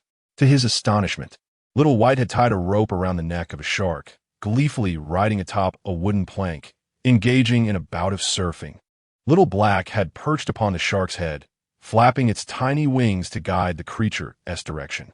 These two certainly possess a flair for mischief. After all, it is a shark. Doesn't it have any dignity? Covering his face in disbelief, Sukin was at a loss for words. He decided to let them revel in their antics. His midnight rise stemmed from an increasing unease regarding the day's events. Thus, he stood upon the deck, contemplating the need for more thorough preparations. The blueprints for modifying his vessel could prove invaluable, allowing him to reinforce his ship against potential threats, including tsunamis. Previously, even a diamond-tier ship faced peril in the wake of such natural disasters, relying solely on sail speed to evade danger. However, the threats now might extend beyond mere tsunamis. Though the nature of these threats remains uncertain, fortifying his ship would ensure greater safety. Before embarking on modifications, it is imperative to expand the vessel. It has been quite some time since he last enlarged his ship, and with a new companion aboard, it is high time to accommodate additional provisions. It is no surprise if a shark occasionally finds its way aboard, as the ship will inevitably require more supplies. The larger the vessel, the greater its safety upon the vast sea. Currently, the ship measures 16 by 30 meters, but Sukin aspires to expand it to 30 by 50 meters, which necessitates an additional 280 wooden planks, amounting to a total of 400 pieces of timber and 280 pieces of iron. The initial eagerness to hastily construct the ship was swiftly quelled by the realization of the considerable shortage of materials. It is imperative to first gather the necessary supplies before contemplating the expansion, and afterward, one must also procure materials for the ship's renovation, which represents a significant undertaking. The upcoming period promises to be filled with laborious tasks. After much contemplation, the growing headache compelled him to retreat to his quarters for rest, as tomorrow would require a swift gathering of resources. Just as Sukin was about to return to his room, Xiao He and Xiao Bai dashed towards him, barking excitedly. He hurried outside, wondering if something extraordinary was unfolding upon the ocean's surface once more. Chapter 57. The Illusion of Reality and the Hunt for Sharks. Xiao Bai rushed in, frantically pointing outside and vocalizing in a state of alarm. Xiao He followed swiftly, landing on the ground and flapping its tiny wings, also indicating that something was amiss outside. Have you two little ones been besieged by a school of sharks? Sukin pondered, suspecting that these creatures had somehow provoked the ire of the sharks and were now being overwhelmed.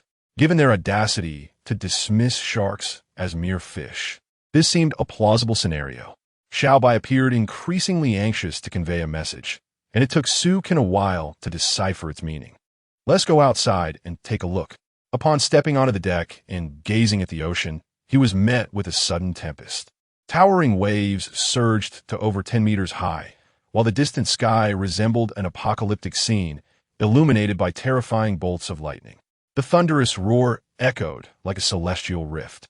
As the ferocious winds and monstrous waves surged towards the island, presenting a scenario more terrifying than a tsunami.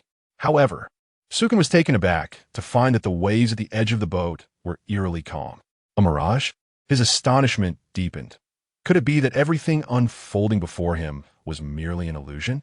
Just as he was lost in thought, the sea surface began to shift dramatically, revealing a wall-like wave rising in the air. This wave seemed to connect the heavens and earth, and as it rolled in from a great distance, it appeared to devour the very essence of reality, causing all visible scenery to vanish in an instant. Sukin was struck by a recollection of the carving on the stone wall, which depicted a wall of water akin to the one before him. Moreover, the notes he had seen in the cabin atop the mountain described this very phenomenon. Was it possible that those words held a grain of truth? He abruptly looked up at the sky, relieved to find that there were not two suns shining simultaneously. Yet, as he observed the wave receding towards the east, he was astonished to discern a reflection within it, none other than that of the sun. This indicated that the words inscribed in the notebook had indeed come to fruition. What did this foretell? What message was the notebook attempting to impart? A calamity was undoubtedly on the horizon, but its timing and nature remained unclear to Sukin. As a weight settled in his heart, he increasingly sensed the ominous signs of impending crisis. Immediate preparations were imperative. According to the prophecies etched in stone, the mirage-like scenes would manifest into reality, a nightmarish revelation for Sukin. For any survivor, such a scenario would spell disaster. The onset of this reality would mean losing everything and starting anew, with all resources submerged beneath the waves. Sukin was resolute in not allowing his efforts to be in vain, succumbing to the harshness of reality. He must prepare thoroughly before the calamity struck. The more he readied himself now, the less he would stand to lose when facing the impending disaster. The notes and the ominous farewell hinted at a cataclysm of formidable proportions. In an instant, all drowsiness vanished from Sukin's mind, replaced by thoughts of how to gather the necessary materials for the next wave of equipment upgrades. The mirage continued to linger, seemingly having no effect on the creatures of the ocean, as a large shark drifted languidly on the surface. Ah, a shark! Sukin's eyes sparkled with excitement. This was a valuable find. In the ocean, the largest source of meat was indeed the shark, substantial in weight and capable of yielding more resources. Moreover, the little ones, Xiao He and Xiao Bai, were particularly intrigued by sharks. Xiao He and Xiao Bai, howling with enthusiasm, they stood upright, resembling obedient soldiers awaiting commands. Don't you love playing with sharks? Look over there. Go help me take it down and bring it back. Sukin glanced at the ocean, realizing that this was the only shark left in sight, as the others had been thoroughly toyed with by his companions. The ocean was inherently the shark's domain. Yet due to the antics of these two, sharks within 100 miles had become a rare sight, almost a species of scarcity. Indeed, there were no truly ferocious animals. It was merely a matter of whether their natural enemies were formidable enough. Even the sharks now seemed to avoid this area, fleeing at a distance. Sukin found this situation rather exasperating. Come, let me prepare some fish for you. Clearly, Xiao He and Xiao Ba were growing weary from their play. So Sukin took out 3 bluefin tunas that had not been sold. This type of fish would restore their stamina and energy. After a long afternoon and half the evening of frolicking, these 2 little creatures had exhausted much of their strength. Continuing to chase after sharks would likely be too taxing for them. Thus, he decided to feed them before sending them back to work. Xiao He and Xiao Bai trotted merrily behind Su Kan, their spirits lifted despite having overeaten earlier. After some activity, they felt a bit hungry again. Pets are like that. A morsel of food can elevate their mood significantly. Sukin placed the 3 bluefin tunas on the grill, intending to assist them soon, as he had some idle time. The aroma of the grilling fish wafted through the air, and after satisfying their hunger, Sukin withdrew his golden staff, transforming it into a spear. After consuming the tuna, Xiao He and Xiao Bai were revitalized to their peak condition. When Sukin instructed them to trouble the shark once more, the 2 little ones were brimming with excitement. Initially, Xiao He had looked down on Xiao Bai's amusement, thinking that harassing a single fish was trivial, but after a playful afternoon, it too discovered the joy in the chase. On this vast sea, perhaps the only source of entertainment was indeed the pursuit of sharks. Xiao Bai leapt eagerly into the water, swimming towards the unsuspecting shark, while Xiao He soared into the sky, diving down towards the creature. Sukin stood at the edge of the boat, gazing at the shark drifting on the ocean's surface. This naive shark had likely just arrived in the area, unaware of who truly ruled these waters. Otherwise, it would have fled long ago. Beneath the azure depths, Xiao Bai gazed intently at the nearby shark, making a concerted effort to slow its movements, akin to a jellyfish drifting gracefully through the water. This finesse stemmed from its frequent escapades with sharks, honing the art of silent swimming in the ocean's embrace. As Xiao Bai approached the shark, the thrill was palpable, causing its bear-like mouth to stretch into an eager grin, only to be interrupted by the emergence of several large bubbles. Startled, it instinctively covered its mouth, fearing that the bubbles might alert the shark. At last, upon reaching the shark's side, it suddenly leaped onto the creature's back. Chapter 58. The mutant shark and the bear in its jaws. The shark, motionless upon the surface of the water, abruptly turned its head. What had leapt onto its back? Upon recognizing that it was a small white bear, it instinctively opened its cavernous mouth wide. The massive creature rolled violently, attempting to dislodge the bear from its back. This shark appeared to possess a fierceness unmatched by others. Not only was its strength formidable, but as it thrashed in a frenzy, its eyes turned a vivid crimson, and its teeth were unlike those of an ordinary shark. This shark boasted 2 rows of teeth, their blood-red hue seemingly capable of exuding blood, blended with hints of dark coloration. The sea erupted in towering waves as the shark and the small bear engaged in a fierce struggle. Sukin harbored no concerns for the bear, but sensed something amiss with this shark. Previously, when the small bear encountered sharks, they merely struggled momentarily before fleeing in terror. Yet this particular shark seemed intent on delivering a fatal bite to the bear. The small bear clung desperately to the shark's pectoral fins, nearly losing its grip, and on several occasions, it dangled precariously above the water. The shark's strength was so overwhelming that it could not be dislodged, akin to a kite violently tossed in the wind, leaving the bear astounded. This was undoubtedly the most formidable opponent the bear had ever faced. Wang, the small black bear, now serious and focused, vigorously flapped its wings and dove towards the shark. The 2 bears fought valiantly against the shark, inflicting deep gashes upon its skin. Yet the creature remained undeterred.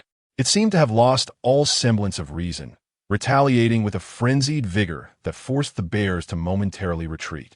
Faced with such a furious marine predator, caution was imperative, especially as the small bear discovered that this shark could indeed inflict harm. A careless brush against the shark's teeth left a small cut on the bear's paw, which healed within mere seconds. However, this marked the first time the small bear had suffered at the hands of a shark, and its eyes reflected a newfound seriousness. It was time to take this battle with utmost gravity. With one paw firmly gripping a pectoral fin, The bear wielded a spiked club with the other, striking forcefully at the shark's head in an attempt to render it unconscious. In the past, the small bear could subdue a shark within minutes. Yet this one, despite being battered and bloodied, only intensified its struggle. Sukin stood at the edge of the boat, gripping his spear tightly, refraining from intervening as an unsettling feeling about this shark grew stronger. A closer examination revealed that this shark was more robust than typical specimens, adorned with red and black stripes, and its ferocity was unparalleled with its dual rows of teeth. The sheer power of its body was far beyond that of an ordinary shark. Small black, small white, retreat immediately. Sukin concluded that this course of action was unsustainable. He could not allow them to continue risking their safety. Despite the shark's battered appearance, even with bones exposed, it showed no signs of mortality or fatigue. Xiao by now felt a sense of frustration, his arms aching from the exertion, while the shark seemed oblivious to pain. The agony did not diminish its resolve. Instead, it drove the creature into a frenzied state. Speed. Sukin observed as the shark's attacks grew increasingly savage. There was no time to delay. With Xiao by wielding a wolf-tooth club, delivering a mortal blow to the shark was beyond reach. At best, it might inflict superficial wounds. Similarly, Xiao Hei's sharp beak and talons could only tear at the shark's tough hide, failing to deliver any fatal damage. The shark's flesh was rugged, with only its heart and head being vulnerable, thus necessitating the retreat of Xiao Hei and Xiao Bai. Xiao Bai sprang from the shark, leaping away with vigor, swiftly returning to the boat, while Xiao Hei obediently followed suit. The shark, with its eyes ablaze with fury, fixated on their retreat, propelling itself towards the small vessel, consumed by a desire for vengeance. This was a stark deviation from typical shark behavior. In the past, if a shark experienced a setback, it would revert to its usual calm once its target vanished. Yet this shark's gaze was singularly fixated on Xiao Hei and Xiao Bai. To test its persistence, Sukin intentionally raised the sail, accelerating the boat's speed. The shark relentlessly pursued, moving with astonishing swiftness, nearly rivaling Xiao Bai, albeit slightly slower. Naturally, the shark could not catch up to the boat. Su can deftly control their pace. Upon realizing the shark's unwavering pursuit, he fully hoisted the sail, pushing the vessel to its utmost limits, and within mere seconds, the shark was left in the dust. Once the boat came to a halt, Sukin stood at the edge, gazing into the distance.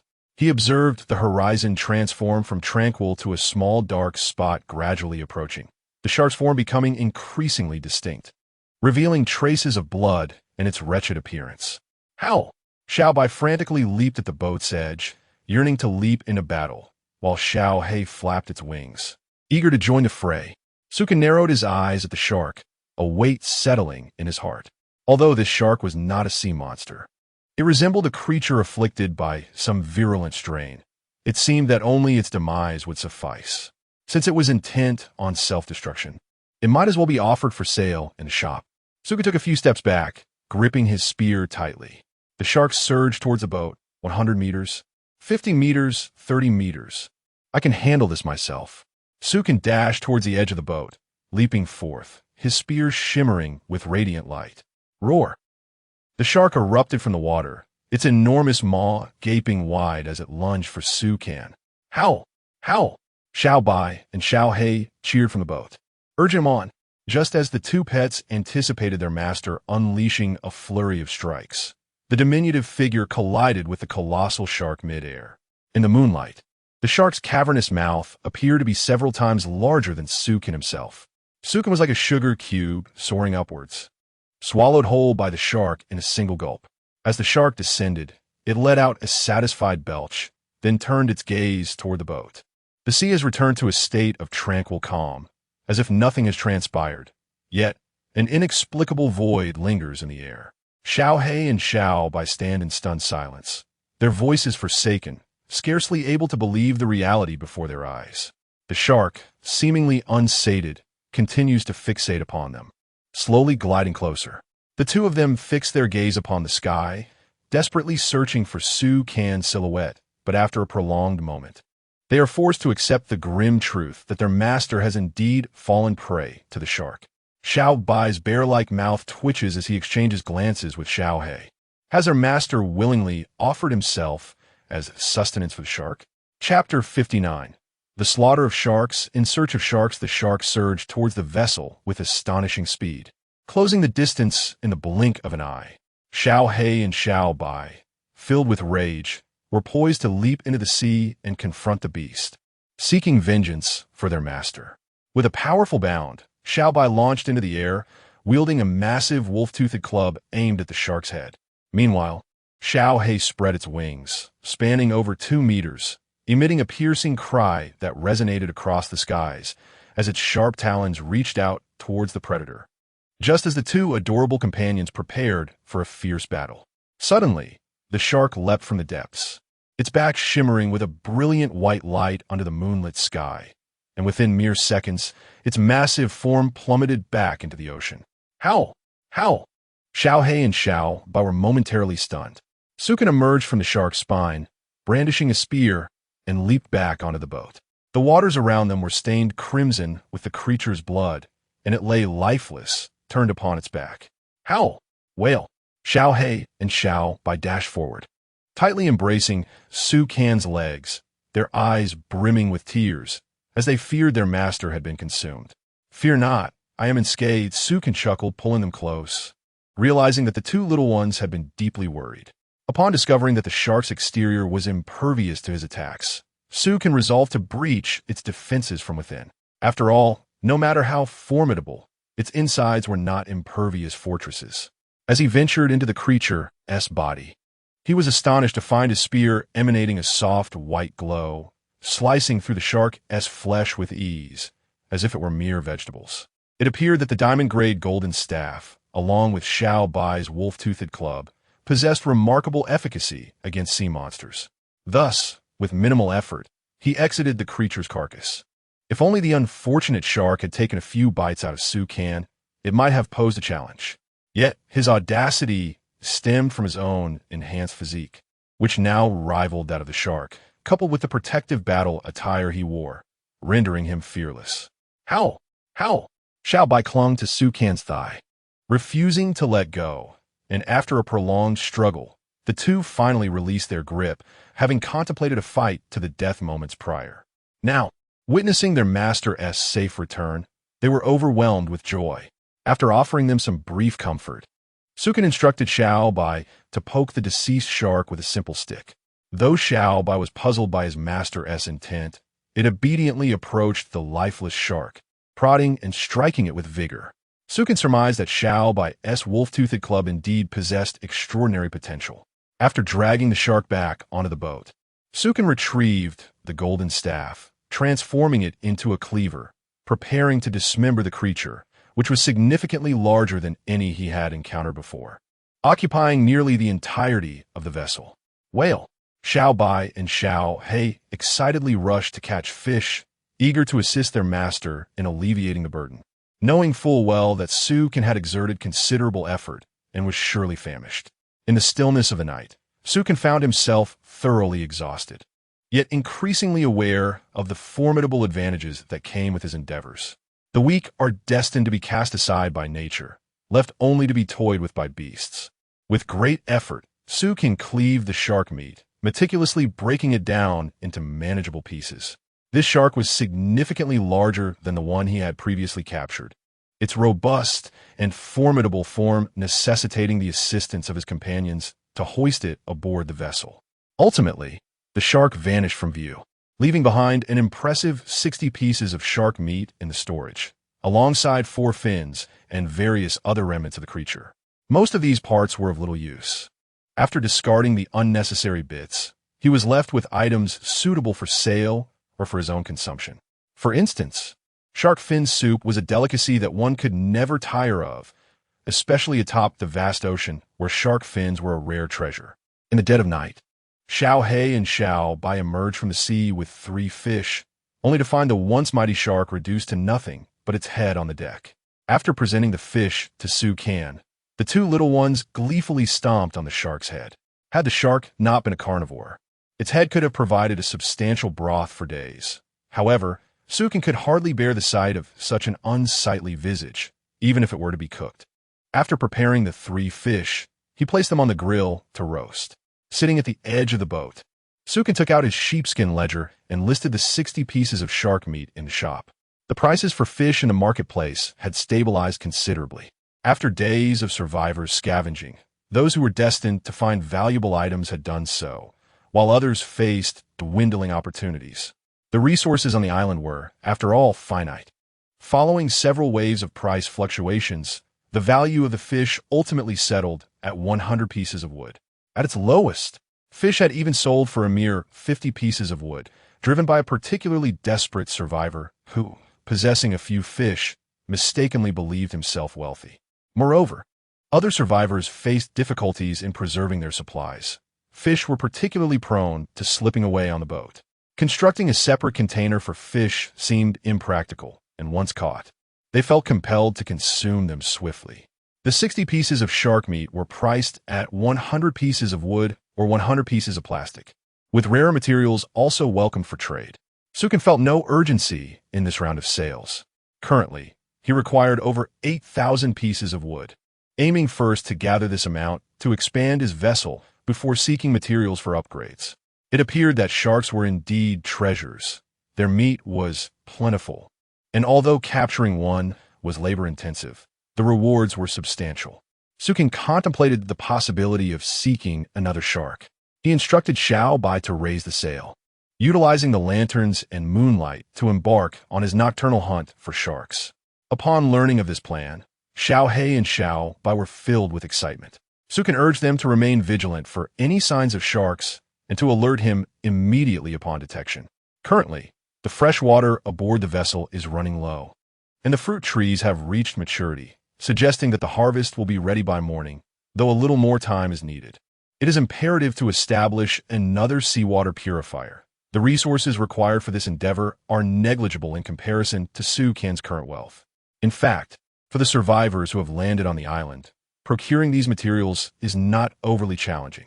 The true rarity lies in the blueprint, which is not readily available to everyone. Thus far, the other survivors possess barely enough water for their own consumption, despite their construction of several purifiers. Each ordinary purifier can only yield a cup or 2 of water per day. Freshwater resources are plentiful for those who have landed on the island. Yet for those still adrift at sea, they remain a precious commodity. Fortunately, many island survivors are selling water in the shops at relatively modest prices, ensuring that they do not suffer from a lack of hydration. However, the prospect of cultivating fruit at sea remains nearly impossible for them. The enticing aroma of barbecued fish soon wafted through the air, prompting the eager pups, Ao Zai Zi and Xiao He, to abandon their quest for sharks. After nearly half an hour of sailing across the ocean, the 2 companions had their eyes wide with anticipation, tears streaming down their faces.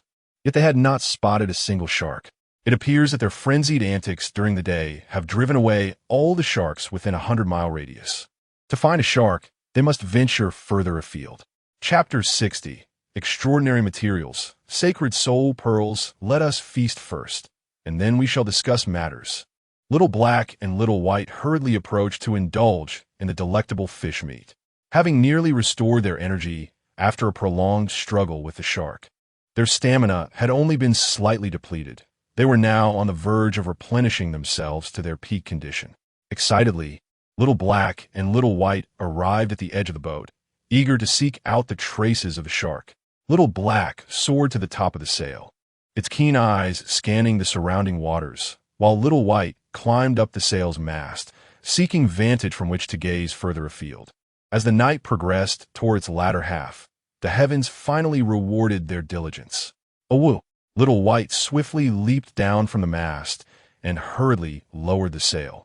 Little Black also descended from the top of the sail, circling around Sukin. They had both detected the shark's presence.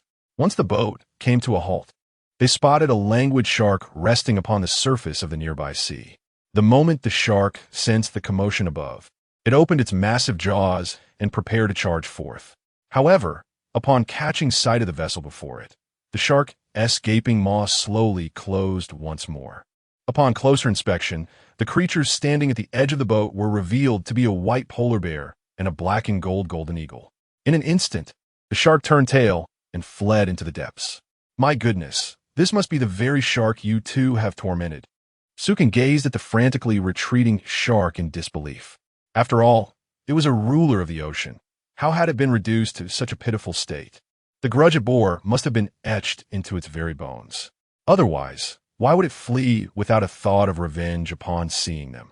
In an instant, Little Black unfurled its magnificent wings and took off in pursuit of the shark, while Little White swiftly dove into the water, racing after the shark with remarkable speed.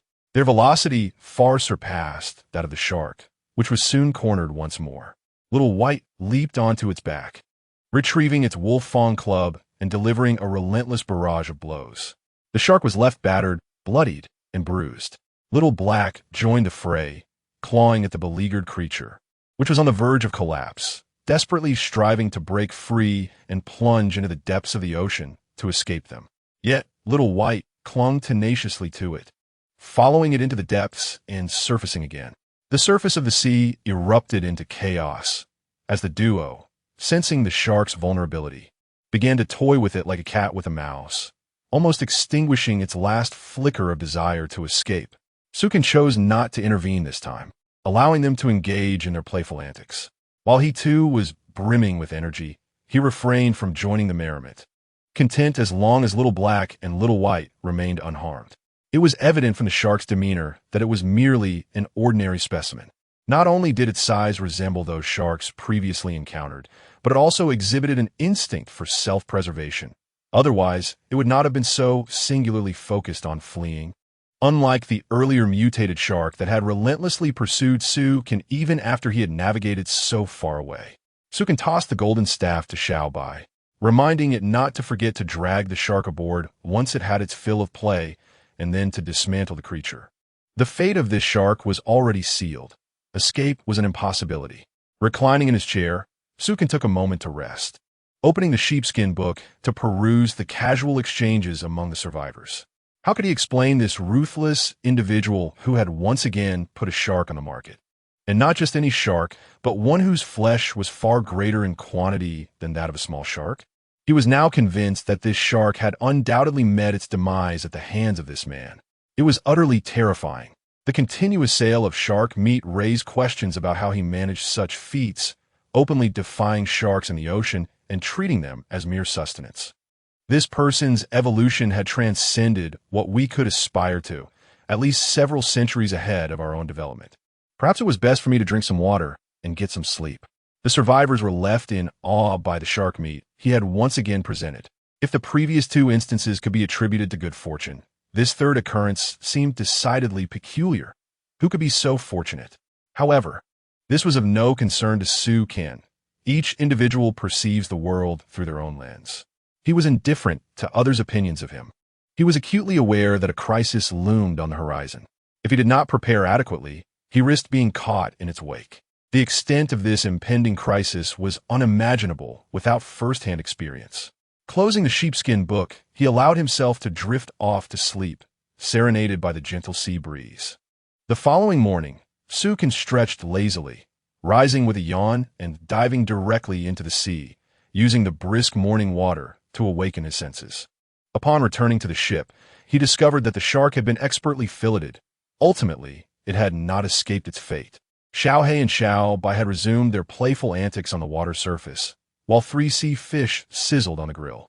These two had come to understand the importance of contributing to their sustenance, which brought Sukin a sense of comfort.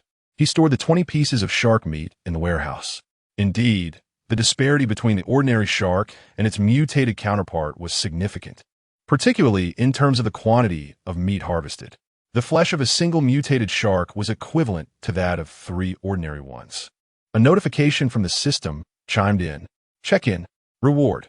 1 sacred soul pearl, capable of containing the soul of a dying creature.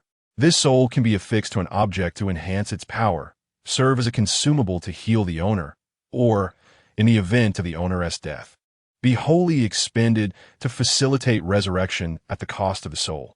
Sukin was momentarily taken aback. The ability to collect souls was remarkable. What quality was this item? Upon examining its quality more closely, his astonishment deepened. An extraordinary level item. Sukin had always received resources no higher than diamond grade. This time, he had been granted an extraordinary level reward. Moreover, the efficacy of this item is truly astonishing. To possess such capabilities at the extraordinary level is remarkable. However, this is not what Sukin should be overly concerned about at the moment. The sacred soul pearl, which houses a spirit, will automatically imprint itself, serving its master. Not only can it protect its owner, but it also possesses the miraculous ability of resurrection. The strength of the soul enhances the power bestowed upon the object. Hence, this soul must not be sought carelessly. At the very least, it should be a soul from a being of diamond rank to be of any use to Sukin. As for pets or creatures more formidable than Xiaohei and Xiaobai, Sukin has yet to encounter any. This pearl is a consumable. Once the soul it contains has fulfilled its function, it will shatter and vanish. If the sole purpose is resurrection, one could settle for any soul.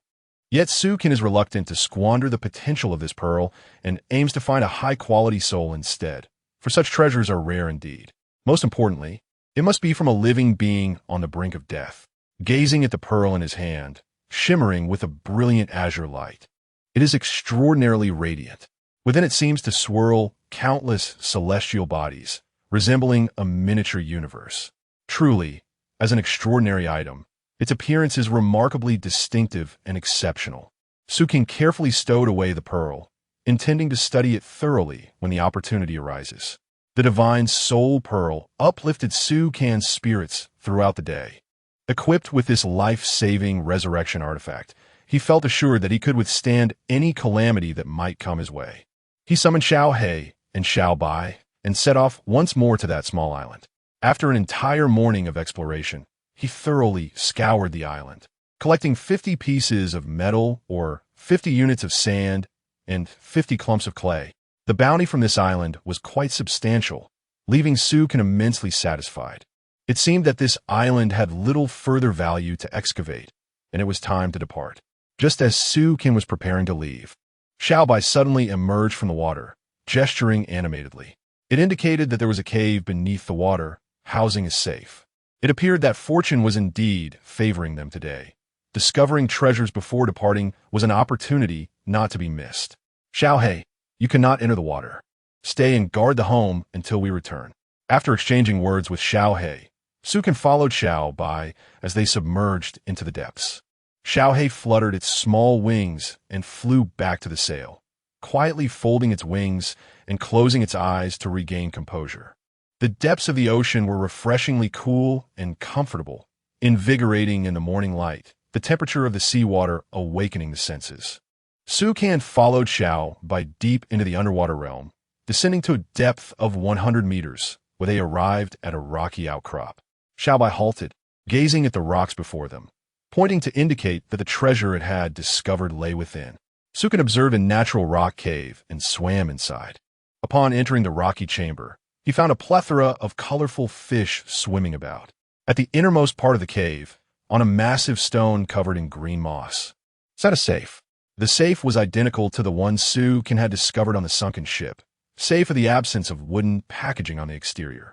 Sukin gestured towards the safe and then pointed upward, indicating that they should work together to lift it. Although buoyancy existed in the seawater, the safe's impeccable sealing rendered it remarkably heavy. Xiaobai promptly approached from the opposite side, and with their prior experience, the duo swiftly managed to hoist the sealed container to the surface. Upon seeing their emergence, Xiaohei emitted a few excited cries and swooped down to lend a hand. Using his beak, Xiaohei assisted in maneuvering one corner of the safe onto the vessel. "Why don't you open it?" Sukin shook off the water from his body, his clothes drying almost instantly. "Yip, yip, yip." The little creature, brimming with enthusiasm, rubbed its tiny paws together before squatting down to manipulate the mechanism above. A resounding pop echoed as air rushed into the safe, indicating that it had been well preserved and remained free of water ingress. Upon opening the safe, a blueprint was revealed inside. Acquisition, a pair of research goggles, which, when worn, would allow one to uncover additional functionalities of ordinary blueprints and enable independent research of new blueprints. Independent research of blueprints? This meant that he could eventually create blueprints himself, an astonishing stroke of fortune. The prospect of rapid advancement in the future seemed within reach. Just the mention of this single functionality was enough to ignite Su Kan's excitement. Not wishing to rush into research, he praised Xiao Bai and decided to prepare a meal first, knowing that these two little companions must be famished after their frolicking. He extracted the shark fins and simmered a large pot of shark fin soup. Life had been increasingly bountiful recently. This nourishing delicacy had become a staple, and each time he consumed it, Su Kan felt invigorated.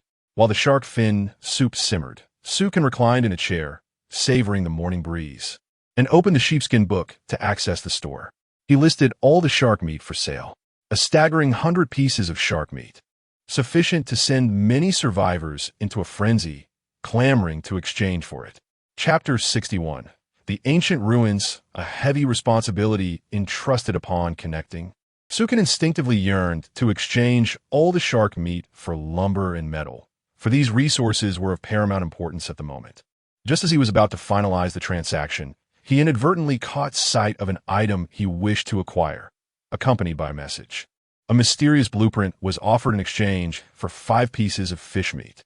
The note read, "I assure you, this blueprint is worth every bit of that fish meat. I painstakingly searched for it on the island, and if it weren't for my desperate hunger, I would never part with it. I'm truly at my wit's end.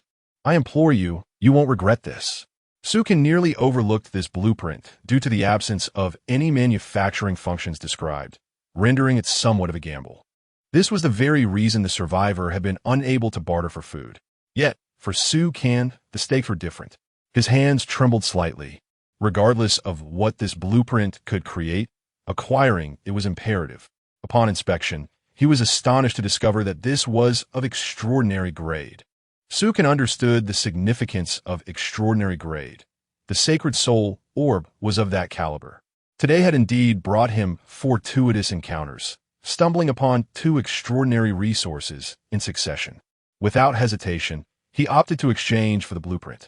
In the shop, he found himself short 5 pieces of fish meat, but now possessed a singular blueprint. It was only after the blueprint materialized that Su Kan realized it was not merely a crafting blueprint. Its exterior was a mere facade, concealing a genuine treasure map within. This map, indeed, was a chart of the ocean, a treasure map.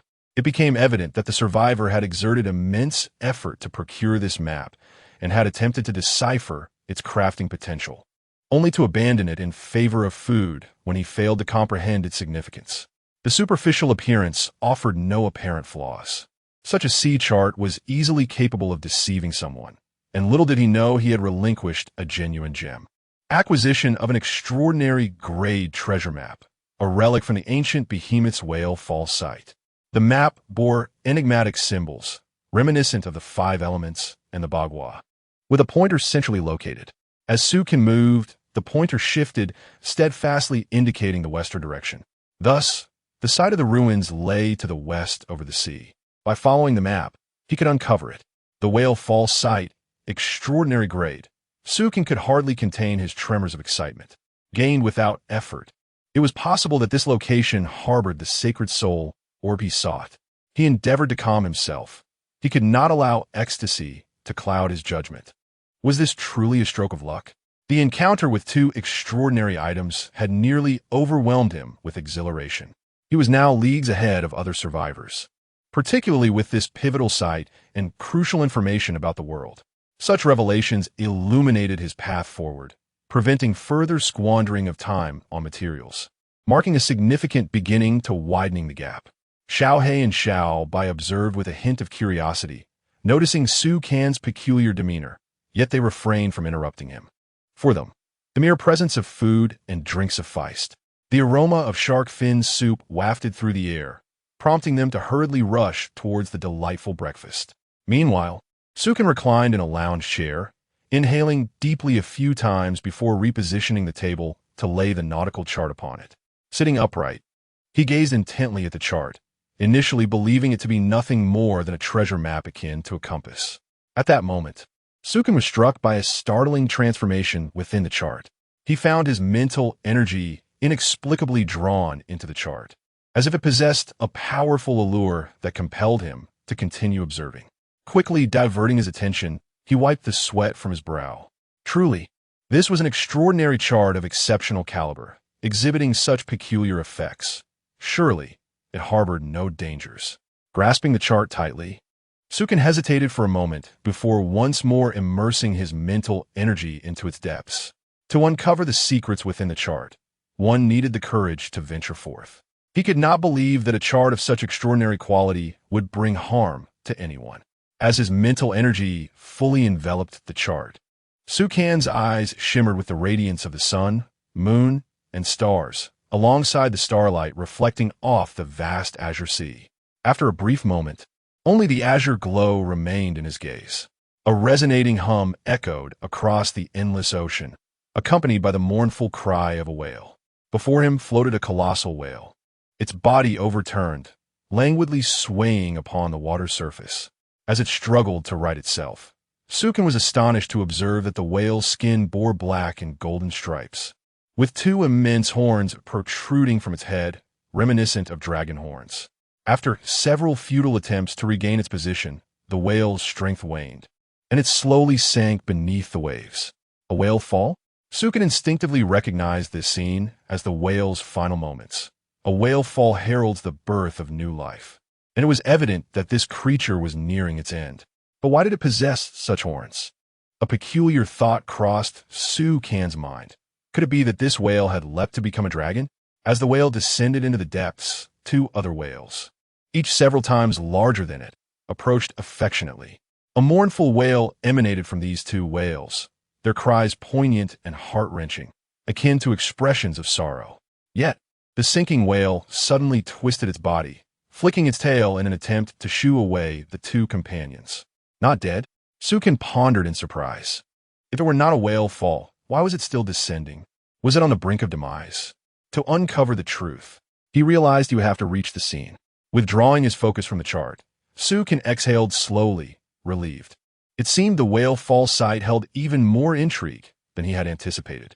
Just as he prepared to fold and stow away the chart, he witnessed an extraordinary occurrence. The chart erupted in a cascade of countless blue lights, shimmering like stars. Little Black and Little White were startled by the strange phenomenon, hastily setting down their bowls and moving cautiously to Sukan's side. Furrowing his brow, Sukin scrutinized the nautical chart before him, perplexed by the unexpected anomaly. Emerging from the chart was a miniature whale, about a meter long, its head slowly rising as it ascended amidst a celestial blue light. Ultimately, its entire form floated into view, surrounded by countless starlit specks that cascaded over it like a silver meteor shower. The little whale swayed its tail and glided gracefully through the air, creating a scene of unparalleled beauty. Little Black and Little White gazed in rapt fascination at the tiny whale, exchanging astonished glances. Just as Sukin shared their astonishment, the little whale seemed to notice him, its large, watery blue eyes glancing towards him before it swam directly in his direction. This charming creature exuded an aura of innocence and beauty, posing no threat whatsoever, which allowed Little Black and Little White to remain rooted in place, quietly observing. The little whale affectionately rubbed its small head against Sukan's chest as if seeking affection.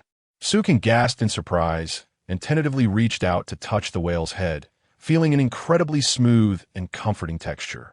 The soft, dragon-like horns on its head were still in their nascent form, and the black and gold stripes on its body differed from Little Black's, resembling natural rippling water patterns. Was this all an illusion, or was it truly real? The sensation of touch conveyed an undeniable reality, making Sukin feel deeply connected. In the little whale's eyes sparkled curiosity and trust, and upon feeling his caress, it closed its eyes, wiggling its body and emitting a gentle, humming sound of joy. When it opened its eyes again, a glimmer of trust shone within them. As the little whale twisted and rolled through the air, Sukin suddenly realized that it was gravely injured, as a long wound stretched along its side. Black blood seeped from the wound, transforming into a dark mist. Black. Sukin quickly examined the injury, noticing that it appeared infected, with the surrounding tissue steadily expanding as if engulfed in flames. What could inflict such harm upon a majestic whale? Sukan's fingers trembled involuntarily, and an inexplicable sorrow welled up within him, especially as he envisioned the whale struggling helplessly on the ocean's surface, accompanied by the mournful cries of its companions. Buzz! Buzz! The little whale nuzzled affectionately into Sukan's embrace, emitting a series of soft sounds. To his astonishment, Sukan realized he could comprehend these sounds, which were tender and mature, akin to the comforting words of a caring sister. It seemed as though the whale was not facing death, for its eyes held no trace of fear. Instead, they reflected a glimmer of hopeful anticipation directed at Sukan. Are you telling me that this doesn't matter, and that I must hurry to find you? The whale gently nodded, continuing to hum as if eager to convey something to Sukan. However, the celestial light within the nautical chart began to fade, and the wounds upon her body were spreading increasingly.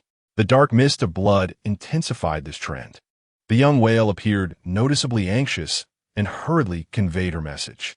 Do not fret, take your time, Sukan urged, unable to suppress his own unease, attentively memorizing every word spoken by the little whale. You mean to say that you possess something of utmost importance that must be entrusted to a reliable individual, and you have chosen me, thus urging me to hasten? Upon realizing that Sukan grasped her meaning, the young whale nodded, her face illuminating with a gentle smile. Rest assured, I shall arrive as swiftly as possible. You must hold on and await my return. A solemn glimmer flickered in Sukan's eyes. The young whale buzzed cheerfully in affirmation, circling around him a few more times before nuzzling against him one last time. The radiance reflected from the nautical chart gradually diminished. The final gaze the young whale cast upon Sukan was filled with trust and anticipation, before she transformed into a faint glow and vanished.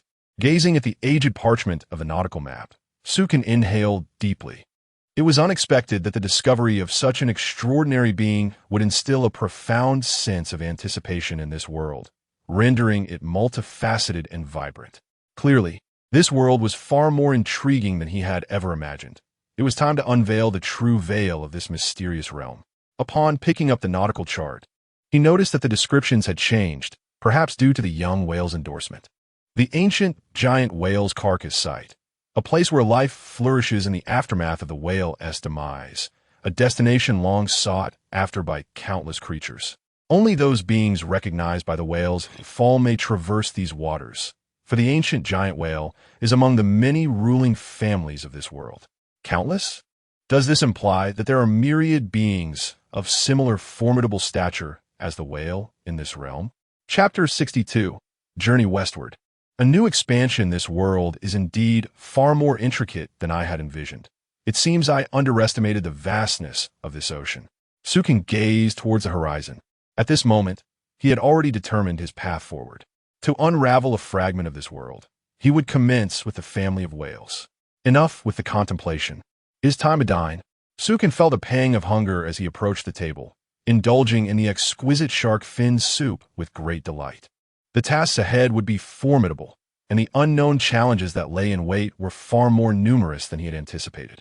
Sukan had once believed he thrived well in this world, devoid of any formidable adversaries. However, a series of revelations made him realize that if he continued to dwell in complacency, he would find himself akin to those oblivious survivors before a tsunami, only to recognize the impending danger when it was too late. To prepare himself adequately before the crisis strikes, the most prudent strategy would be to confront all potential adversities head-on. Currently, the known threat was the so-called invisible waves of destruction. If his conjecture was correct, these waves were indeed tsunamis, which would sweep away the ill-prepared survivors. The previous tsunami had been a stark reminder of this truth. Only those who had truly thrived would endure amidst such turmoil. For other survivors, such disasters represented catastrophic blows, instilling a pervasive sense of dread and caution in their lives. Yet for Sukan, this might present an opportune moment, as the tsunami would inevitably impair the development of others. Consequently, this would also provide him with a greater abundance of resources. He could seize the opportunity to procure supplies en masse during the tsunami, offering food and water to those in need. Having acquired the sacred soul pearl, he now sought a powerful soul to accompany it. Fortune smiled upon him as he stumbled upon the whale false sight, a bastion of one of the world's mightiest species. If he could seize this opportunity wisely, it would amplify his strength and allow him to upgrade his vessel once more. What remarkable transformations might occur if a ship already at the diamond level were to gain further enhancements? Suki could scarcely fathom. The whale false sight was a must-visit. He firmly believed that the whale maiden had not deceived him, and finding her would surely yield significant fortune. Animals are far simpler than humans, especially when faced with dire straits, as was the case with the whale maiden. After satisfying his hunger and thirst, he commanded the ship, Little White, to set sail towards the western whale false sight. Even if he pushed the ship to its utmost speed, no one could predict when they would arrive. As Sukin reclined on a lounge chair, deep in contemplation, he beheld the starlit sky and listened to the ceaseless roar of the waves, his heart brimming with anticipation. Little Black and Little White approached him. Little White, like a sycophant, kneaded his shoulders, while Little Black, in a bid for favor, propped up his legs with its diminutive wings. These two little creatures had certainly become adept at flattery. It was then that Sukin noticed Little Black had significantly grown, now measuring over 3 meters in length. A remarkable transformation in such a short span of time. Even when it folds its wings and crouches down, it still surpasses Sukin in height. Little White has grown significantly, now taller than Little Black. If this fellow were to venture into the depths of the mountains, sporting a coat of black fur, it would undoubtedly be mistaken for a monster. Moreover, its fur has become increasingly soft and comfortable, maintaining that goofy expression.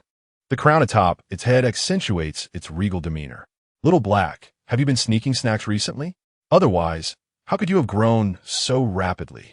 Little Black immediately feigned innocence, hastening the tapping of its legs. Arg, arg, arg. Little Cub chimed in, accusing Little Black of having snatched fish from the sea, claiming to have caught it red-handed on 2 occasions. Oh dear. Little Black lowered its head, confessing the insatiable hunger it felt, asserting that it could not help but eat whenever it was hungry, as that was how it would grow. I can't help it. Well, I'm not blaming you entirely. But what about you, Little White? Have you not indulged as well? Sukin glanced at Little White's belly, which could only be likened to a human beer belly. One could only wonder how many fish it had consumed in secret to become so plump. Arg, arg, arg. Little Cub patted its own small belly, quickly sucking it in to reveal 2 rows of pristine white teeth, grinning sheepishly as it admitted to having only nibbled a little. Just a tiny bit? Sukin shot at an exasperated look. The two had been playing on the sea during the day, gulping down fish whenever they caught one. They explained their actions, fearing that Sukin might deem them gluttonous and abandon them, so they resorted to furtively catching fish for themselves. They also lamented that uncooked fish was exceedingly unpalatable and that they would only eat it because their hunger was overwhelming. The simplicity of animal nature is indeed remarkable. Sukin ruffled their heads, assuring them that they need not steal food. Fish cooked over a fire is undeniably more delicious. There is no need to fear his scolding and resort to consuming something subpar. Sukin realized that the growth of these 2 companions was becoming increasingly unmanageable, and they themselves likely had no inkling of how large they could grow.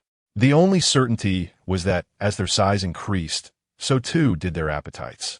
Little Black cast a furtive glance at Sukin, confirming that he was not upset before nuzzling its small head affectionately against him. With a resigned smile, Sukin suggested they rest, for after a day of frolicking, they must surely be weary.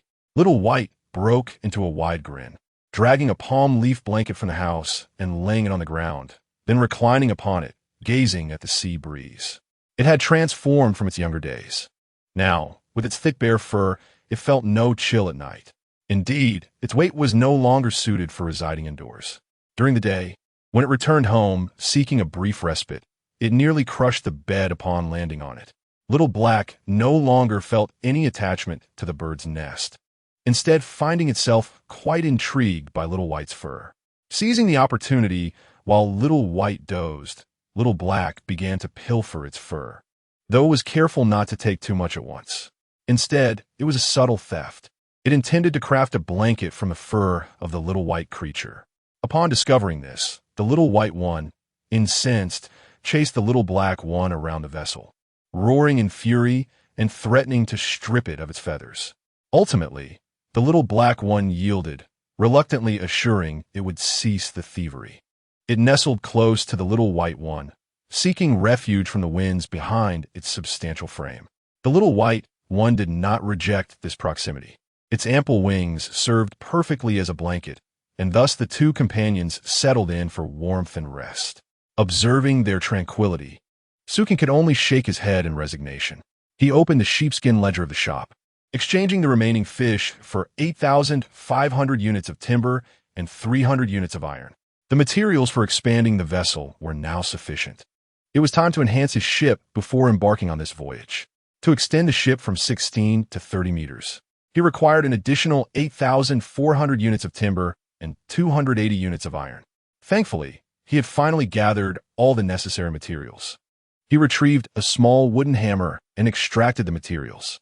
Glancing into his storage, he noted there were still over 4,600 units of timber remaining. Upgrading the ship would still require a considerable amount. Referring to the blueprint for the ship's enhancement, he realized that to elevate it to a higher level, he would need double the original construction materials. Having already expended over 20,000 units of timber, he estimated that the total needed would approach 40 to 50,000 units of timber. Such a financial burden could only be sustained through the bounty of sharks. Otherwise, the arduous task of fishing one by one would extend indefinitely. Thus, he began the expansion of his modest vessel, methodically constructing each plank. With each wooden board completed, the ship transformed into a grand vessel measuring 16 by 30 meters. It now sailed more steadily upon the waves, with the tumultuous sounds of the sea diminished, providing an almost imperceptible sense of motion. It was nearly time to rest. Sukin observed the two companions deep in slumber and contemplated returning to his quarters, but decided instead to join them. The fur of the little black one was indeed quite comforting, akin to a genuine bear's blanket. He then draped the little black one's wings over himself, creating a standard eagle wing cover.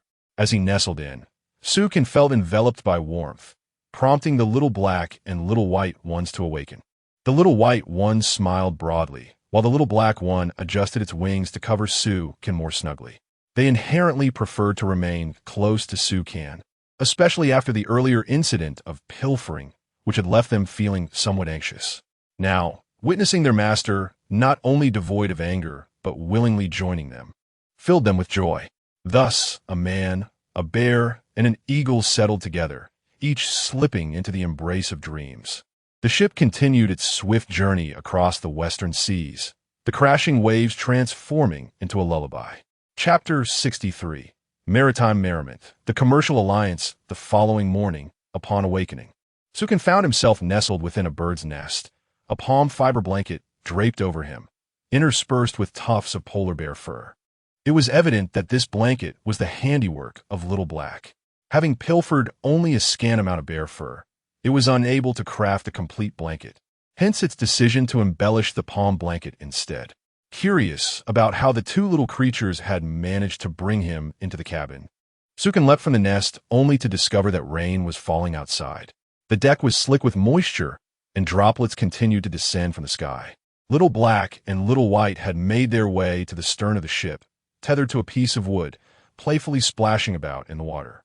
Little Black flew closely behind Little White, occasionally fluttering atop the rope, reveling in the exhilaration of speed. Their bond had deepened, and they regarded each other as the best of friends. Though they could not resist the urge to bicker, it was invariably Little White who emerged the worse for wear. Each time, Little White would become incensed, hopping about and vociferating in frustration. Yet, Little Black stood proudly atop the sail, nonchalantly taunting its companion, which only served to ignite Little White's temper further. Thus, Sukin concluded, those who stand tall often argue fiercely. Observing Little White's goofy grin, Sukin noted that while it had grown considerably in size, its intellect seemed remarkably stagnant. This endearing bear, regardless of its stature, always exuded an innocent charm. Of course, such thoughts were best kept to himself. After all, bears have their pride. In terms of intelligence, it was clear that birds maintained a certain advantage, despite their smaller heads. Their brains were sufficiently developed. Sukin retrieved his fishing rod, settled into a chair, and began to fish, all the while watching the two creatures frolicking about. Before long, a shark came into view, seemingly disturbed by the antics of the two little ones and intent on causing them trouble. Little Black circled above, casting a glance toward Little White in the water. In an instant, Little Black soared into the sky. Little White, with its characteristic goofy grin, clutched the rope while splashing about on the surface of the sea, mimicking a drowning bear to attract the predator's attention. As anticipated, the great white shark seemed less intelligent than Little White, leaving one to ponder if its massive head housed a brain no larger than an almond. The shark surged toward Little White, undoubtedly envisioning a plump, white morsel for breakfast. Little White continued its charade, thrashing about on the surface. Suddenly, the great white shark burst forth from the water, its enormous jaws agape, just as it believed it was about to swallow Little White whole. Even imagining the taste of its flesh, Little White emerged, a mischievous grin spreading across its face, half of its body surfacing, its paw clutching a massive spike club, ready to strike the airborne shark, as if preparing for a game of baseball. With a resounding thud, the blow landed squarely, scattering the shark's teeth in all directions. Blood poured from the shark's mouth as it roared, its furious cries echoing across the nearby sea, sending schools of fish into a frenzy. Sukin found himself unable to fish in peace. Lowering the sail to prevent the shark from being tossed overboard, he moved to the bow of the boat to continue his fishing endeavor. Upon noticing the boat had halted, Xiaobai released the rope and leaped onto the vessel. After retreating a few steps, he charged forward, wielding his spiked club, which glimmered blindingly in the sunlight, and swung it fiercely at the dazed shark. Simultaneously, Xiao Hei descended from the sky with remarkable speed, akin to a bullet. Realizing its surroundings, the shark roared and opened its mouth wide. But upon discerning that its adversaries were a bear and an eagle, it lunged towards Xiaobai with its gaping maw. In that instant, Xiao Hei swiftly positioned himself before the shark, prompting it to redirect its attack. However, Xiao Hei executed a sudden halt mid-air, evading the shark's bite and leaving it bewildered. With a resounding thud, Xiao Bai's club struck the shark, not on its snout but squarely on its head.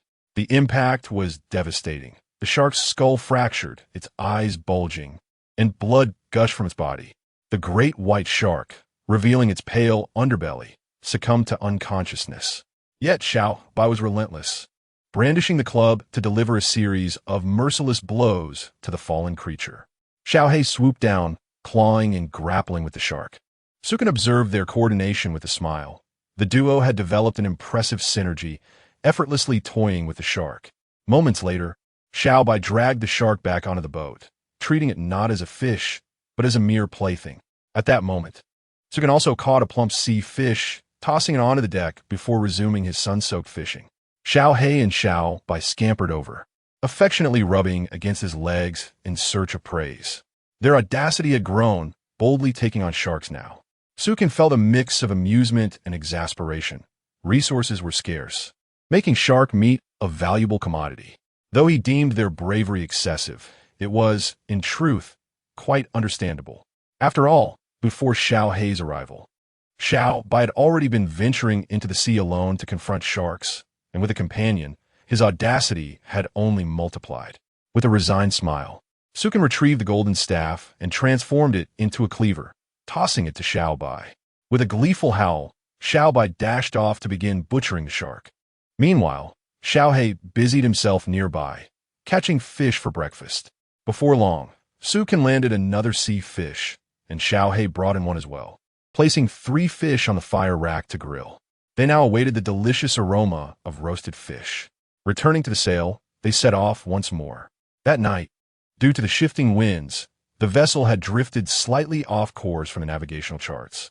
Adjusting the sail's position, they realigned themselves and continued their voyage toward the ruins.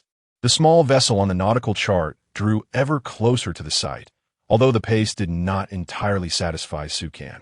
It is worth noting that he possessed a diamond-grade ship, complemented by a platinum-grade sail, yet it merely advanced sluggishly across the map.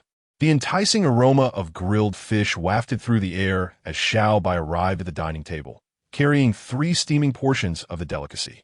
Sukin retrieved 3 coconuts, glancing at the warehouse where 2 legs of lamb remained, instructing Xiao Bai to fetch them for a hearty lamb bone soup. Naturally, Xiao Bai was delighted by the task. However, upon noticing Xiao He lounging beside Su Qian, sprawled out like a dandy bird with its wings hanging over the sides of the chair, sipping from a coconut with palpable enjoyment, Xiao Bai felt a twinge of discontent, perceiving itself as little more than a mere servant. It was profoundly unfair.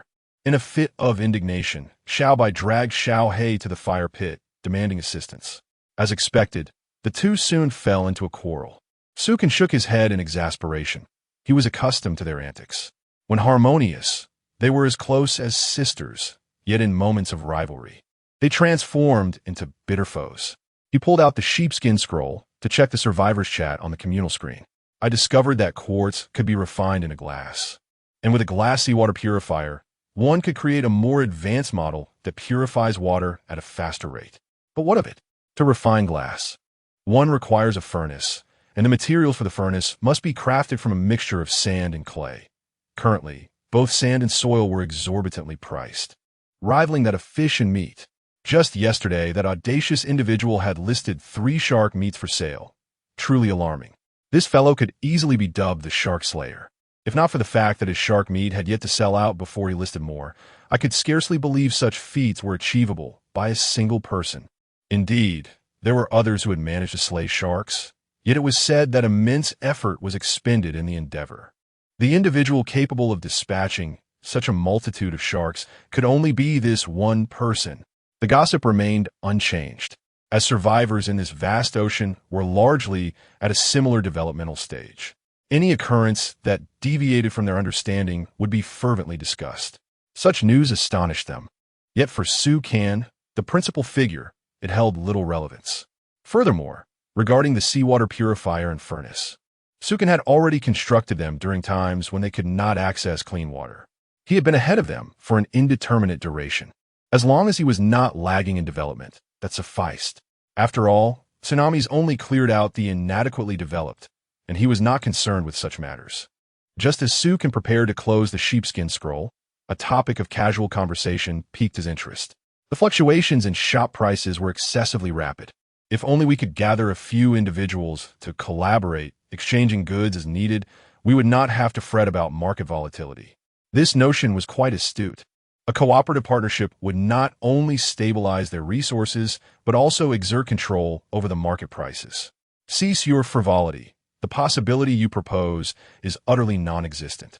No one knows anyone else. How can collaboration occur? Even if we assume a degree of mutual acquaintance, in this vast ocean, no one can see another. What binding force can a shareholding cooperation possess? Would you dare entrust your supplies to a single individual? It is unheard of for 2 survivors to have encountered one another on the sea. Perhaps such notions should be reserved for a time when more individuals are gathered together. In the bygone world, this was merely a standard commercial collaboration model. However, in a scenario where no one can see one another, cooperation is unequivocally impossible. Even if one were to meet another, what difference would it make? There are no enforcers to impose order. It relies solely on individual conscience. In the absence of any binding authority, the notion of trust between individuals is nothing short of a farce. The most terrifying aspect is the human heart. Dealing with animals is far more straightforward and devoid of any need for caution. Though Su Qian harbors reservations about such alliances, it is an inevitable trend. As survivors eventually upgrade their small bamboo rafts into boats and construct sails to navigate, small groups will inevitably form, and alliances will emerge. While this may involve a degree of intrigue and treachery, the necessity for survival will ultimately foster maturation. It is unavoidable that some simple-minded individuals will serve as stepping stones. And bloodshed is an inescapable reality. After all, humans are inherently social creatures, and they will inevitably tread the path of alliance, especially those who have traversed from another world, making it easier for them to unite with their compatriots.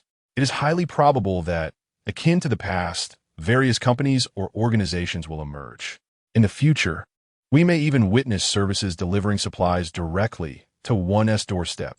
Food delivery at sea? If such a development were to materialize, one cannot help but feel a sense of anticipation. Chapter 64. Expansion of Cultivation and Research of Resources, turning the pages of the parchment book to the market section. I observed the fluctuations in the prices of resources. Currently, the price of fish and meat has stabilized, each costing 100 units of timber. Similarly, the price of fruit has also settled at 100 units of timber, comparable to that of fish and meat. Although the quantity of fruit is relatively small, it is an essential source of vitamins for the human body, making its price of 100 units of timber quite reasonable. The increase in fruit prices is largely attributed to the failures of many survivors in cultivating these fruits. Their soil is sourced from the islands. Yet water resources have become a significant challenge. Although the current price for water is merely 1 unit of timber per liter, it remains one of the most volatile commodities. In just a few days, the price soared to an astonishing 100 units of timber per liter. The fluctuations in water prices are exceedingly drastic. One day you may spend freely, while the next you could find yourself unable to afford drink. Should the price of water continue to rise, even the wealthiest survivors may face challenges in fruit cultivation due to these price fluctuations or their own resource issues, leading to eventual failure in their endeavors. After all, growing fruit is not a matter of mere days. The investment required is substantial. The previous overabundance of fruit led to a drop in prices, as many overlooked the long-term value of cultivation. What astonished Sukin the most was the price of sand and clay, with each unit reaching an extraordinary 100 units of timber. This price is on par with that of fish and meat, indicating that the value of sand and clay has been recognized.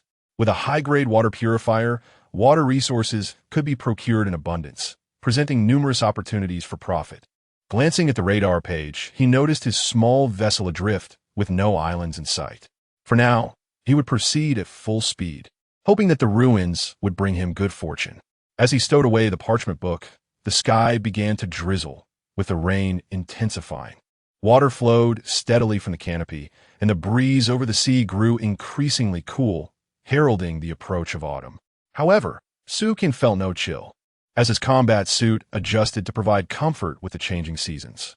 Even in the rain, donning the hood of his attire kept him completely dry. This remarkable temperature regulation feature alone showcased its extraordinary nature, alleviating the need for other survivors to fret over seasonal clothing changes. Particularly in winter, while others would slow their resource gathering due to the bitter cold, the sea winds could be perilously frigid. Sukin retrieved the extraordinary grade Sacred Soul Pearl, reclining in his chair to admire its beauty. The pearl was visually stunning and highly ornamental. In the original world, its mere aesthetic appeal would command an astronomical price, far surpassing that of any luminous pearl. Yet, in the absence of a soul to inhabit it, it could only be appreciated for its appearance. Alternatively, it could serve as a tool for cracking nuts. As long as the soul within remains intact, external forces cannot destroy it, making it incredibly resilient. Certainly, once it bears a soul, it can not only mend its own injuries but also elevate the level of an item, and even serve as a means of resurrection. Each of these capabilities would undoubtedly astonish every survivor within the oceanic realm. If cast aside, countless individuals would vie for it with fervor. For the survivors, healing and resurrection are akin to a divine elixir, and none would remain indifferent to such prospects. Even Sukin felt a stirring within, compelling him to journey across great distances to the ancient whale ruins, specifically to procure a formidable soul. However, it remains uncertain how much longer it will take to reach the site of the ruins, and Sukin finds himself growing increasingly impatient. The diamond-tier vessel sails swiftly across the sea, yet on the nautical chart, it appears to progress at a leisurely pace, which is rather vexing. In this inclement weather, characterized by rain and wind, the most suitable activities are fishing and napping.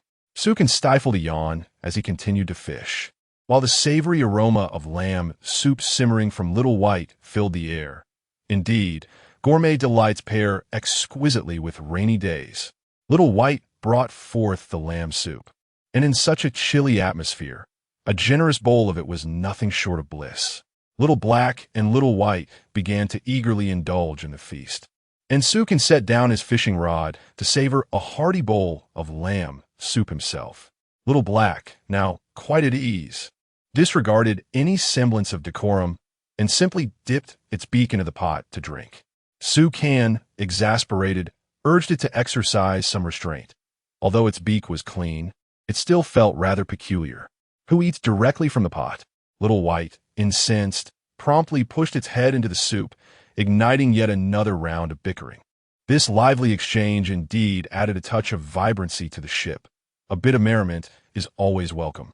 After the meal, Sukan reclined in his chair, feeling utterly spent. Little White sprawled lazily with its legs in the air, while Little Black lay atop it, resembling 3 salted fish. Life felt fulfilling, and even the bear and eagle sensed a languid tranquility. It was then that Sukan recalled having neglected something important amidst his indulgence in life's pleasures. He almost forgot the pressing matters at hand. The sign-in system chimed, announcing, "Sign in. Reward. Special item. Platinum grade fertilizer X1." Sukan's lips twitched as he gazed at the burlap sack that appeared before him. Isn't fertilizer simply a product of excrement? Could it be that he was rewarded with a sack of rice paddy dung?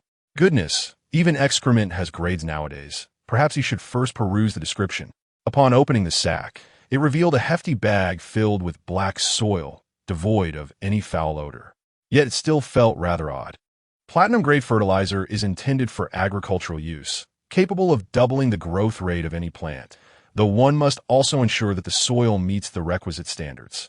Otherwise, rather than nourishing the plants, it could lead to nutrient overload, resulting in their demise. This fertilizer is rather particular, demanding specific soil conditions. However, the soil he possesses is no ordinary soil. It undoubtedly surpasses the required standards. He couldn't believe that even this golden-grade soil could fall short. As I contemplated the ripeness of my fruits and the imminent harvest, I realized that with this fertilizer, the speed of reaping would undoubtedly accelerate. The soil and plants, already extraordinary in quality, have been growing at an impressive pace. With the addition of this fertilizer, their growth would surely reach astonishing rates. Just imagine the astonishment of other survivors upon learning of such rapid growth. According to the warnings in the will and notes, there is a strong possibility of another tsunami occurring soon.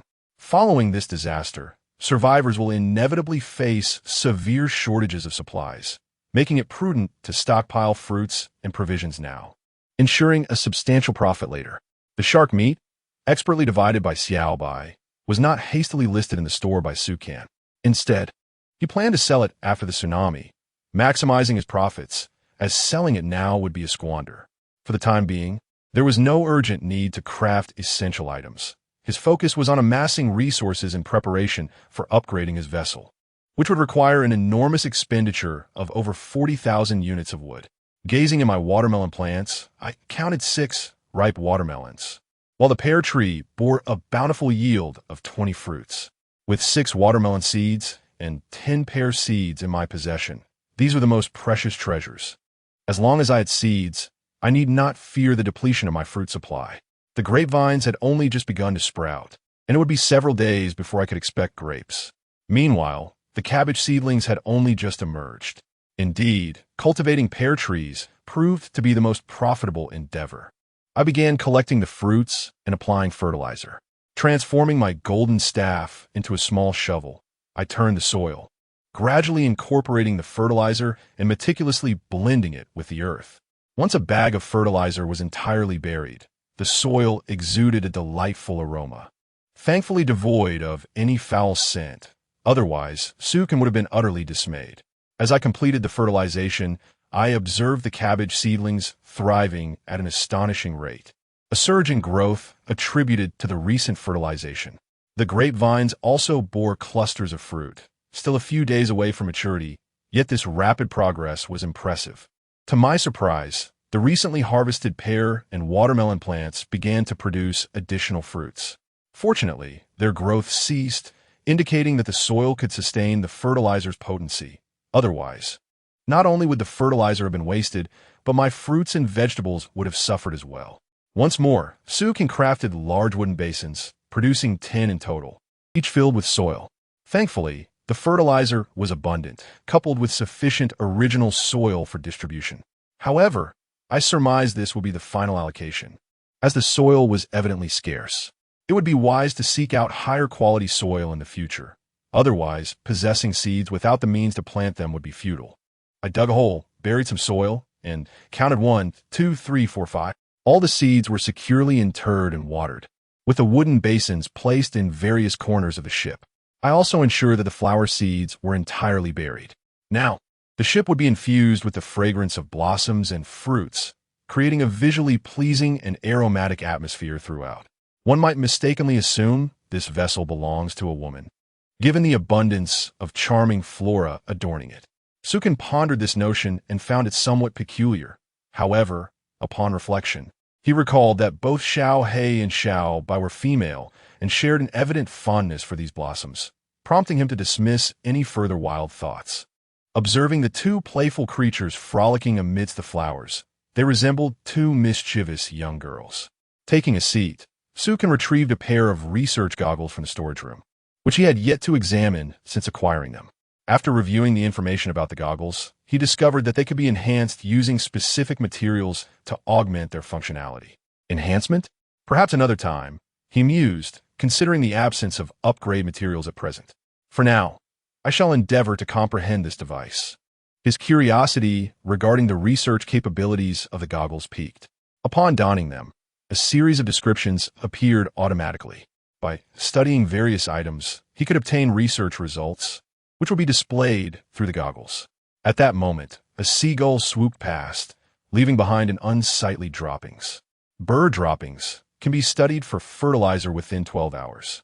He scoffed at the idea of dedicating such time to a mere pile of excrement. Next, he placed a handful of sand on the table, hoping to yield something more worthwhile in his research. Sand can be studied for sand sculpture within 12 hours. Sukin was left bewildered, his lips twitching in irritation. Am I truly conducting research on this nonsense at sea? Frustrated, he swept the sand off the table. What is this nonsense? Can't I produce something of value? After contemplating, he reasoned that if a single item could be studied, what might occur if he combined several? Thus, he gathered another handful of sand, some timber, metallic ore, and a piece of iron, brimming with anticipation as he embarked on his research. However, the goggles merely displayed a plethora of question marks, mirroring the confusion swirling in Sukin's mind. What a useless contraption. Chapter 65. Tormenting sharks and stockpiling supplies. It appears that the current level of proficiency in researching with the glasses is inadequate. An upgrade is necessary to delve into more intricate subjects. However, if the only options for research are these worthless scraps, then what good are the glasses? Let us explore other materials. It is possible that I had extracted too many supplies, causing the system of the glasses to malfunction. Sukin gathered all the materials and decided to extract only a piece of wood and a palm leaf this time. He resumed his research. With wood and palm leaves, a torch could be crafted within 12 hours. Though still a trivial item, at least it is something functional. Nevertheless, Sukin deduced that the current capabilities of the glasses seem limited to simple creations. More complex items remain elusive. He harbored serious doubts that even if he strained his eyes to the point of blindness, he would still be unable to produce a sophisticated item. Additionally, he needed to explore the correct combinations of materials. Many pairings simply could not yield results. For instance, combining a piece of fish meat with or resulted in a cascade of question marks, akin to an error message from the system. In order to produce something useful, one must engage their unique imagination. After considerable contemplation, Sukin quietly retrieved a piece of wood and began his research anew. Lacking any combinations, he decided to start with the simplest of materials. With wood alone, he could create an exquisite wooden bottle in 12 hours. Well, a bottle is a bottle. At least it is something utilitarian, right? As for this so-called exquisite wooden bottle, it is hardly an elevated item, at best. It may just appear more aesthetically pleasing than something he whittled himself. A bottle for flowers is still a commendable outcome. Confirming the research, Sukin realized that it was unnecessary to wear the glasses throughout the entire process. He only needed to don them for confirmation of the crafting and could then place them at a designated spot in the room to continue the crafting autonomously. He casually gathered a few broken branches to create a makeshift stand for the glasses, allowing them to proceed with the research at their own pace. After all, To spend 12 hours on a mere vase would be utterly absurd. Disregarding the research glasses, Sukin took out the nautical map to begin his examination.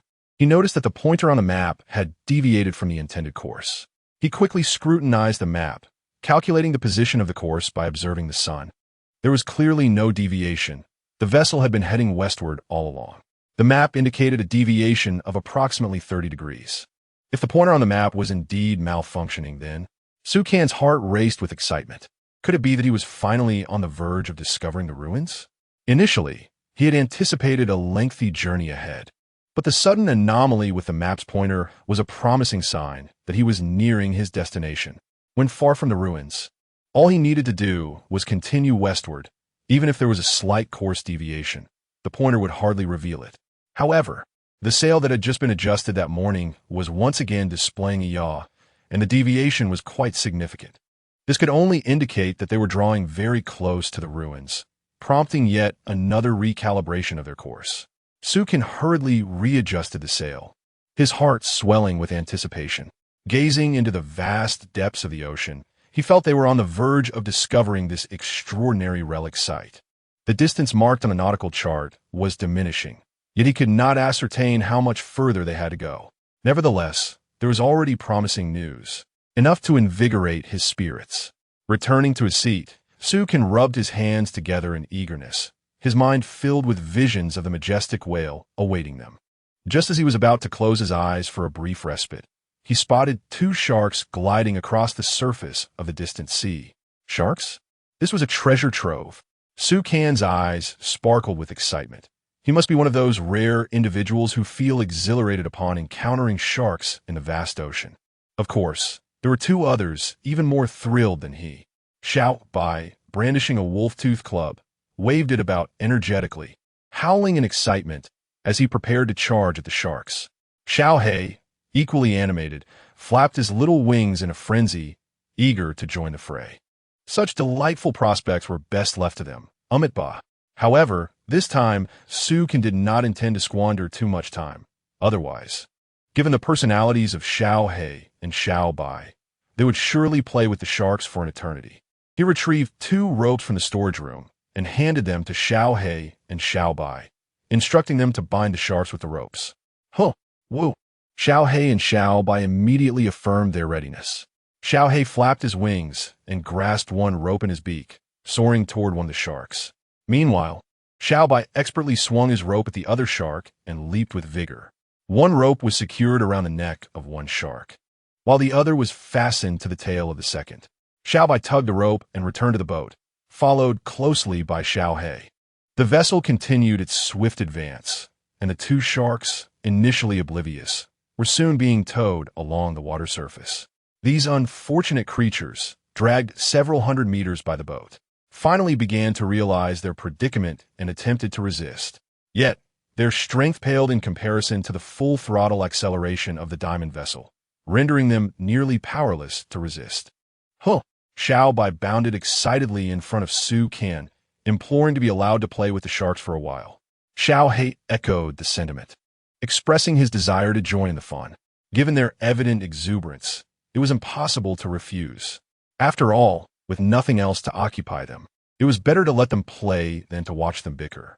Xiao Bai cheered with delight, racing to the stern of the boat before leaping onto one of the sharks. Clinging tightly to the neck of the creature, he transformed it into his personal surfboard, gleefully reveling in his newfound amusement. Little Black similarly soared onto another shark, emulating Little White by standing upon it, its talons gripping the shark's neck like iron hooks, flapping its small wings and calling out into the wind. These two unfortunate sharks, while being dragged swiftly through the water, gulped down copious amounts of seawater, their heads bobbing on the surface, leaving them disoriented and dazed, although they yearned to open their cavernous mouths in defiance. Each attempt only resulted in more seawater pouring relentlessly into their gullets. After a prolonged struggle, all they managed to consume was a bellyful of water, their spirits nearly shattered. When had the sovereigns of the ocean ever endured such torment? Not only were they afflicted by the ocean's brutal embrace, but every time they attempted to lift their heads to discern the source of their torment, They felt a powerful foot forcefully shove their heads back beneath the waves, nearly rendering Little White's quarry unconscious. Fortunately, it had retained some strength, as it wished to prolong the fun rather than simply knock the shark out or kill it outright. "Oh!" Little White exclaimed, exhilarated by the sensation of racing through the sea, lowering its head to shout at the shark. "Your resistance only fuels my excitement. If you were to quiet down, it would lose all amusement." In comparison to Little Black, Little White's approach was remarkably benevolent. The force exerted by Little Black was no less significant, yet its experience paled in comparison to that of Little White. Lacking control over its own power, it inadvertently delivered a blow that left the already beleaguered shark dazed. However, Little Black continued to squawk in frustration, lamenting the ungratefulness of the shark that had succumbed so easily. In a fit of anger, it dug its claws into the shark a few times and nipped at it, rousing the dazed creature from its stupor. Fortunately for the shark, it lacked high intelligence. Otherwise, it would surely be left in tears, lamenting its predicament. "Why must I be tormented to the point of unconsciousness?" A simple word would suffice. However, death was but a trivial matter. The real torment lay in the relentless harassment. Sukin slapped his forehead, feeling somewhat speechless, realizing that this treatment was indeed inappropriate. Soon, he would need to dismember the creature, yet at this moment, he was stripping it of any semblance of dignity. He decided it was best to turn away, unable to watch any longer. Returning to his chair, he began to rest as dusk descended. The sky darkened, thick clouds gathered, and raindrops began to fall more heavily. It seemed a torrential downpour was imminent, and Sukin extended his fingers to feel the rain. Suddenly, he recalled that if a tsunami were to occur soon, food would undoubtedly become a precious commodity.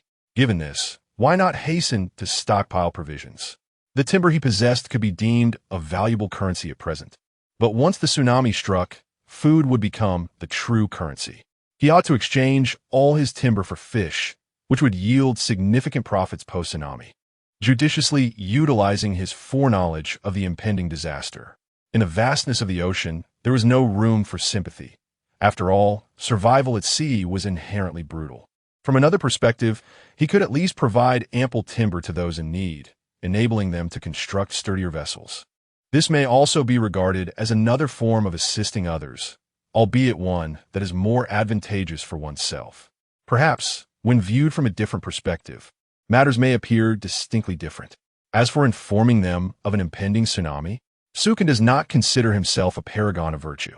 After enduring such prolonged tribulations and a tsunami, it seems unlikely that any altruistic souls remain at sea. Even if he were to share this foreboding news, who would truly believe his words?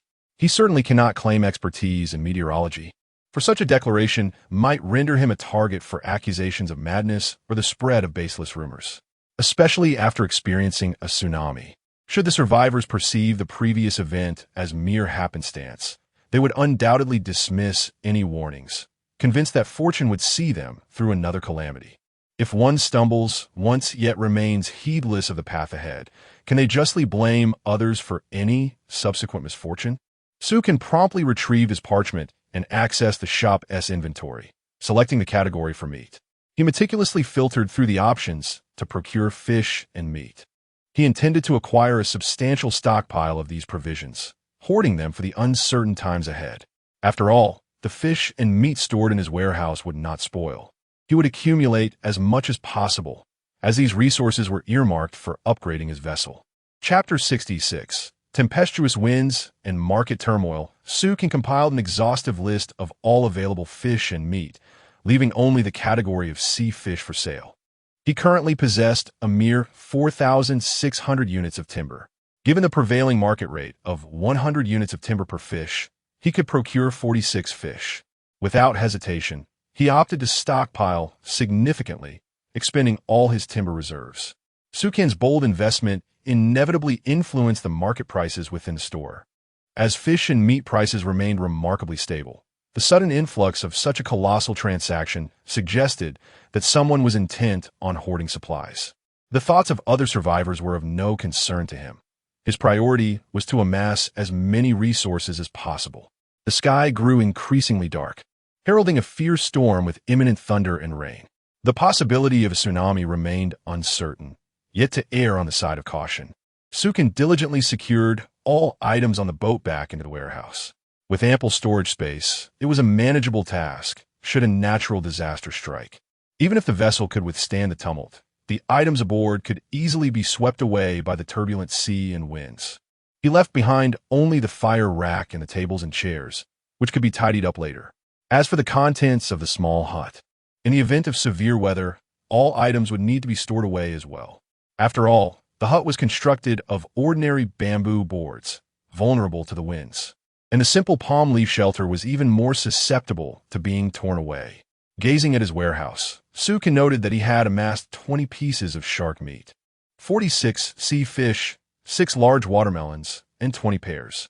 These supplies fell short of his desired quantity, so he resolved to fish vigorously while time permitted. Fishing was akin to earning a living through labor. Fortunately, the rewards were quite bountiful. Once his companions, Xiao He and Xiao Bai, finished their play, he would proceed to dismantle the 2 sharks and add their parts to his stockpile.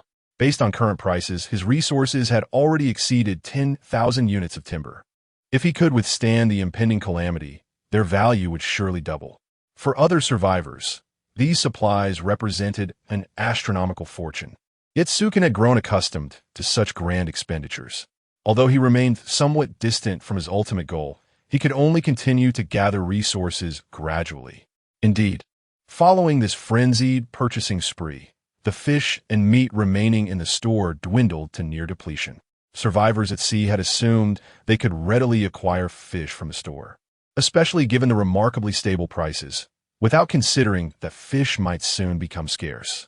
Suddenly, the weather turned treacherous, preventing many survivors from obtaining resources and leaving them without sufficient food. Consequently, when some sought to exchange for a couple of fish to ensure sustenance during this harsh weather, they realized it was too late.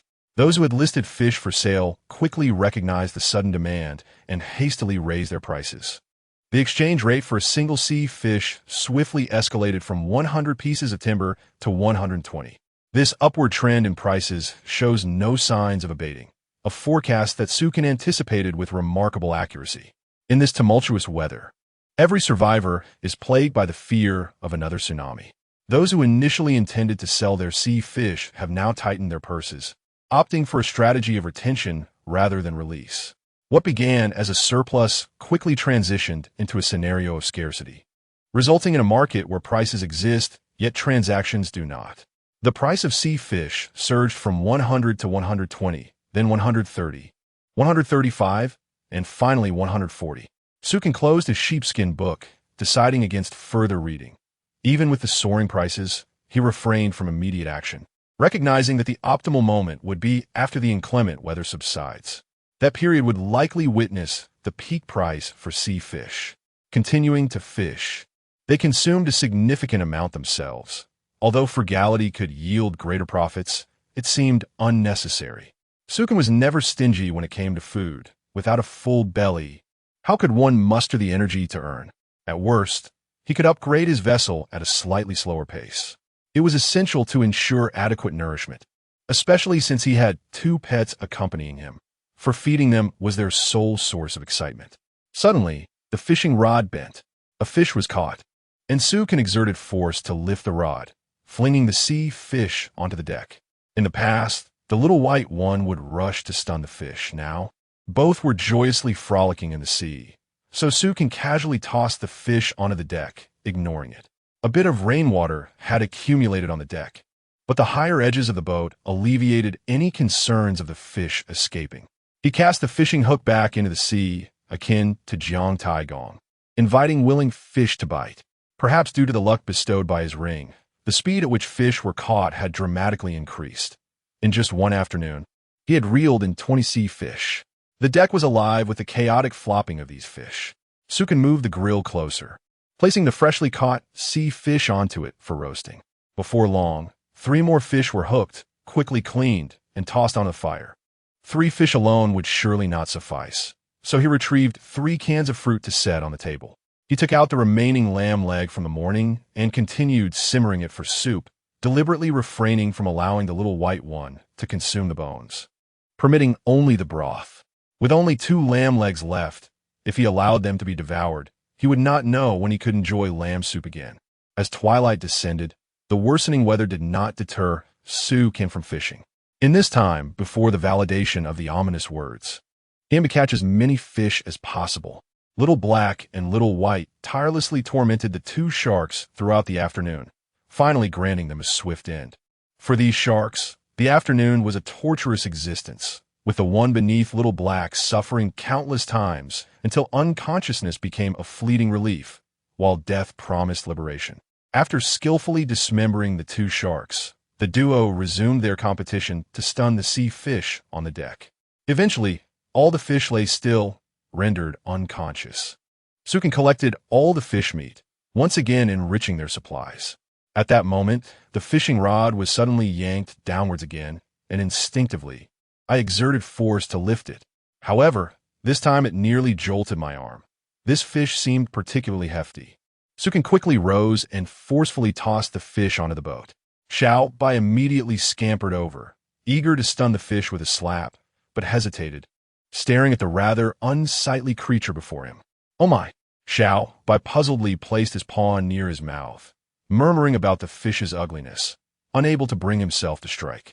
Xiaohei also flapped his little wings and hopped over, regarding the fish on the ground, which was adorned with numerous tentacles and had a body as soft as a puddle of mud, with a look of disdain. Upon standing to take a glance, Jiang exclaimed, "Goodness, what a colossal octopus!" This cephalopod stretched over a meter in length, its tentacles exploring the boat as if seeking escape, sending shivers down one's spine with their elongation. What defines long legs, and what could possibly surpass its length? The flavor of grilled octopus is quite delightful. Such a fish is ideally suited for barbecuing. The tentacles of an octopus possess remarkable regenerative abilities. When confronted by foes, if it cannot fight back, it sacrifices a tentacle to appease the enemy, making a swift getaway. As winter approaches, the octopus consumes its own tentacles to fulfill its bodily needs, and within a fortnight, they regrow. It seemed that tonight would promise a sumptuous feast. "Hey, octopus, thank you for your legs." Jiang cheerfully approached and severed 3 of its tentacles, ample enough for each person to enjoy a portion. He tossed the tentacles onto the grill, preparing to barbecue the octopus's appendages. Bai rushed in, stunning the octopus and disassembling it before stowing it away in the storage. This creature could easily rival 10 fish in quantity, and its meat was notably succulent, making it a delight to handle. The aroma of grilled octopus quickly wafted through the air, mingling with the scent of lamb bone, soup, and roasted fish. Despite the octopus's rather unattractive appearance, its flavor was exceptional, and under the heat of the grill, the deliciousness reached its zenith. Xiaohei and Bai swallowed hard, hurrying to the side of the grill, their little noses twitching incessantly. Bai nearly plunged his head into the pot. When food was involved, their intelligence seemed to plummet. Xiaohei dipped his beak into the lamb soup, savoring a small sip, smacking his lips in delight as his eyes sparkled, his feathers fluffing up as if he had consumed some magical elixir. Just as Jiang was about to tease them, crash! A thunderous clap of thunder erupted in the sky. The sudden roar of the storm was deafening, startling Jiang. Xiaohei and Bai were so frightened that they clung to each other, only to push one another away after regaining their composure. The 2 of them stood on tiptoe, gazing into the distant sky, where the sea remained tranquil, showing no signs of change. After a moment, the rumbling grew deeper and more resonant, echoing from afar as the ominous thunder rolled in, heralding the approach of a storm. A brilliant white light streaked across the sky, a bolt of lightning cleaving the heavens as if to divide the firmament in twain. As dark storm clouds intertwined, the atmosphere hinted at an impending deluge, the ominous rumble of thunder akin to the sound of suppressed whispers. Suddenly, a second thunderclap erupted, illuminating the entire coastal expanse in an instant. Raindrops cascaded from the sky like scattered beans, relentlessly pounding the surface of the sea. The wild winds, coupled with the torrential rain, transformed the once tranquil waters into a tumultuous sea of frothy waves. Sukin hurriedly moved the fire pit inside the shelter. Though the flames would not be extinguished by the rain, any food exposed to the downpour would surely spoil. Little Black and Little White assisted in bringing the furniture indoors, as the sudden onset of the storm was astonishing. Fortunately, their vessel remained secure amid the tempest. It was designed to withstand even a tsunami with minimal damage. For other survivors, however, the days ahead would be fraught with difficulty. As the storm approached, the air temperature plummeted, forcing them to retreat into their makeshift palm leaf abodes. Thankfully, most survivors had constructed rudimentary shelters, providing them with a degree of comfort. Some even seized the opportunity presented by the rain to place containers outside, collecting the precious water. Inside, the fire pit enveloped the room in warmth, mingling with the aromas of various foods, while the sounds of the tempest outside added a unique flavor to the atmosphere. Yet, Sukin glanced at Little White, whose sizable form nearly occupied half the space, while Little Black tucked its wings close to its body. Moments earlier, the heat from a fire had nearly singed its feathers, releasing an enticing aroma reminiscent of roasted fowl. With no choice but to avoid becoming a meal themselves, the two creatures retreated to the bed. The confines of the room felt increasingly cramped. It seemed that post-storm, an expansion would be in order. Sukin instructed them to keep watch over the food as he prepared to venture outside to assess the rain's intensity, determined to ascertain whether the storm might shift in its ferocity. Chapter 67. Pet Rivalry. Fur Coat howling and yowling. Little Black and Little White expressed their desire to venture out and feel the sea breeze. Otherwise, they would likely end up squabbling indoors. Sukin moved a chair beneath the shelter outside, and Little Black and Little White nestled beside him. Little White shielded Sukin from the wind with its substantial body, while Little Black extended its large wings to provide further protection.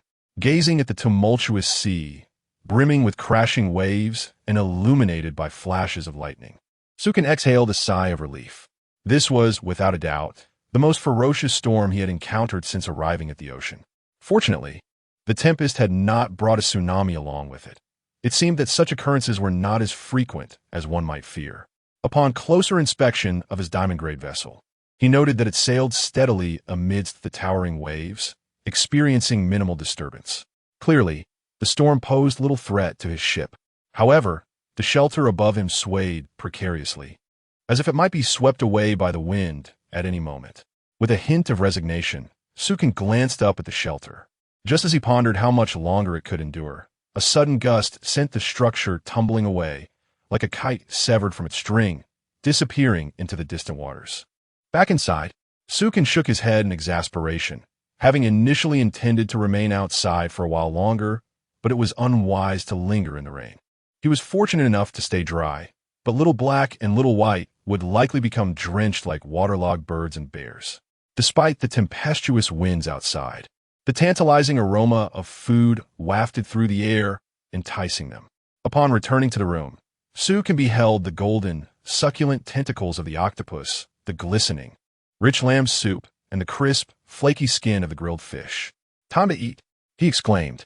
With his chopsticks, Sukin pierced a tentacle of the octopus and took a gentle bite, savoring the burst of juices. The flavor of the grilled octopus was indeed delightful. Little Black and Little White began to devour their portions with gusto. The sounds of the storm outside became a mere accompaniment, devoid of any sense of peril, transforming the scene into an unusual holiday experience.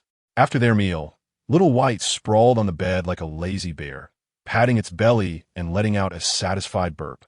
Little Black lounged with its wings splayed, leaning against Little White. When these two were quiet, they resembled affectionate sisters, yet when roused, they could engage in fierce battles as if driven by deep-seated grievances. Their tranquility was a testament to their lack of energy for quarrels at that moment. Knowing there was no space left on the bed, Sukin lightly leaped into Little Black's nest, observing the Arctic bear blanket that covered the nest and unable to suppress a smirk. If only Little White could join them, otherwise, it would surely raise a fuss upon seeing its own fur in the nest. Sukin took a moment to inspect Little White's bear fur, which appeared to be intact, while Little Black's singed fur near the fire pit had returned to its former glory. No wonder Little Black felt so audacious. As long as it plucked fur from Little White while it slept, it would regenerate by morning, leaving no evidence of its mischief. Indeed, the fur of the polar bear is remarkably soft and comfortable, and combined with the soothing embrace of this bird's nest, is simply delightful. Sukin could not help but exclaim in pleasure. How had he not discovered this before? Otherwise, he would undoubtedly have plucked some of the soft white fur. Suddenly, an angry roar from below shattered the tranquility. Sukin hurriedly glanced down to see Xiao Bai sprawled atop Xiao He, roaring and clawing at the feathers adorning Xiao He's body. Xiao He, unable to resist, was held down by a paw around its neck. Rolling its eyes in exasperation and choosing to lie still, resigned to its fate. After all, the ground belonged to Xiao Bai, and Xiao He's feeble strength was no match for it. It turned out that Xiao Bai had discovered a palm blanket stuffed with its own fur, and without a second thought, it attributed this to Xiao He's mischief. Thus, Xiao Bai vowed revenge, intent on plucking Xiao He bald. In the midst of its antics, Xiao Bai uncovered a significant stash of its own fur hidden beneath the bed. Goodness, Xiao He had accumulated quite a collection over time. Sukin couldn't help but twitch his lips. Poor Xiao Bai was being bullied terribly. Beneath that seemingly indifferent demeanor, Xiao He was likely plotting its retribution. Sukin, feeling disinclined to intervene, allowed them to continue their antics. Meanwhile, a tempest raged across the sea, battering countless vessels adrift, causing them to sway perilously close to disintegration. Many survivors faced the dire threat of their supplies being whisked away by the wind, as well as the risk of their makeshift bamboo rafts being damaged. Perhaps only Sukin could remain as tranquil as if on vacation amidst such chaos. Unable to sleep due to the ruckus, he retrieved a sheepskin book and opened the page displaying the survivor's public screen. It hadn't been long since the last calamity, and here came another disaster? Goodness, could life get any harder? After laboring to accumulate a substantial stockpile of supplies, what was he to do now? He was on the verge of tears, as a massive wave had just swept away dozens of planks of wood from his boat, along with his water purifier. Are you all out of your minds? Didn't someone mention last time that all we needed to do was tie our supplies to the boat with rope? I completely forgot. Thank you, my brother. For the reminder, I'm immensely grateful. It was indeed a lapse in judgment. For supplies that could not be secured to the boat, constructing wooden walls around them could prevent stray debris from being blown away. Understood. I will take your advice immediately. Thank you, thank you. Sukin expressed his admiration. It seemed that after each disaster, many survivors had enhanced their survival skills. Tying supplies to the boat and erecting wooden barriers akin to a protective railing not only conserved wood, but also effectively shielded against the elements. Even individuals could seek refuge behind the wooden structures from a storm. Those who had survived until now could not be foolish. Their experiences had undoubtedly enriched their knowledge. However, the fence constructed from this timber is hardly robust. After all, it is merely ordinary wood. The highest grade of timber that these survivors might possess would only be of silver quality. Withstanding such a tempest is quite a challenge. Should the fence be torn apart by the winds, the supplies within would inevitably be swept away into the sea. Thus, it presents both advantages and disadvantages. Although one's constitution may be exceedingly strong, the storm will inevitably weaken the body. Sukin retrieved 3 pairs, as fruit can swiftly restore one's health and enhance immunity. He intended to toss a pair to Xiao He and Xiao Bai, ensuring they too could partake, lest they catch a cold after being drenched in the rain. Turning his gaze downward, he was instantly struck with dismay. There lay Xiao He, entirely devoid of feathers, with plumage scattered across the floor. Stripped of its feathers, Xiao He resembled a mere ball of flesh. The majestic aura of the golden eagle had vanished, leaving the bird significantly diminished in size. Xiao He gazed mournfully at its body, wrapping itself tightly in a blanket, feeling utterly dejected. Its form appeared exceedingly small, yet its belly was notably large, as if it had been pregnant for months. Xiao Bai, too, seemed to share in this unfortunate plight, panting heavily as it rested upon the bed.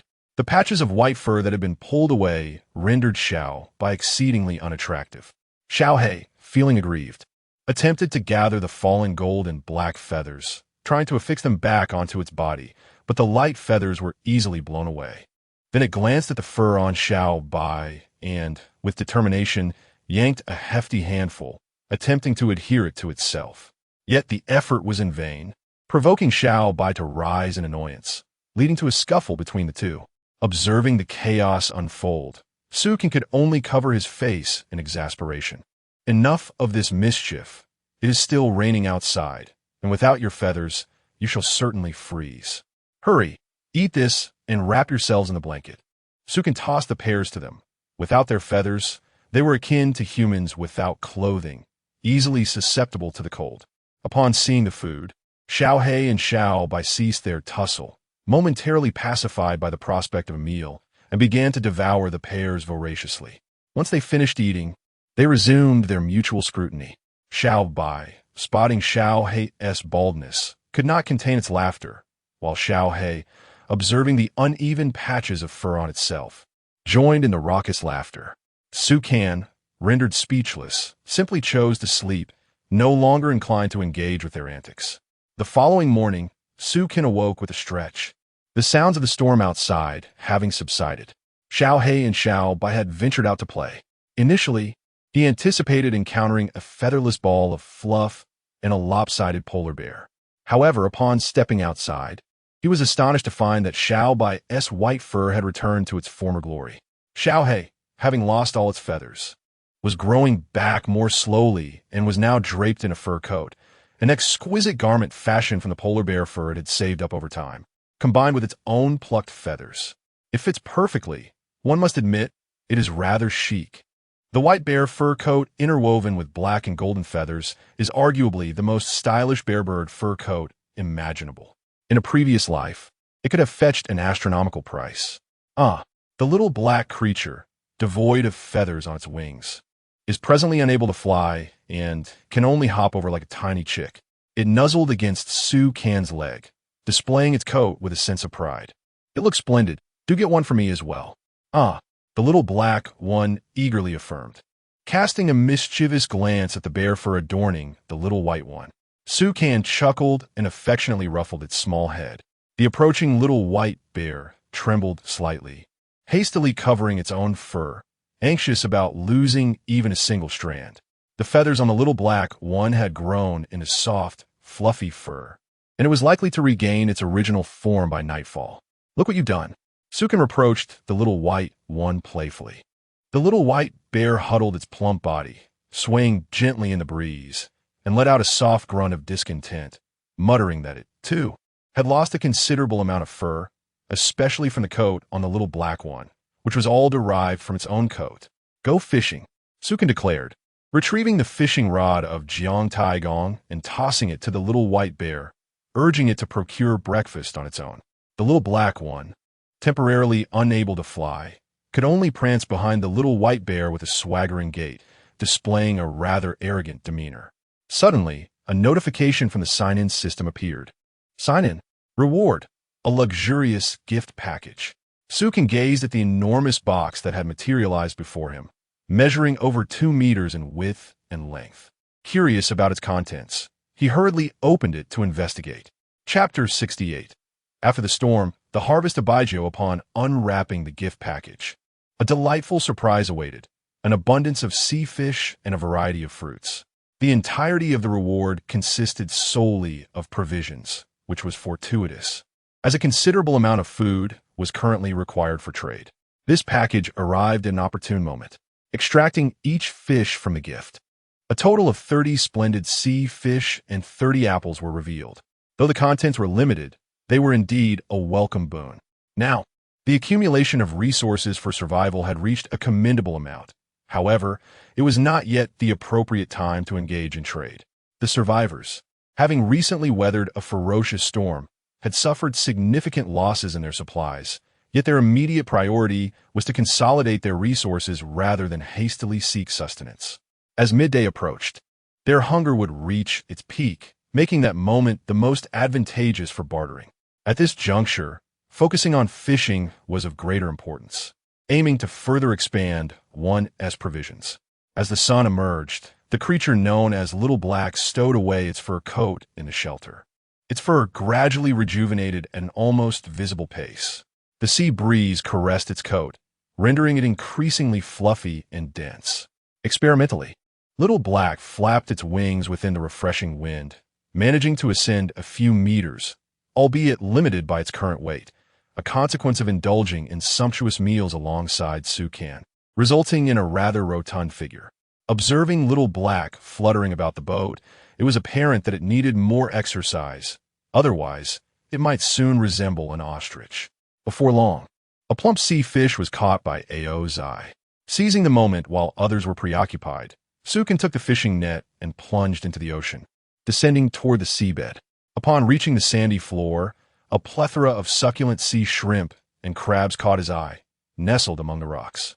He promptly began to capture them, swiftly securing 3 sea shrimp and 3 large crabs into his net, preparing to return.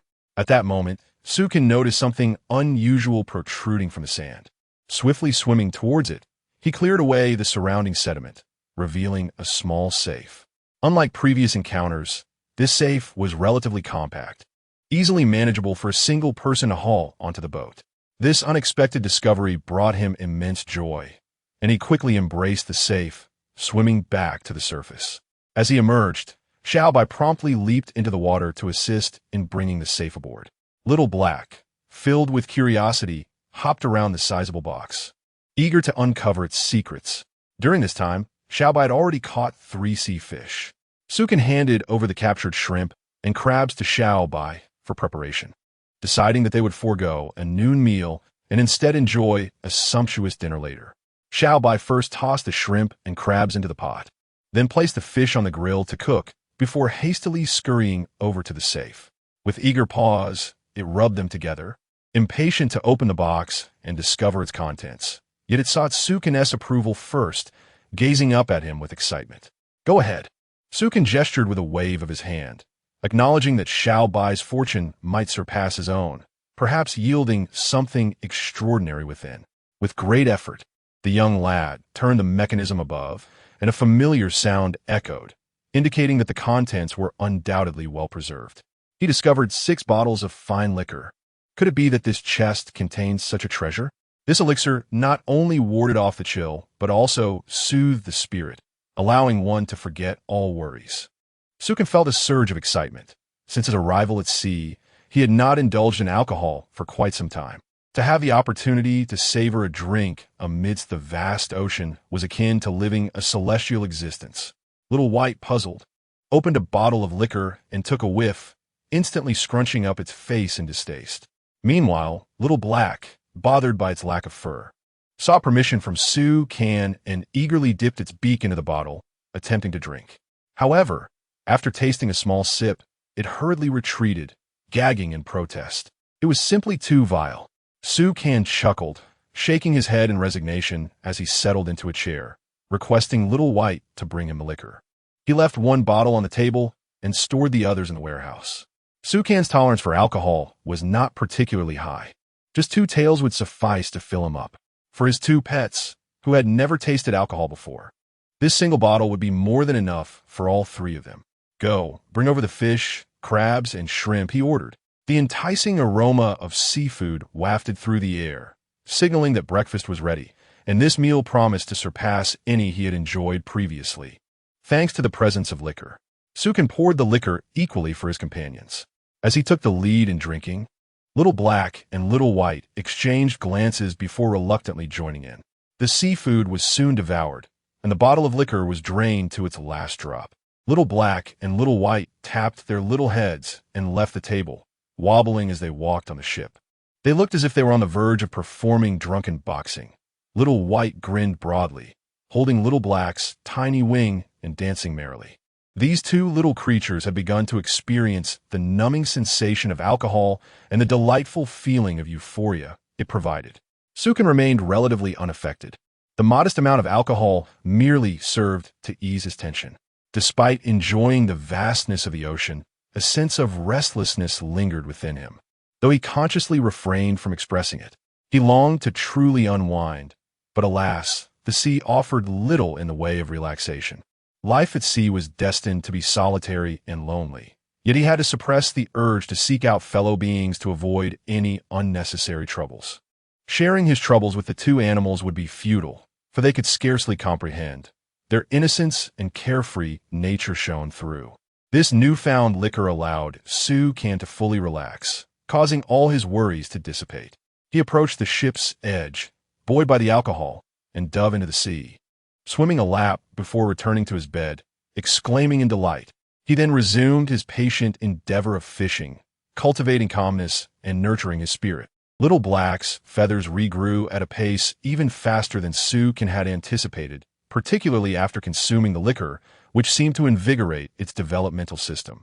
By midday, its plumage was nearly restored. The luxurious fur coat naturally belonged to Can, as these two rascals had caused a ruckus all night, ultimately benefiting him. Little Black soared chaotically in the sky.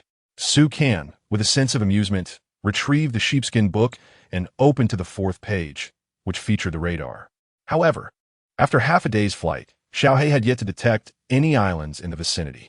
The morning swiftly passed, and Can raised his gaze, noticing that the other survivors were likely preparing for lunch. He reasoned that those who had just endured the storm must be famished. As for them, they need not worry about a meal, given that breakfast had not been too long ago. Xiaohei and Xiaobai, due to the effects of alcohol, were curled up together on the bed, soundly asleep. These two had certainly indulged, but he suspected that once they awoke, the usual antics would resume. Opening the survivor chat screen, he pondered how everyone fared after the tempestuous night. He had done his utmost to secure supplies, yet still lost a significant amount. Upon checking the prices of food in the shop that morning, he wondered if it could be likened to robbery. Had he known to exchange more resources for food yesterday, he would not be facing the prospect of unaffordable meals today. It was futile to lament the past. Even if he could return to yesterday, he would still hesitate to stockpile resources. Moreover, the method suggested by that fellow yesterday proved ineffective. He had heard that many individuals piled materials together, secured them to their boats, and constructed walls of wooden planks around them, only to have everything washed away by the waves. This outcome aligned with Can's expectations. Ordinary wooden materials were indeed incapable of withstanding the onslaught of storms. He continued to peruse the conversations in the sheepskin book. Didn't you have individuals who upgraded their wooden planks? I wonder how you fared during the tsunami? One chat message inquired. Don't even mention it. A single high-grade plank requires 5 times the amount of wood that an ordinary vessel does. I never could bring myself to part with my materials for upgrades. I've heard that others who upgraded their boats suffered minimal losses, and I am filled with regret. Well, at least you have a means to survive the next storm. Unlike us poor souls who cannot even upgrade. Living in such a state of fear is truly distressing. Hey, just as I was lamenting our plight, I spotted an island not far away. Perhaps there, I might find the blueprints for upgrading wooden planks. Good fortune indeed. I too have spotted an island, and it is even larger than the one where I previously found blueprints. This could be a significant breakthrough. I shan't waste time with idle chatter. I'm heading to the island. Wait, why does this island appear so severely eroded? And the palm trees seem as though they have been cut down. Can burst into laughter, unintentionally spraying coconut juice on a Xiaobai's face. It seemed his recently discovered island had been swiftly claimed by others. He pondered whether to deem this person fortunate or unfortunate. Through the chat records, Can gathered that yet another group of individuals had discovered an island. This only deepened his curiosity, for the descriptions of the islands they visited suggested that their resources were largely similar. The islands he had explored had also been frequented by other survivors, yet none had reported finding anything of particular value. As for the unique resources found on the islands, it remains uncertain whether anyone has discovered them. The supplies across all islands are remarkably similar, evoking a sense that all survivors are merely wandering around the initial island, unable to encounter one another. The more one contemplates, the more plausible the hypothesis of the initial island becomes. The resources of the sea appear to be consistently refreshed each day, with the capabilities of sharks and the supplies of the islands exhibiting striking similarities. High-tier items and the so-called sea monsters have yet to manifest. The difficulty level seems predetermined, with the only catastrophic threat being the natural disasters. It appears as though the system is meticulously designed to eliminate survivors who have inadequate developmental conditions on the initial island. The potential for growth on this island is inherently limited. Currently, each survivor can only drift aimlessly upon the ocean's waves. This explains why no survivors can encounter one another. The design of the initial island mandates solitary survival, prohibiting teamwork. At present, only Sukin is able to navigate his course and sail towards his desired destination. This world has approached a near gamified state. If all survivors find themselves in the environment of the initial island, Sukin resembles a player possessing a glitch in the system, enabling him to escape early and venture to a higher-level map. Moreover, certain high-tier rewards are exceedingly rare, if not altogether non-existent, on the initial island. Thus, the natural disasters warned of in the last words and notebooks may serve as the island's guardians or boss-like entities. Only those who endure this level will qualify for entry into a more advanced world. This is a global survival competition, and thus, those adrift at sea cannot rely solely on parchment to communicate. Chapter 69. The Rules of the World and the Provision of Resources in the Future. These survivors are destined to meet, as only by traversing to more advanced maps can they encounter one another.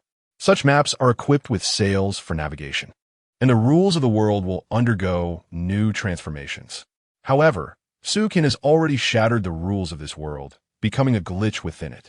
His journey to the ruins of extraordinary beings serves as the finest illustration of this. Yet, pondering this matter seems futile.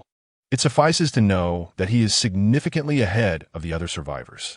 Sukin approached Xiao He and Xiao Bai, taking a seat and draping himself in Xiao He's fur coat. Xiao Bai, lazily fishing, cast a glance at the fur coat on Sukin, feeling an odd sensation. A chill enveloped him, reminiscent of the moment when Xiao He pilfered his fur. Xiao Bai's wariness towards Xiao He had reached an SSS level. Even in slumber, he would be haunted by nightmares, groggily waking to kick Xiao He, exclaiming not to disturb his fur, leaving Xiao He bewildered upon waking. In retaliation, Xiao He playfully delivered a resounding slap to Xiao Bai, gently inquiring whether he had encountered another nightmare. The two of them had become increasingly adept at their little schemes. At that moment, Xiao He, having fatigue from play, dove back down to the captain. After a morning of activity and a spell of soaring, his fur had returned to its original state, even appearing more dense and fluffy. As the wind ruffled through his feathers, they resembled the reeds swaying in the breeze. His stature had grown somewhat larger, now towering over Sukin at more than 2 meters, adorned with a coat of fluffy eagle feathers that lent him a plump appearance. Once his wings unfurled, coupled with the striking black and gold stripes on his body, he resembled an enigmatic pattern. The transformation in his demeanor was remarkable. Xiao He now exuded the essence of an absolute ruler, possessing an undeniable aura of intimidation. Similarly, Xiao Bai's changes were becoming more pronounced. The endearing charm was fading, replaced by a more clumsy demeanor. Standing over 3 meters tall, his bare legs were thicker than Sukin's waist, and his powerful claws appeared robust and formidable. No longer purely white, his fur shimmered with a faint rainbow hue in the sunlight. He became increasingly striking, donning a golden crown that radiated a regal presence. The transformations of these two were indeed auspicious, indicating their gradual evolution to higher levels. Sukin mused with amusement, pondering whether Xiao Bai, upon reaching his final evolution, will become a rainbow bear. The thought of Xiao Bai's vibrant, multicolored fur paired with his adorably clumsy demeanor brought a smile to his face. After all, he was a majestic polar bear. How could it feel as though his evolution had taken a wrong turn? Shouldn't Xiao He be the one to evolve into a dazzling, phoenix-like creature? Dismissing the changes in these two, Sukin focused on his task, flipping through the sheepskin book until he reached the page for the trading shop. As expected, the prices of fish and meat had indeed surged. The increase was astonishing. He had anticipated a rise to merely 150. Currently, a single piece of fish meat commands a staggering 200 units of timber, while the price of fruit has similarly escalated to 200 units of timber. Aside from these primary sustenances, the cost of water has also surged to 10 units of timber per liter. The prices of other resources remain largely unchanged, as they do not pertain to essential post-disaster provisions. The cost of food has shattered historical records, even surpassing the figures from the last tsunami. Although this storm does not pose as great a threat as the tsunami, it has devastated everyone's supplies, and should the price of fish meat continue to rise, it may become unaffordable for many. Unlike this relatively minor disaster, the high food prices now reflect the fact that many survivors still have substantial reserves, merely preparing for emergencies. Such prices cannot be sustained for long. They will likely experience a temporary surge following the disaster. Once the survivors regain their post-disaster equilibrium, prices will inevitably revert. Therefore, even if prices are currently elevated, they are simply for consumption.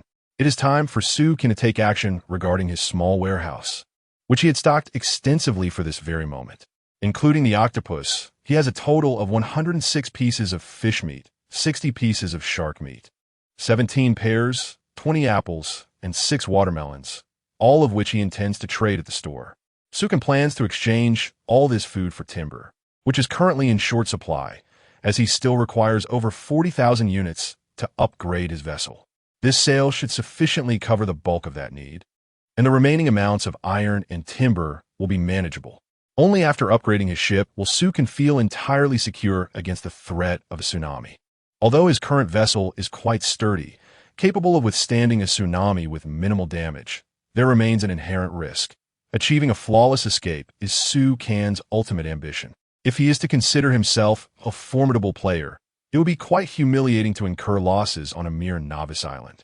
This time, Sukin did not close the sheepskin book, but rather sat in his chair, silently reviewing the records of incoming trades. It is imperative that this batch of fish meat be sold swiftly, rather than lingering for the best offer as before. The survivors, if not in immediate need, would certainly wait for the price of fish meat to decline. Given the current exorbitant prices for food, a rapid correction is inevitable.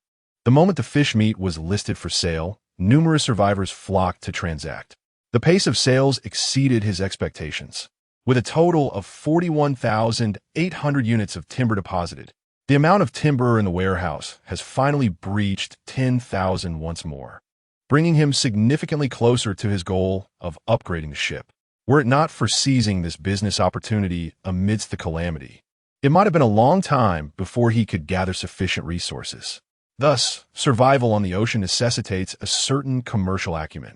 Sukin finally exhaled in relief. He did not immediately close the sheepskin book, but continued to observe the market trends for supplies. As anticipated, the influx of his ample food and fruit into the marketplace swiftly impacted prices. Before long, the cost of fish meat began to plummet rapidly. It is only logical that those willing to part with substantial timber for fish meat are undoubtedly well-off patrons. If these individuals were not driven solely by the desire to stave off hunger, they would certainly hesitate to part with such substantial resources. Especially considering that a storm had already ravaged their supplies, it would be a disservice to themselves to skimp on food. This could be seen as a manifestation of the psychological phenomenon known as revenge spending following a disaster. Conversely, many survivors tightly clutch their wallets, unwilling to be taken advantage of. Do you wish to become a sudden millionaire for a fleeting 5 seconds, or remain a timid soul for a lifetime? The restraint exhibited by these timid souls has yielded significant benefits. Being cautious and prudent is indeed the true path to success. However, numerous survivors, overly frugal and fixated on hoarding resources, found themselves swept away by the tsunami along with their supplies. The adage that money should be spent wisely holds true. Yet, this concern no longer pertains to him. After earning his fortune, he intends to make a swift exit. He returned the leather-bound tome to the storage and retrieved the ancient map, spreading it out upon the table. The pointer once again indicated a deviation in the course. This time, however, the deviation was rather significant, a full 70 degrees off. The closer one gets, the greater the likelihood of deviations, and this particular discrepancy was exhilarating news. This was not merely a misalignment. Otherwise, it would imply issues with the sails. It signified that the ruins were imminently near. Based on the distances indicated, they would likely reach the site within a day or two. Aligning the sails and adjusting the angle, they sailed at full speed toward the ruins. Excitement bubbled within Sukin as he anticipated the discovery. He increasingly recognized that the importance of the ruins transcended their material value, carrying profound significance. This extraordinary-level ruin would serve as the gateway to a new world for Sukan. In this nascent island-like realm, the ruins represented a definitive breach of the status quo. The allure of the whale maiden and her dragon horns, along with the misty wounds upon her, possessed an unparalleled attraction. These elements could radically alter previous understandings of this world, redefining judgments about it. There remains an abundance of unknowns in this world, aside from the whale species. What other formidable races exist among the so-called sea monsters? The ruins are purportedly the most suitable gathering place for humans seeking survival. These enigmas are tantalizing, and anyone privy to their secrets yearns to unveil their mysterious veils. Alas, why ponder so much? The bridge will naturally align itself as the ship approaches. Making such significant strides is already commendable. Sukan reassured himself to temper his expectations. Attending to the present was paramount. To gather the remaining supplies. It appeared that shark meat was the most reliable option, given that one shark could yield an abundance of fish. This method was both efficient and expedient. However, along this journey, Sukan noticed that perhaps he had eliminated too many sharks, resulting in a significantly diminished likelihood of encountering them again. Could it be that this world has predetermined a certain quota of shark encounters for the island survivors? This might serve as a test for them, potentially acting as an early-stage mini-boss. Once the minions are recklessly slaughtered, the probability of their respawn diminishes, as the number of shark attacks allocated to each survivor is finite. This mechanism serves as a safeguard against certain sharks besieging survivors, leaving them with no means of escape. These so-called minions remain formidable bosses to other survivors. After all, shark meat is still a rare commodity in the marketplace, and those who manage to slay sharks are undeniably fierce individuals, albeit a minority. Gazing at the ship, barren and devoid of life, with nothing but a small cabin and a few tables and benches, the atmosphere felt significantly lacking. Sukan retrieved all the items he had stored away from the previous night. He arranged the flower pots and fruit bowls, hung lanterns in various corners of the ship, and took out the water purifier and other essentials. Now, it no longer resembled a drifting vessel without purpose. It bore the essence of home. Speaking of which, numerous survivors had encountered islands, with one even landing on the very island from which Sukan had just harvested wool. He pondered their current circumstances. He extracted a sheepskin book and opened the survivor's public screen. Goodness, my patience has shattered. This wretched island is excessively vast. Yet where are the resources? It seems devoid of anything. Not to mention, the island I landed on feels as if it has been thoroughly excavated, with gaping holes everywhere. At least you have an island. I've yet to catch a glimpse of what an island even looks like. He felt as though those who fared poorly in development encountered islands at a slower pace, which likely meant that when misfortunate souls like them discovered an island, it had been claimed by others first. I share that sentiment. When I stumbled upon an island, I hadn't heard anyone else mention having found one. By then, my bamboo raft had already reached a length of 10 meters. My vessel is only 8 meters long, and my pace of encountering islands is slightly slower than yours. So does that make me part of the second batch? My 5-meter-long ship still hasn't encountered a single island. Could it be due to the slow expansion of a ship? Oh heavens, I regret it profoundly. It was then that Sukan comprehended why he had encountered islands earlier and more frequently than others. It was simply because he had constructed his ship at a swift pace. No wonder many discontented individuals with poor development incessantly lamented their lack of encounters with islands. It turns out there was a reason behind it all. Chapter 70. A stone to attract jade. The seasoned agricultural experts have already made their way to the islands, while those who are a bit slower have recently landed as well. Sukan pondered this situation, contemplating that it may not be entirely definitive. After all, this world has taken on a nearly game-like quality, with islands and resources likely subject to random respawns. Rather than fretting over uncertainties, it would be more prudent to seek answers through practice. Naturally, Sukan would not undertake the experiments himself. Instead, he would offer a few benefits to other survivors, compelling them to gather information on his behalf. It was akin to orchestrating a grand strategy from behind the scenes. Search the deep waters to the west of the island. It is common for safes to appear in those depths, containing the most valuable resources. Caves or wooden huts may also emerge on the island's mountains, where safes could likewise be found. Sukin tentatively cast out a hint, eager to see if the other survivors could uncover anything of worth. Wow, esteemed expert. Your experience is astonishing. How many islands have you explored? I shall set out to investigate immediately. Are there treasures within the safes? Resources or crafting blueprints? Both possibilities exist. Understood, I shall go at once. Following this, the screen was flooded with gratitude from the survivors, all eager to embark on their quests. Sukin had intended to caution them that the deep waters are not easily navigated. Those lacking swimming skills should reconsider. The safes are exceedingly heavy, requiring them to be opened underwater, which would consume precious time. If only a clever individual could devise a homemade oxygen pack. But the pressure of the depths is not something the average person can withstand. Moreover, the mountain terrain is fraught with peril. Sheer cliffs make ascent a risky endeavor. Both the waters and the mountains teem with the dangers of nature. Yet, Sukin remained silent, recognizing that this is perhaps the rule of this world. To obtain valuable treasures, one must exert commensurate effort. When they inevitably find themselves at an impasse, they would likely abandon their pursuits. There would undoubtedly be those who, in their failure to locate the safes, would harbor doubts, while others might emerge to express their gratitude upon discovery. Sukin paid little mind to the skeptics. Instead, he felt a flicker of anticipation, eager to see what treasures those fortunate enough to find the safes might unveil. It was inherently improbable that everyone would stumble upon a safe. Otherwise, their value would diminish significantly. This is precisely why Sukin was willing to share his knowledge with other survivors.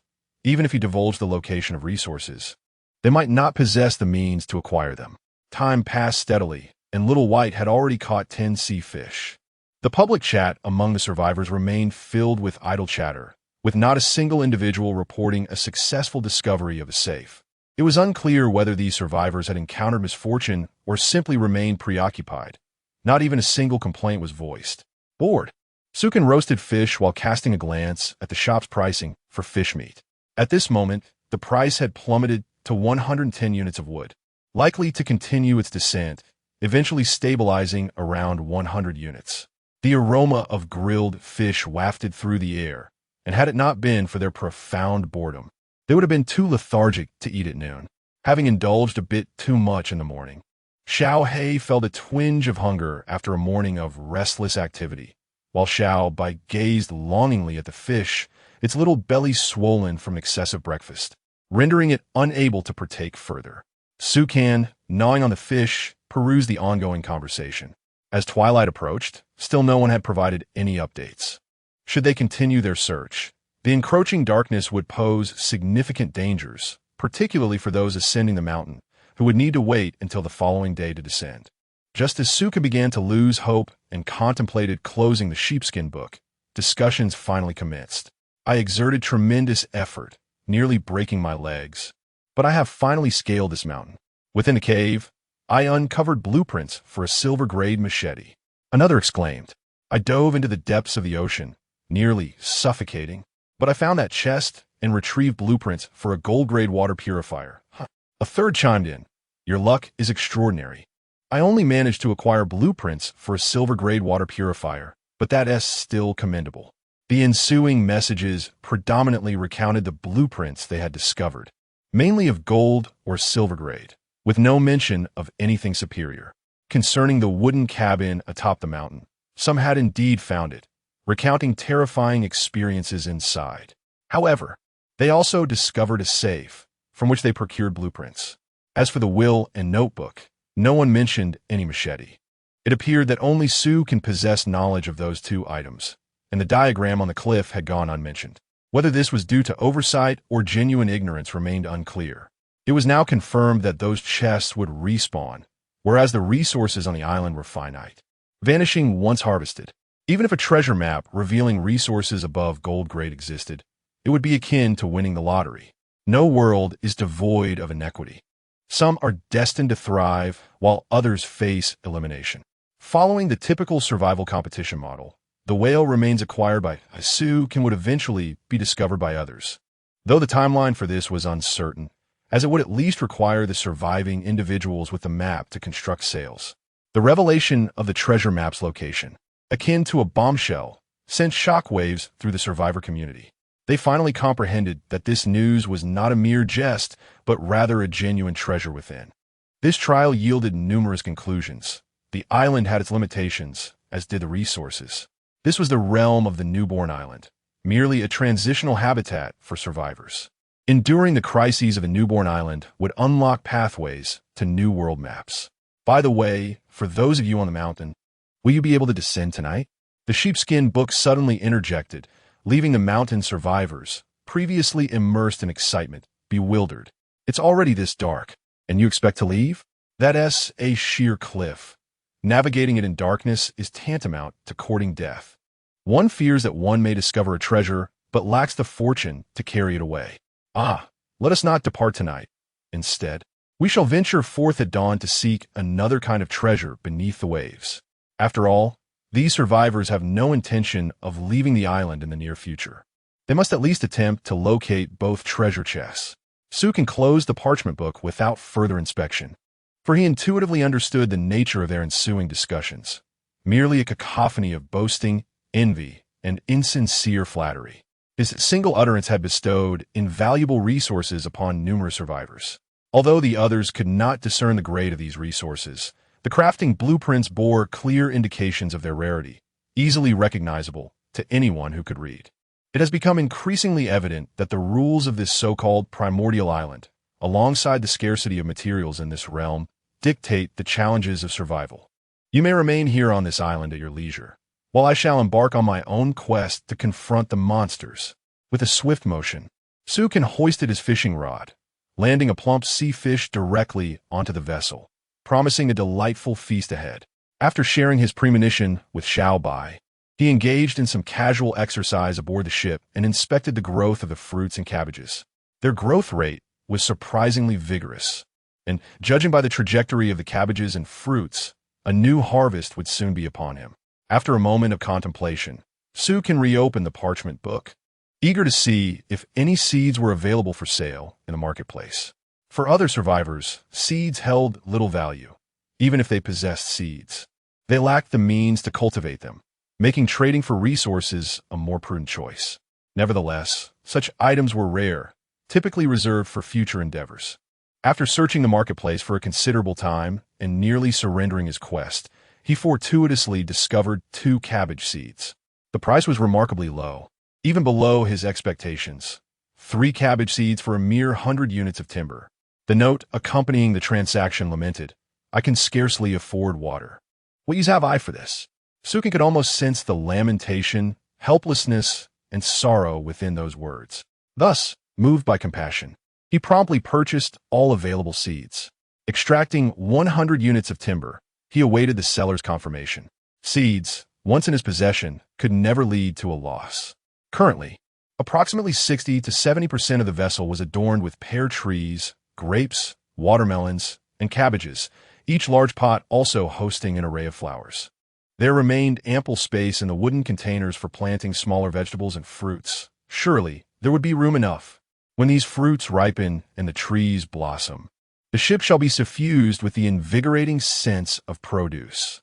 Not only would they provide sustenance, but they would also present a visual feast, vibrant fruits and vegetables, complemented by the delicate hues of blooming flowers, would imbue the ship with a pastoral charm. Coupled with the quaint wooden cabin Sukin had constructed, the ambience would be even more idyllic. Cultivating crops and nurturing flowers upon the sea, such an endeavor seems uniquely suited to Sukin. Any seed he could acquire was essential. Seeds yield fruits, and fruits in turn produce more seeds. This cyclical process would undoubtedly generate a steady income. Upon recently purchasing seeds, Sukin stumbled upon a public discussion among survivors, which piqued his interest as they deliberated on the intricacies of crop cultivation.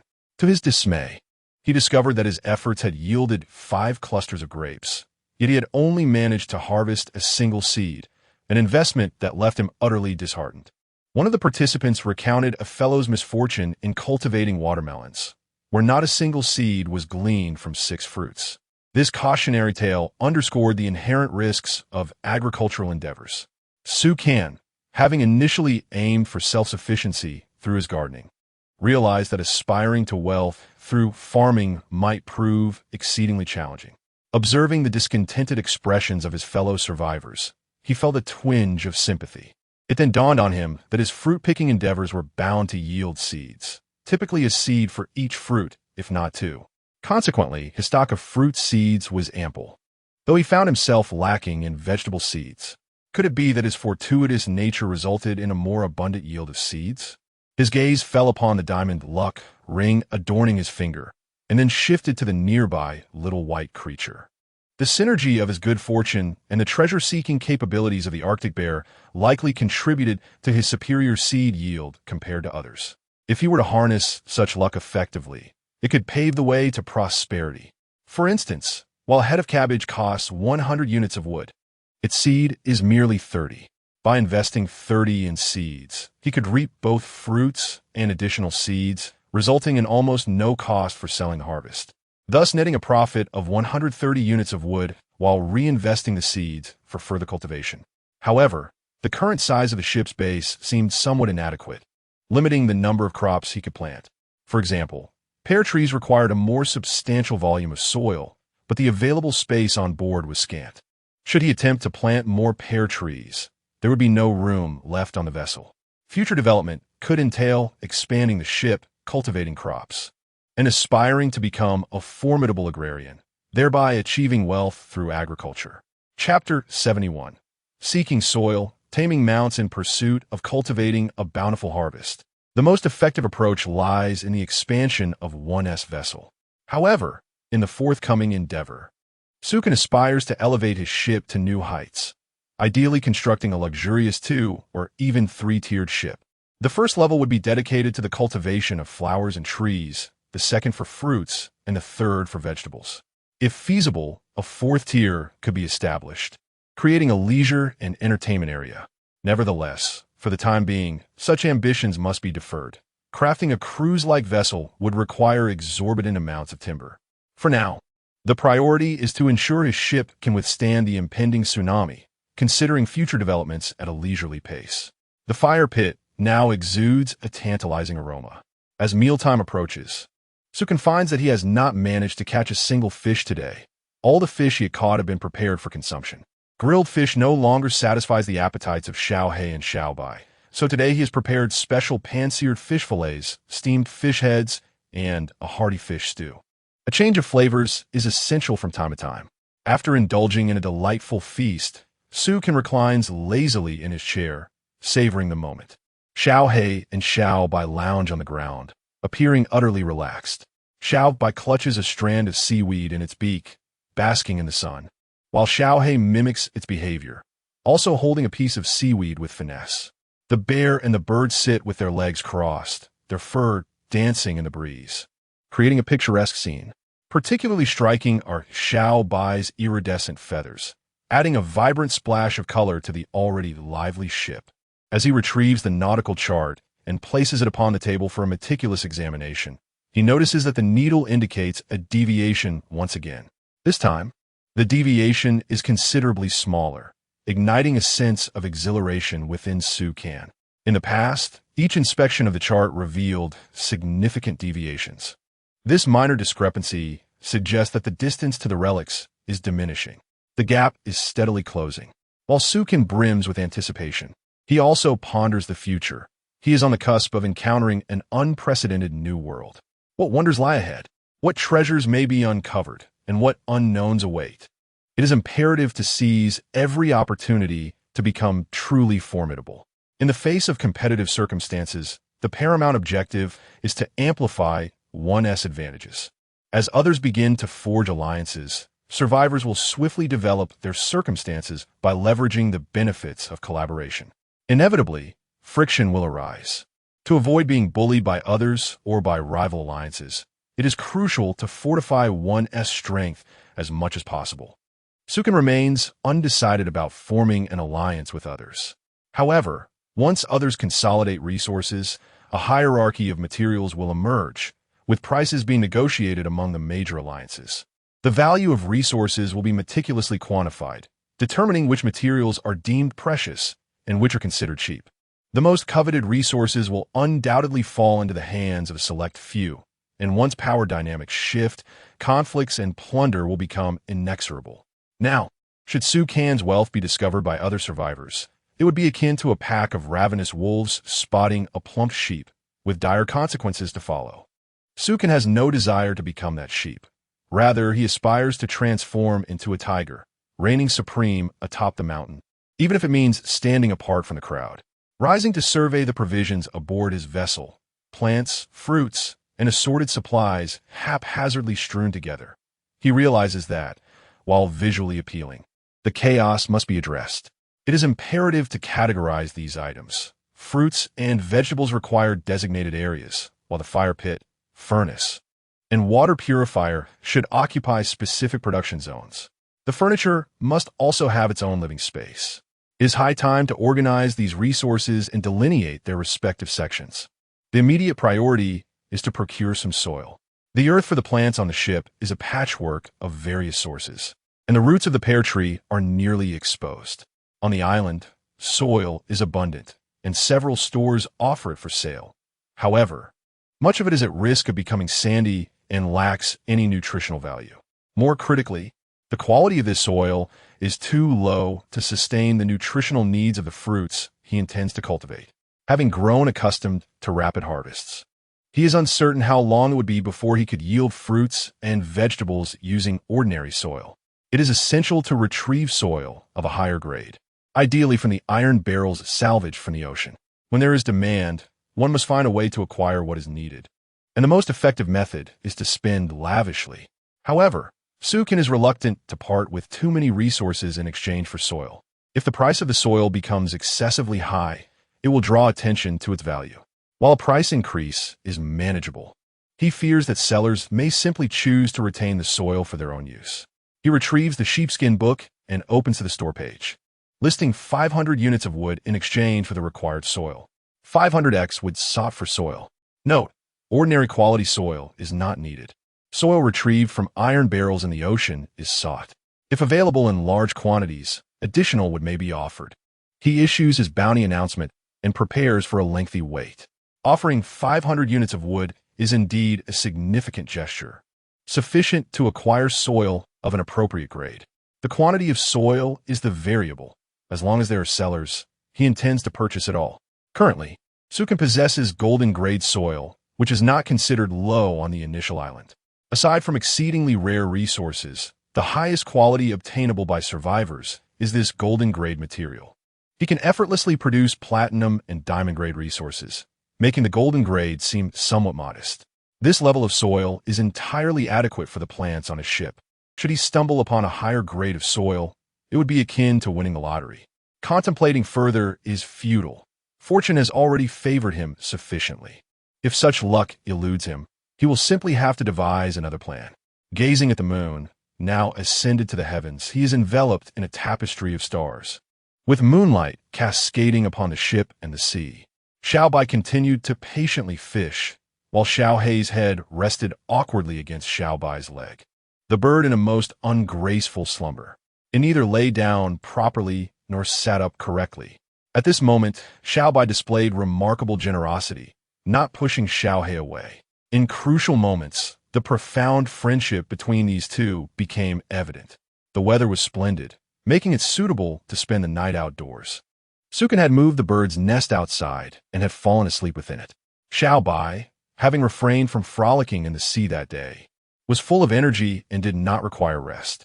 Setting down the fishing rod, Xiao Bai gently rested Xiao Hei's small head on the chair. Quietly rising, Xiao Bai draped a fur coat over Su Kan's body. Returning to the room, Xiao Bai fetched a blanket, positioned Xiao Hei comfortably on its lap, and covered it to prevent any chill that might lead to a cold. With renewed patience, Xiao Bai resumed fishing. The long night felt exceedingly lonely without Xiao Hei's playful antics, prompting a desire for some engagement. At that moment, a shark appeared on the surface of the sea, a sight that had seemed elusive in recent days. The arrival of the shark added a spark of excitement to Xiao Bai's otherwise dull evening. With a wide grin, Xiao Bai attempted to gently shift Xiao He.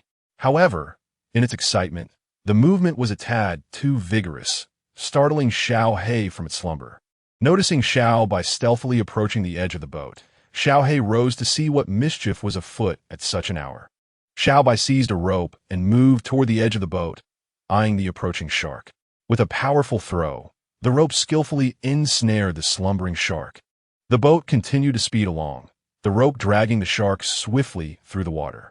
Xiao Bai tossed a piece of wood aside, standing on it while gripping the rope, and charged toward the shark. Just as Xiao Bai reached the shark, it opened its enormous jaws wide. Without hesitation, Xiao Bai thrust a spiked club directly into the shark's mouth. The shark instinctively snapped its jaws shut, biting down hard and instantly filling its mouth with blood. "How does the spiked club taste?" Xiao Bai teased with a mischievous grin. Xiao He soared into the air, settling quietly on the rope, watching curiously as Xiao Bai concocted another scheme. Could it be that Xiao Bai was tormenting the shark once more? The shark thrashed wildly in the water, while Xiao Bai perched upon its back, surprisingly refraining from striking it this time. Xiao He, puzzled, wondered if Xiao Bai had developed a sudden bout of compassion. Xiao Bai, while soothingly petting the shark, chattered away, voicing something to it. Upon hearing Xiao Bai's words, the shark grew even more furious, thrashing more violently in the sea. With a massive spiked club in hand, Xiao Bai continued to discuss the meaning of life with the creature. Xiao He, observing from his side, was left speechless yet entertained by the unfolding scene. After a while, it became clear that Xiao Bai intended to tame this shark as a steed, engaging in a persuasive dialogue with a formidable creature. Surely, this shark, a dominant force of the ocean, could not endure such indignity. Despite its almost non-existent intelligence, it could still grasp a fragment of the little one's intentions, yearning to be treated as a mount beneath its posterior, devoid of any obstacles. The night swiftly passed, and as the morning sun bathed the vessel in golden light, Sukin awoke, stretching languorously. A glance revealed that both the little black and little white were absent from his ship. Had they ventured into the sea for amusement? Approaching the vessel's edge, Sukin was taken aback to discover little white riding a great white shark, tethering it with a rope around its neck, gliding alongside the boat. Ah, little white, reveling in the exhilarating sensation of surfing, let out jubilant cries. Remarkably, the shark offered no resistance. Yet its bloodied appearance hinted at the considerable effort little white had exerted throughout the night to persuade it. Ultimately, it succumbed to reality and the might of a formidable weapon. Little black soared above, anxiously trailing them, fearful of any potential mishap befalling little white. Sukin's lips twitched in disbelief. Was little white truly starting to tame its steed? He held no illusions regarding the shark's loyalty. It was born of brute force rather than affection, and should it be granted a chance for escape, it would undoubtedly flee without a second thought. Thus, the shark's fate was all but sealed, destined to become sustenance, merely biding its time in reluctant submission. Enough of this. It's time to fish, or you may end up having to eat your mount. Suki called out to Little White. Little White cast a disdainful glance at the shark beneath its feet, finding its flesh unpalatable and preferring to keep it for amusement. With a flick of the rope, Little White secured the shark at the boat's stern, akin to returning a dog to its kennel after a walk, allowing the creature to experience the thrill of the waves. Once back on board, Little White eagerly took the fishing rod, ready to catch some fish. After a night of revelry, fatigue had set in, primarily due to an insatiable hunger. Sukin produced a coconut, settling into a chair to savor its refreshing contents. As he observed the shark, which relentlessly thrashed against the waves, drifting aimlessly, Sukin's mind began to ponder. It had been many days since he had encountered shark. Could it be that some alteration in the ocean had led to a decline in their numbers? Chapter 72, Golden Soil. Encountering experts, Sukin savored his coconut juice while perusing the sheepskin manuscript, checking the current conditions of other survivors, and casting a glance at the shop. In the shop, he noticed individuals selling shark meat, and the survivor public chat was already filled with complaints. Early in the morning, numerous sharks had gathered around, causing considerable damage to the boat planks. Fortunately, The number of sharks near him seemed to have diminished significantly, as only a few appeared each day to wreak havoc. Have you all noticed that the larger the vessel, the fewer sharks tend to surround it? One survivor remarked, "My boat measures 10 by 8 meters, and I only have 3 sharks around me, which dutifully gnaw on my planks each noon like clockwork." Another chimed in, "I have an 8 by 6 meter boat, and there are 5 sharks nearby, their destruction of my planks occurring at random times.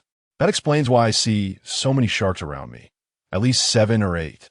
My boat is a mere 6 by 4 meters. It seems I must upgrade quickly." Indeed, this observation aligned with Su Can's hypothesis. The better one develops, the lower the likelihood of encountering sharks. However, this was not the complete answer. From the exchanges among other survivors, it became evident that although the number of sharks had decreased around them, their resources remained unchanged. This implied that those who developed well could do so with greater peace of mind. Yet, as Sukin glanced at the nearby sea surface, he realized that resources were nearly non-existent. In recent days, as he sought out relics, he discerned a troubling pattern. The farther he ventured, the scarcer the resources became. Was it possible that the setting of this oceanic world, particularly the Novice Island, forbade straying beyond certain boundaries? After all, other survivors' vessels seemed to drift aimlessly. Only Sukin was able to journey to desired locations, suggesting that resources were concentrated in a specific area, akin to a circle. All survivors existed within this circle, and resources refreshed solely within its confines. Venturing away from this locale meant distancing oneself from resources, akin to an invisible sanction aimed at those wishing to escape. This revelation served as a silver lining, indicating that the gap between himself and other survivors had widened significantly. The novice resources were no longer a concern. One could not capture a wolf without sacrificing a child. To forfeit extraordinary relics of sharks for a meager supply of resources was absolutely inconceivable. Moreover, even when resources were plentiful in the past, Sukin had little interest in continuing to salvage them. The time spent on such endeavors would be better devoted to fishing or tracking down sharks, which were far more valuable. Sukin mused that the appearance of this nautical chart on the Novice Island might not be intended for survivors to seek out, but rather to be acquired in advance, waiting for the opportunity to utilize it upon entering the next world map. After all, no one could control their navigation, rendering the secrets of the chart ineffective even if discovered by other survivors. As for platinum-level resources, they were not entirely absent. He had initially procured a platinum-level pear tree from other survivors. At that time, the survivors were so deprived of even water that they hardly regarded such matters with any significance. Even if platinum-tier resources were available, they would undoubtedly be exceedingly rare, while others on the newly emerged island were still armed with naught but a knife. I found myself cradling a Gatling gun. Perhaps it was I who possessed the means to transcend the rules. Sukin retrieved the nautical chart and, upon noticing the remarkably minor deviation, felt increasingly assured that he was on the verge of reaching the ancient giant whale's carcass site. With a slight adjustment to the sail, he gazed out over the distant ocean, whispering softly to himself, "Dear whale maiden, hold on, I shall soon arrive." Exhaling a sigh of relief, he tucked away the parchment. A notification from the sign-in system appeared. Sign in. Reward. 1 bottle of concentrated soil enhancer. Before him lay a glass vial, roughly the size of a kettle, filled with a verdant liquid. Soil enhancer? He pondered, contemplating its utility. As he picked up the vial and uncapped it, a refreshing scent reminiscent of mint wafted forth, invigorating his senses. Weighing it in his hand, he noted its surprising heft, as though it contained not a liquid, but a collection of iron blocks. Let us first ascertain its purpose, he mused as he scrutinized the item's description. Concentrated soil enhancer, grade gold. A mere trickle applied to soil can elevate its quality by 1 tier, with the potential to reach gold status. Estimating based on the stated proportions, he realized the enhancer could significantly improve a considerable amount of soil. Sukin recalled having acquired a quantity of soil on the island, initially of silver grade, which he had brought back but neglected, relegating it to the storage. Now it was the perfect opportunity to upgrade it. Gold-grade soil would be quite sufficient for his needs. So he placed the bucket of soil before him and sprinkled in the green liquid. Almost immediately, the soil seemed to corrode, emitting a plume of green vapor that, rather than being unpleasant, mingled with the earth's natural fragrance. This indicated a purification process, eliminating impurities within the soil. After a brief moment, the vapor dissipated entirely, revealing the soil transformed into a loose, rich black earth brimming with nutrients. Gold-grade soil. Sukin felt a surge of excitement. He had been fretting about his insufficient soil and resorting to using ordinary earth and fertilizers. While he still had a way to go, at least he could now adequately cover the roots of his pear trees. With a sigh, he wondered how the purchases from the shop were faring. He divided the enriched soil among each planter, ensuring that each contained a generous portion, which gave him a sense of relief. In total, he now had 3 pear trees, 6 cabbages, 10 watermelon seedlings, and 4 clusters of grapevines. The flower seeds would automatically shed, pollinating the soil and resulting in each planter being filled to the brim with blossoms. Sukin had crafted a total of 11 large wooden basins, each filled with an assortment of fruits and vegetables. The soil had always been scarce, and each basin contained only a smattering of it. Were it not for the wooden support, the pear tree would likely have toppled over at the slightest breeze. Now, however, the soil in each basin had finally increased a little, though it remained woefully inadequate. He retrieved the parchment and opened the section for purchasing in the shop, noting that many had already come to exchange. Esteemed one, I exerted tremendous effort to retrieve this bucket of soil from the depths of the sea, where it was ensnared in iron muck that threatened to drag me under. The quality is undoubtedly superior, and I have personally fertilized it. Personally fertilized? A shiver ran through Sukin at such audacity. Was he truly bold enough to utter such claims? The man's tale was fanciful, yet the quality of his soil was immediately discernible. Utterly ordinary, even slightly sandy, likely incapable of nurturing even the most resilient weeds. This was merely soil haphazardly excavated from the island, attempting to exploit a flaw in the shop's system that obscured soil quality, all in a bid to swindle money. Unfortunately for him, Sukin could discern the soil quality inscribed in the parchment. Continuing down the list, the next individual appeared remarkably honest. Esteemed one, I unearthed this soil just this morning from the island. It bears no particular quality and is likely worth little. If you wish to take it, a modest fee for my efforts will suffice. Sukin sighed, touched by this honesty, yet recognizing the soil held no utility for him. Soil of ordinary grade would not sustain his plants. He pressed on. The number of individuals seeking to exchange was overwhelming, with a staggering 99 listed. Such a volume warranted a pause. He had exchanged 500 units of wood for a mere bucket of soil, leading other survivors to mistakenly regard him as a fool unfamiliar with the island. After perusing several hundred entries, he found all to be monotonously ordinary soil. The comments below were even more amusing. Lamentations of poverty, tales of woe, and cunning attempts to deceive. They were merely hopeful souls, akin to lottery players, testing their luck. These individuals, driven by a spirit of experimentation, believed that since excavating soil required little effort, they stood a chance of reaping 500 units of wood without cost. Sukin grew weary of reading the comments, recognizing them as the antics of self-important jesters. He dismissed any entries lacking quality indicators, not even casting them a glance. This method of searching for the desired soil proved rather simple. He merely needed to scroll downward continuously. The sensation of sifting through resources felt akin to selecting a bride.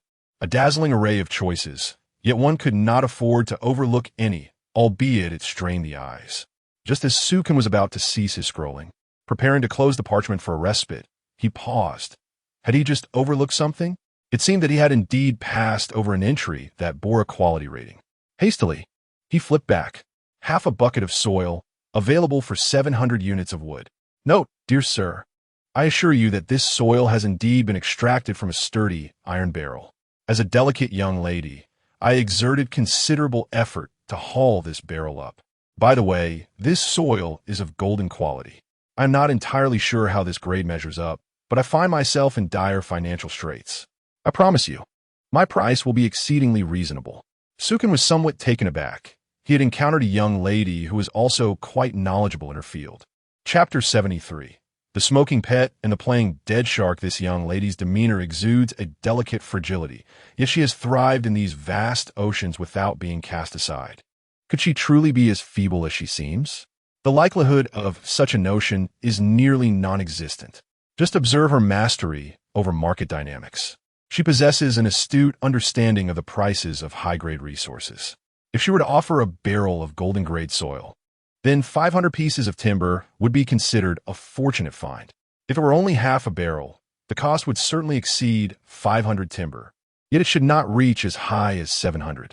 Initially, he had hoped to acquire silver-grade soil, deeming it a stroke of luck, especially since he possessed potions for upgrading. However, to his surprise, all the sellers of soil turn out to be a band of charlatans, with the sole genuine offer being that of golden-grade soil, a stroke of serendipity indeed. Since the opportunity had presented itself, it was one that must not be missed. Half a barrel of golden-grade soil was reasonably priced at 650 pieces of timber. 700 would be somewhat excessive. This young lady was likely testing the waters, gauging whether this soil purchaser was knowledgeable in the field. Note, dear lady, I can only offer 600 pieces of timber. If you find this price unsatisfactory, let us consider it a matter of fate unfulfilled. Sukin adjusted his price and included a message. If this soil were truly unattainable, it would not be a great loss. Although an additional 100 pieces of timber seemed trivial compared to the 40,000 he had amassed, it held a different significance for others. Furthermore, this timber was earned through his own arduous efforts. The crux of the matter was not merely that extra 100 pieces, but rather the desire to avoid being treated as a fool. He would rather forfeit the soil than allow himself to be taken advantage of. 600 pieces of timber was not an insignificant amount. It was sufficient to upgrade a 10-meter vessel to silver grade, with timber still remaining. Sukan's expression remained remarkably calm as he stretched his neck and loosened his body. This transaction was nearly assured. As long as the other party was genuinely inclined to sell, she would undoubtedly agree to the deal.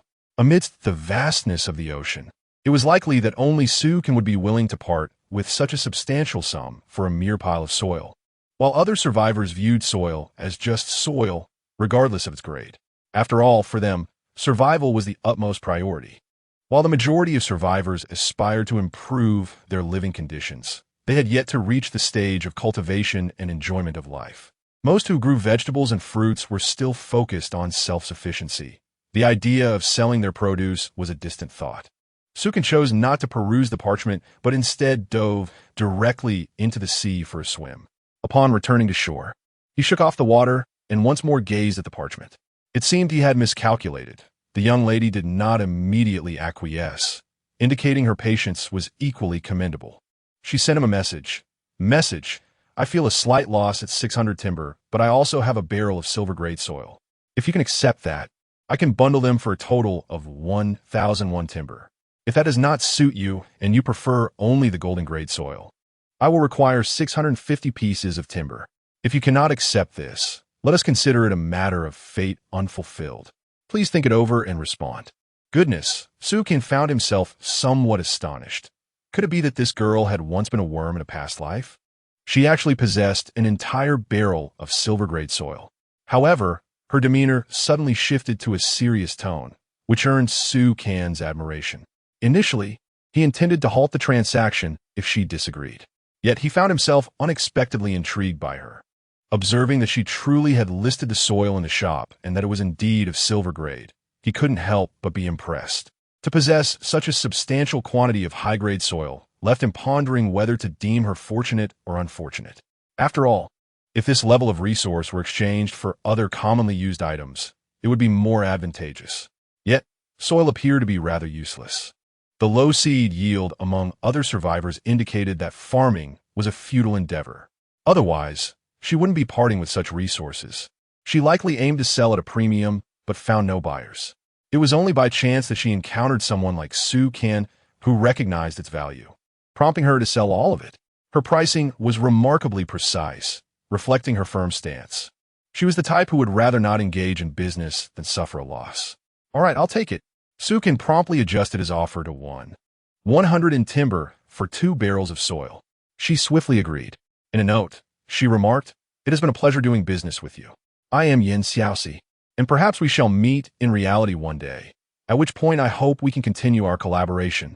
Sukin held a certain admiration for this young woman. Her business acumen was both decisive and efficient, promoting a fair exchange where neither party suffered. This win-win approach was refreshing, especially in a world where many survivors were either deceitful or indiscriminately hiked prices, leading to a persistent ambiguity regarding the value of graded resources in the market. In the current market landscape, few graded resources were openly priced, making it impossible to accurately assess their worth.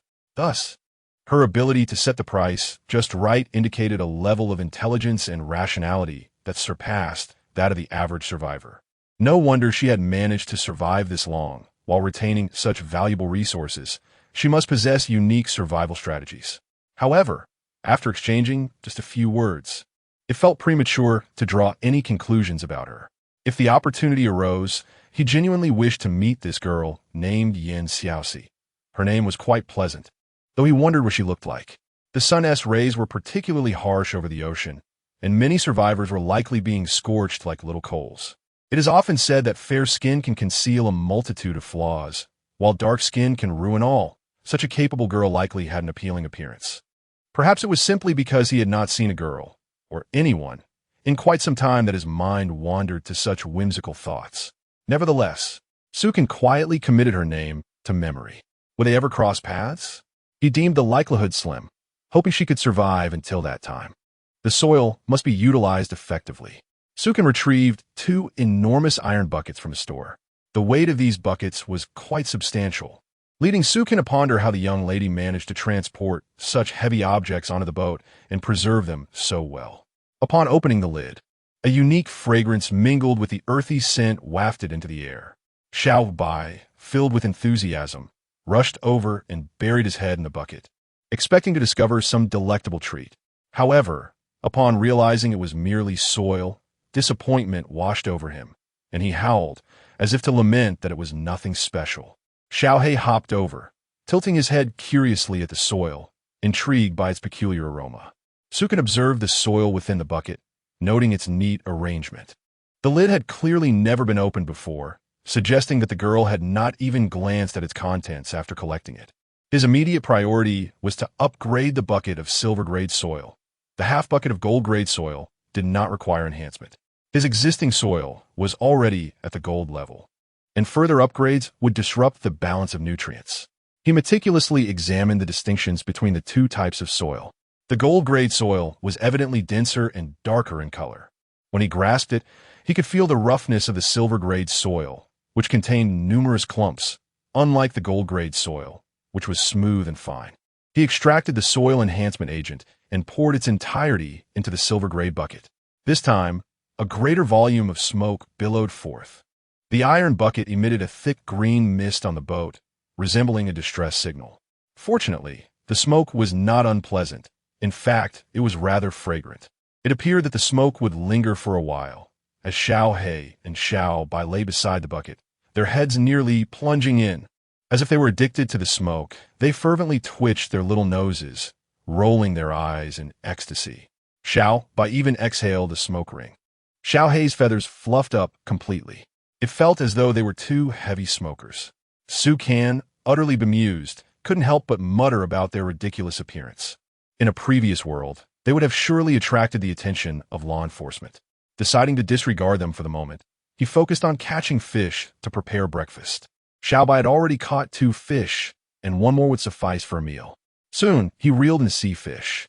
After swiftly preparing it, he placed it on the fire rack to cook. As the savory aroma of the fish wafted through the air, Sukin observed Xiao Hei and Xiao Bai acting as if they were intoxicated, bouncing and leaping about. The enticing scent of food seemed to have captivated even a diamond-grade polar bear and a diamond-grade golden eagle. At that moment, Sukin noticed that the shark tethered at the stern of the boat was rolling its eyes and exposing its belly. It seemed to have succumbed to the relentless waves for too long and had met its demise. Xiao Bai, go check on your mount. It's probably gone cold. Sukin called out, urging him to quickly drag the shark aboard and prepare it for division to sell at the store. Currently, there remains a considerable shortage of supplies, and relying solely on the sale of fish caught through fishing is an exceedingly time-consuming endeavor. The allure of shark meat is undeniable. It possesses both a delectable flavor and significant value. One single shark can equate to the worth of 20 ordinary fish, which piques Su Can's interest in sharks. With a sense of urgency, Xiaobai hastily vacated the iron barrel and plunged into the sea, swimming alongside the shark to gently pat its head. Noticing that the shark exhibited no reaction and seemed almost lifeless, he swiftly hoisted it onto the boat. Just as Xiaobai freed the rope binding the shark's neck, it suddenly flipped over, revealing its formidable maw, and lunged aggressively at him. Remarkably, it was feigning death. It appeared that the creature had been conserving its energy beneath the waves. Indeed, after enduring Xiaobai's relentless torment, the shark had demonstrated a surprising degree of cunning. This could very well be a testament to the process of biological evolution. Without hesitation, Xiaobai enlarged his spiked club and delivered several decisive blows, rendering the shark unconscious. This time, it was not merely pretending to be dead. It was truly finished. Xiaobai swiftly filleted the shark, and Sukin stored the meat in the warehouse. Xiaobai grumbled in discontent, lamenting that after such arduous efforts to tame a steed, it had proven so disobedient. It deserved its fate as food. Sukin could only shake his head in disbelief. It was likely that he was the only one in the vast ocean bold enough to consider a shark as a mount. The greenish smoke from the soil enhancement had gradually dissipated, and the aroma of the fish grew increasingly enticing, signaling the time to feast. After experiencing the delightful scent of the enriched soil, Xiaohei and Xiaobai's appetites surged, and they quickly devoured the fish. Having satisfied their hunger, Sukin approached the soil. It was time to judiciously allocate and cultivate these resources. Chapter 74. Soil enhancement and the discovery of an island golden-grade soil is imbued with nutrients that are tens of times more abundant than that of ordinary soil. Even the most endangered plants have a chance of survival when nurtured in such soil, and the nutritional yield of common seed surpasses that of typical crops.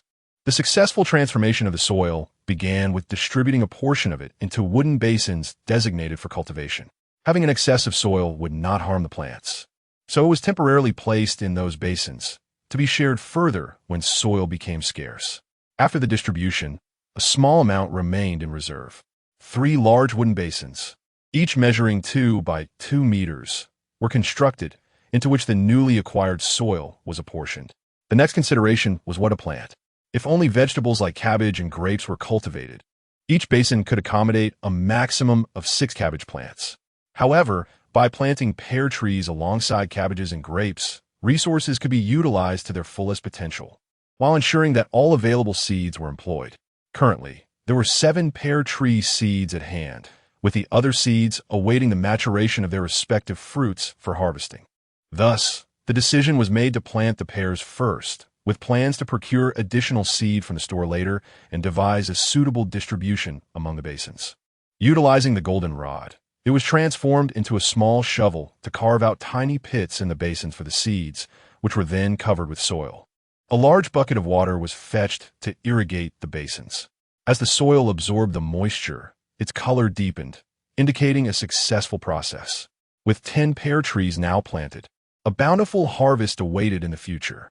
The cultivation area occupied a significant portion of the vessel, resembling a verdant garden that was distinctly separate from the living and manufacturing zones. This arrangement fostered a sense of rural seclusion. The garden, adorned with a vibrant array of colors, infused life into the once quiet vessel.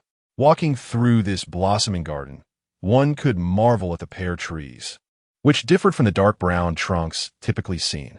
The platinum-grade pear trees shone like white jade, interspersed with delicate green stripes of vitality.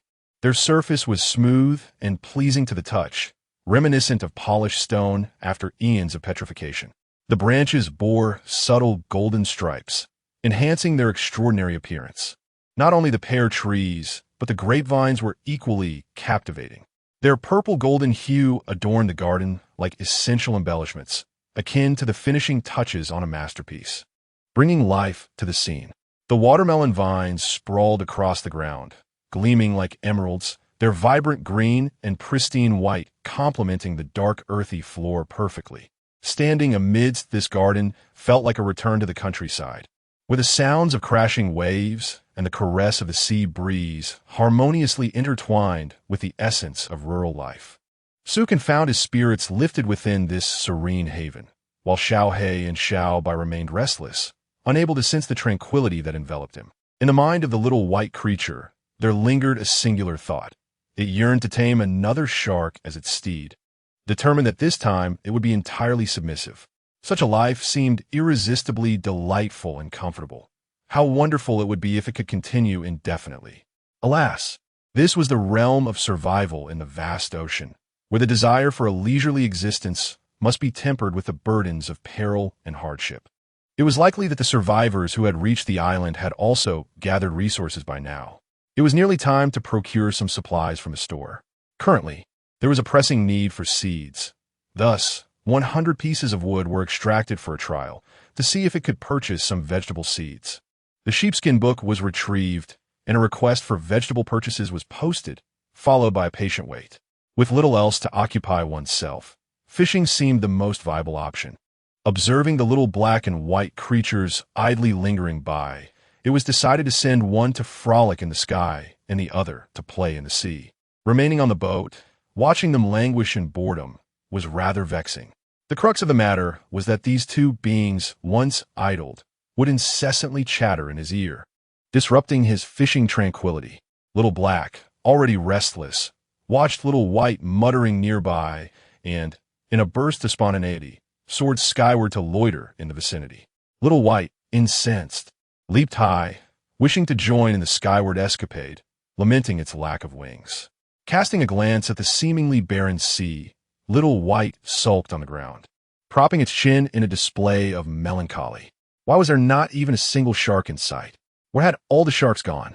Indifferent to Little White's lamentations, Sukin closed his eyes, attempting to find calmness with his fishing rod in hand.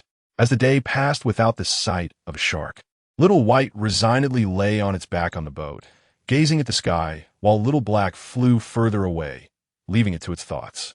Suddenly, the fishing rod dipped, and Sukin opened his eyes, forcefully heaving a fish onto the boat, which landed squarely on Little White's face.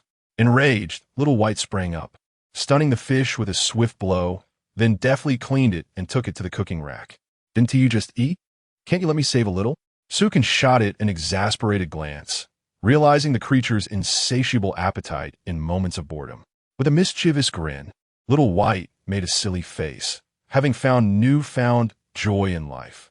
It aspired to concoct a novel delicacy, dreaming of becoming a premier oceanic chef. Bored, Sukin retrieved the sheepskin book and opened a radar page. He was not concerned about Little White straying far from him. The loyalty of pets was quite dependable, and his only worry was for its safety. Observing that Little Black was not far off, continuously circling the boat in flight, he felt reassured and prepared to close the sheepskin book. Just then, a dark shape appeared at the edge of the book, and as it grew clearer, it revealed itself to be an island. This unexpected discovery astonished Sukin. He had never anticipated encountering an island in such a desolate location. Wasn't it said that resources would diminish as one approached the outskirts of the initial island, becoming almost invisible? How could such a rare entity as an island manifest in this forsaken place? Upon spotting the island, Little Black immediately flew toward it. They are conducting an advanced reconnaissance of the island. From the size of the boat and the island, it is evident that this island is larger than any encountered before. If Xiaohei wishes to complete the reconnaissance of the island before returning to the ship, it will certainly take until nightfall. Adjusting the sails, they set course for the island. After all, this is merely a detour, and the deviation is not significant. Such a resource as an island must not be overlooked. Observing the distance, it would take some time, so they might as well continue fishing. Otherwise, they would only have to watch Xiaobai lose his mind. "Xiaobai, your sister has discovered an island. We shall arrive shortly, and then you'll have some fun." Sukin thought it prudent to inform him, lest he behave like a lunatic, lying there and babbling to himself. Upon hearing about the island, Xiaobai excitedly sprang up and gazed into the distance. "You can't see it yet. It's still quite far." Sukin glanced at him helplessly and cast the fish he had caught onto the boat. Quite a catch, bluefin tuna, before heading to the island.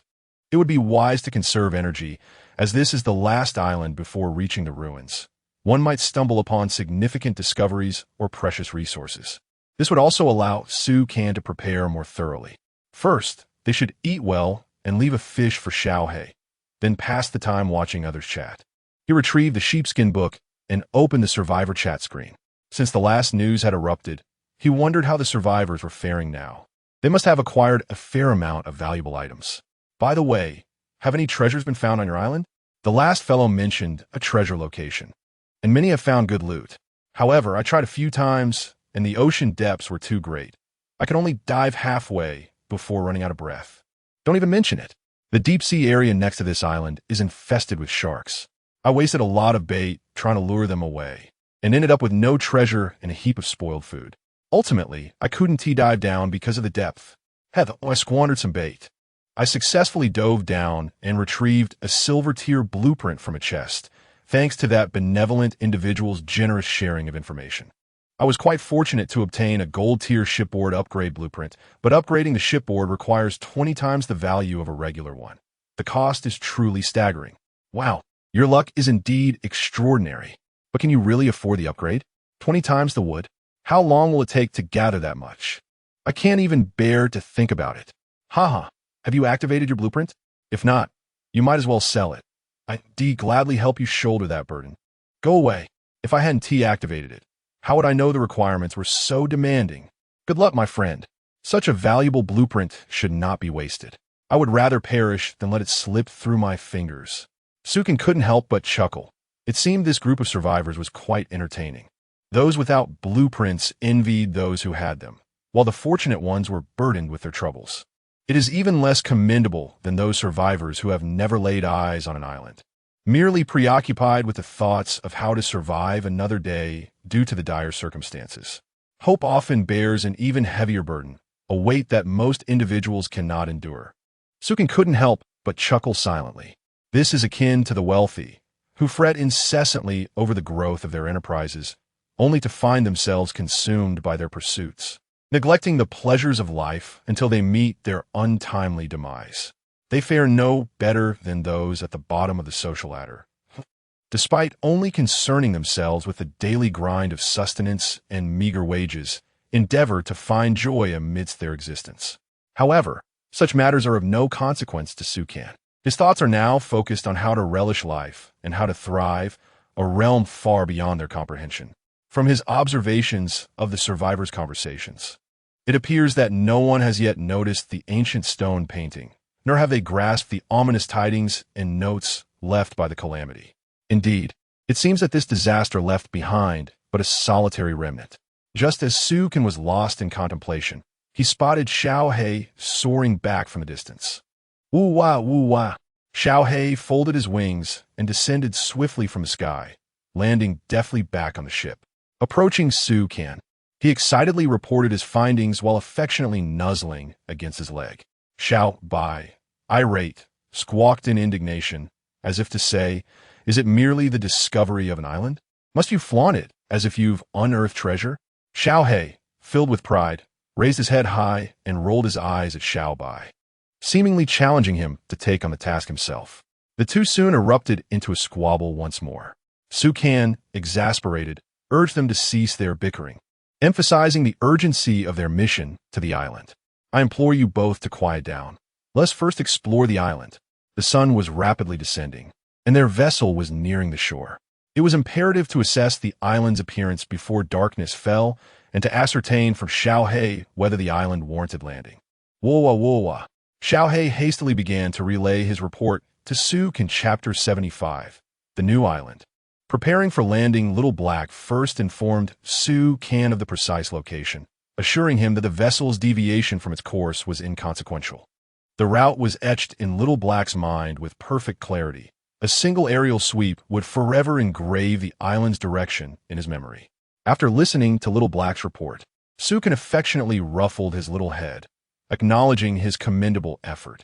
Little White, feeling a pang of jealousy, playfully nipped at Sukin's hand, urging him to remove it from Little Black's head. displaying clear displeasure at what she deemed excessive pride. Enough of this nonsense, Little White. If it weren't for Little Black guiding us, we would have bypassed the island entirely. He has performed a great service. Sukin gently patted Little White's head to soothe her. Little Black, in contrast, displayed more magnanimity, casting a triumphant glance at Little White before exclaiming, "You are useless." Had it not been for Sukan's intervention, a quarrel might have ensued between the two. All right, enough of this. Let us eat. Sukan, exasperated, swiftly redirected the conversation towards food to prevent any potential conflict. The grilled fish was now ready, and both companions eagerly vied for their portions. Little White even attempted to snatch food from Little Black, who retaliated with a flurry of playful swats, leaving her with a few bumps on her head. Now that Little Black's wings had fully developed, he could soar outside, utilizing his speed to circle around Little White. She, however, stood no chance against him and could only sulk as she endured the playful scuffles. Observing that he could no longer intervene, Sukin decided to let them be. According to Little Black's guidance, the island still lay at a distance, and even upon arrival, the encroaching darkness would render landing impossible. They would have to wait until morning to disembark. Sukin settled into a reclining chair, opting to relax while perusing his sheepskin book and fishing. Having dozed off a bit too much during the day, he sought to pass the time by engaging in fishing and light conversation. It was then that Sukin remembered a task yet to be accomplished. He glanced at the pair of research spectacles on the table, noting that the vase he had been working on was now complete. Approaching it, he admired its striking beauty, adorned with intricate emerald patterns. It bore an exquisite charm, resembling porcelain despite being crafted from wood. It would make an excellent centerpiece for the dining table. Sukin gathered a selection of flowers and fashioned a bouquet to place within the vase, filling it with a riot of colors that greatly enhanced the ambience of the table. Not bad at all, he mused, feeling a sense of satisfaction with his creation. At the very least, it served a purpose for those who relish the finer things in life. Such an atmosphere could elevate one's daily existence. Contemplating the research spectacles before him, Sukin pondered whether he could investigate more practical items. After all, these spectacles were merely decorative if left unused. It would be far more beneficial to put them to work. Even if the outcomes were not of the highest caliber, who knew? A brilliant idea might emerge, leading to the discovery of something intriguing akin to the survivors in the ocean who might stumble upon valuable resources. The potential avenues for research with these spectacles were abundant. Seated before the table, Sukin gently tapped his fingers, lost in contemplation, pondering what he could possibly create. Suddenly, an epiphany struck him. Could it be that 1 + 1 might yield more than 2? Perhaps, by combining different items made from the same material, he could forge something even sturdier. He retrieved a length of hemp rope and some palm leaves, placing them neatly on the table. Donning his glasses, he observed that the data did not merely greet him this time. Instead, it indicated the potential for synthesizing these two materials. After 24 hours of research, he could produce a fire-resistant, wear-resistant, ultra-durable rope from hemp and palm leaves. A smile crept across Sukan's lips, affirming that his line of thought was indeed sound. The palm leaf ropes he had previously crafted were prone to fraying, while the hemp rope he'd been using had suffered significant wear after several encounters with the shark. The thought of the rope snapping at a critical moment was a dire one. After all, ropes serve essential purposes, whether for scaling rocky cliffs or securing vital supplies. Their strength was paramount. 24 hours was not an excessively long time. He could afford to explore further possibilities. As darkness enveloped the sea, a solitary vessel traversed the waters, illuminated by lanterns and makeshift lights. In a bid to ensure that every corner of the boat was aglow, Sukin crafted 6 additional lanterns, ensuring that a light would shine at every interval. The entire boat now radiated brightness, with an ample supply of shark fat still remaining. He felt little hesitation in using it. Should it run out, he could always hunt more sharks in the future.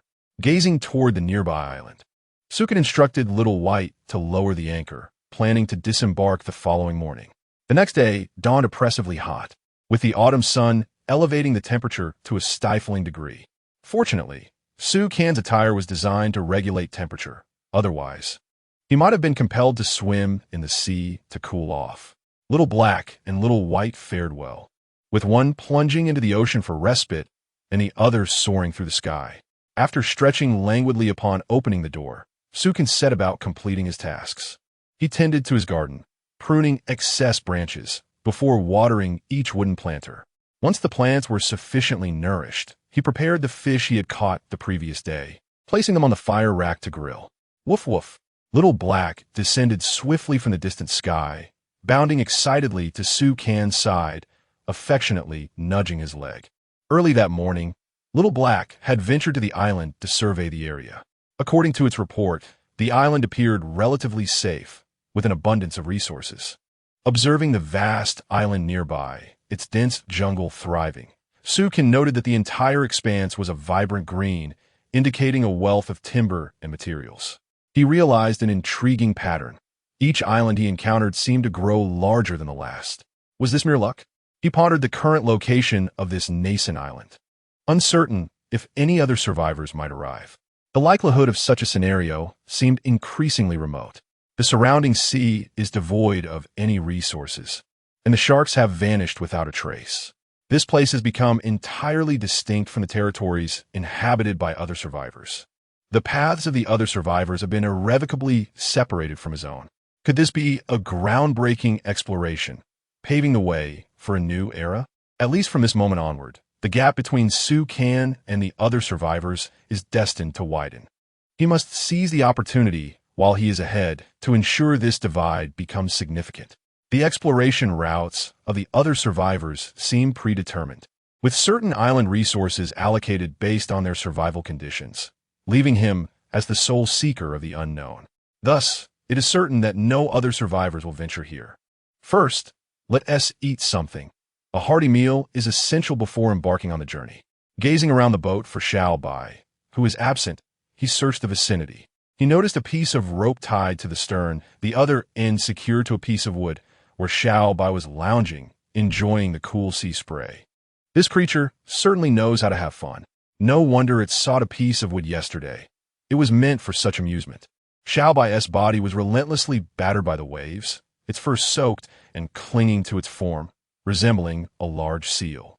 Time for dinner, Suka called out, waving his hand. Woo woo woo.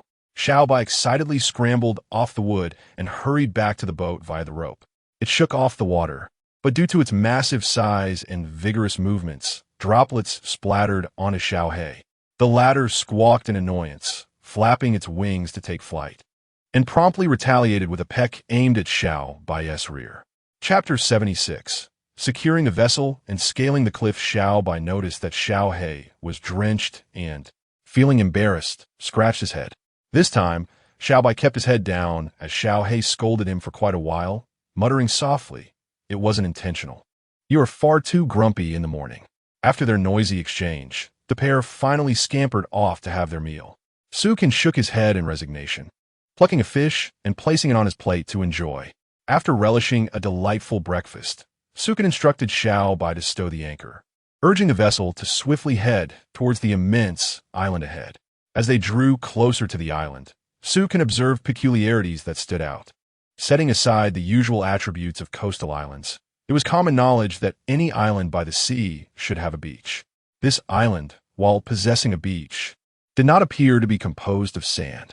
The closer they got, the more evident it became that the lush green jungle was becoming sparse.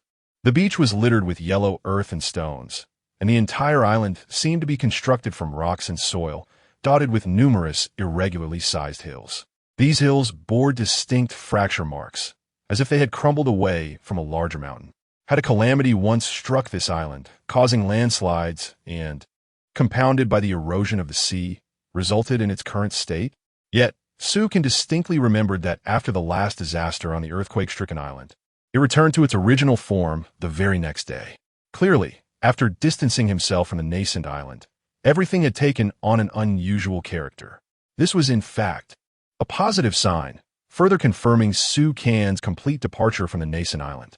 However, a pressing issue loomed. The vessel could not proceed any further. Ahead lay a vast expanse of water, teeming with reefs of various sizes and enormous boulders, rendering the ship too large to navigate through the rocky maze. Despite the absence of any imminent danger, the complexity of the area made it feel unwise to anchor here.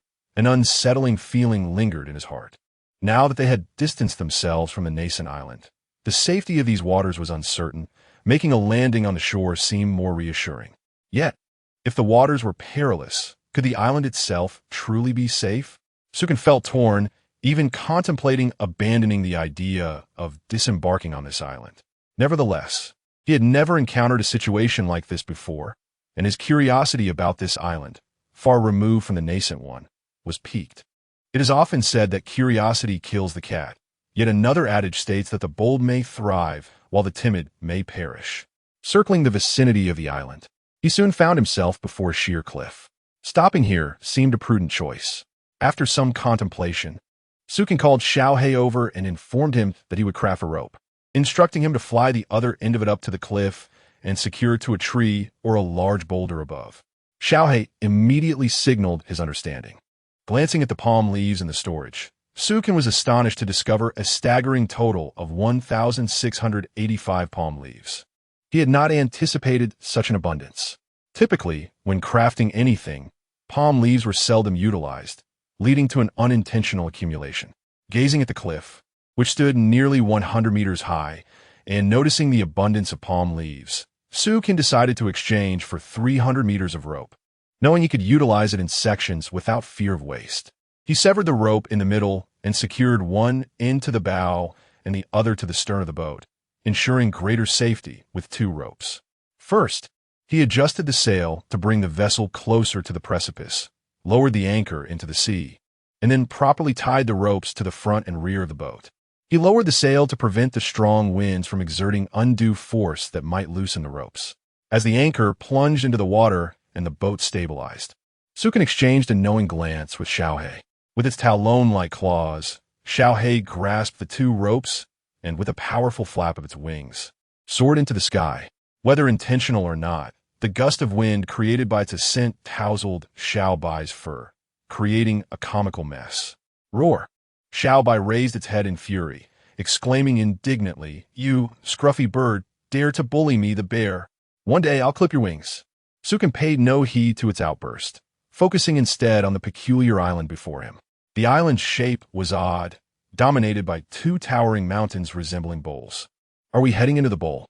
Sukin's lips twitched slightly as he dismissed the errant thought. The taut ropes were quickly pulled, indicating that Xiaohei was tightening its grip. Given that the ropes might not be particularly sturdy, the dual lines offered additional security alongside the anchored vessel, allowing Sukin to feel a sense of relief.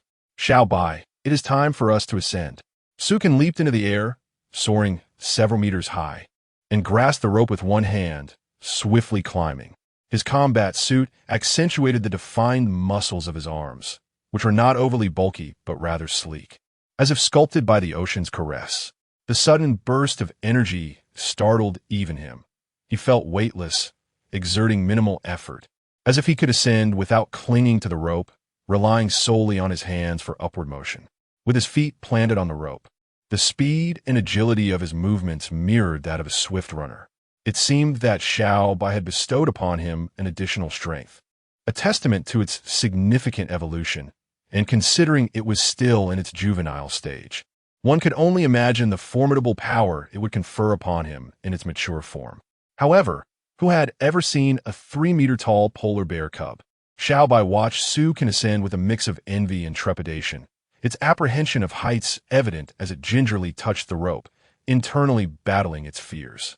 "Xiaobai, if you wish to avoid being kicked back down, you better climb up here like a good cub." Sukin paused mid-ascent, turning to issue a warning.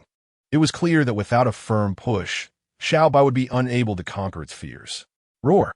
The memory of being kicked off the cliff last time seemed to resurface in Xiaobai's mind. In a frenzy, he scrambled up the rope with an urgency reminiscent of a wild boar in a state of panic, momentarily disregarding his own dignified demeanor.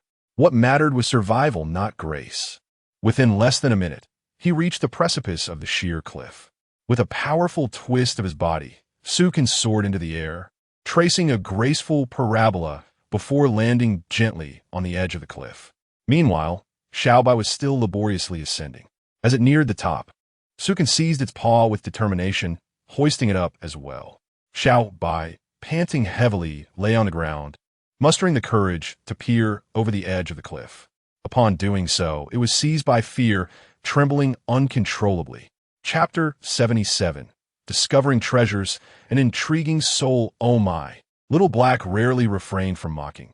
Instead, it praised Little White, saying, "You impudent bear, you've gained quite the audacity."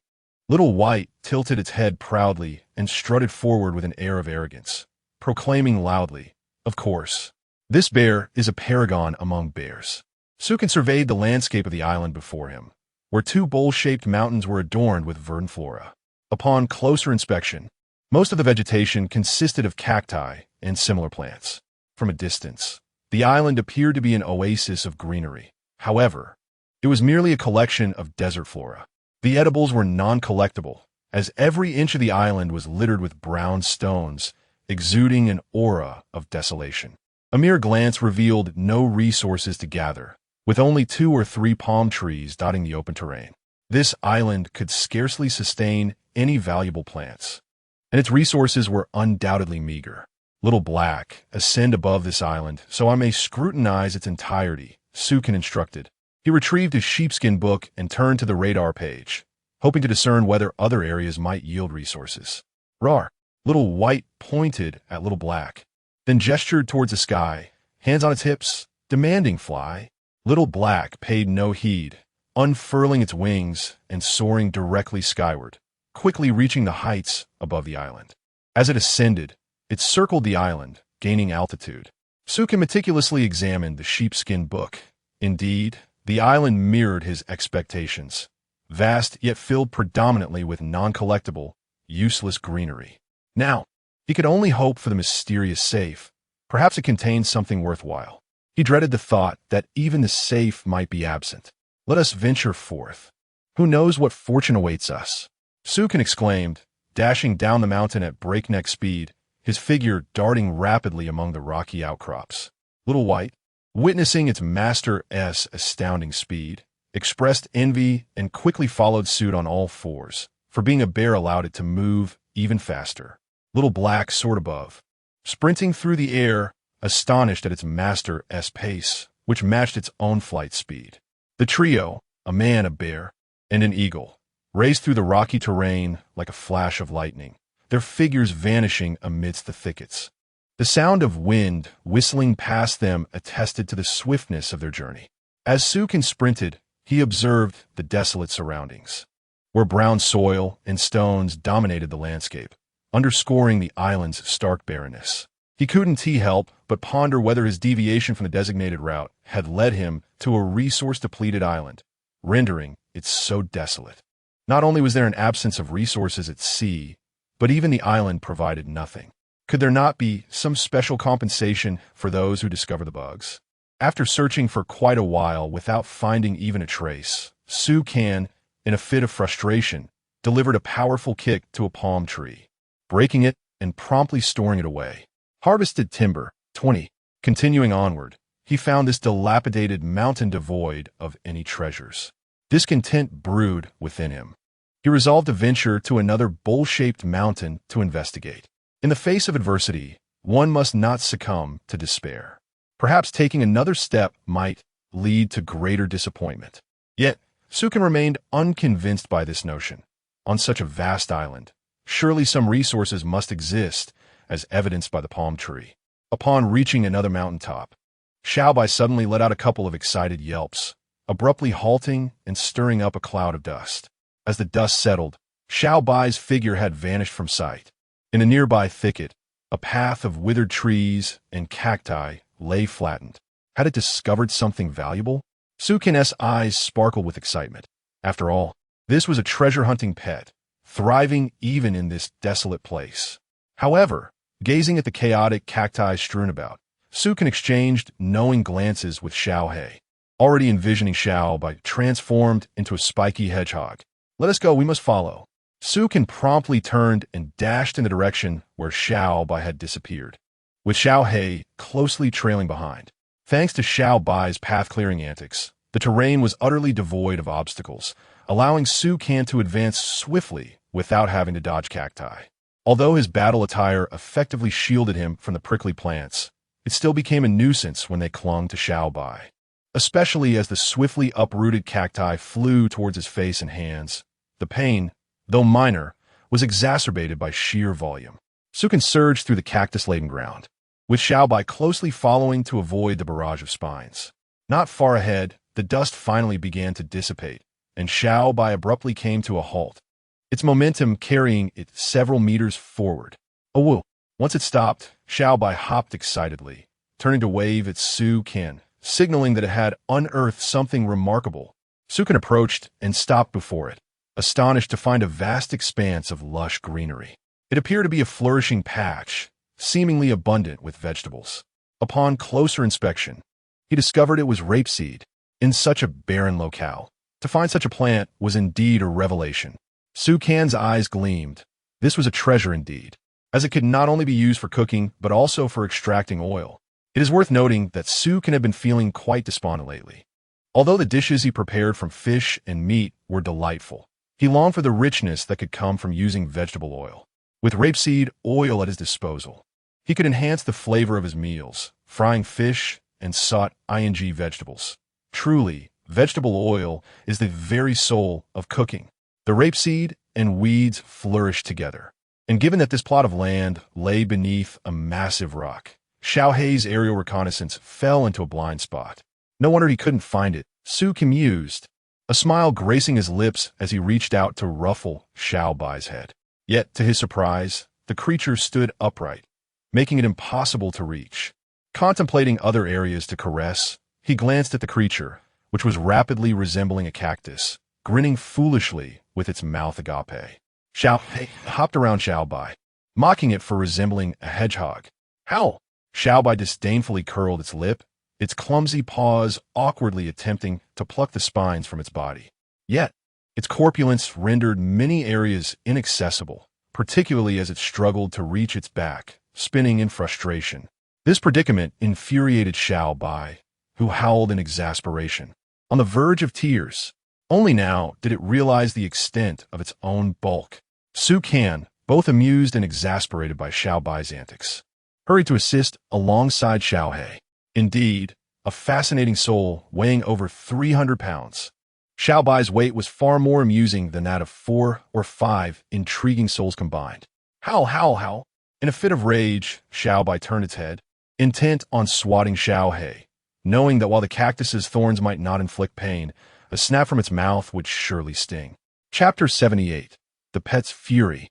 The mysterious creature with an apologetic tone, Little Black consoled its companion with a soft cry, using its wing to scratch its head, cautiously employing its claws and beak to assist in removing the thorns from its fur. After a considerable time, all the thorns were finally extracted from Little White. With a heavy sigh, Little White plopped down on the ground, panting as it watched Sukin go about harvesting vegetables. It felt utterly exhausted, despite the long run. It and T felt fatigue until now, overwhelmed by the annoyance of the thorns. The bounty included platinum-grade rapeseed flowers and 1 platinum-grade rapeseed seed. A wave of inexplicable excitement washed over Sukin at the sight of the platinum-grade rapeseed flowers. This island had proven itself worthy, yielding such high-quality vegetables. As the notifications of harvest continued to arrive, he realized that none of these vegetables could be left behind. In this desolate place, even if he chose not to harvest, it was unlikely that any other survivors would arrive in the near future. By the time they did, these vegetables would surely have rotted away. While the acquisition of the vegetables delighted Sukin, the real treasure lay in the rapeseed. This commodity promised a continuous supply of cooking oil. Given the abundance of golden-grade soil at his disposal, these seeds would perfectly fill the void left by the wooden basin. Were he to purchase seeds of such caliber from a shop, it would undoubtedly cost a fortune. Even now, when other survivors showed little interest in agriculture, the high quality of the seeds rendered them invaluable. In total, he had harvested 6 rapeseed flowers and 6 seeds. Satisfied, Sukin decided it was time to depart, for there was little left to explore on this island. Suddenly, Little White sprang up from the ground, eagerly following its master. Little Black, perched in the trees, unfurled its wings and took flight. Hovering in the air, it hesitated momentarily, its keen eyes fixated on a distant point, yet ultimately chose to pursue Sukan. Sukan dashed ahead with remarkable speed, propelling himself forward and gripping a withered branch with one hand. After spinning around it, he launched himself into the air. Just as he was about to land, Little White unexpectedly leaped forward, positioning itself protectively in front of him. Little Black swooped down from the sky, landing before Sukan while retracting its wings. For the first time, both pets bore expressions of grave seriousness. Curiously, Sukan inquired, "What is happening? What are you doing?" Little Black stared intently at a small hill before them, its gaze darting back and forth across the terrain. In an instant, its wings spread wide, shielding Sukan as it emitted a piercing cry that echoed through the skies. Whoa! The force of that cry was extraordinary, and it was the first time Sukan had witnessed Little Black display such solemnity. The black and gold patterns on its wings became increasingly pronounced, indicating a readiness for battle. Given that their previous encounters with formidable creatures had only included sharks, Sukan had never seen Little Black assume this battle-ready form. This clearly signaled that the threat they faced was far beyond that of the ocean's apex predator, the shark. Not only has the Little Black Bear activated its defensive mode, but the white bear also straightened its body instantly. Upon standing tall, it forcefully stomped its feet on the ground, emitting a lengthy roar. Awoo! In that moment, the earth trembled violently, and a nearby stone hill was astonishingly shattered. Particularly, the ground beneath the white bear erupted in a spiderweb-like pattern of cracks. This was the first time witnessing the ferocity of the white bear and the true strength of its diamond-level Arctic bear form. The endearing clumsiness of the white bear was entirely absent, replaced solely by an imposing and majestic presence. Seeing these two creatures behave so unusually, Sukan grew cautious and promptly retrieved his golden staff, transforming it into the shape of a spear. What could possibly be hidden within that small stone hill to provoke such a transformation in these two? However, recognizing the danger, he knew he could not let them face it alone. It is during perilous times that one truly discerns the loyalty of pets, a loyalty that far surpasses that of humans. Moved yet resolute, Sukan approached the situation with seriousness. The white bear removed the wolf-tooth club from its bracelet, enlarging it before striking the ground forcefully, unleashing another thunderous roar. A massive stone on the ground was obliterated. From their warning calls, Sukan discerned that something perilous lurked within the stone hill. They were indeed issuing a warning to whatever resided within. The stone hill obstructed Sukan's path. He would have to navigate around it. Thus, the threat within the hill could not be ignored, or else he would have to abandon his exploration of the island. Although the resources on this island were scant, and Sukan had little hope for the remaining areas, he felt a profound curiosity about what lay within the stone hill. It might unravel the mysteries of this world, revealing the source of discomfort for both the Little Black and White Bears. He inquired of them whether they felt equipped to confront the hidden menace. If the entity inside proved too perilous, Sukan would not hesitate to relinquish his curiosity and depart with his companions. Awoo! Yua! The white bear cried out exuberantly, oblivious to what might be concealed within, yet sensing a repugnant aura emanating from it, declaring, "Eliminate it! Eliminate it!" With singular determination, the white bear yearned to charge forth and engage in battle. The Little Black Bear, however, conveyed to Sukan that the creature inside was indeed dangerous, yet they were unafraid, sharing the same aversion to the ominous presence. Let us proceed and investigate. With a clearer understanding, Sukan felt reassured that, since the Little Black and White Bears were confident, he need not fear. This also served as a measure of strength. While he possessed greater speed and power than the White Bear, if the threat within jeopardized them, he would resolutely refrain from risking the safety of his companions. There remained countless unknowns in this world, and having merely emerged from the nascent island, caution was undoubtedly prudent.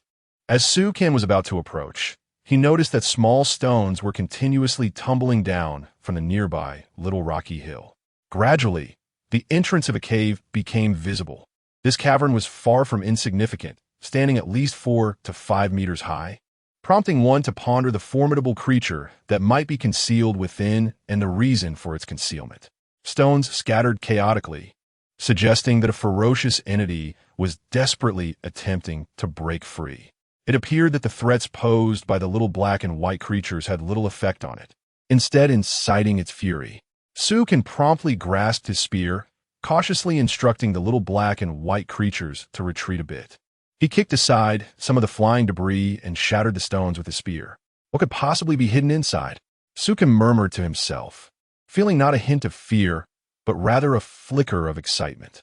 After all, this promised to be an encounter with a creature he had never before encountered, and he was eager to discover just how formidable the beings of the outside world could be. With Sukin's anticipation mounting, the chaotic stones at the cave's entrance were completely obliterated. A dark figure emerged, towering over 4 meters, resembling the size of the little white creature. Unlike the little white, which was plump, this creature was sinewy and muscular, adorned with numerous scars and dry bloodstains. The little black and white creatures immediately positioned themselves in front of Sukin, readying themselves for defense. "What are you doing? I'm not a soft target.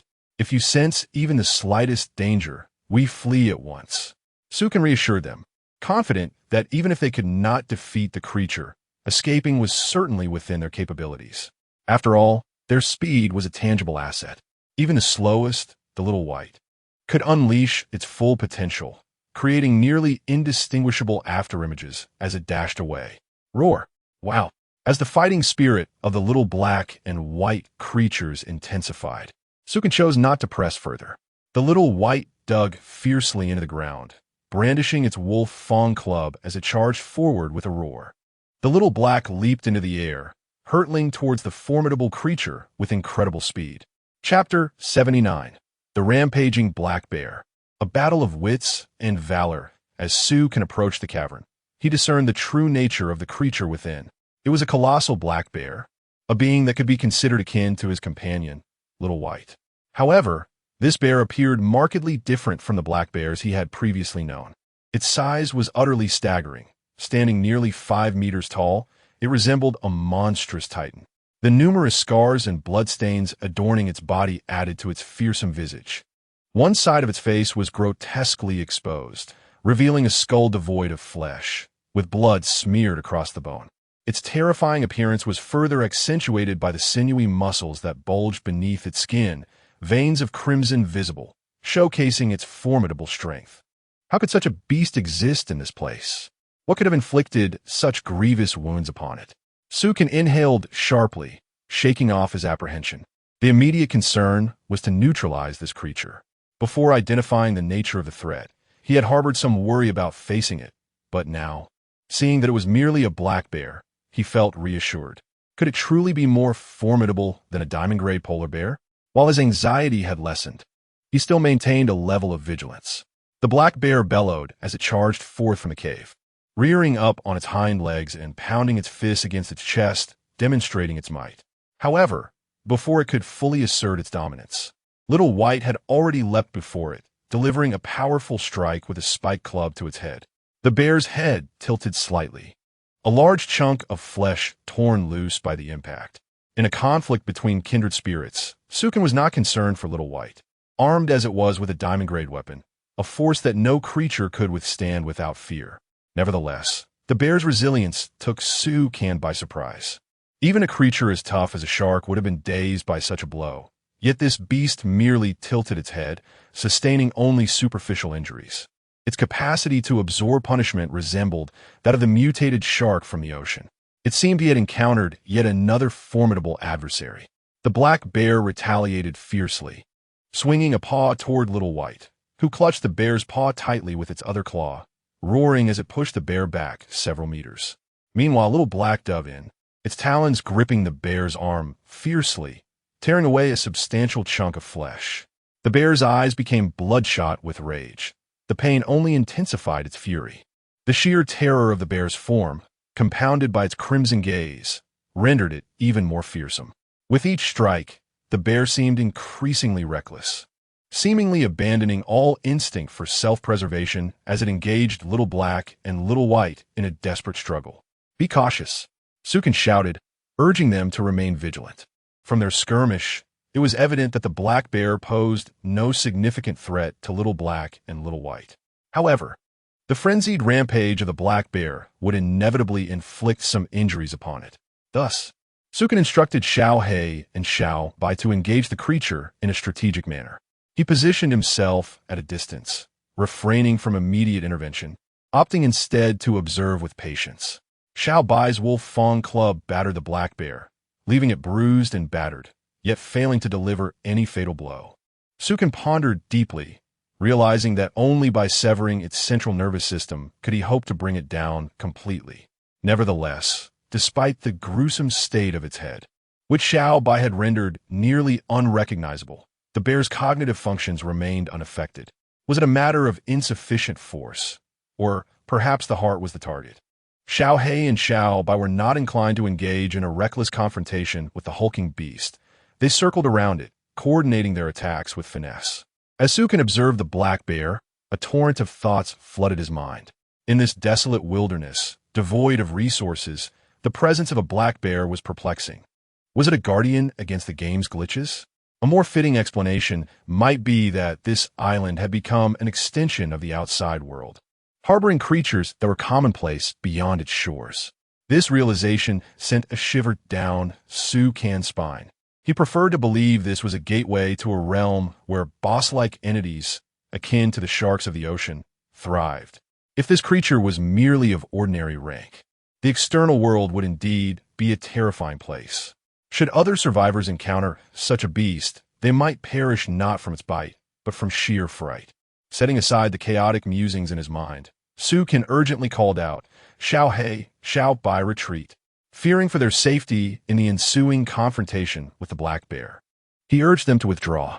The battle between Xiao He, Xiao Bai, and the bear raged on, their eyes bloodshot with fervor, reluctant to back down. "Obey me," Sukin shouted, brandishing his spear as he charged forward. With a reluctant but immediate retreat, Xiao He and Xiao Bai distanced themselves, understanding that continuing the fight would only deplete their stamina. They recognized their inability to contend with such a formidable opponent.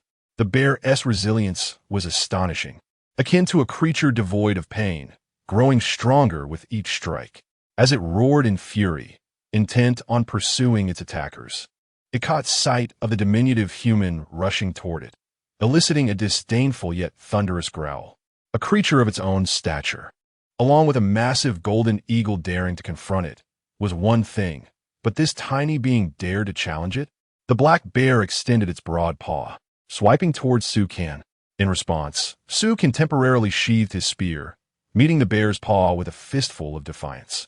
The bear stumbled back 2 steps, its eyes wide with disbelief. How could such a frail human possess such strength? Sukin remained steadfast, only slightly shaking his numbed arm, astonished by the bear's immense power. Clearly, the beast had not exerted its full force in that last strike. With a sudden surge of aggression, the bear lunged at Sukin, rising up as it approached, both paws poised to strike him down with tremendous force. This slap is absolutely not to be endured. Having tested its strength, it is clear that a direct confrontation carries too great a risk. Sukin's eyes narrowed as he extended his hand. And the moment he made contact with the bear's paw, he swiftly twisted his body, leveraging its force to send it flying. The massive form of the black bear crashed violently into the ground, creating a substantial crater and sending dust swirling into the air. Dazed, the black bear shook its head and struggled to rise, its movements appearing sluggish, yet it had reacted almost in the blink of an eye. Once upright, the bear charged directly at Sukin standing his ground. Sukin observed the approaching behemoth. It seemed to possess a rather low intelligence, relying merely on brute strength. As the black bear closed in, Sukin planted his spear firmly into the ground and leapt into the air. The bear missed its target, its anger causing it to frantically search for Sukin's figure. Yet, within its line of sight, Sukin had seemingly vanished. At that moment, he crouched upon the bear's shoulder, examining the wounds upon its body, transforming his spear into a small knife and delicately piercing the injury on the bear's shoulder. Noticing the bear's lack of reaction, he pressed the blade deeper, eliciting a slight twitch from the shoulder's muscles. Indeed, the bear's pain and sensory nerves were remarkably dull, otherwise. How could it fail to detect Sukin perched upon it?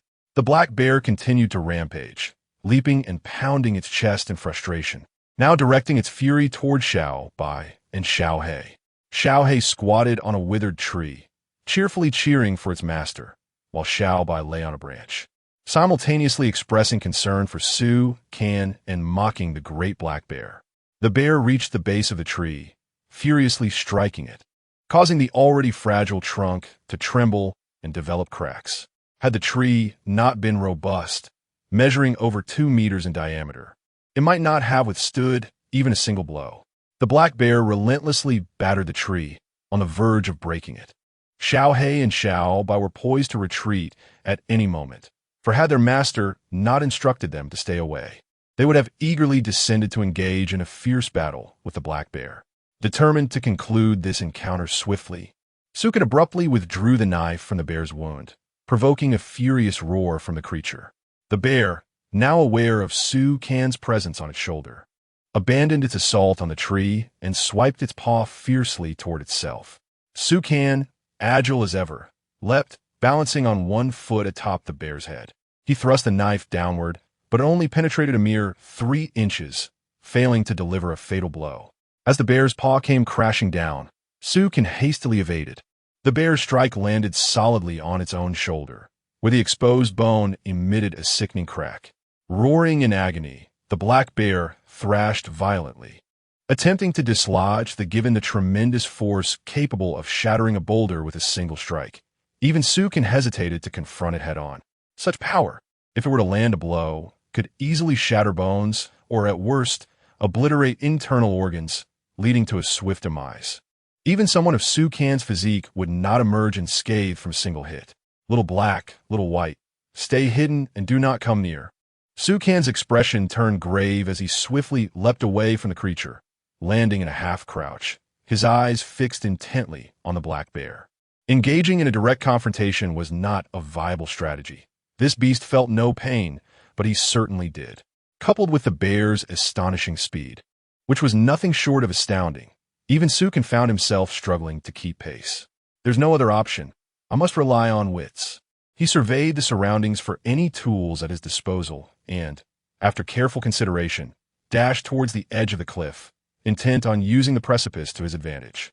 Little black, little white, hurried to the base of the cliff and gathered several dry tree branches to lay on the ground. As he maneuvered to evade the bear, he called out to them, "Owo, Owo." Understanding his command, Little Black and Little White hurried towards the cliff. Little White, typically fearful of heights, momentarily cast aside her trepidation and slid down the rope. Meanwhile, Little Black collected several dry logs, swiftly making his way down the mountain to hand them to Little White. The situation for Sukin was precarious.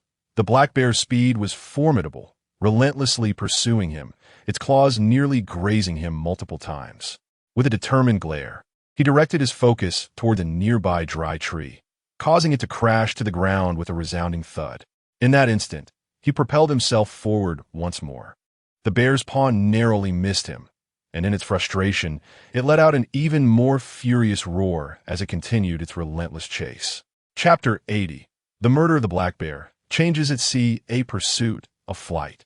Sukin deliberately plunged into some treacherous thickets and rocky outcrops, while the black bear, consumed by rage, recklessly followed close behind, oblivious to the dangers that lay ahead. Soon, the creature's wounds multiplied, blood flowing incessantly from its body. This blood was not of a typical crimson hue. Rather, it bore a dark red color, reminiscent of putrefied blood, an ominous shade of crimson. Is it done? Sukin felt immense pressure from the relentless chase. The bear's injuries grew more severe, yet its fury intensified. On several occasions, he caught a whiff of its foul stench, almost too close for comfort. Blood from the bear splattered onto him, the repulsive odor making Sukin gag. Fortunately, his combat suit was resistant to grime, though the mere contact with the skin was enough to evoke disgust. He pushed his speed to the utmost limit, executing a sharp turn to once again shake off the bear. Were it not for his intent to eliminate the creature with minimal cost, Sukin would have unhesitatingly turned to confront it in battle. The exertion was draining, and the thought of encountering further danger loomed ominously. "Awoo!" Xiaobai called out loudly, signaling to Sukin that the traps were set and it was time to lure the beast down. Sukin dashed towards the cliff, and, as he reached its edge, he turned to stand firm, spear in hand. The bear, using all fours, sprinted towards him, its blood-red eyes fixated solely on Sukin, intent on ending his life. This time, Sukin did not flee. The spear sliced through the air as he charged at the bear. In that instant, man and beast ignited a spark of confrontation. Yet Sukin had no intention of engaging in a direct clash, just as they were about to collide. "Roar!" The bear bellowed, summoning every ounce of strength to swipe at Sukin with its massive claws, willing to endure the spear's sting just to land a blow. In a flash, Sukin retracted the spear into his arsenal and leaped into the air, vaulting over the bear's formidable frame. In midair, he grasped the bear's shoulder. Soaring above its head, and with both legs, he delivered a powerful kick to its back. The bear, unable to control its momentum, was propelled forward. The force of the kick combined with its own inertia, sending it tumbling toward the precipice. Sukin crouched at the edge, exhaling deeply as he peered down into the abyss. A fall of 100 or 200 meters would not suffice to slay such a formidable creature. What it truly was remained a mystery. It bore a striking resemblance to the peculiar shark he had previously encountered, indicative of an extraordinarily tenacious vitality. Thus, Sukin had instructed Xiao He and Xiaobai to set traps in advance. If it could not be killed by the fall, it would surely be impaled.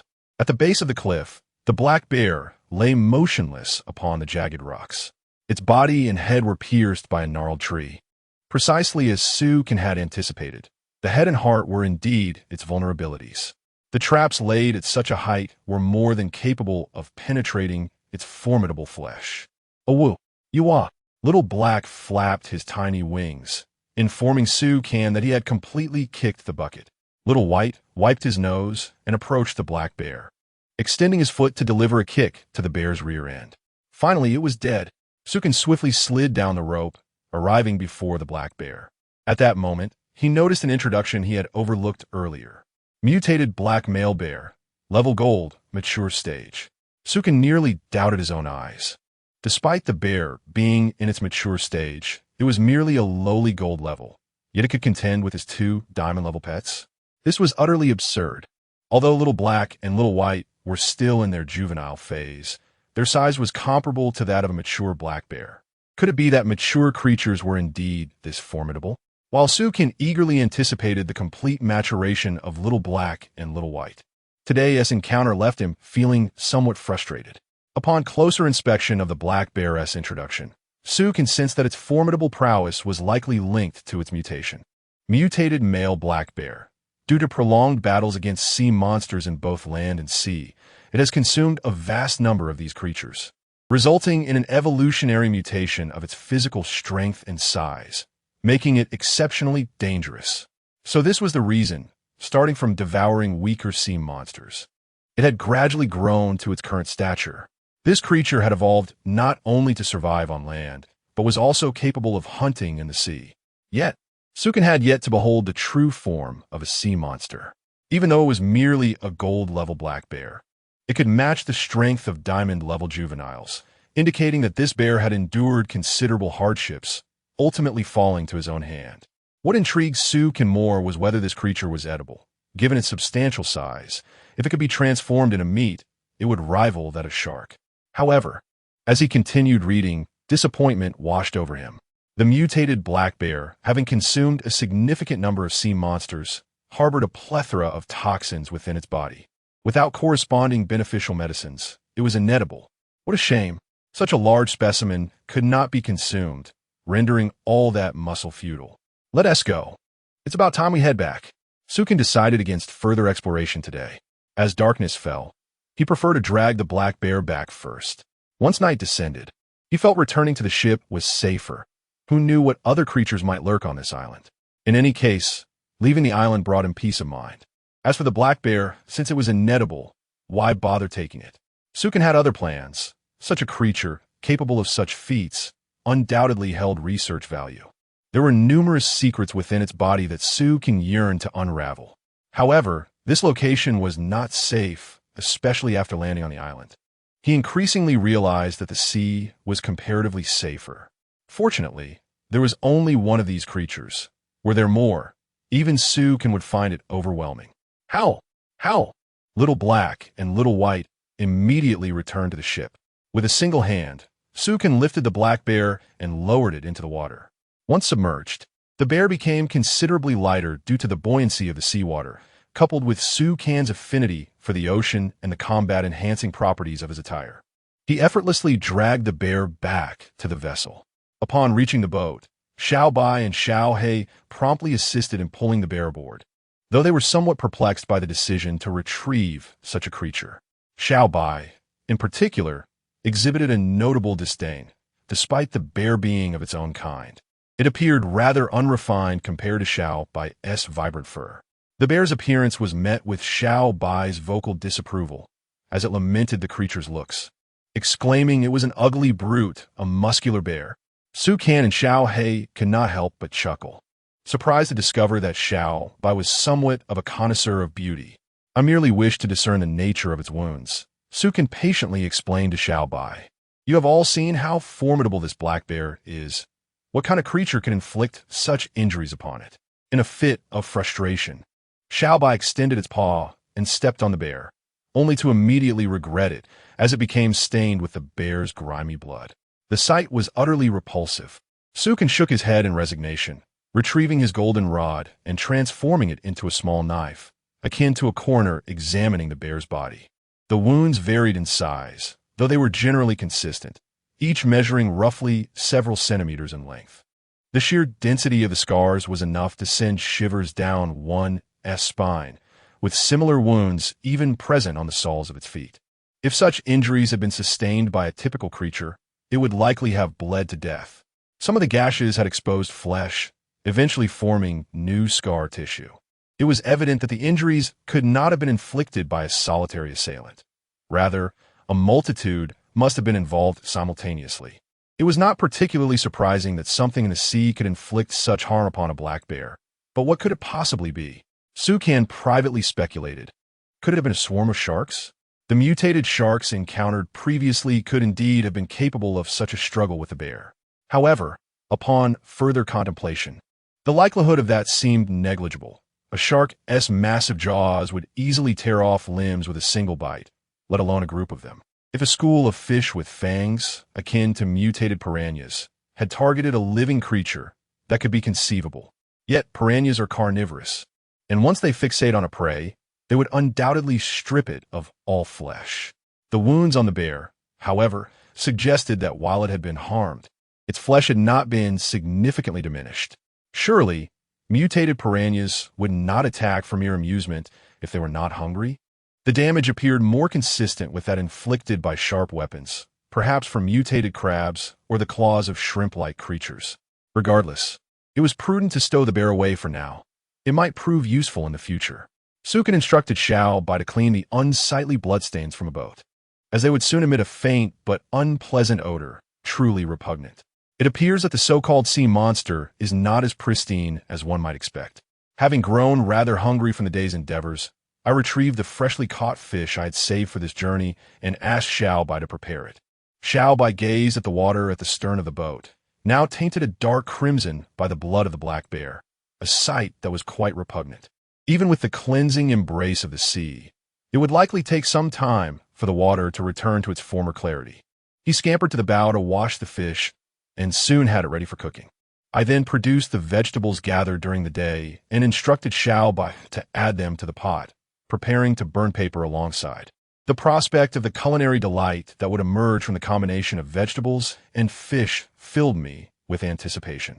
I even whimsically suggested that Xiao Bai add a splash of coconut milk, speculating it might yield an extraordinary effect. Initially, our appetites were subdued, but as the fragrant aroma intensified, it gradually masked the lingering foulness in our senses, awakening our hunger. Before long, a sumptuous meal was prepared, and indeed, my culinary instincts had proven correct. The fish broth, enriched with fresh vegetables and delectable coconut milk, enhanced the flavor of the fish exquisitely. After devouring the meal with great fervor, We retreated to our quarters for rest, typically reluctant to slumber. Both Xiao He and Xiao Bai found themselves in a particularly deep sleep that night, having exhausted their energies during the day's fierce battle. The moonlight cascaded over the island and the vessels. Strange occurrences unfolded as countless creatures with blood-red eyes suddenly emerged from the depths of the sea. After briefly surveying the surface, they surged towards the island. At the traps set by Xiao He and Xiao Bai, an uncountable number of these crimson-eyed beings congregated, voraciously devouring the remnants of blood and flesh. Many even engaged in a greedy scramble, and after a considerable time, like diligent scavengers, they finished their feast and swiftly retreated back into the sea. Oblivious to the transformations occurring not far from the boat, I remained in a deep slumber. Chapter 81. The sea monster emerges. The massive clan, the crimson-eyed creatures, surged forth like a relentless tide, swift in their arrival and departure. The night slipped away in the blink of an eye, and with the dawn, sunlight streamed into the avian nest. Sukin rubbed his eyes and climbed out from the nest, brushing off the feathers and fur from his body before leaping down. Gazing below, he found Little Black and Little White entwined in slumber. Their sleeping postures were far from commendable. Little Black had both wings fully spread, enveloping Little White's form, while Little White's feet were perched atop Little Black's neck. No wonder the night was filled with Little Black's snoring. With such a hefty foot pressing down on its slender neck, it was fortunate that it had not met an untimely end. Stretching lazily, Sukin delivered a playful slap to Little White's rear, signaling that it was time to awaken. After a brief moment, Little White jolted awake in discomfort, inadvertently launching Little Black into the air with a startled squawk. Sukin chuckled awkwardly. Describing their antics as akin to a chicken flapping about would be rather inaccurate. It was more akin to an eagle taking flight and a bear leaping about. "Did you have a bad dream, my dear?" Sukin inquired gently, affectionately ruffling Little White's head. With a soft whine, Little White's earlier panic melted away as it nestled affectionately against Suk, and Little Black, upon descending, yawned while covering its mouth with a tiny wing. The duo, with their plump physiques, followed Sukin outside in a wobbly manner. Sukin couldn't help but observe their expanding girth. They were indeed growing fatter, though thankfully, their weight did not seem to hinder their agility. He contemplated putting them on a proper regimen to manage their diet. "Come now, once we've had our fill, we shall engage in some invigorating exercise." Recently, Sukin had noticed the quality of their meals had improved remarkably, to the point where he himself felt a bit heavier. Were it not for his robust constitution, he might have become an amusing spectacle weighing at least 300 pounds by now. Little Black and Little White clearly expressed their discontent. Moments later, the grilled fish was ready, and they each stared longingly at their plates, which held but a mere half fish each. They sighed in dismay, feeling utterly deprived. Overindulgence leads to lethargy. We shall have a light meal now to sustain us, and after our exercise, I shall allow you a more substantial feast. Sukin was not mistreating them, but rather judiciously regulating their food intake to ensure that what they consumed could be adequately digested through physical activity. With eager cries, the two creatures immediately devoured the fish, eager to commence their workout. Indeed, the prospect of a reward heightened their enthusiasm. Once they were satiated, Sukin instructed Little White to climb the rope and prepare to leap from a cliff. Little White hesitated, eyeing the sheer drop of several hundred meters with trepidation, its paws retreating into its fluffy belly. "What are you afraid of? Weren't you quite brave yesterday?" Sukin recalled how, when tasked with setting traps, Little White had boldly leaped off the cliff into the sea, its courage seemingly overshadowing any fear. Why then was it faltering today? "Xiao Bai, you must conquer this fear. You performed admirably yesterday. Soon, I shall guide you home." Sukin once again produced food to entice Xiao Bai, adhering to the principle of starving the timid and overindulging the bold to cultivate its courage. "Oh, Xiao Bai instantly displayed a goofy grin, its bear-like mouth stretching wide, its fur fluffing up. That robust body slowly ascended along the slender rope, and as the sea breeze swept in, it appeared like an enormous maggot writhing along the line. Xiao He unfurled its wings and soared toward Xiao Bai, circling around it to offer encouragement. "Ding! The sign-in system chimed. Sign-in. Reward. A metal-detecting compass. This compass is designed to locate metallic treasures while avoiding useless metallic debris. It will alert you if there are valuable metal resources nearby. Sukin gazed at the metal compass that had appeared on the ground, roughly the size of his palm, with a needle directing the way. This tool was quite useful, enabling him to avoid aimlessly searching for safes in the sea. After all, Xiaobai could not always accurately detect treasure chests. It too relied on luck. Thus, luck ultimately pales in comparison to science. Observing the compass needle remain motionless, Sukin walked from the bow to the stern of the ship. Along the way, he noticed no movement from the compass. It seemed there were no resources in the vicinity, leading to a slight disappointment within him. Just as he prepared to stow it away, a series of sharp beeping sounds erupted, and the needle began to whirl frantically before finally settling on the eastern sea area at the bow. Remarkably, it had indeed found something. This device was splendid. Sukan's heart raced with excitement as he readied himself to plunge into the sea, eager to discover what treasures awaited him. However, at that moment, Xiaobai had finally reached the cliff's summit, and just as it was about to leap down, it suddenly pointed at a certain spot below and cried out. Xiaohei immediately dove towards that location, surveying for a moment in midair before hastily returning to Sukan's side. What is it? Sukan restrained his impulse to dive and looked at Xiaohei with curiosity. From their voices, he sensed something was amiss. Oh, what? Xiaohei urgently pointed towards a distant island, explaining in haste, fearful of being misunderstood. Are you saying our trap has been destroyed? All the remnants of black bear blood and flesh have vanished? Sukan felt a wave of astonishment. When they had dispatched the black bear yesterday, it had left behind a considerable amount of blood and some chunks of flesh and entrails on the trap stakes. And now it had all disappeared? Could it be a sea monster? The black bear had always battled sea creatures in the waters, and judging by its injuries, only a sea monster could possess such an allure for its blood and flesh. It seemed he was one step closer to unraveling the truth behind the black bear's injuries. Sukan was also relieved he and T rushed into the sea. Evidently, this area was not entirely safe. It was imperative to first understand what these sea monsters were and where they resided before venturing into the depths. The mere thought of the wounds on the black bear sent a chill through Sukan's heart.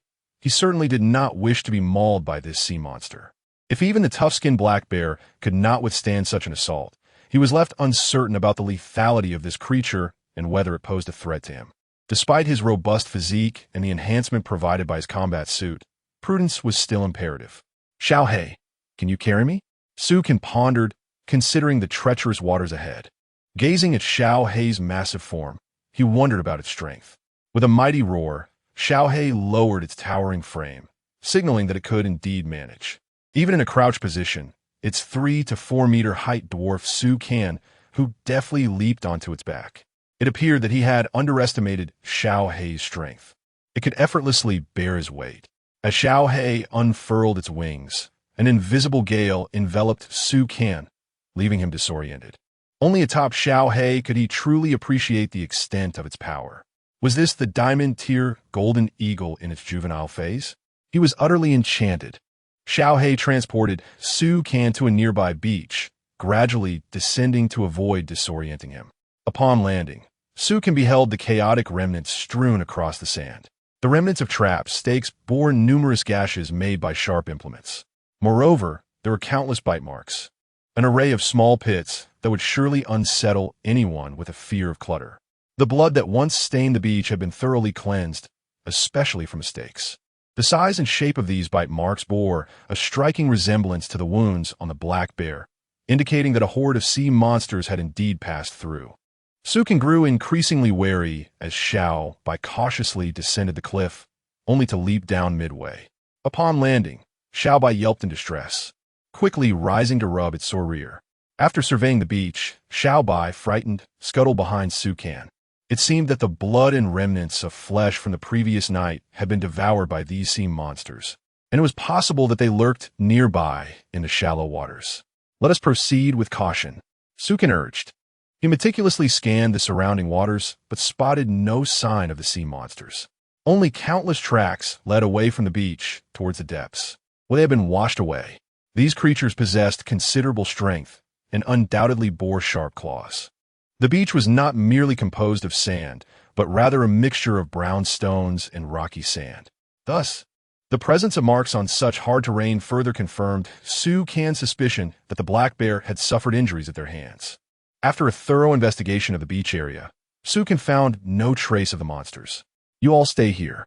If I encounter danger, flee at once," he instructed them, confident that should he attract a swarm of sea monsters, he could swiftly utilize his affinity for the water to escape back to shore. Tentatively, Su Can waded into the sea, immersing himself in the water while surveying the surrounding area, ever prepared to make a swift escape. However, he detected no signs of disturbance beneath the surface. Once back on shore, he exhaled in relief, realizing that these sea monsters likely emerged from the depths. As long as the vicinity remained devoid of these creatures, he could promptly retrieve the chests submerged in the underwater domain and set sail away from this place. At that moment, a flicker of hesitation crossed Su Can's mind. He felt an unsettling anxiety about not clarifying the nature of these sea monsters. After a moment's contemplation, he retrieved a parchment made of sheepskin and fashioned a substantial wooden basin. Upon completion, he extracted the enormous corpse of the black bear from the warehouse, unceremoniously casting it onto the ground.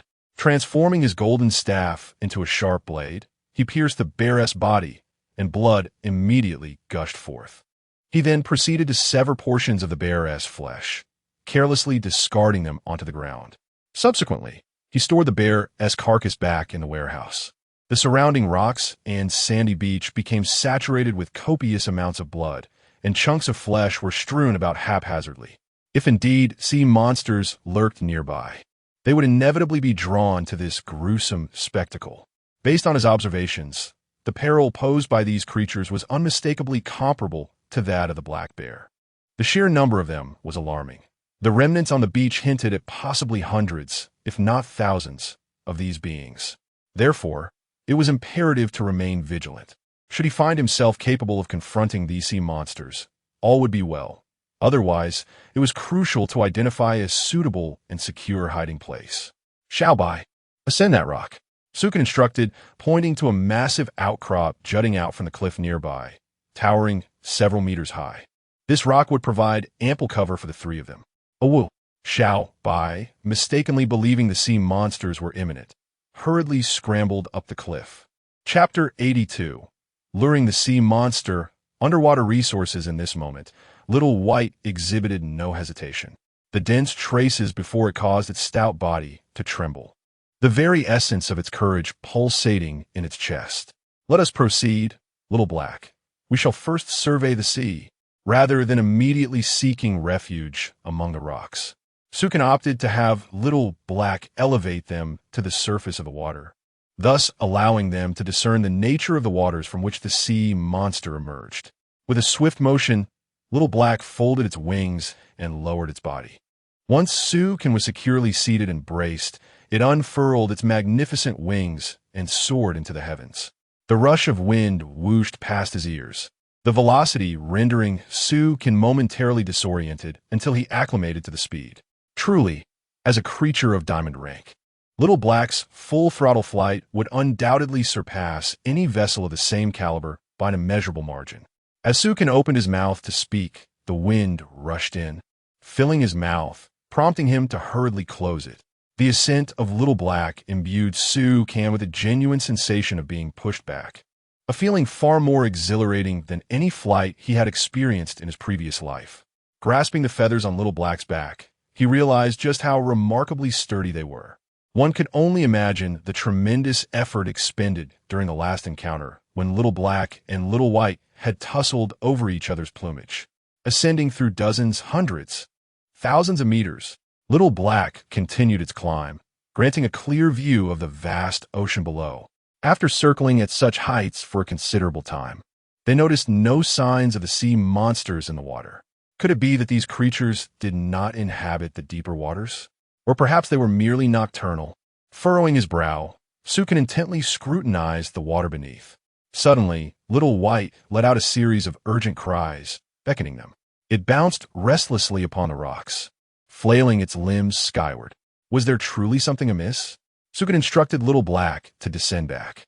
As they lowered to a height of mere tens of meters, Sukan's perspective shifted, revealing the flaw in his earlier reasoning. On the submerged shoreline, countless small mounds of sand and gravel surged ominously, a sight both dense and terrifying. From these mounds emerged numerous dark brown crabs, each nearly the size of a plate. Their formidable pincers, each extending over half a meter in length, suggested that the wounds upon the black bear were undoubtedly inflicted by these monstrous claws. The mutated crabs possessed blood-red eyes, and from their lofty perch, Sukan observed a myriad of crimson glimmers scattered across the shallow waters. They scuttled swiftly toward the location of the black bear's blood. Sukan felt a shiver run down his spine, involuntarily inhaling sharply. Good heavens, these so-called sea monsters have been lurking perilously close all along. In fact, he had just brushed past them moments ago, perhaps even treading upon one of their heads. In that moment, fear mingled with a primal curiosity. Could these creatures be edible? With such colossal pincers, they must harbor a considerable amount of meat, far surpassing that of ordinary fish. Xiao Bai, terrified atop the rock, instinctively recoiled his chubby bare body, cautiously lying down while daring not to breathe, peering down with his little head. Xiaohei, once those crabs depart, let us rush in and see if we can capture a few for study, he exclaimed. Wow, Xiaohei promptly agreed, circling high above. Observing these crabs revealed their extreme bloodthirstiness. They would not recklessly emerge unless sufficiently lured by the scent of blood. This behavior bears resemblance to that of sharks. Sharks show little interest in human flesh, yet they are acutely sensitive to blood, capable of detecting it from several kilometers away. Typically, a shark might approach a human out of curiosity, take a bite, and upon realizing it is unpalatable, swiftly swim away. Subsequently, another shark, drawn by the scent of blood, would do the same, only to find it distasteful and depart as well. In the end, Sukan speculated that the black bear's severe injuries were likely due to the scarcity of food on the island, prompting it to actively hunt these sea monsters. No wonder the black bear could survive on such a desolate isle. It indeed relied on preying upon these aberrant creatures. The hunt for these mutated crabs would inevitably result in injuries and bloodshed, leading to a vicious cycle. Thus, the bear bore numerous wounds. Yet it could also attract the mutated crabs with the scent of its own blood. This reliance on self-inflicted injury for survival is a brutal reality. It is no surprise that the black bear was nearly devoid of unscathed flesh, suffering the consequences of the mutated crab's attacks. Recalling the previous day on the ship, Sukan felt fortunate that only a small amount of blood remained on board, which Xiao Bai had managed to wash away with seawater in time. The thought of those sea monsters boarding the ship at night sent shivers down his spine. Indeed, his mother was right. It is essential to secure the doors at night. Henceforth, every evening, he would ensure the doors were firmly latched and find a means to barricade the windows. The crabs frantically surged toward the remnants of the black bear's blood and flesh, devouring every trace of blood on the beach until not a single mark remained. They truly left nothing behind. Some crabs, unable to locate food, even scoured the area thoroughly. After some hesitation, Sukan decided to retrieve a live fish from the storage and instructed Xiaohei to lower their altitude further, targeting a massive crab for a strike. The fish landed atop the crab before bouncing onto the ground, flopping about energetically. Startled, the crab quickly raised its formidable pincers in defense. However, as it discerned that the wriggling creature bore no blood, it lost interest. At that moment, the fish inadvertently scraped against a rock, rupturing its scales, and blood seeped forth. In an instant, several nearby crabs rushed in, voraciously consuming the fish, reducing it to mere bones within seconds. This behavior resembled that of leeches, intertwined with traits of sharks. It appeared that as long as one remained unharmed, there was no danger. Upon analysis, Sukan understood why they had previously remained unscathed in close proximity to these creatures. The reason was now clear. As long as one refrains from provoking them, there exists no danger. However, should one incite their wrath, they would face a formidable assault from a vast horde. No one desires to encounter such a multitude of mutated crabs. After clearing the remnants of flesh from the land, The mutated crabs swiftly retreated into the sea, taking refuge among the rocks and sand. Seizing the opportunity, Xiaohei plunged forward with great fervor. Sukin transformed the golden rod in his hand into a slender steel fork, and as he approached a crab on the verge of entering the water, he thrust the fork into its body with great force. The massive, mutated crab reacted with remarkable speed, its enormous pincers clamping down fiercely on the fork, exhibiting immense resistance. The fork quivered violently, and Su Kan, gripping it tightly, could distinctly feel the crab's strength. Xiaohei did not linger, but quickly soared back towards the vessel. The mutated crab bled a dark red liquid, which dripped and pooled on the rocks. Fortunate that its kin had not returned. These mutated crabs showed no interest in the blood of their own kind, with not a single one approaching to investigate. After the crabs had moved away, Xiaobai dared not descend, instead swiftly scaling the rugged cliffside. He then climbed back onto the boat using the rope from the small vessel. Once aboard, Sukin retrieved a large wooden basin he had just prepared and tossed the crab inside. Despite being impaled, the crab displayed remarkable vitality, thrashing about in a desperate attempt to escape. Xiaobai stood guard with a spiked club, repeatedly thwarting its attempts to leap from a basin. Sukin crouched down to closely observe the mutated crab. New flesh was visibly writhing and growing from its wounds, healing at an observable rate. This confirmed Su Kan's hypothesis that the black bear's resilience was partly due to possessing a similar extraordinary constitution to that of the sea monster. Thus, the black bear, akin to a form of mutation, had acquired certain abilities from a sea creature. The dark red blood flowing from the crab was exceedingly foul, emitting a nauseating stench. Upon reviewing the information regarding the mutated crab, it was revealed that its body had undergone a peculiar infection, resulting in enhanced strength in its pincers. Caution was advised to avoid injury, as its blood contained toxins, rendering it inedible. Sukin lamented the loss, pondering how splendid it would be if this creature were consumable, for its pincers were filled with succulent crab meat. What a wasted opportunity, he sighed. With resignation, Sukin plunged the fork directly into its head, ending its life and tossing it into the sea, where it was swiftly washed away by the waves. Through the capture of this mutated crab, Sukin garnered considerable insights. For instance, it appeared that the various types of ordinary sea monsters were indeed distinct. One type, akin to this crab, was a native mutated species, while another, reminiscent of the black bear, had been infected. The term ordinary sea monster was employed solely because Sukin deemed these creatures rather feeble, lacking substantial power.